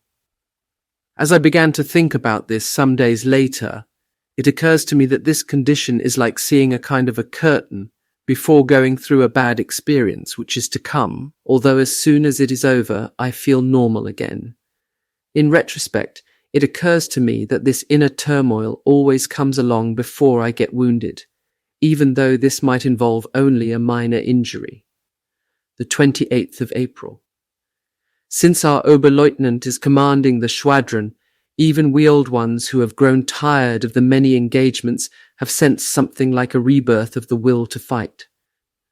Because of his calm way and sure manner, particularly during these hard weeks in Romania, he gives us the strength and the momentum always to carry our close combats to a successful conclusion. He is always leading from the front during the attacks, and I know that we are, all of us, prepared to go through hell for him. But he is too reckless at times. For example, I have never seen him with a helmet on his head, even during heavy artillery or mortar fire. He always wears his lightweight officer's cap over his dark, somewhat wiry hair, giving him a youthful, dashing appearance.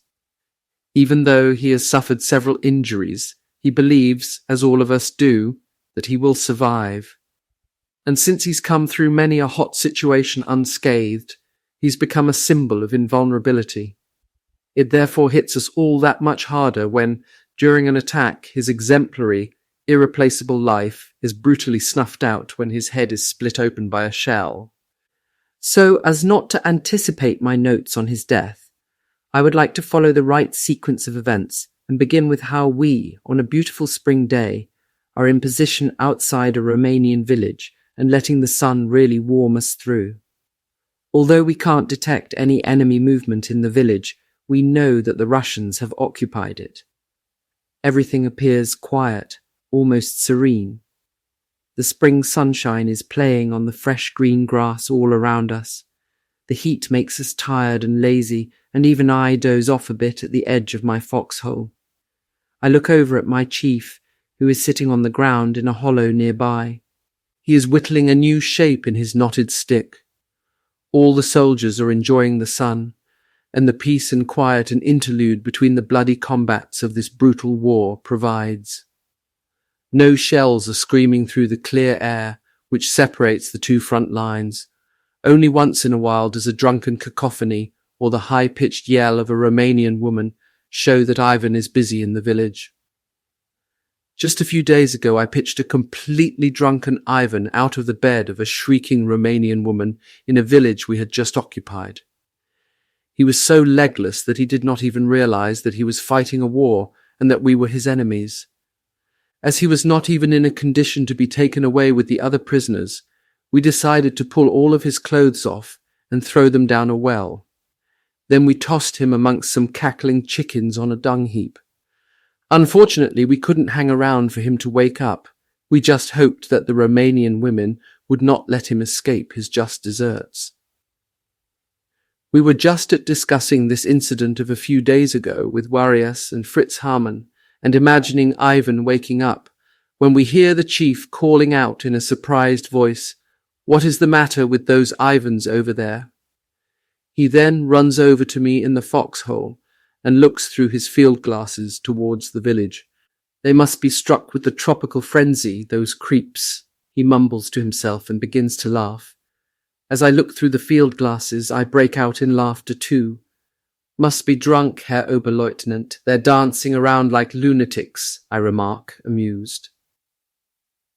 In the meantime, the entire unit is doubled up with laughter, the soldiers arguing about why the Russians are dancing like crazy in front of the village, going through all sorts of madcap routines. I imagine that Red Indian war dances must have looked like a bit this, having read about them in the cowboy novels of Alaska Jim. Then some of the soldiers in the foxholes in front of the village also get up and intermingle with the other dancers, at the same time waving their arms about. We can hear their yells all the way over to our lines. What is happening? Are they so drunk that they have fallen into a sort of trance? We are speculating on what the matter is. The retreat in Romania near Jassy, 21st Pies Gren Regt 1, the 29th of April, 1944, Warias, standing in the next foxhole, calls over to us. "Wow, they must have sunstroke.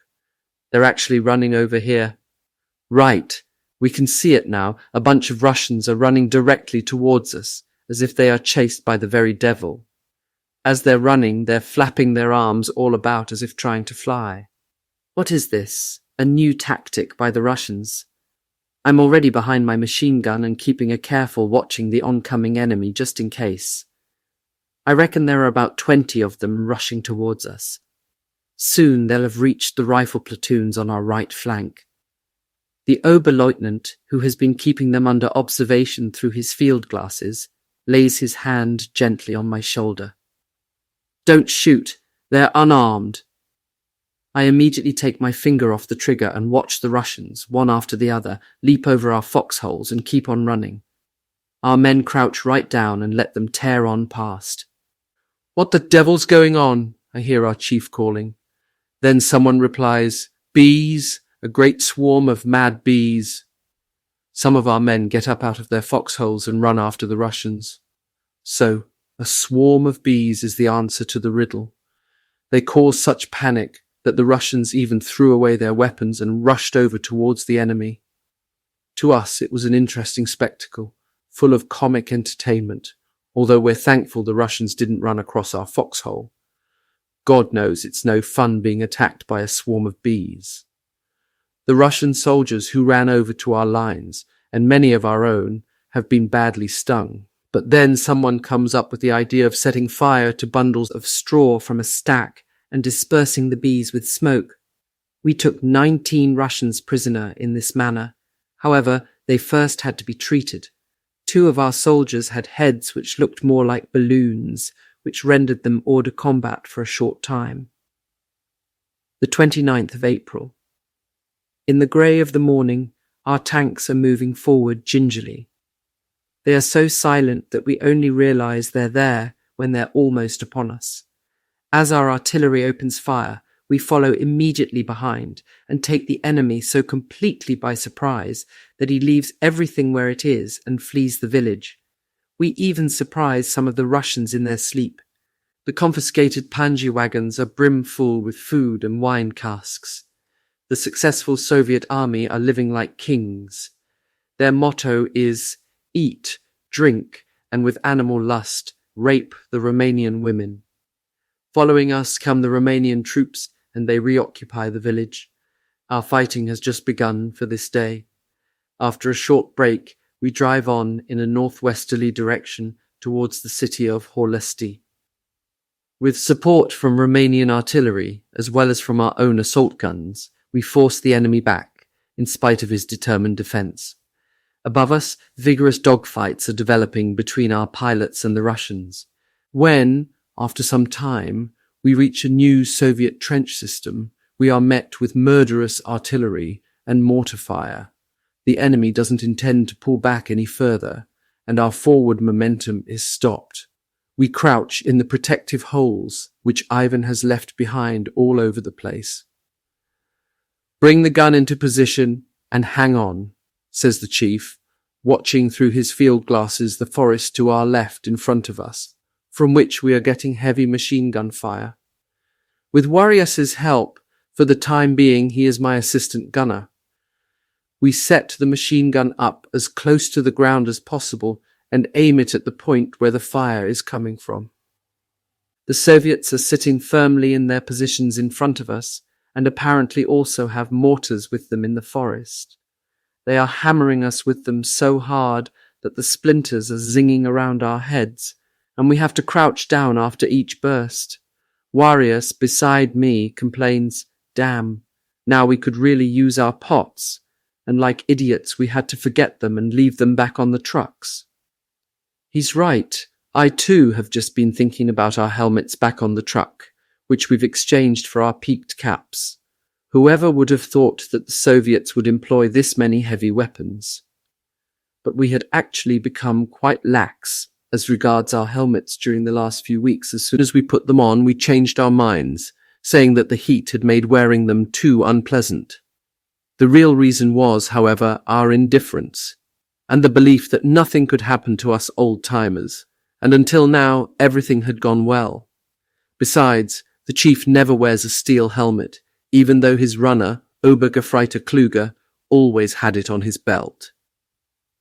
As the splinters fizz around us at an ever-increasing rate, Kluger takes the helmet off his belt and hands it the chief. The latter looks at it for a moment, then across to us. "Does one of you want to put it on?" he asks. Warias and I look at each other and shake our heads. "Well, okay." He shrugs his shoulders and looks through the field glasses in order to observe the enemy again. To him the matter is settled, but his runner is still standing by, looking uncertain. We know that Kluger would have preferred to have slapped the helmet on his chief's head out of sheer concern. He idolizes him and is more worried about his safety than he is about his own. But he can't force the matter, and he fastens the helmet back on his belt. Kluger and most of my other friends are smarter and donned their helmets at the start of this attack. Quite routinely, I fire off one belt after another into the enemy position. Then I discover 2 Russian machine gun positions at the edge of the forest, which have already caused several injuries among the soldiers of the rifle platoons on our right flank. With a loud explosion, a mortar round lands just in front of us. The iron splinters whirl around and dig into the ground. One hits the steel jacket of the machine gun, and the Oberleutnant quickly withdraws his hand. Blood starts to flow over his fingers from a wound at the base of the hand. Obergefreiter Kluger, who has seen what's happened from the other foxhole, is frightened and yells towards the rear. "Medic! The Oberleutnant has been wounded." The chief has already taken out his handkerchief and is pressing it against the wound. More surprised than angry, he calls over to his runner. "Are you crazy, Kluger? Fancy calling the medic here on my account." Kluger yells again, "We don't need a medic, it's only a gash in the hand." Then he waits until the chief is back in his foxhole, where he attends to the injury with gauze and some first aid plaster. I settle again behind my machine gun and fire away at every Russian head I can see. Then another mortar round explodes in front of us and I feel a pain on my upper lip. A small splinter has penetrated beneath my nose. The blood flows over the lip into my mouth. I spit it out and press my handkerchief against it. My upper lip and nose swells up. "Let the medic bandage you and go to the rear. Warriors can take over the machine gun," the chief says, concerned. I shake my head. "It looks worse than it is, Chief. It's only a little splinter, sticking in just under my nose." He looks at me briefly, then returns to watch through his field glasses. I have the feeling that he expected nothing less of me. I am to him a dependable type, not to be upset by a slight injury. He'll probably be disappointed if I go to the rear now, although for this type of injury, I would have every right to do so. I'm also honest enough to admit that if I'd had another chief at this time, I would have gone to the rear to get myself bandaged by the medic and thus get out of the firefight that is taking place. My nerves are probably not strong enough after this long period of frontline duty to withstand this combat while suffering from a painful injury. I am not a coward, as I have already proved, but neither have I ever tried to play the role of the hero. But it now looks as if I am trying to be one, because my comrades, who can see my swollen face, are wondering why I am not already at the rear. It's the Oberleutnant who gives me strength, so I don't go back, but rather choose to remain with him. I feel tied to him and would go through hell with him. After you have spent some time at the front like I have, you no longer fight for Führer, Volk und Vaterland. These ideals have long gone, and no one talks about National Socialism or similar political matters. From all our conversations, it's quite obvious that the primary reason we fight is to stay alive and help our frontline comrades to do the same. But we often also fight for a superior, such as our Oberleutnant, who through his exemplary attitude manages to instill spirit into even dog-tired and almost indifferent warriors. What does he fight for? As an officer, first of all because of duty and honor. However, I know him, and the main reason is his responsibility towards his soldiers, and through personal leadership and example at the front, to take away some of the feelings that they are mere cannon fodder. When he speaks of his unit, he means the unity and the camaraderie of the squadron. For me and others, this is something still worth fighting for, particularly in the absence of any other ideals. In all the months he has been with us, I have never heard him mention politics, nor heard him speak about National Socialism. I have the feeling that he stands way above these things, and that he is not carrying on this war with any political agenda. The squadron cannot move another pace forward because of the heavy enemy counter-fire, and the lieutenant makes a decision. Watching the edge of the forest to our left, he says, "We've got to get into that forest, then we can roll up his positions from the flank." That could be very difficult indeed, we reckon, because there are lots of Soviet soldiers in the forest. Obergefreiter Kluger expresses our feelings. "Shouldn't our artillery give them a pasting first, Herr Oberleutnant?" "What on earth for? We'll manage without it, Kluger. Tell the troops from the Schwadronstrupp and the 1st Platoon to follow up as soon as I've gone." He then turns to Fritz Hamann and me. "You give us covering fire with both machine guns until we reach the forest. Then come after us and wait for further orders." "We understand, Herr Oberleutnant." Minutes later, he runs in front of his men along a shallow depression hidden by undergrowth towards the edge of the forest. We give continuous cover from both machine guns. As the Soviets see our men coming towards them, they jump up and run in groups towards the rear into the undergrowth. The chief reaches the forest, the others follow him, and they all disappear into the trees. "Go! After them!" I grab the mounting by the 2 rear legs, while Warius gets hold of the front 2. We run at the double towards the edge of the forest, and a few meters to the side come Fritz Hamann and Clem, the latter recently returned from leave. Spluttering, we reach the edge of the forest and take a quick breather. Then incoming mortar fire rushes towards us and explodes in the treetops. Ivan is pouring crossfire into the forest. Heavy grenades explode in the treetops, and broken branches crash down on us, hitting the tree trunks and undergrowth. We hear the Oberleutnant's orders reverberating through the forest, and hear the firing of the light machine gun and submachine gun. In the roaring and exploding hell, we take cover behind a tree trunk that has been felled in a storm and await further orders. A figure emerges from the cloud of black powder in front of us. "Heavy machine gun section," someone calls. "Here, what's up?" I reply.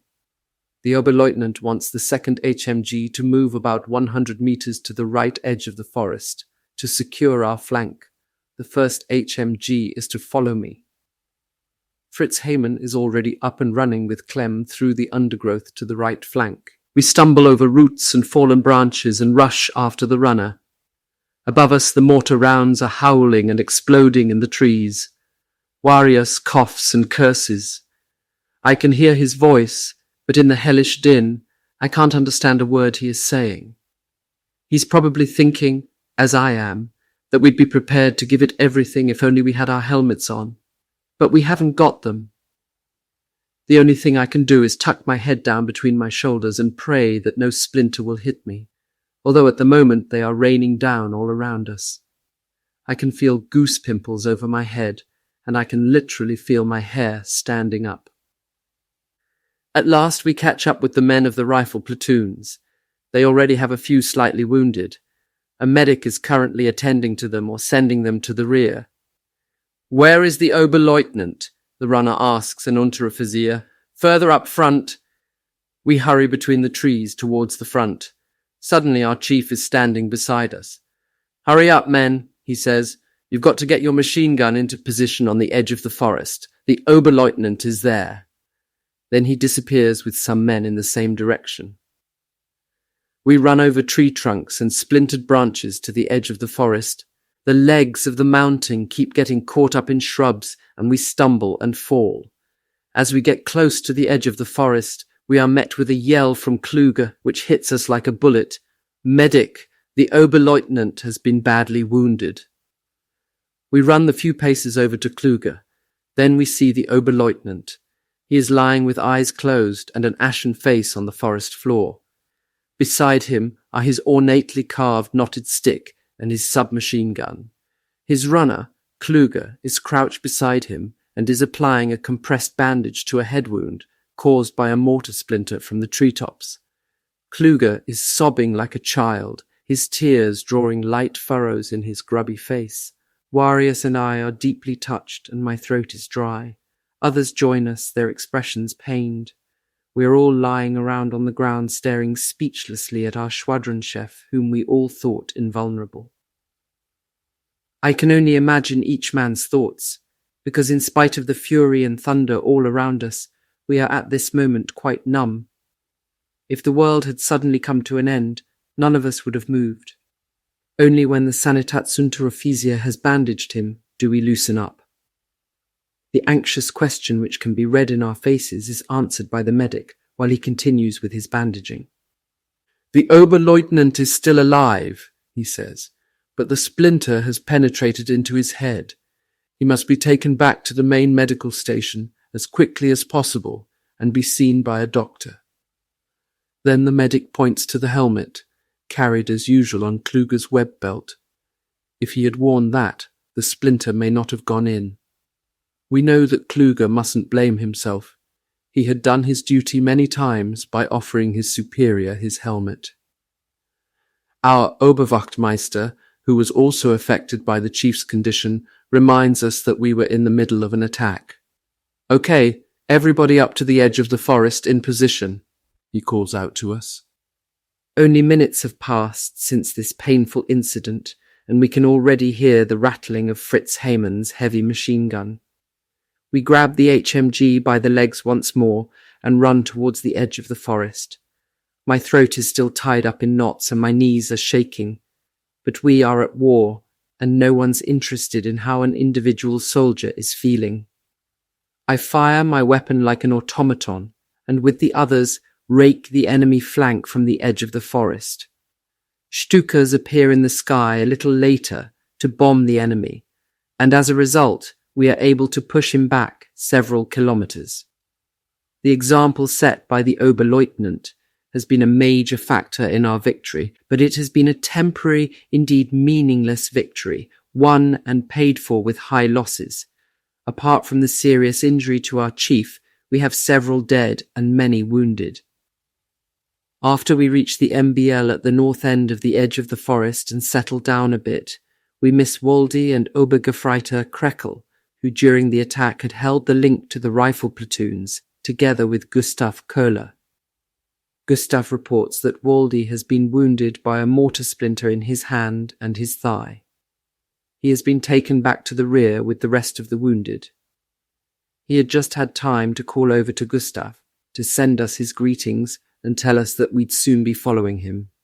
It might sound macabre, but I didn't envy or begrudge Waldy his wounds in any way. He and a few others of us had held out for a long time, and it would have been awful if Waldy had been fatally wounded. The 30th of April. In recent weeks, we have often discussed when we might suffer a wound that would take us out of the combat zone. That it will happen is inevitable. But even so, each of us believes that it will pass without serious consequences. Waldy, Fritz Hamann, the tall chap Warius, the professor, Gustav Koller, Clem, who after his leave has somehow changed, and I, all of us are old-timers, still left from the heavy weapons platoon from October 1943. In the rifle platoons, there are only a handful from that time, even though some of them did return after being wounded at the Nikopol bridgehead. With only 3 gashes, I have come away from it all relatively unscathed, but these small splinter wounds are still considered injuries and are written up, and now I, like Clem and Gustav Koller, can wear the silver wound badge. Because of the splinter in my upper lip, I was able to rest in the rear trains for 3 days until the swelling went down. The regimental surgeon didn't want to cut open my lip to remove it, and so it has stayed put under my nose to this day. Chapter 13. From Knight's Cross to Wooden Cross, May 10th. Following the hard battles of the last few days, we finally have time to worry about personal matters. The bad and unsettling news that our highly respected squadron chef had died as a result of his serious head wound reached us a week ago. He apparently never came out of his coma. We are reminded about his exemplary qualities as our leader and also as a human being. Fritz Hamann and I knew that he hated the war, but nevertheless would fight as a model for us to emulate, and that he contributed more than most. He would shoot at the enemy when we were threatened or when we were launching a counterattack. But he was also glad when many of them surrendered and thus stayed alive. And many a prisoner must have been surprised to be offered a cigarette and a light from a German officer. Because of these humane thoughts and deeds, he placed himself above and beyond the growing avalanche of hatred that is now characterizing the war. However, none of these qualities enabled him to escape death. It took him just as mercilessly and tore him away from the camaraderie of his squadron, which was never as strong as under his leadership. The 11th of May. Today I have received leave papers for 3 weeks from the orderly room. Early tomorrow morning I am supposed to leave with 2 other soldiers from our squadron. Gustav Koller does not let the chance slip by to give me a good haircut. He even refuses payment. In return, I am to take with me a bunch of letters and mail them from Germany, because this way they can be delivered faster than if they are mailed from our field unit. Even though I realize that my home leave is due, the news still comes as a surprise. Now, when the chance to escape the dirt and the danger for a couple of weeks becomes a reality, I really ought to enjoy myself, but it is not that way at all. I've got mixed feelings. On the one hand, I am glad to be able to see my loved ones again and to be able to sleep in a real bed. But on the other hand, it makes me sad to have to leave my comrades behind. For too long we've gone through thick and thin, bonded together in success and in adversity. It's like leaving my family in danger. Will I find them all in good health when I return? Including the time spent travelling, I'll be away for over 3 weeks, and for us in the front lines, much can happen in that time. It's only after we have drunk considerable quantities of Romanian wine, which makes everyone a bit tipsy, that am I able to forget the sadness of tomorrow's farewell for a while. The 12th of May. Our driver, Obergefreiter Jost, wakes me up at 4 o'clock. Half an hour later, the three of us who are going on leave are sitting in the wagon on the way to the railway station. I was only able to say my goodbyes to Fritz Hammann and Warius. All the others are still sleeping off their binge. When you go on leave, you have to allow plenty of time, so I am told. The trains don't run to the old timetable anymore, and you have to find out about the new one at the station master's office. But we do manage get out of Romania without too much trouble. Most of the soldiers in the passenger coach are from the front lines and, like me, don't feel like talking and, rather tired, quickly fall asleep to the rhythm of the train. Only after we reach Vienna and after some of them had got off does it become more lively in the carriage. I notice from their uniforms that they are rear area soldiers discussing their amorous affairs in Austria and Hungary. The 13th of May. During the journey, I am checked by the so-called chain dogs, at least 5 times in the train and at the railway stations. This is the name we give the unloved military police, because as their symbol of authority, they wear a shining metallic shield on their chests, hanging from a chain around their necks. Once in a while, they lead someone away. They are specifically checking all leave and travel papers, as well as the remarks written into each soldier's identity book. They do this in order to see if anyone has written themselves up for an extra decoration, or if they have added a false promotion. Military policemen are no doubt necessary within units to keep order. In my compartment, they take away a Feldwebel, decorated with the Knight's Cross First Class, and also the Silver Close Combat Badge, but who in spite of this doesn't have all the right documents. From what I can hear, he doesn't have all his papers with him, so it's possible he might be AWOL. In conversations with other soldiers, I find that morale among the troops is not of the best. There are apparently a number of deserters and dissenters. These are bad times. They are called traitors to the fatherland because they don't do what we all must do, even though we don't like it. Nobody can be himself during a war. We all belong to the people and the state. The latter at least sounds good, because it means that everything that's done is done in the name of the people. In other words, in our name. The 14th of May. It takes exactly 2 days to reach my home village. The pleasure of again seeing my mother and my older sister, who is on a visit, is tempered by the news of the death of some friends. Our usually quiet and empty little village has developed into a hectic, overpopulated city. There are soldiers and a lot of mothers and children from Berlin and other major cities on the streets, trying to escape the bombing. But for how long can they do that? The 15th of May. I feel that, bearing in mind all the mixed feelings, my leave will not pass as pleasantly as expected. On the front lines, we have other things on our mind. Our thoughts are more to do with our survival and that of our friends and comrades. Even though we have long since got used to the danger, the anxiety always comes back and eats away at the nerves. It makes young faces look old. I have some signs of this too. Next month I will be 21, but I feel much older, not least because I have outlived many younger colleagues. Even with my 5 minor injuries, I have come away from the war relatively unscathed. During combat, my nerves are somewhat flaky, but I do at least have them under control. I have often noticed over the last few months that younger and older men have turned grey overnight. Their nerves fail, and in an hour-long barrage they break down. And all of this is supposed to be in vain. God forbid that it will ever come to that. The 16th of May, the 2nd of June. I'm trying hard to enjoy my leave and to let myself be distracted. My favourite occupation, sleep. In the afternoon, I get on my racing bike and tour the area, or go over to the lake and do some fishing. I often spend the evenings with friends in a restaurant or with a girlfriend I knew before I left for the front. But things are not the same as when there was no unrest about. Not like now, when I detect anxiety and discontent among the population. They all have something on their minds, but they don't dare express their opinions. I often get to hear that they have arrested someone and hauled them off to a concentration camp. People say that this is a labor camp whose guards are SS men. They place dissidents and those who oppose the Third Reich in the concentration camps. But no one knows anything for sure, as no one has ever come out of them. The 3rd of June.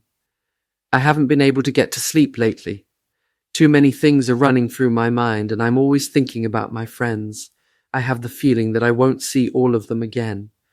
If they are only wounded, they will one day come back. Only the dead do not return. And in every new firefight, there are always some to whom fate gives no chance. The closer I come to the end of my leave, the more I am affected, proving how close I feel to my friends at the front. The 4th of June. I've been in a rattling train for hours, en route to my unit. The farewell from my mother was very difficult. She had made my leave as comfortable as she could. The work in her store had been very demanding, so she couldn't do as much for me as she would have liked. My father has been called up for service in a Volkssturmeinheit, which had been formed for deployment in the border area. The train is filled to capacity with army personnel from all different branches. My compartment is so crowded that I have to sit on a duffel bag in the corridor. The 5th of June. We travel through the whole night. Twice we have air raid warnings, the train stopping out on the open track. But we aren't disturbed very much, and most of the soldiers sleep on. They are lying all over the floor of the train, and many have even made themselves comfortable in the baggage nets. It is absolutely pitch dark in the compartments, as no lights are allowed. But once in a while, the beam of a flashlight cuts through the darkness, or someone flips a cigarette lighter in order to warn that others that he needs to take a leak and doesn't want to step on anybody's head. As dawn breaks, we are close to Vienna. However, the train can't get in, and it's lunchtime when we pull into the station and can get off. The train is needed for taking front-line replacements, we are told. At the station master's office, I meet up with an Unteroffizier from our 26th Armoured Regiment who, just like me, is returning from leave and is going to the same place as I am. We discover that our units are still in the same area as before. We wait until evening before we can travel on. It takes another 2 days before we reach our destination, having to change trains several times. The 6th of June. Our regiments are next to each other, around Jasimonosti. Heavy losses in the last few months and weeks have meant that they have had to be reorganized into combat groups. The Unteroffizier is whisked away very quickly in a vehicle to his regiment, and shortly afterwards I'm able to hitch a ride with a supply truck from our battalion to our squadron. As we part company, we agree to keep in contact from time to time. Unfortunately, nothing will come of it. This would be the only time we were to meet, and, like so many other meetings that have taken place during the war, they remain only for a brief period, although I often reflect on them. The 8th of June. This morning I reached my squadron by means of a supply truck from the battalion. In the orderly room, I noticed straight away that Unteroffizier Tottenhaupt, Turnip, is missing, nor is the Spieß present. A Obergefreiter whom I don't know tells me that Tottenhaupt was wounded in an aerial attack 2 weeks ago while he was in his vehicle and ended up in hospital. I meet up with Fritz Hamann and Warias, the tall chap, in our quarters, and they're delighted to see me again. A lot has happened in the squadron. Some of the news surprises and amazes me, and some of it touches me painfully. 2 of the worst pieces of news are that Clem fell last week, and that the professor lost his right arm to a grenade splinter, causing him to bleed to death. Gefreiter Halbach, who had not been with us for very long, is reported to have been so seriously wounded that he will probably not make it.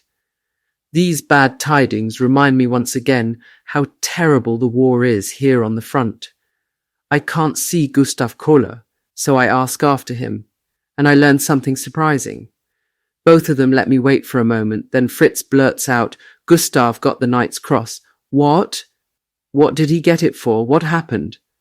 Not much more than what normally happens in our attacks, Fritz tells me. The only difference being that our dear Gustav, who in your absence took over the command of the machine guns, lost contact with the rifle platoons to the left of us. We continued following his lead further into the little forest.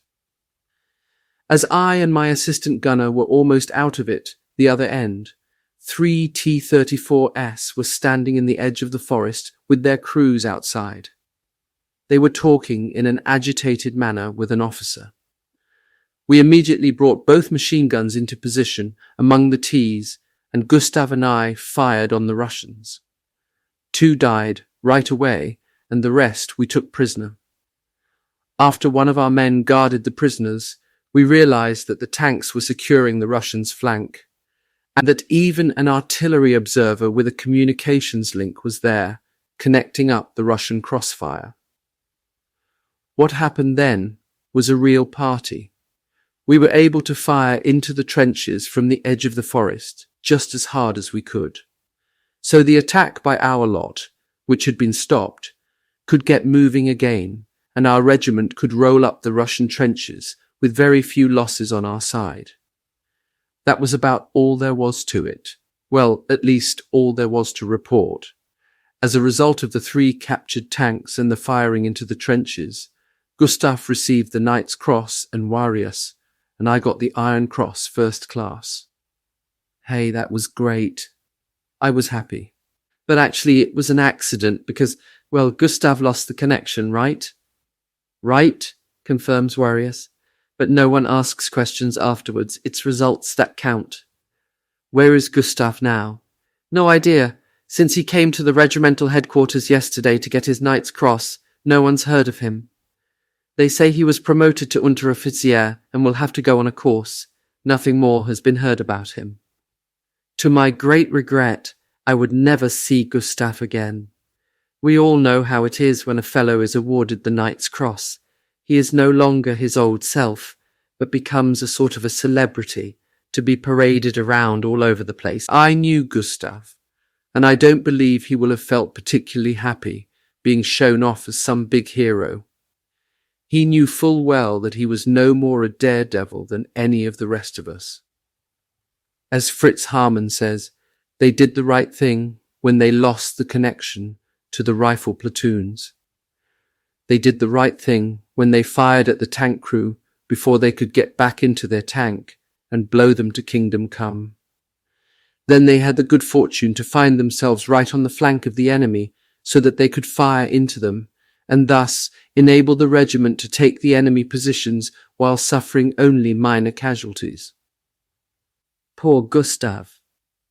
When those at the top have used you enough for their purposes as a shining example of a soldier hero, you will certainly be sent right back to the front lines. But your chances of surviving this time will be greatly diminished compared with before, because all your superior officers will use you as a hero precisely there, where the action is hottest and where they can get the most out of you. That is perhaps the reason why, in the end, only a handful of ordinary soldiers survived their awards of the Knight's Cross. Gustav Kohler didn't survive. Just months later, I would learn of his fate, when, after my serious injury, I am for some weeks assigned temporary duty training recruits. Quite by coincidence, I meet up with an Obergefreiter who had been with Gustav in combat in Hungary. He tells me that Sergeant Kohler was part of every suicide squad, and on the 10th of November 1944 he was killed with his men while storming an enemy position. Poor devil, your glory with the Knight's Cross lasted only a few months until the fate decided that the proud Knight's Cross should be converted into a simple wooden cross. All that remains are the memories of a good friend and treasured comrade who accidentally became a hero and possibly therefore had to die sooner than those who fought on without getting any official recognition. Literally, People's Storm Unit, a home defense unit consisting of elderly men. Chapter 14, Condemned to Death. It is the 9th of June, and I am back in action once more. Aerial reconnaissance has reportedly found a large number of Soviet tanks in an assembly area. The assumption that the Soviets are starting a large offensive does not prove correct, however, and we are involved only in some minor combats, which result in 2 wounded. The 15th of June. Today we are between Yassi and Targul Frumos, dug in on high ground with good observation over a flat green area. Behind us, several farm buildings are burning, set ablaze by enemy mortar fire. The wind often blows black smoke into our faces. It has a terrible smell and interferes with our breathing. The houses have long been evacuated by their owners, but when they went, they didn't always have time to get the cattle out of the buildings and to take them along. If the creatures didn't die from starvation, they will have been killed by the shelling or by the fires. Carcasses are lying all over the place, in various stages of decay, giving off a horrible stench. The 16th of June. After the onset of darkness, we notice enemy movements on the wide, flat expanse in front of us. The expected attack has still not materialized, but we are bombarded throughout the night with high explosive shells. The enemy can see where we are because we are silhouetted against the flames constantly rising up behind us. The 17th of June. In the grey of the dawn there is a dense fog, which appears to be slowly moving towards us, driven by the wind. I've never seen it like this. It may be that the enemy is taking advantage of this morning fog and moving towards us under its cover. The milky wall of fog is approaching us and seems to get even thicker. Then through my sight, I spot what appears to be the outline of a bent figure with what looks like a kit bag or something on his back. I take aim, and at a range of at least 1 kilometre I fire a short burst at it. The effect is so amazing that we all burst out laughing. Ivan must have been carrying smoke grenades, which apparently also caused the fog. Immediately after I fire, a great cloud of white smoke comes out of his kit bag. He, in turn, instead of getting rid of it, races away, zigzagging as if somebody is chasing him. Eventually, all the smoke grenades in his kit bag go off, and it looks for all the world as if he is rocket-propelled. Immediately we open up with our heavy weapons into the fog and halt the enemy attack before it even gets underway. As the fog clears, large numbers of bodies and several mortars and other weapons are spread out on the field below us. The 20th of June. Although the action over these days is primarily defensive in nature, we do suffer a number of dead and several wounded. Among the latter is our Ober in charge once more of our depleted squadron. No one knows for certain how many times he's really been wounded. He was wearing the gold wounded badge, which you get after 5 injuries, at the bridgehead at NIKOPOL. If he suffered only minor injuries, he always stayed at headquarters to convalesce, but this time his injuries seem to be more serious, and he will therefore have to be taken to the regimental medical station, and later, probably, transferred to a military hospital back home. The 27th of June. The regiment was taken off front-line duty on the 21st of June, and we're now at a rest area near Popesti. Despite the fact that we are talking about a regiment, our actual combat strength is only equivalent to Schwadronen, besides 1 Unteroffizier. There are now only 7 men left of the original force, which made up our squadron. Even among the replacements which have come to us from time to time, very few are now left, since many have been killed or wounded. So we are now being replenished with new recruits from Insterburg. We've got a mixed bag of young and old men, among whom are many East Europeans of German ethnic background and also a lot of Russian volunteers. Instead of rearming us with urgently needed weapons, they want to bolster our strength with hastily trained cannon fodder. It's madness. The 14th of July. A couple of rumors are circulating. One says that our unit is supposed to be going to East Prussia to secure our border there. We ask ourselves if the government, and that means Hitler, really believes that the enemy will soon be there. It is also said that so-called Volksgrenadier have been assembled in order to increase the fighting power of the unit. We have no idea what kind of units these are supposed to be. Many soldiers are joking about it, suggesting that this would mean that our grandfathers are being called up as the last reserve. Some of the newcomers who have arrived over recent few days are talking about a new revenge weapon which is about to be deployed. We wonder when this is supposed to take place, when our cities have been flattened and occupied by the enemy. I'd heard about this wonder weapon during my leave, and I reckon it's a rumor put about to give the population new hope. The 15th of July. Some days ago were assigned a lieutenant as our new squadron chef. I can't even begin to count how many officers we have had since October 1943. He doesn't seem too bad, but he doesn't have the gift of imparting to the squadron the feeling of belonging and comradeship that is necessary. Somehow something is missing, something we old hands can feel. Too many new faces have come along, and we have to get used to them. We old-timers have formed our own clique. The newcomers admire us for our decorations and for our long experience of the front line, but we don't warm to them. It's the same with the new leaders. They don't know us, and they can't judge us correctly, and so they don't know how best to deploy us to the unit's advantage. We'll have to wait and see when we are back on the line. On the front line, where you're dependent on one another, the feeling of unity and comradeship comes about almost by itself. The 18th of July. The rest and relaxation period is over. We drive to Roman and then march the rest of the way to Entrain. We are actually destined for East Prussia, though en route our orders are changed and we're redirected to Poland. The Soviets are said to have crossed the River Bug and are marching west. The 20th of July. There has been an attempt on Hitler's life. None of us know anything about the reasons for this. There is talk of a conspiracy among high-ranking officers who are now going to be executed. We're also surprised to learn that from now on, instead of the normal military salute, we must use the German salute with the outstretched hand, just like the SS, we think. But orders are orders. I don't really think this ruling will do anything to improve esprit de corps. On the contrary, we're wondering why they think they ought to move us soldiers closer to the party bigwigs. Anyway, they are hangers-on, and we shall find ways of taking care of them. They're supposed to have assigned political officers even on the staffs, and they are to bring us, the fighting men, closer to National Socialist ideals. What utter nonsense, as if it will help us survive. Thank goodness I've never met up with this type face to face. Anyway, I doubt they'd have the guts to join us in the trenches. The 21st of July. We're in Poland, given the mission to hold the front line near Yaroslav on the River San.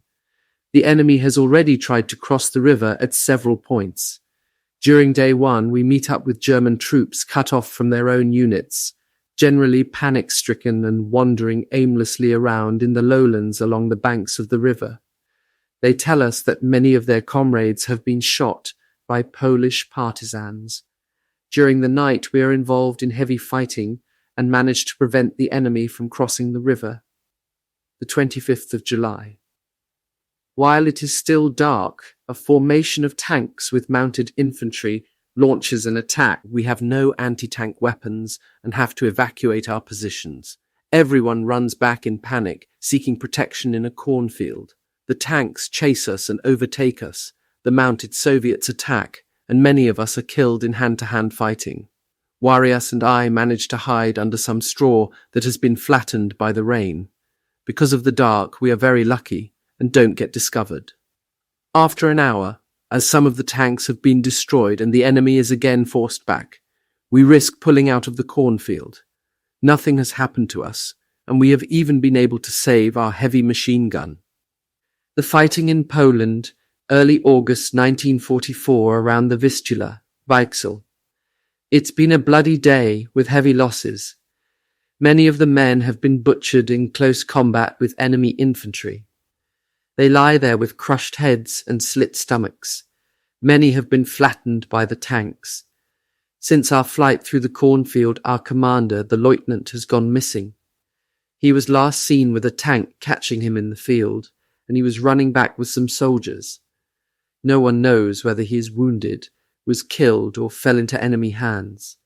Judging by the massacre, the enemy hasn't taken any prisoners. The word missing gives hope to families, although people who have experienced the war in Russia wouldn't give a farthing for such a hope. Such is the pent-up hatred of the enemy that anyone who falls into their hands doesn't have a chance of surviving, and any hope melts like snow in the spring sunshine. Even though we didn't know our lieutenant well, we regret his loss very much. He may have had only limited experience, but he had a strong sense of duty and was an exemplary officer. Fritz Hayman lost his assistant gunner, and with him also the mounting for the heavy machine gun. Now the only operational HMG is my one. The 26th of July. An Oberleutnant has been appointed as our new Schwadronschef, and he is taking over our small band and the remains of the 7th Squadron. The enemy keeps attacking our position near Wallapelkinska. Our losses mount steadily, and the number of dead rises and rises. Between the firefights, we're told that our new chef has also fallen. The speed with which blossoming human life is snuffed out is an indication of how hard and terrible the fighting is, and it gets even worse. One leader relieves another. All through this savage butchery, the new men in our squadron become more and more anxious. They are only fighting because of the sense of duty which has been drummed into them. When there is fighting, more and more of them only go forward reluctantly, trying to stay back under cover for as long as possible. If I need more ammunition while fighting is going on, I often have to yell my head off, because the ammo carriers are sitting in some foxhole or other and daren't come up front to us. As a result, Warriors or I have to run back to the rear ourselves in order to get it. Our carriers, some of them volunteers, claim they haven't heard our calls because of the racket going on. So we're in even greater danger, and the outcome is that not long afterwards my old pal Warriors gets wounded in the shoulder and has to be evacuated to the medical facility. Now Warriors isn't here, I am definitely missing something. A great feeling of despondency has come over me, and I'd love to crawl into a hole somewhere. But I sense that my resignation has caused a further lowering of morale in our replacements, since they look upon us old hands as the fearless, combat-experienced men. I therefore feel obliged to give at least the outward impression of a brave soldier. I am helped in this by my routine attitude and my somewhat stubborn commitment during combat. The 27th of July.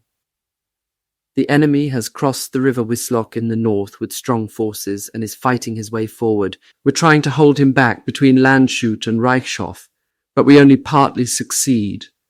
My new number 2 is Obergefreiter Dorker, who was formerly with the 7th Schwadron. Dorker is an old-timer who, having convalesced after getting wounded at the Nikopol bridgehead, was returned to his squadron in Romania. After a heavy day of fighting, we pull into quarters in Reichshof, where we are again reorganized. No one knows any longer what belongs to whom. The rest of the squadron is revamped and forms a kind of a battle group, led by a battalion staff, and we get a trickle of men from the replacement depot in Insterburg. To my delight, Waldy reappears among these replacements. He has been on an NCO course and now wears the appropriate silver braid. He was assigned somewhere else to begin with, but he has managed to get transferred to become our section leader. He's surprised to find that Fritz Harman and I are still here, but is delighted to be with us again. He tells us that our Oberleutnant, the Prince, had supposedly submitted the paperwork for us to be awarded the next highest medal. But after his death, this had not been sent on by the Spies. Turnip told him this when they were together in the convalescent unit. We knew nothing of this, but we weren't particularly surprised. We know how these things go, and realize it always depends upon the individual judgment of a superior. What makes the difference, and Fritz thinks like I do, is that our most fervent wish is that we can survive this damned war. We've made it so far, and with God's help, we can make it to the end. Unfortunately, this piece of luck was not granted our good comrade Waldy. The 28th of July. Waldy has changed a lot. Now that he wears braid, he has more responsibility and has to set a good example for the new men. But he doesn't. He's nervous and apprehensive, and although he tries to hide it from the others, he can't hide it from me. I can see the problem. He's been away from this murderous war for too long, and he has to get used to it all over again, used to the fact that death is all around us, but we nevertheless can't bury our heads in the sand. Once, when we were attacking through a forest where the enemy had dug in, Waldy was nowhere to be seen. We had to pull back because of heavy counterfire, and I found him taking cover in the same place he was before the attack. Thinking about this, I believe that Waldy had sensed in his subconscious that something awful was about to happen. Some days later, when we had organized a few bottles of brandy from a local distillery and emptied them after the fighting, he made some very strange remarks, which at the time I interpreted as just a few sentimental comments made under the influence. He talked a good deal about his friend Fritz Kaczynski, who had been killed during the battle for the NIKOPOL bridgehead. He also talked about the death of his grandmother and claimed to have heard the tolling of her funeral bell, although she had been dead for a long time. This conversation came back to me the next morning when I had to witness Waldy being caught by a burst of enemy machine gun fire and falling dead to the ground. A young relative of our earlier commander, a young prince too, also fell for Führer, Volk und Vaterland, as it is so nicely worded in the obituary notice. The 5th of August. This evening we were relieved by another unit and drove for the remainder of the night. In the morning we occupied a house at the Schutzen bridgehead, and we've spent the entire day resting up. There is everything that a soldier's heart desires in the many supply depots in Galicia. We are living like the proverbial maggots in the bacon. Ammunition, which has been in short supply, is now available, and we can stock up, and even a unit equipped with the so-called stovepipes for close-range anti-tank use can now be resupplied. The 6th of August. Today my state of mind has sunk to 0 level. I genuinely believed that I'd become strong enough to be able to eliminate all thoughts of anything threatening or unpleasant, but that, plainly, is not the case. As if something is driving me, I have to think about all the friends who have died beside me, and to recognize that, among a very few, I am still alive. I am convinced that God has heard my prayers, but then I also know that others also prayed and, in spite of that, perished. What is the secret and the purpose that might explain why God decides upon different fates? The 7th of August. Even mere survival at the front is difficult, and it can be traumatic. It cannot be denied that a survivor's nerves can slowly become brittle. I have also become restless and apprehensive, and I have the feeling that it will soon be Fritz's and my turn. The war at the front line doesn't allow anyone to escape, and, in the uncertainty of the situation, the many new faces around me and the constant changes in leadership make me even more insecure and fearful. Beyond that, I am of the opinion that our leaders are no longer able to do anything about the enemy's enormous capabilities. It follows, therefore, that all that is happening is a series of fruitless attempts to plug the holes in our defences where the enemy has broken through, not with more weapons, but with human beings, something which for the average soldier is tantamount to a death sentence. Although today, as usual, I'm trying to keep my mind on the enemy situation and on my upcoming engagement, I can't deny that within me an inexplicable fear is rising like a heat wave, creating nervous unrest throughout my entire being. I can't rid myself from this feeling that something terrible is about to happen to me. It has taken root in my brain so strongly that I believe it's a kind of premonition. When I think back, I have always experienced this restlessness before being injured, and it was not until I had healed that I regained my composure. This time, however, the feeling I choose to call a premonition is stronger than ever before. I am therefore thankful when orders come to mount up, because it takes my mind off things. Our unit is to be transferred to another sector with all available vehicles. Just before we get to a village, we have to secure an embankment sloping down to the Vistula. There is no sign of the enemy, but we know that he's already tried to cross it at various places.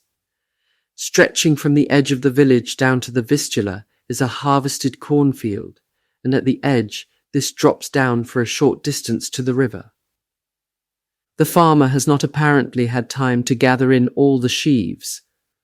Most of them are still lying on the field, and they serve as camouflage for our positions, which are on the upper ridge of a hollow. In front of the field of stubble is a narrow band of a meadowland, bordered by bushes, some trees, and a small wood. The river itself lies beyond this copse, and cannot be seen from where we are. Following orders, we position ourselves in front of the village and begin to dig our foxhole. The ground is hard and dry from the sun.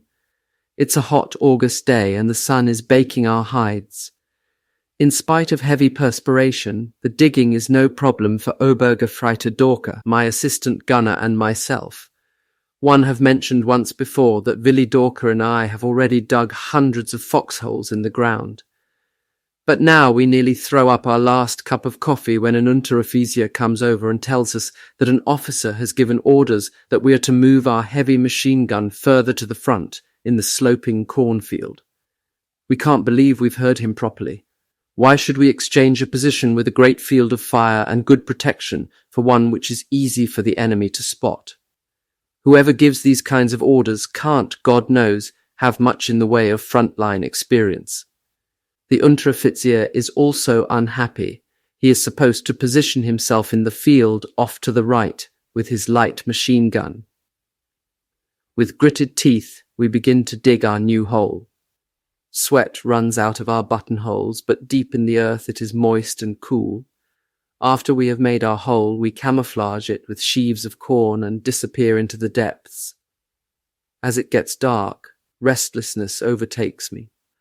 As a rule, we relieve each other from watch every 2 hours, but today I will probably not be able to sleep, so I take the first shift right away and will only wake Dorker when it is necessary.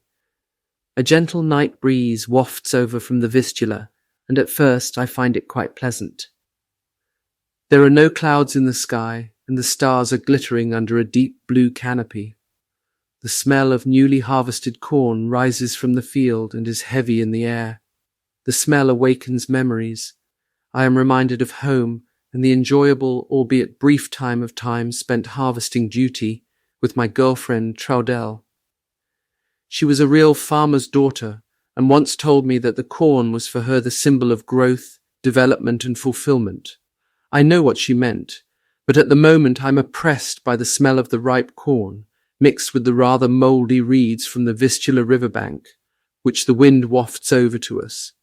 Slowly, a milky fog from the riverbank creeps through the forest across the meadow and up to us.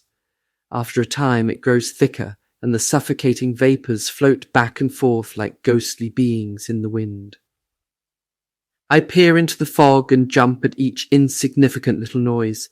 Field mice, no doubt, moving around in a sheaf of corn, just busy running about.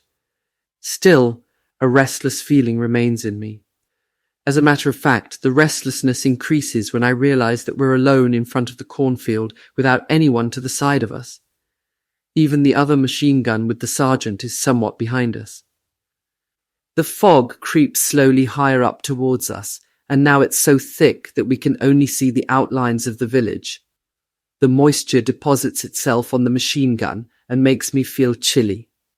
I turn up my collar and squat deeper into the foxhole.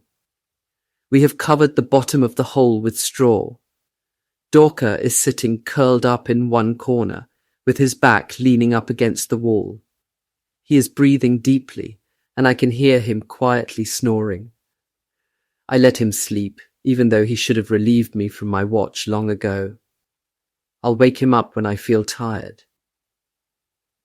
As I am about to cover the machine gun with a canvas because of the damp, I clearly hear squeaking noises and also voices in the fog. The Russians! I shudder. I hold my breath and listen. They are slowly approaching. The squeaking sounds like wheels turning on dry axles. I wake Willy Dorka carefully. He jumps up as usual and wants to say something. I just reach across to lay a hand over his mouth. Then we listen together. We assume that the Soviets have got their anti-tank guns or rocket launchers across the Vistula and are now moving them further forward.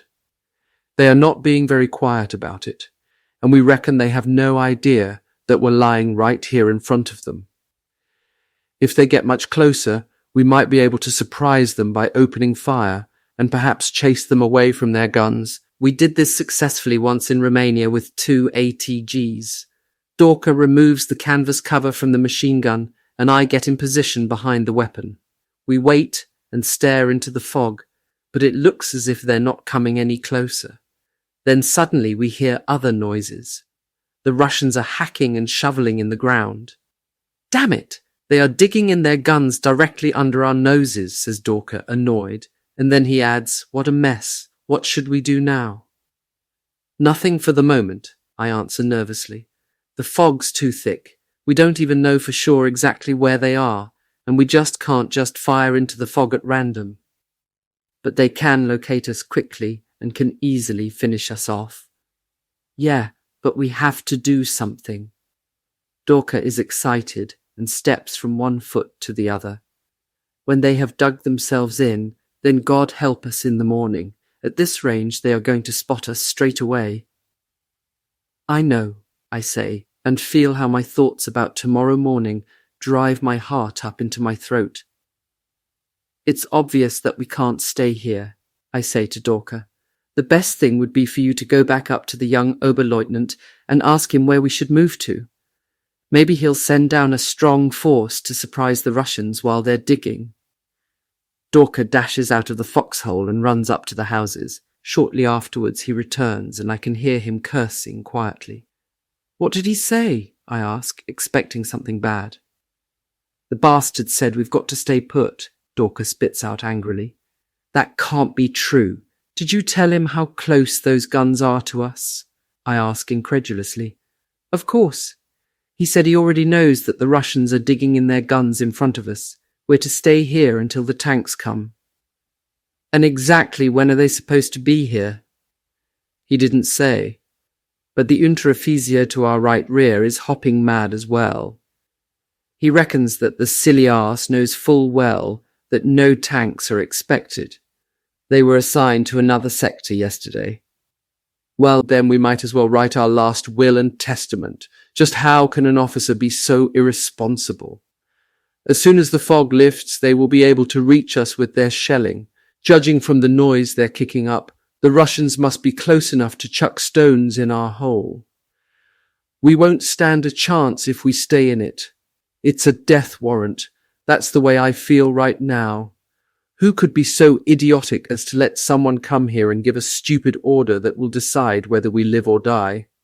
If this officer, whom I don't even know, didn't make this decision out of incompetence, then clearly he has decided to sacrifice us in the interests of his own safety.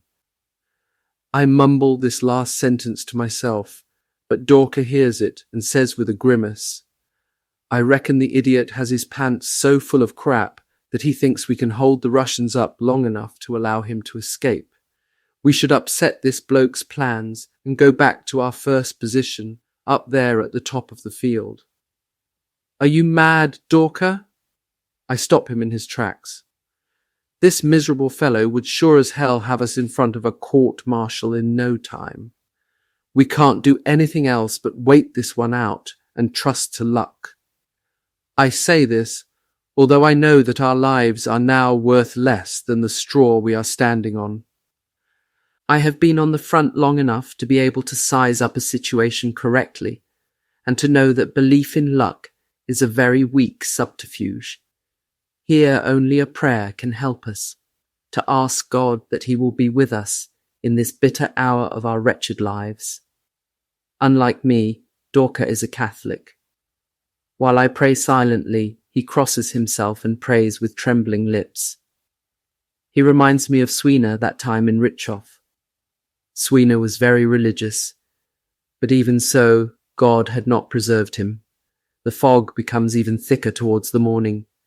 We are straining our eyes to see through the milky soup and listening anxiously to the Russian commands and muffled calls which reach our ears. We've had a brief respite, but other than praying, there is nothing we can do.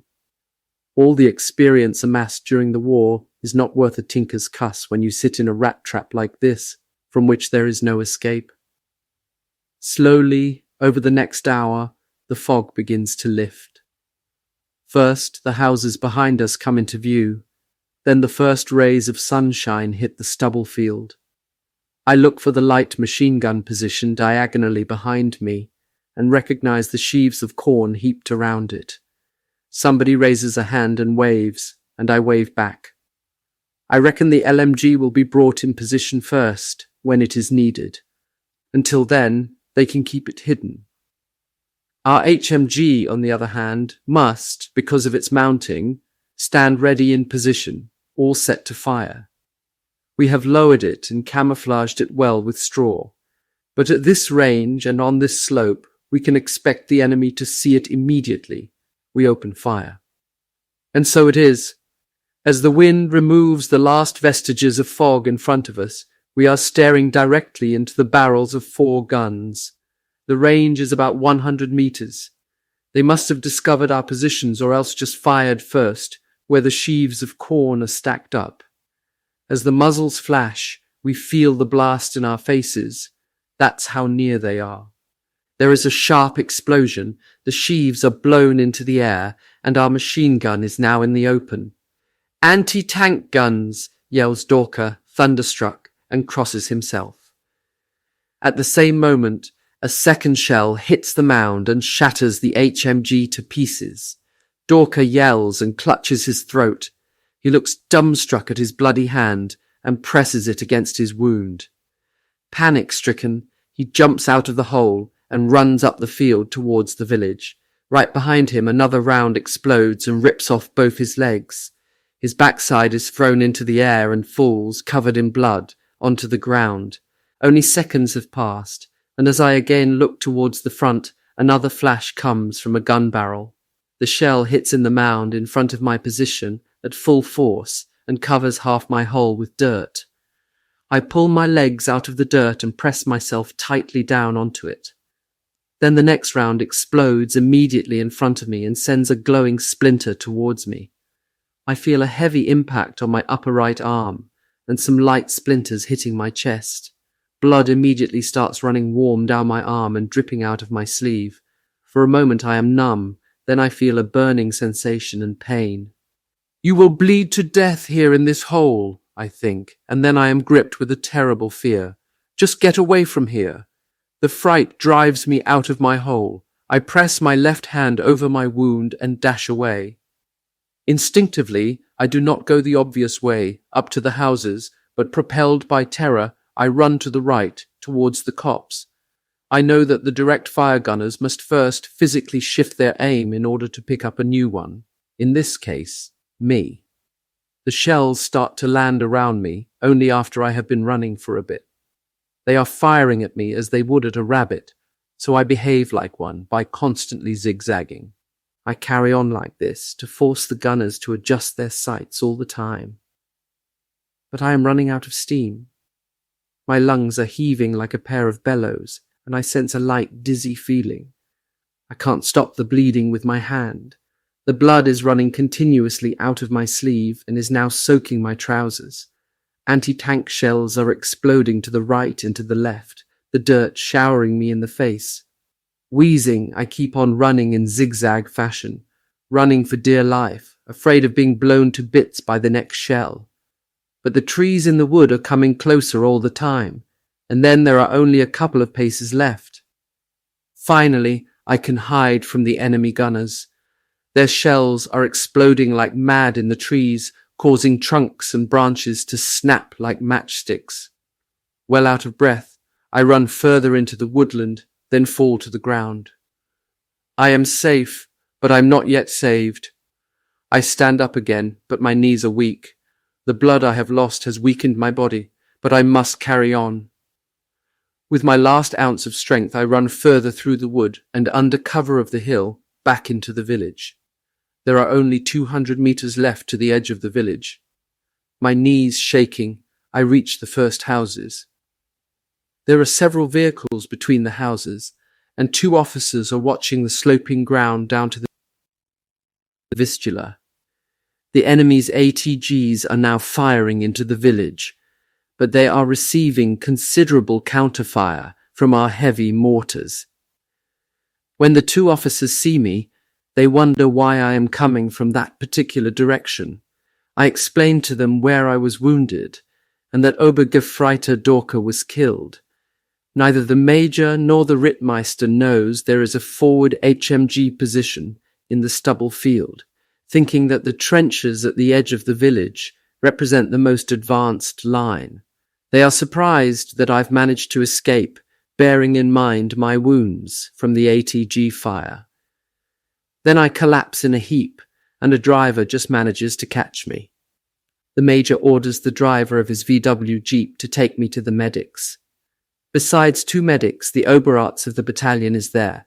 He already knows me because he was the chap who sewed up my upper lip at the end of April. He greets me like an old pal and immediately cuts open my sleeve. "This time it got you pretty good?" he says as he lays open the large wound in my upper arm and sees the 2 smaller splinters in my chest. The one in the arm seems to be a real big bastard, but as far as I can work out it didn't hurt the bone, he says. He attends to the wounds and at the same time removes a small splinter from my chest, which had embedded itself under the skin. Then he bandages my arm tightly to my body and says in a fatherly way, "Now off you go to the main collection station. They will find you a support brace and then you are off home." Jokingly he adds, "Including the scratches, this is your 6th wound, right? I'm sorry, but for your gold wound badge, there are still no diamonds like there are with the Knight's Cross." It is a while before the medic leaves, because 2 more wounded come in. I use the time to ask the medic to write a few words to Fritz Heymann, who is lying with his LMG somewhere in front of the village and will miss me before long. Now, with me falling out, Fritz is the last member of our troop of October 1943. I never saw him again throughout the war. The 8th of August. At the main collection point, as the Oberarzt said, they fit me with a so-called Stukoverband immobilizing my arm. The splinter has not been removed. It will be dealt with after it has been x-rayed at a military hospital back home, because it looks as if it has entered the bone. Only in the hospital train do I begin to realize that I've been lucky getting out of this mess. Though for how long? Anyway, I will first enjoy my stay in hospital. The wound does hurt, but what is that compared to the hell which lies behind me? The hospital train takes most of the wounded to Grotkow, a small village in Upper Silesia. There we are offloaded and taken to a spotlessly clean military hospital. Abbreviation for Oberwachtmeister, equivalent to Sergeant Major. People's Grenadiers, a sort of home guard. Captain, head doctor. Chapter 15. Vultures over Nemmersdorf, August 30th. My hospital stay in Grotkow, which began on the 9th of August, was a period of convalescence for me. After the 5 centimeters long splinter had been removed from my right upper arm, my wound healed up pretty quickly. Instead of the unpleasant Stuka cast, I can support my arm in a simple sling. In company with a wounded Feldwebel from an Army AA unit, I explore the bars of the town and manage to get hold of something alcoholic instead of the usual whey beer. The rest of the time I'm either playing cards or reading a book. While in hospital, I also get a visit from my mother, to whom I pass on the notes I've written since my last home leave, and have continued writing while on the front lines in Romania. Her gifts of tobacco and cigarettes come at a very convenient time for me as a heavy smoker, since our rations of these items are getting less and less. The 4th of September. Today I am joining the convalescent company in Insterburg for the second time. Owing to the tense war situation, my convalescent leave has been cancelled. I can't feel anything at all from my wound. It's only a deep brown scar, about double the size of the dial on my watch. I don't know anyone in the room in the convalescent barracks to which the orderly room had assigned me, but an Oberschnapser tells me that there are supposed to be some soldiers here from the 1st Squadron of our regiment. I find some, but I don't know them. So many new men have passed through our unit recently. Many were with us for only a few days before they were killed or wounded. Some days later, to my enormous surprise, I meet someone in the grounds I had given up for dead. It's little Schroeder, who had got shot in the head by a Russian sniper in my foxhole on the 1st of January, 1944, and whom both the medic and I had thought had no chance of survival. In spite of this, the medic had let him be taken off to the main medical station. Although his face is fuller and he has a scar the size of a dinner plate around his left ear, I recognize him immediately. It's a very happy reunion. Schroeder tells me that after he was wounded, he had woken up in the rear area hospital. His recovery had taken a long time, but his life had been saved. This is a miracle when you consider that a piece of his head almost the size of a fist from his temple to his left ear was shot away. Schroeder is now at another convalescent barracks awaiting discharge. I spend many an hour with him before he is released. While we reminisce about his head almost the size of a fist from his temple to his left ear was shot away. Schroeder is now at another convalescent barracks awaiting discharge. I spend many an hour with him before he is released. While we reminisce about the days at the NIKOPOL bridgehead, thoughts and images of Katya continuously surface. We all had always considered her our guardian angel. We wonder whether she survived the arrival of the Russian troops. For Schroeder, the war is now over, but he has had to pay a big price for it. He will have many health problems for the rest of his life: partial deafness, irregular eyesight, and periods of dizziness. The 8th of October. As well as Schroeder, I also by chance meet our Ober in the barracks. After his 7th injury, he was transferred to a training company, in which he is still serving. I can tell that he's also had it up to here, continuously being assigned to frontline duty. Although I had never aspired to becoming a leader, the Ober managed to get me assigned to his company as a recruit instructor. The 9th of October. The rabble to be trained in our company consists of a mix of older East Europeans of German ethnic descent, most of whom were heads of families, and naval personnel who, because of the shortage of ships for them to go to, are to be retrained to become tank infantry soldiers. Because of the undisciplined attitude of the sailors, many of whom had served in the Kriegsmarine for years, instructors who were highly decorated combat veterans were preferred because these were the only people the sailors would respect. Even so, it was not always easy for us instructors to find the right tone of voice to use in order to get the message across to this group. The 10th of October. The Russian front has moved a bit closer. The Soviets are said to be on the north bank of the river Memel. There is talk that our training company will be assigned to duty in Poland, at least in that part of it which is still free of Russians. The 16th of October. The enemy is attacking with strong tank units and combat aircraft from Lithuania and manages to create big salients in our front lines in many areas. Our barracks are placed on alert and we receive fresh ammunition. It is still hard to believe that we will move from the simulated war games in the barracks to serious conflict. But reality has arrived. The enemy is about to invade and occupy our homeland. What a disgrace for the fighting troops. The 21st of October. The Soviets are supposed to have penetrated to within 10 kilometers southwest of Gumbinnen, and on the road west have reached the little city of NEMMERSDORF on the river Angarap.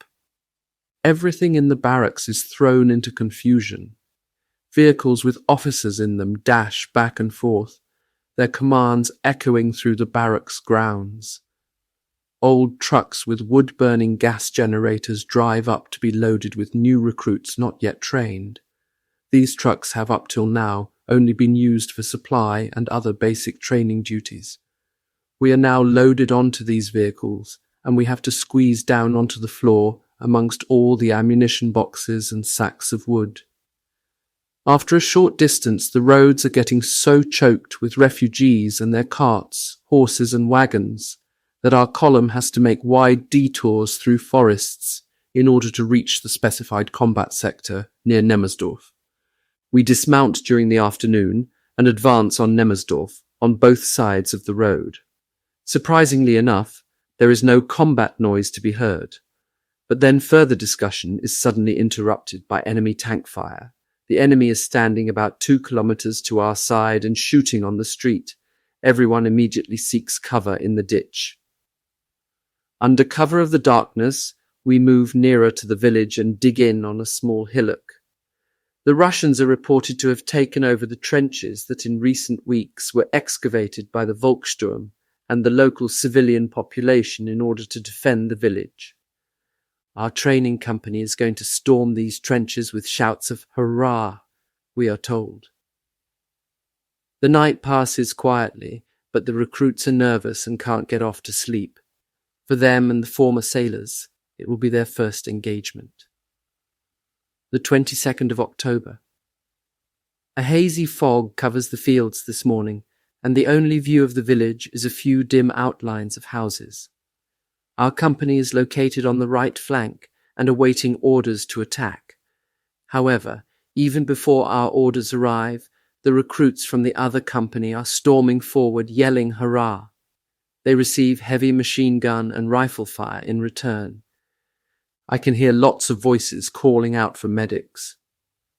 As we also start to attack, the counterfire is no longer as strong, but even so, we suffer 3 slightly wounded and 1 seriously wounded from my group.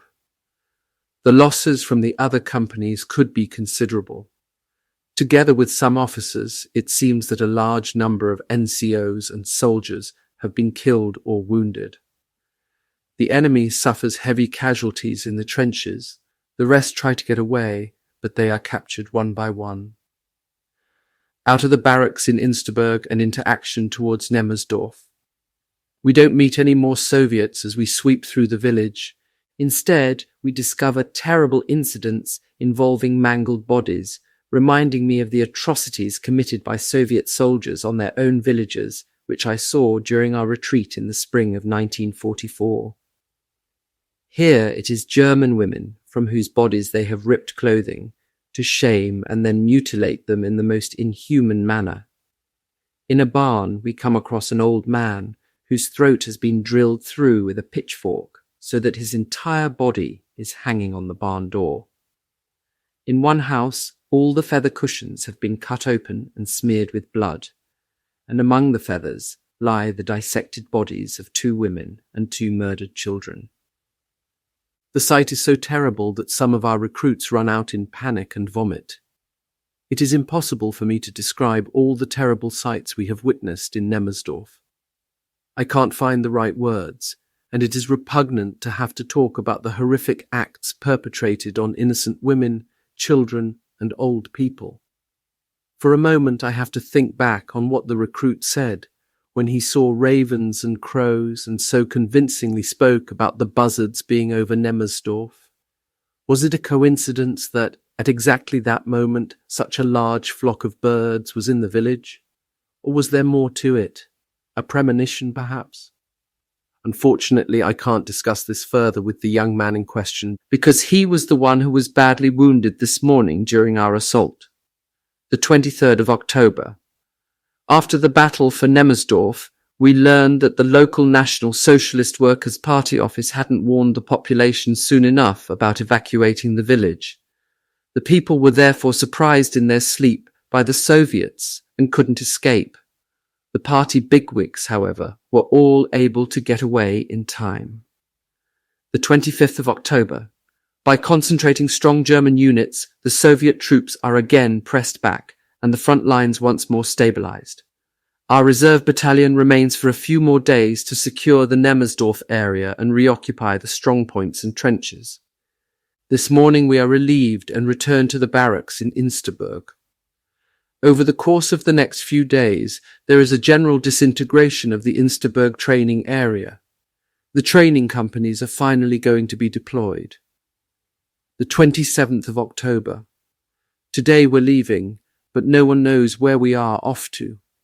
A number of rumours are flying about, one mentioning frontline duty, another further training and deployment in Poland. In the meantime, some of the ex-naval personnel have been detached and replaced by former Luftwaffe personnel. The 29th of October. The uncertainty is laid to rest. We are offloaded in Lodz, Poland, and march, singing through the gates of a Polish barracks, our home for the next few weeks. Soldiers' slang for Obergefreiter, roughly equivalent to the British Territorial Army. Chapter 16. From Poland to a Fool's Paradise. November 10th. We have been in this former Polish barracks for almost 2 weeks. The place is built of red brick with a high wall all round. Heavy frost has arrived in the last few days, and we have been issued with warm overcoats. Each morning we sing along while we march with the training companies through the streets of Lodz towards the training ground outside the city. This area, which belongs to the barracks, is very large and is equipped with dugouts for protection against tanks. The training for the sailors and recruits is hard, but relatively pleasant. No one can complain about the food. Only the tobacco rations fall short, and for heavy smokers like me, they are inadequate. It is therefore hardly surprising that some of the soldiers try to get in touch with the civilian population in order to get hold of Polish papieros cigarettes, the ones with the long filters, from the black market for resale to other soldiers. This trade was not without its risks, and in one unit a warning was given out that this type of contact had already got some men into trouble. Black market trading is illegal, so it takes place mostly in obscure or uncontrolled areas. However, German soldiers are often lured into these places by Polish underground personnel for the express purpose of being murdered. Virtually every day we hear about soldiers who had been found dead or have just disappeared without a trace. In our barracks building, there have been 2 incidents in which recruits disappeared and were never found. According to statements from their colleagues, they hadn't deserted. The 7th of January 1945. There is an air of breaking up within the barracks once more, and we are driven to the railway goods station and loaded onto a train. We're not told where we're going, and the rumours are flying. All sorts of theories are put forward, although we as instructors know from the battalion commander that we will not be dispatched to the front, as training has not yet been completed. We travel generally at night, and because of the continuous bombing raids on the cities, we only stop when we're in open countryside. Our journey takes us through Berlin and Hamburg and further north to Denmark. When we reach Aarhus, we're offloaded and driven from there to a small village. The 10th of January, the 6th of March. Our training company is billeted in a newly built school near the port of Aarhus. We are very well accommodated and have enough space in which to carry out our training and weapons instruction. Outside it is freezing cold, and a light dusting of snow covers the fields. The garrison is well placed for training the recruits, as it's only a few minutes to the range for gunnery practice. After our first look round the village, it's rather like being in paradise because we're able to buy a lot of things which we've had to do without for a long time. We have taken a particular fancy to the cakes and cream puffs available from all the bakers' shops. I don't think I will ever again eat as many cream puffs as I have pushed down my gullet these last few days. Our stay here in Denmark has started off really nicely, but then a series of unexpected, loathsome and provocative acts become the routine, and for me and some of the others finally an unbearable torment.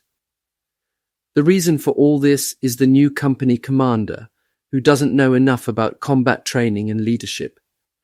We got a sample of this the day we arrived, because in his opinion, our company had not dressed ranks properly when the transport Führer reported to him.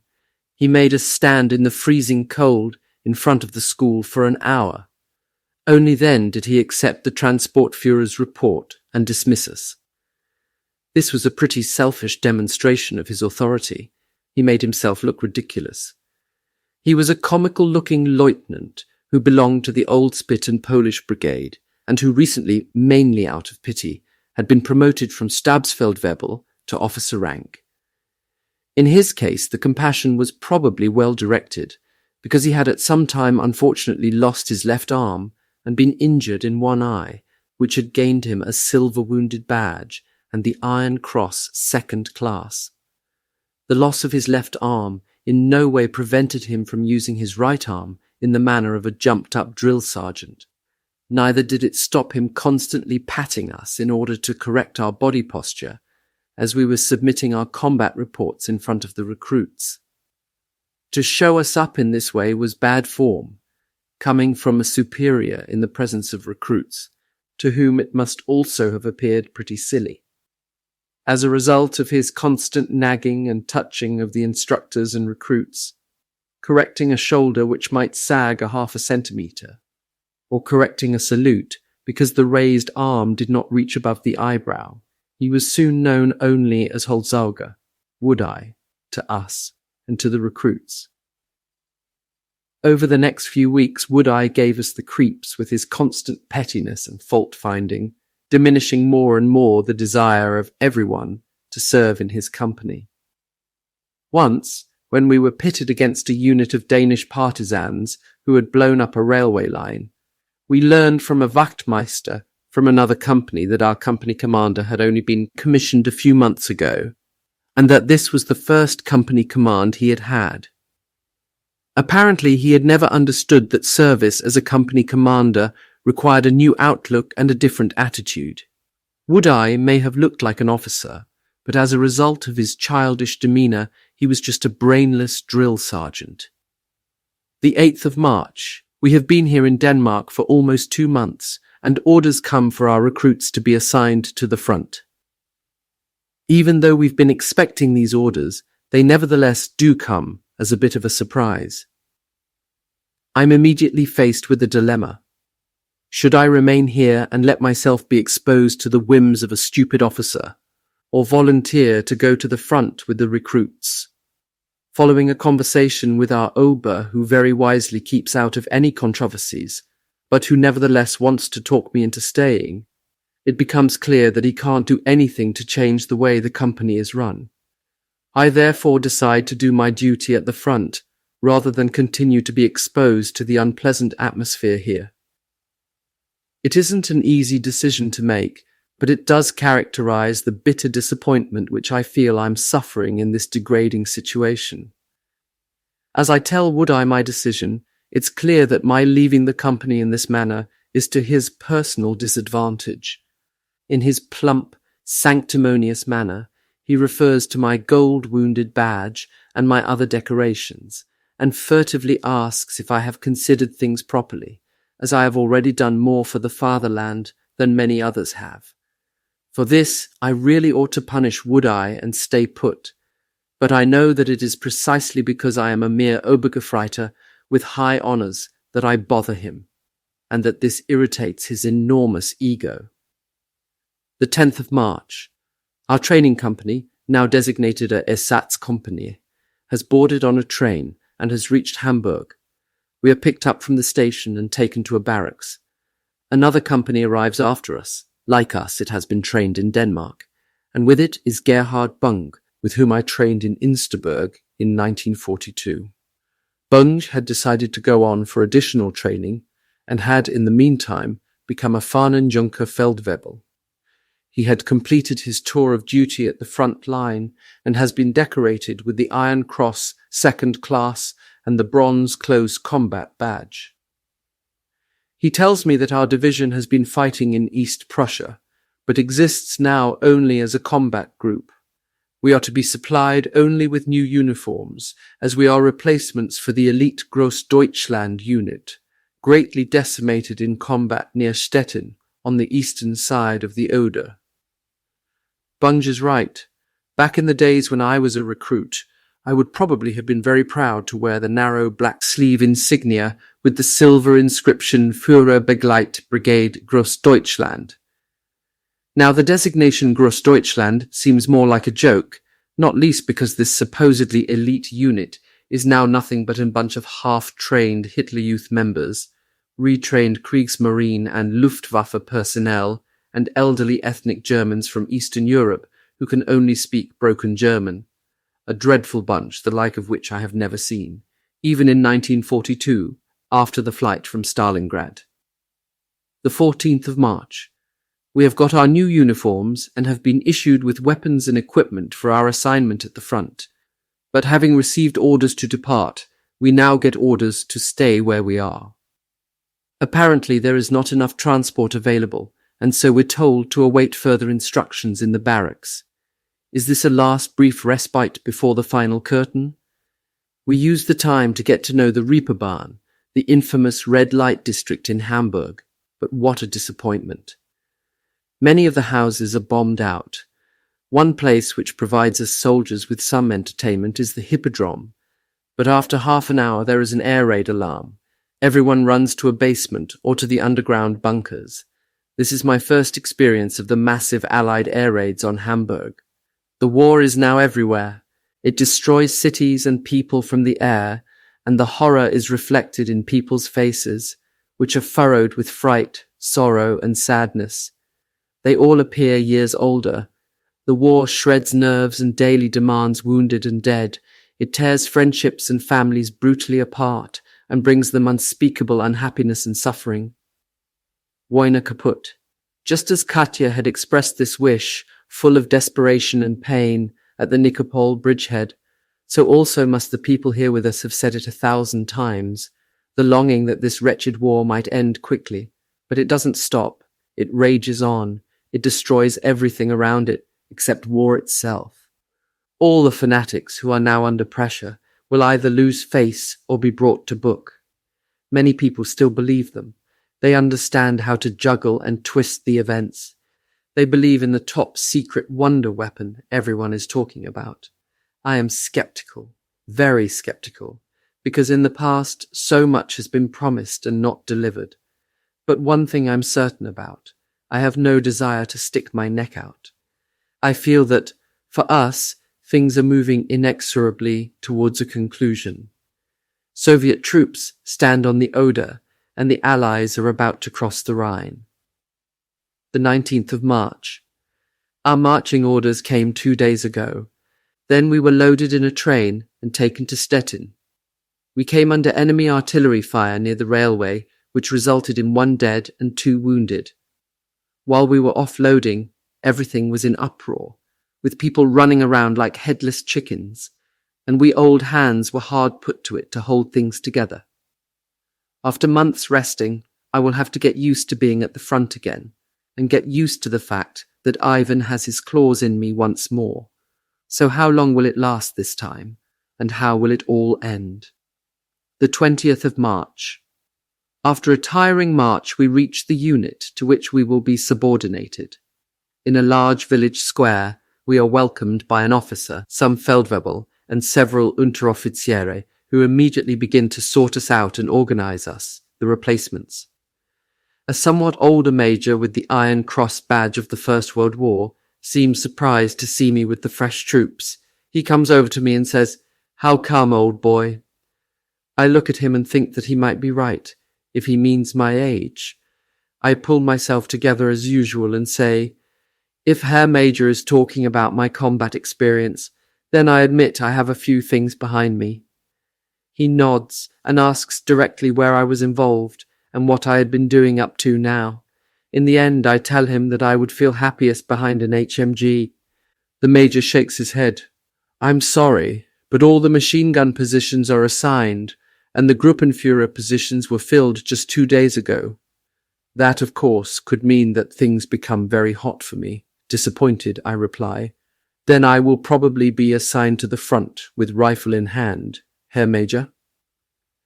He laughs at my comment and slaps me on the shoulder. Of course not, he says decisively. That would be too much. Besides, I don't like to see good men go to the dogs. That sounds good, my brain says to me, and he becomes a much more interesting sort of bloke. The major pauses, and I see that he is considering something. Then he asks, Can you ride a motorbike?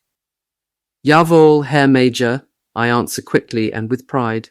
I hold all army driver's licenses up to armored personnel carriers. Great, the major answers and nods, satisfied with my answer. As of tomorrow, you will lead the motorcycle courier section at regimental headquarters. Is that clear? After a few days, I will put you in charge of the section, okay? His suggestion comes as a bit of a surprise, but I answer without hesitation. Jawohl, Herr Major. What else could I, an ordinary Obergefreiter, have said? Decline? If I'd done that, I might have annoyed him, and heaven knows where he would have sent me. Motorcycle courier might not be so bad. I might not be exactly over the moon about it. Up till now, I've had a vague idea what it might entail. I shall have to wait and find out how the next few days develop. The 21st of March. They are in a hell of a hurry. Today, I've got my motorbike and my courier equipment. At the moment, the motorcycle courier section consists of 5 men, and we are quartered at the regimental headquarters. The HQ, with an Oberst as commander, is located in the basement of a school. The companies are about 2 kilometers in front of the city and are in action with the enemy all the time. There is a continual coming and going at headquarters, and for the first time I am experiencing the hectic atmosphere of a regimental command post. Up at the front, the enemy is continually trying to breach our defences, but he is always thrown back. His heavy artillery is firing without let-up into the village, and quite often the shells land close by. In spite of the fact that the front-line units are constantly in touch by radio, we as couriers are employed where important orders are involved. On the first day, all my couriers are on the road, so I too have to get into the saddle. It's not long before I'm cursing my new assignment. What from the major's point of view seemed to be an advantageous position turns out to be the exact opposite. I'm exposed to more danger on my motorcycle than I ever was at the front, in a foxhole, fighting the enemy. My men and I have to make our way through soft ground and deep shell craters, all the while dodging exploding ammunition. Once, on this the first day, the ground in front of me suddenly collapsed because of a heavy shell impact, and I and my motorbike dived headlong into the hole. As I groped my way out of the crater, a second heavy shell exploding nearby threw me back into the crater again. I was lucky. A tractor came by and hauled me out with a cable. With the engine roaring and me bent low over the handlebars, I raced towards the front to deliver my orders within the allotted time to the company involved. This is a bit of a problem because the company in the meantime has been forced to move elsewhere as a result of enemy activity, and I have to ask for directions in order to find them. Then there is a hellish drive through mortar fire and a rain of bullets, at the end of which my overcoat is shredded, but miraculously I come away from it all without any serious injury. The 26th of March. The dangers and exertions of the courier journeys through craters and deep mud is a very risky game of life and death, but I'm involved in it for only 5 days. During this time, 2 of my couriers withdraw because of injury, and their replacements have to be instructed. Prior to this, the devil was, as they say, afoot. After a major offensive by our side, which brought no results, the Russians in turn attacked us. Our courier section was heavily involved, and I again cursed the major who had so grandly announced he would not let me go to the dogs. I have no protection at all on this bloody motorbike, and I am forever dismounting and herring across open fields to get to the units I need to meet up with. As I go to my machine and remove the leather straps on the side pack where I keep my food, I hear the howling of a grenade, and immediately afterwards an explosion quite near the school. Splinters bury themselves in the walls. I can hear one of them fizzing through the air, and I instinctively duck. Too late. It has my name on it. It makes only a light impact on the rubberized courier coat, but then I feel a hard smack over my left elbow. I can feel the pain and see the blood seeping out of my sleeve, but I suddenly feel freed, as if a heavy weight has been lifted from me. And I am aware of the fact that once again, as before, there was a premonition. Replacement company. Officer Candidate Sergeant. Führer Escort Brigade. Greater Germany. Colonel.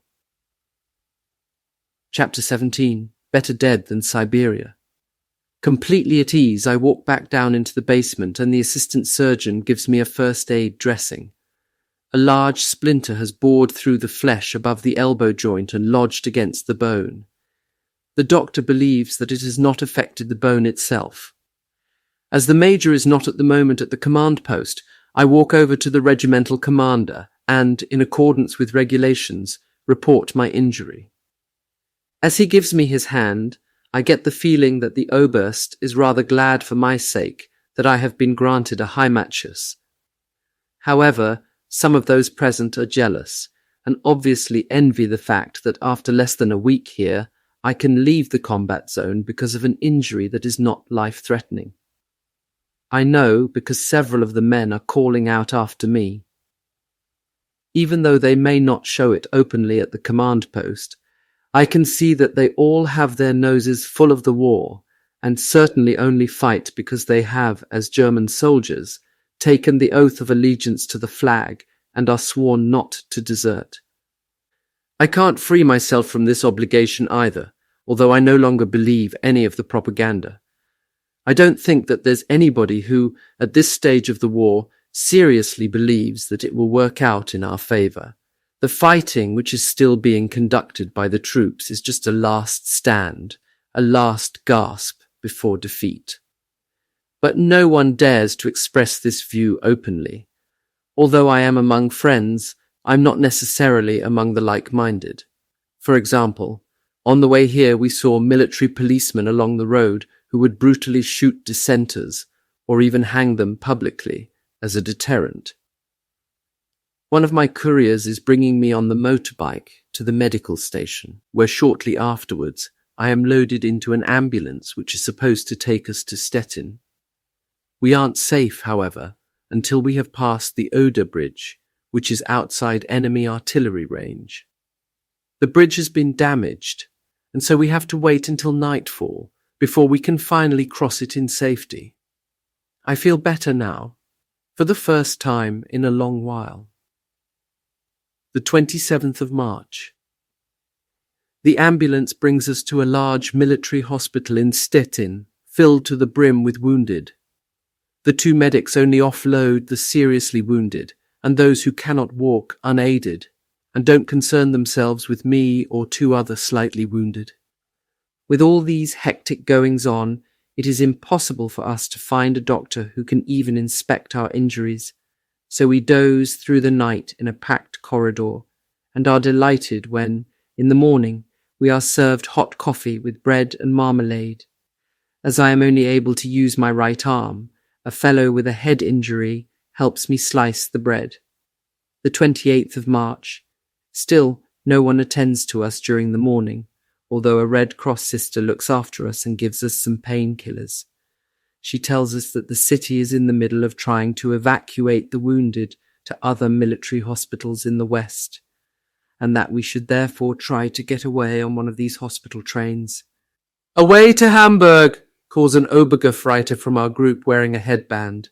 It turns out that he is Detlef Janssen from Bremerhaven. I and several others are in agreement, as we have only one wish, to get as far away as possible from the Russian front. Even if we have to be taken prisoner, then we'd much rather it was by the British or the Americans. the 29th of March. We, along with 4 other wounded, only get as far as Schwerin before we are stopped by the chain dogs, taken off the train and controlled. They are swine. They have no consideration for our injuries and brutally rip the bandages off our wounds, even though we display our injury postings very obviously on our uniforms. When we protest, they fall back on the excuse that it is regulations, and that by doing so they catch deserters and malingerers on a daily basis. We can only grit our teeth and let ourselves be bandaged up again. What annoys us most is that these buggers take themselves so seriously that they take no account of even distinguished frontline soldiers who, after all, have stuck their necks out on their behalf. The 10th of April. I have been in a military hospital in Jena for the past few days. Everything is quiet and peaceful here. The hospital is located in a former school on the edge of the town.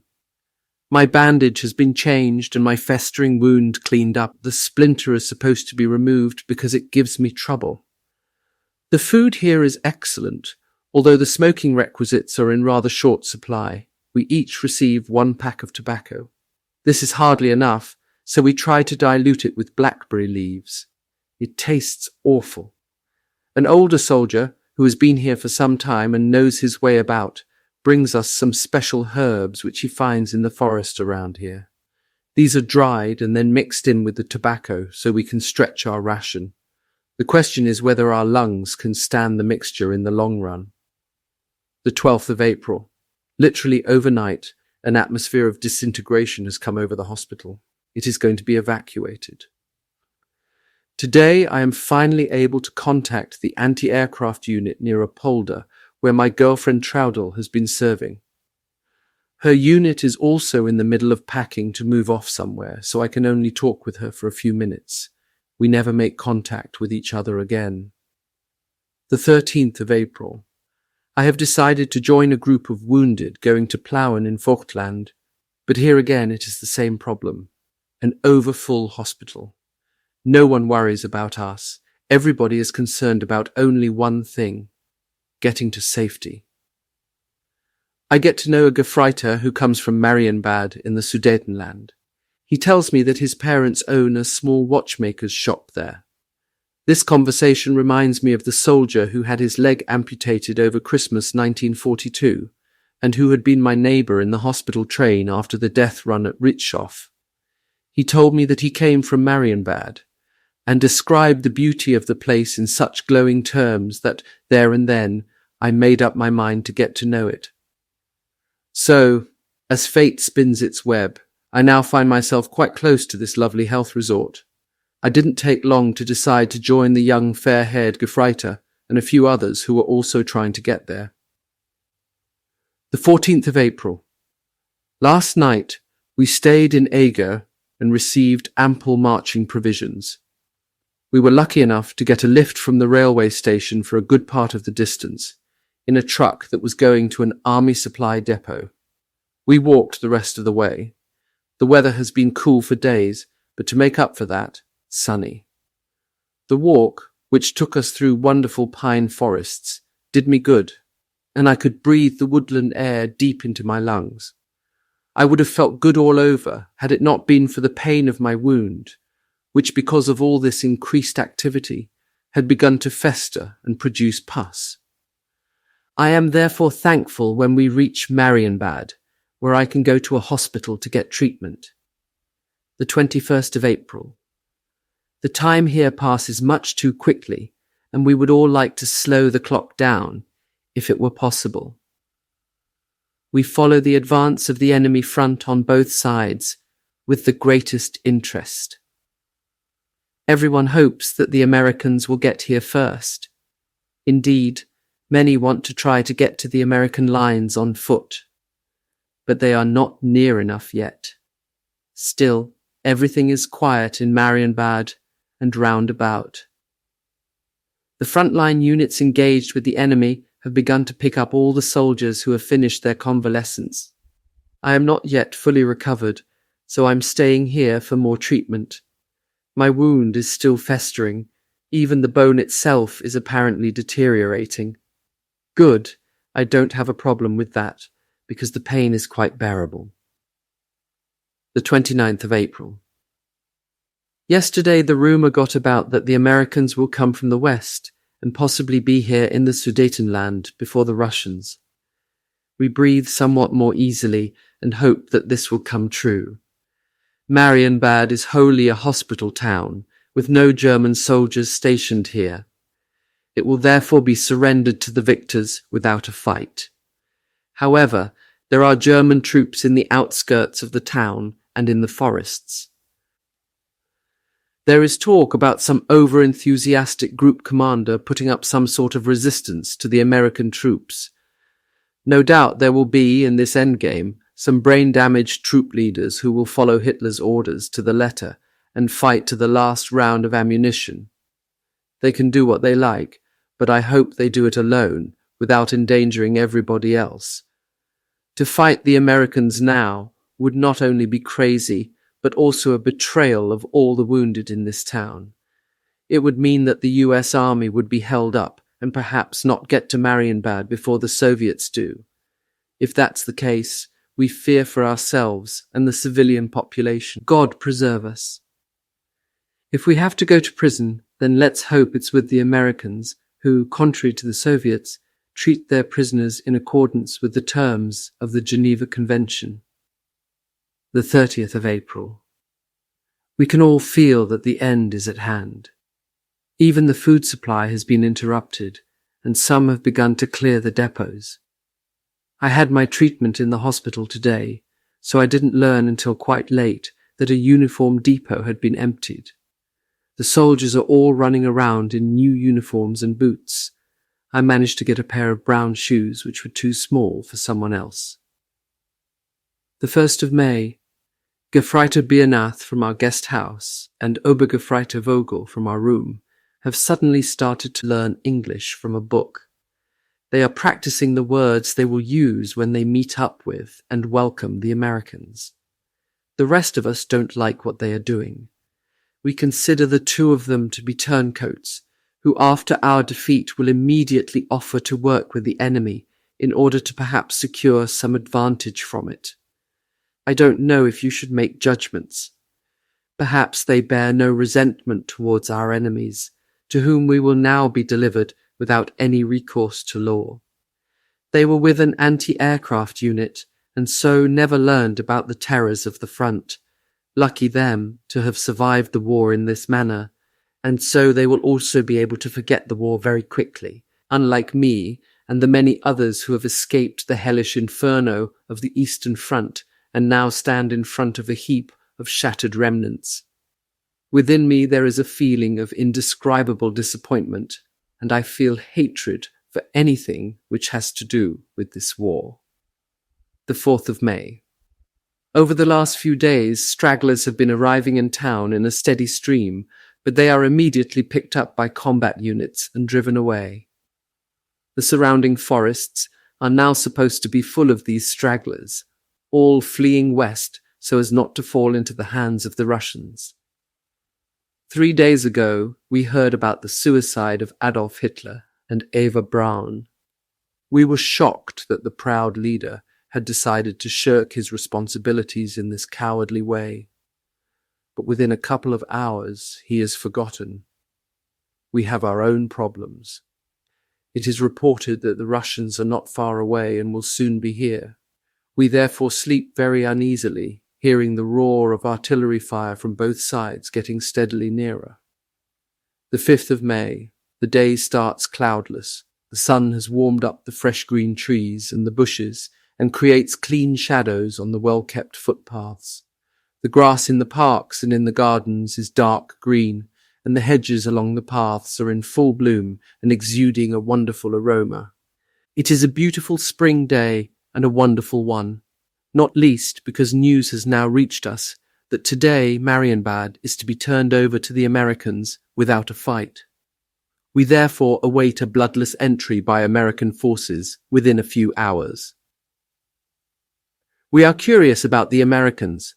When we hear that they're approaching the town, I go with a group of soldiers along the street and stand, with them, outside a big hospital. Soldiers injured on the Western Front tell me that the Americans are very well equipped, but much more pampered than we are.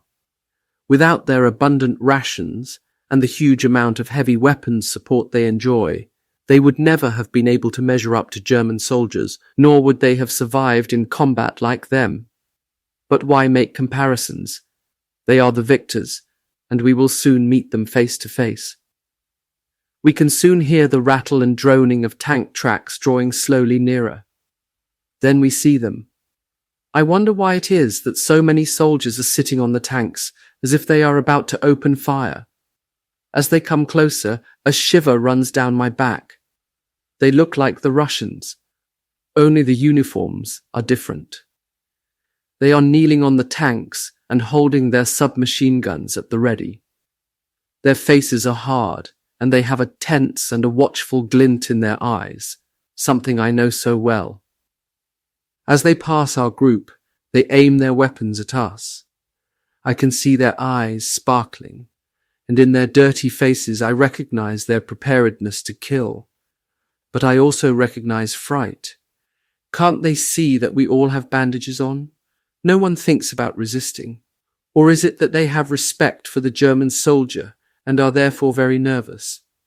I hope none of these cautious white and black figures with stern faces will go berserk and pull his trigger.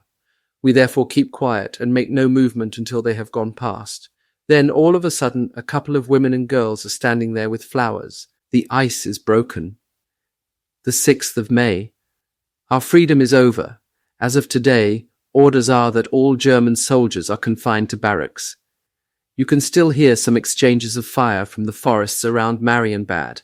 Apparently some combat groups there are still resisting. Our hospital is now guarded, and no one is allowed out without a pass. The guards fire live ammunition and don't ask questions. In front of our boarding house, a jeep with 2 black gum-chewing GIs is parked.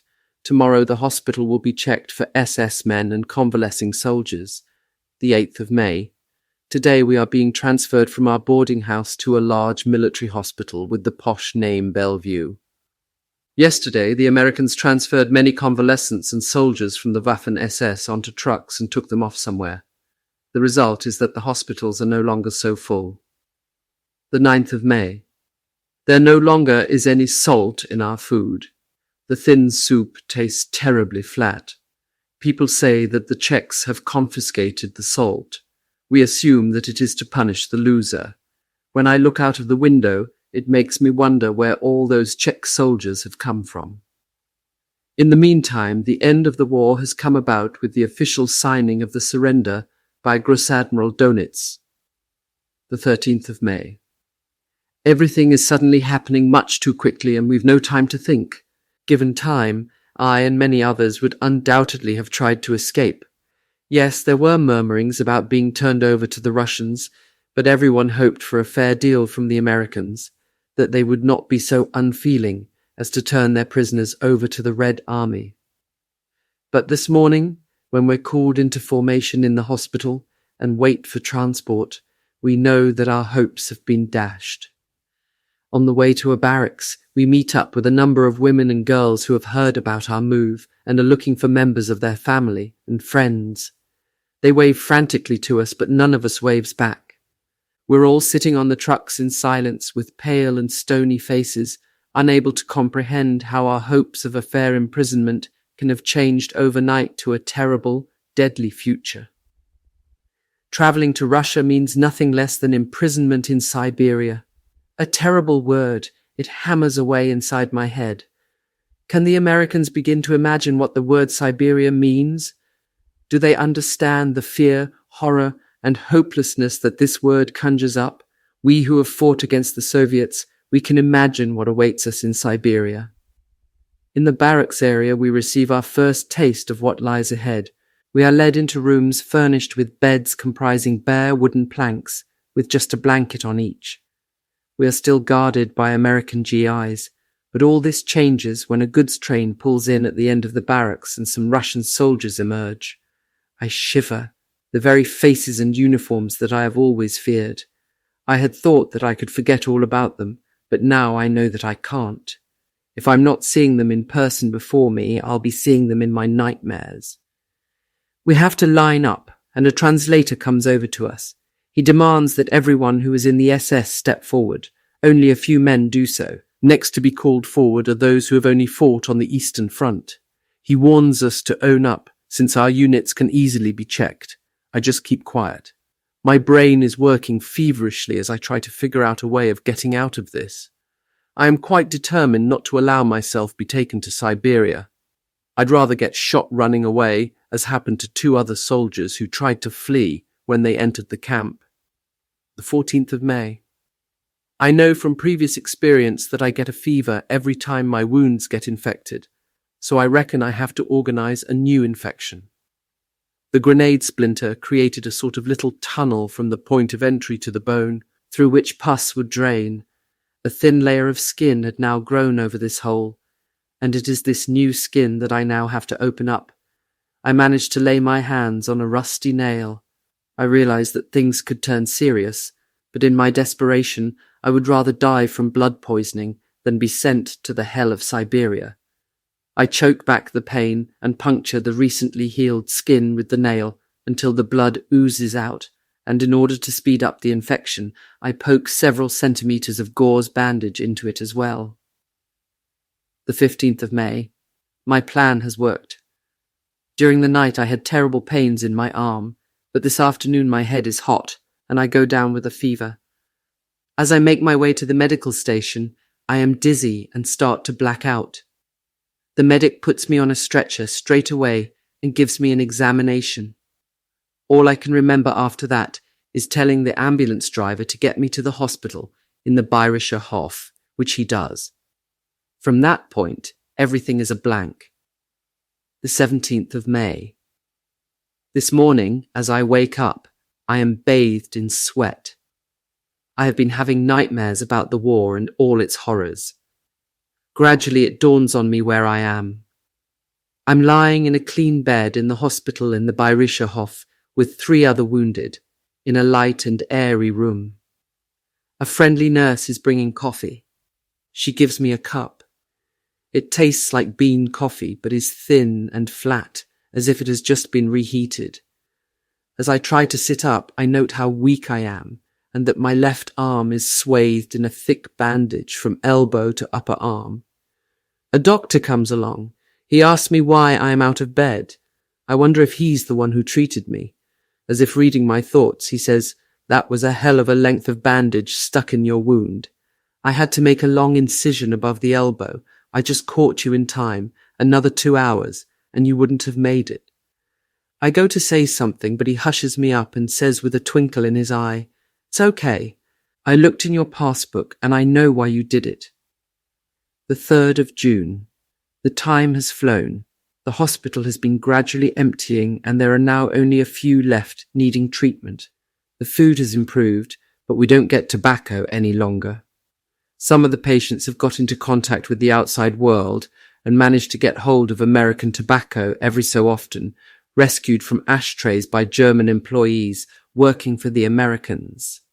Personally, I've traded in my decorations, one at the time, to the Americans for Lucky Strike, Camel, or Chesterfield cigarettes. Both white and black GIs are crazy about German medals, and they'll probably boast about them when they get back home. They even come to us in the hospital here and try to outbid each other in cartons of cigarettes for our awards. What use are all these trimmings to me? They have never meant very much, although other people's do to them. I've already said why.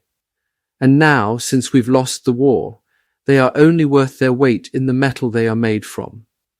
Best of all, I am given a couple of cartons of American cigarettes for them, helping me, as a heavy smoker, get through a difficult time. The 6th of June. Unpleasant things generally take you by surprise. So it is today. Just after breakfast, I'm told that I am being discharged from the hospital and will be picked up by a truck around noon to be taken to a prisoner of war camp. Although my wound has healed, my arm is still pretty useless, and I have to wear a sling. The open truck in which we are driven takes only about half an hour to reach the camp. The camp is really nothing more than a barbed wire enclosure, a more or less grassless field, with some American guards patrolling around the outside. Every now and then they flick their half-smoked cigarette butts over the fence and chuckle when some miserable-looking German soldier rushes over, picks them up, and then starts smoking them, passing them round from one man to the other. Many of them wait by the fence to get hold of a cigarette end, and sometimes the guard will get some entertainment by taking out a cigarette, lighting it, and then after a few puffs, deliberately throwing it on the ground and grinding it out. It makes you sick. The 11th of June. Every day a handful of prisoners whose home is in the American-occupied zone, or who can give the address of their family there, are released. In this latter case, this is specifically added for those whose home, as indicated in their soldier's passbook, is in a Soviet-occupied area. As I can provide this proof, I get my release documents today, and I am now walking with a group of discharged soldiers past the Black Guard, through the gate, into freedom. After a few meters, I stop and look back at the dirty, miserable-looking figures camped on what looks a bit like a ploughed field. For the first time, it dawns on me that everything has actually gone quite smoothly. I could have vegetated here for ages inside this barbed wire enclosure, so I thank God that I can put this imprisonment behind me. It was not just the filth and dirt or the stupid waste of time, but much worse, the humiliation and the degradation I have had to endure from every lousy guard. Now I'm released from all of this. I'm free. And with every step I remove myself further from the camp, I free myself from the burden which for the last few weeks has weighed me down. Gradually, I begin to rebuild my hopes, and I start to look at my surroundings in a new light. I look at my old army issue trousers, the bottoms of which are now all frayed. They don't really match the new brown lace-up shoes I'm wearing. I'm glad I got hold of the new shoes that time in the depot. Who knows when I might have found a new pair. Just as I'm about to clean them up with a rag from my pocket, a dark shadow appears. I look up and am startled. In front of me stands a Czech soldier, demanding in broken German that I give him my new shoes. I simply ignore him and try to get away, but he takes his Russian Kalashnikov and pokes the barrel right in my chest.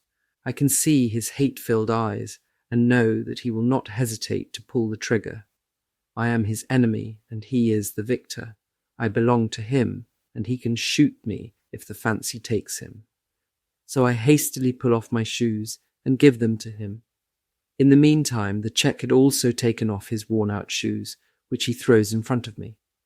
With a satisfied grin, he pulls mine on and marches away. How I would love to run after this rotten bugger to get my shoes back. But he was armed, and he wanted some revenge. There was nothing for it but to grit my teeth and put on his shoes if I didn't want to run around in my socks. This meeting with the Czech militia proved to me very clearly how helpless the loser is, and how deep the hate and the thirst for vengeance reside in those who were our enemies. Wojna kaput. The fervent wish of many people has come to pass, and the war is finally over. But will it also be over in their hearts? How long will it be until the hate and the craving for revenge is buried? Yes, I know, there are people who, despite the atrocities, have put aside hatred and seek closer bonds with their enemies. It is they who give me new hope. But when will people realize that it is possible for any of us to be manipulated by domineering and power-crazed individuals who know how to motivate the masses in order to misuse them for their own ends? While they keep well out of the way, in safety, they have no hesitation in brutally sacrificing their people in the name of patriotism. Will mankind ever stand together against them? Or are those who died in the fighting dead forever, and will the reasons they gave their lives be forgotten? I will never be able to forget those I knew. They are the constant reminders that I was very privileged to survive them. It is no less than my obligation to tell their story. Slang term for the military police. Thank you for listening to this audiobook, and don't forget to subscribe. And if there's a book you'd like to hear on this channel, leave your suggestion in the comments.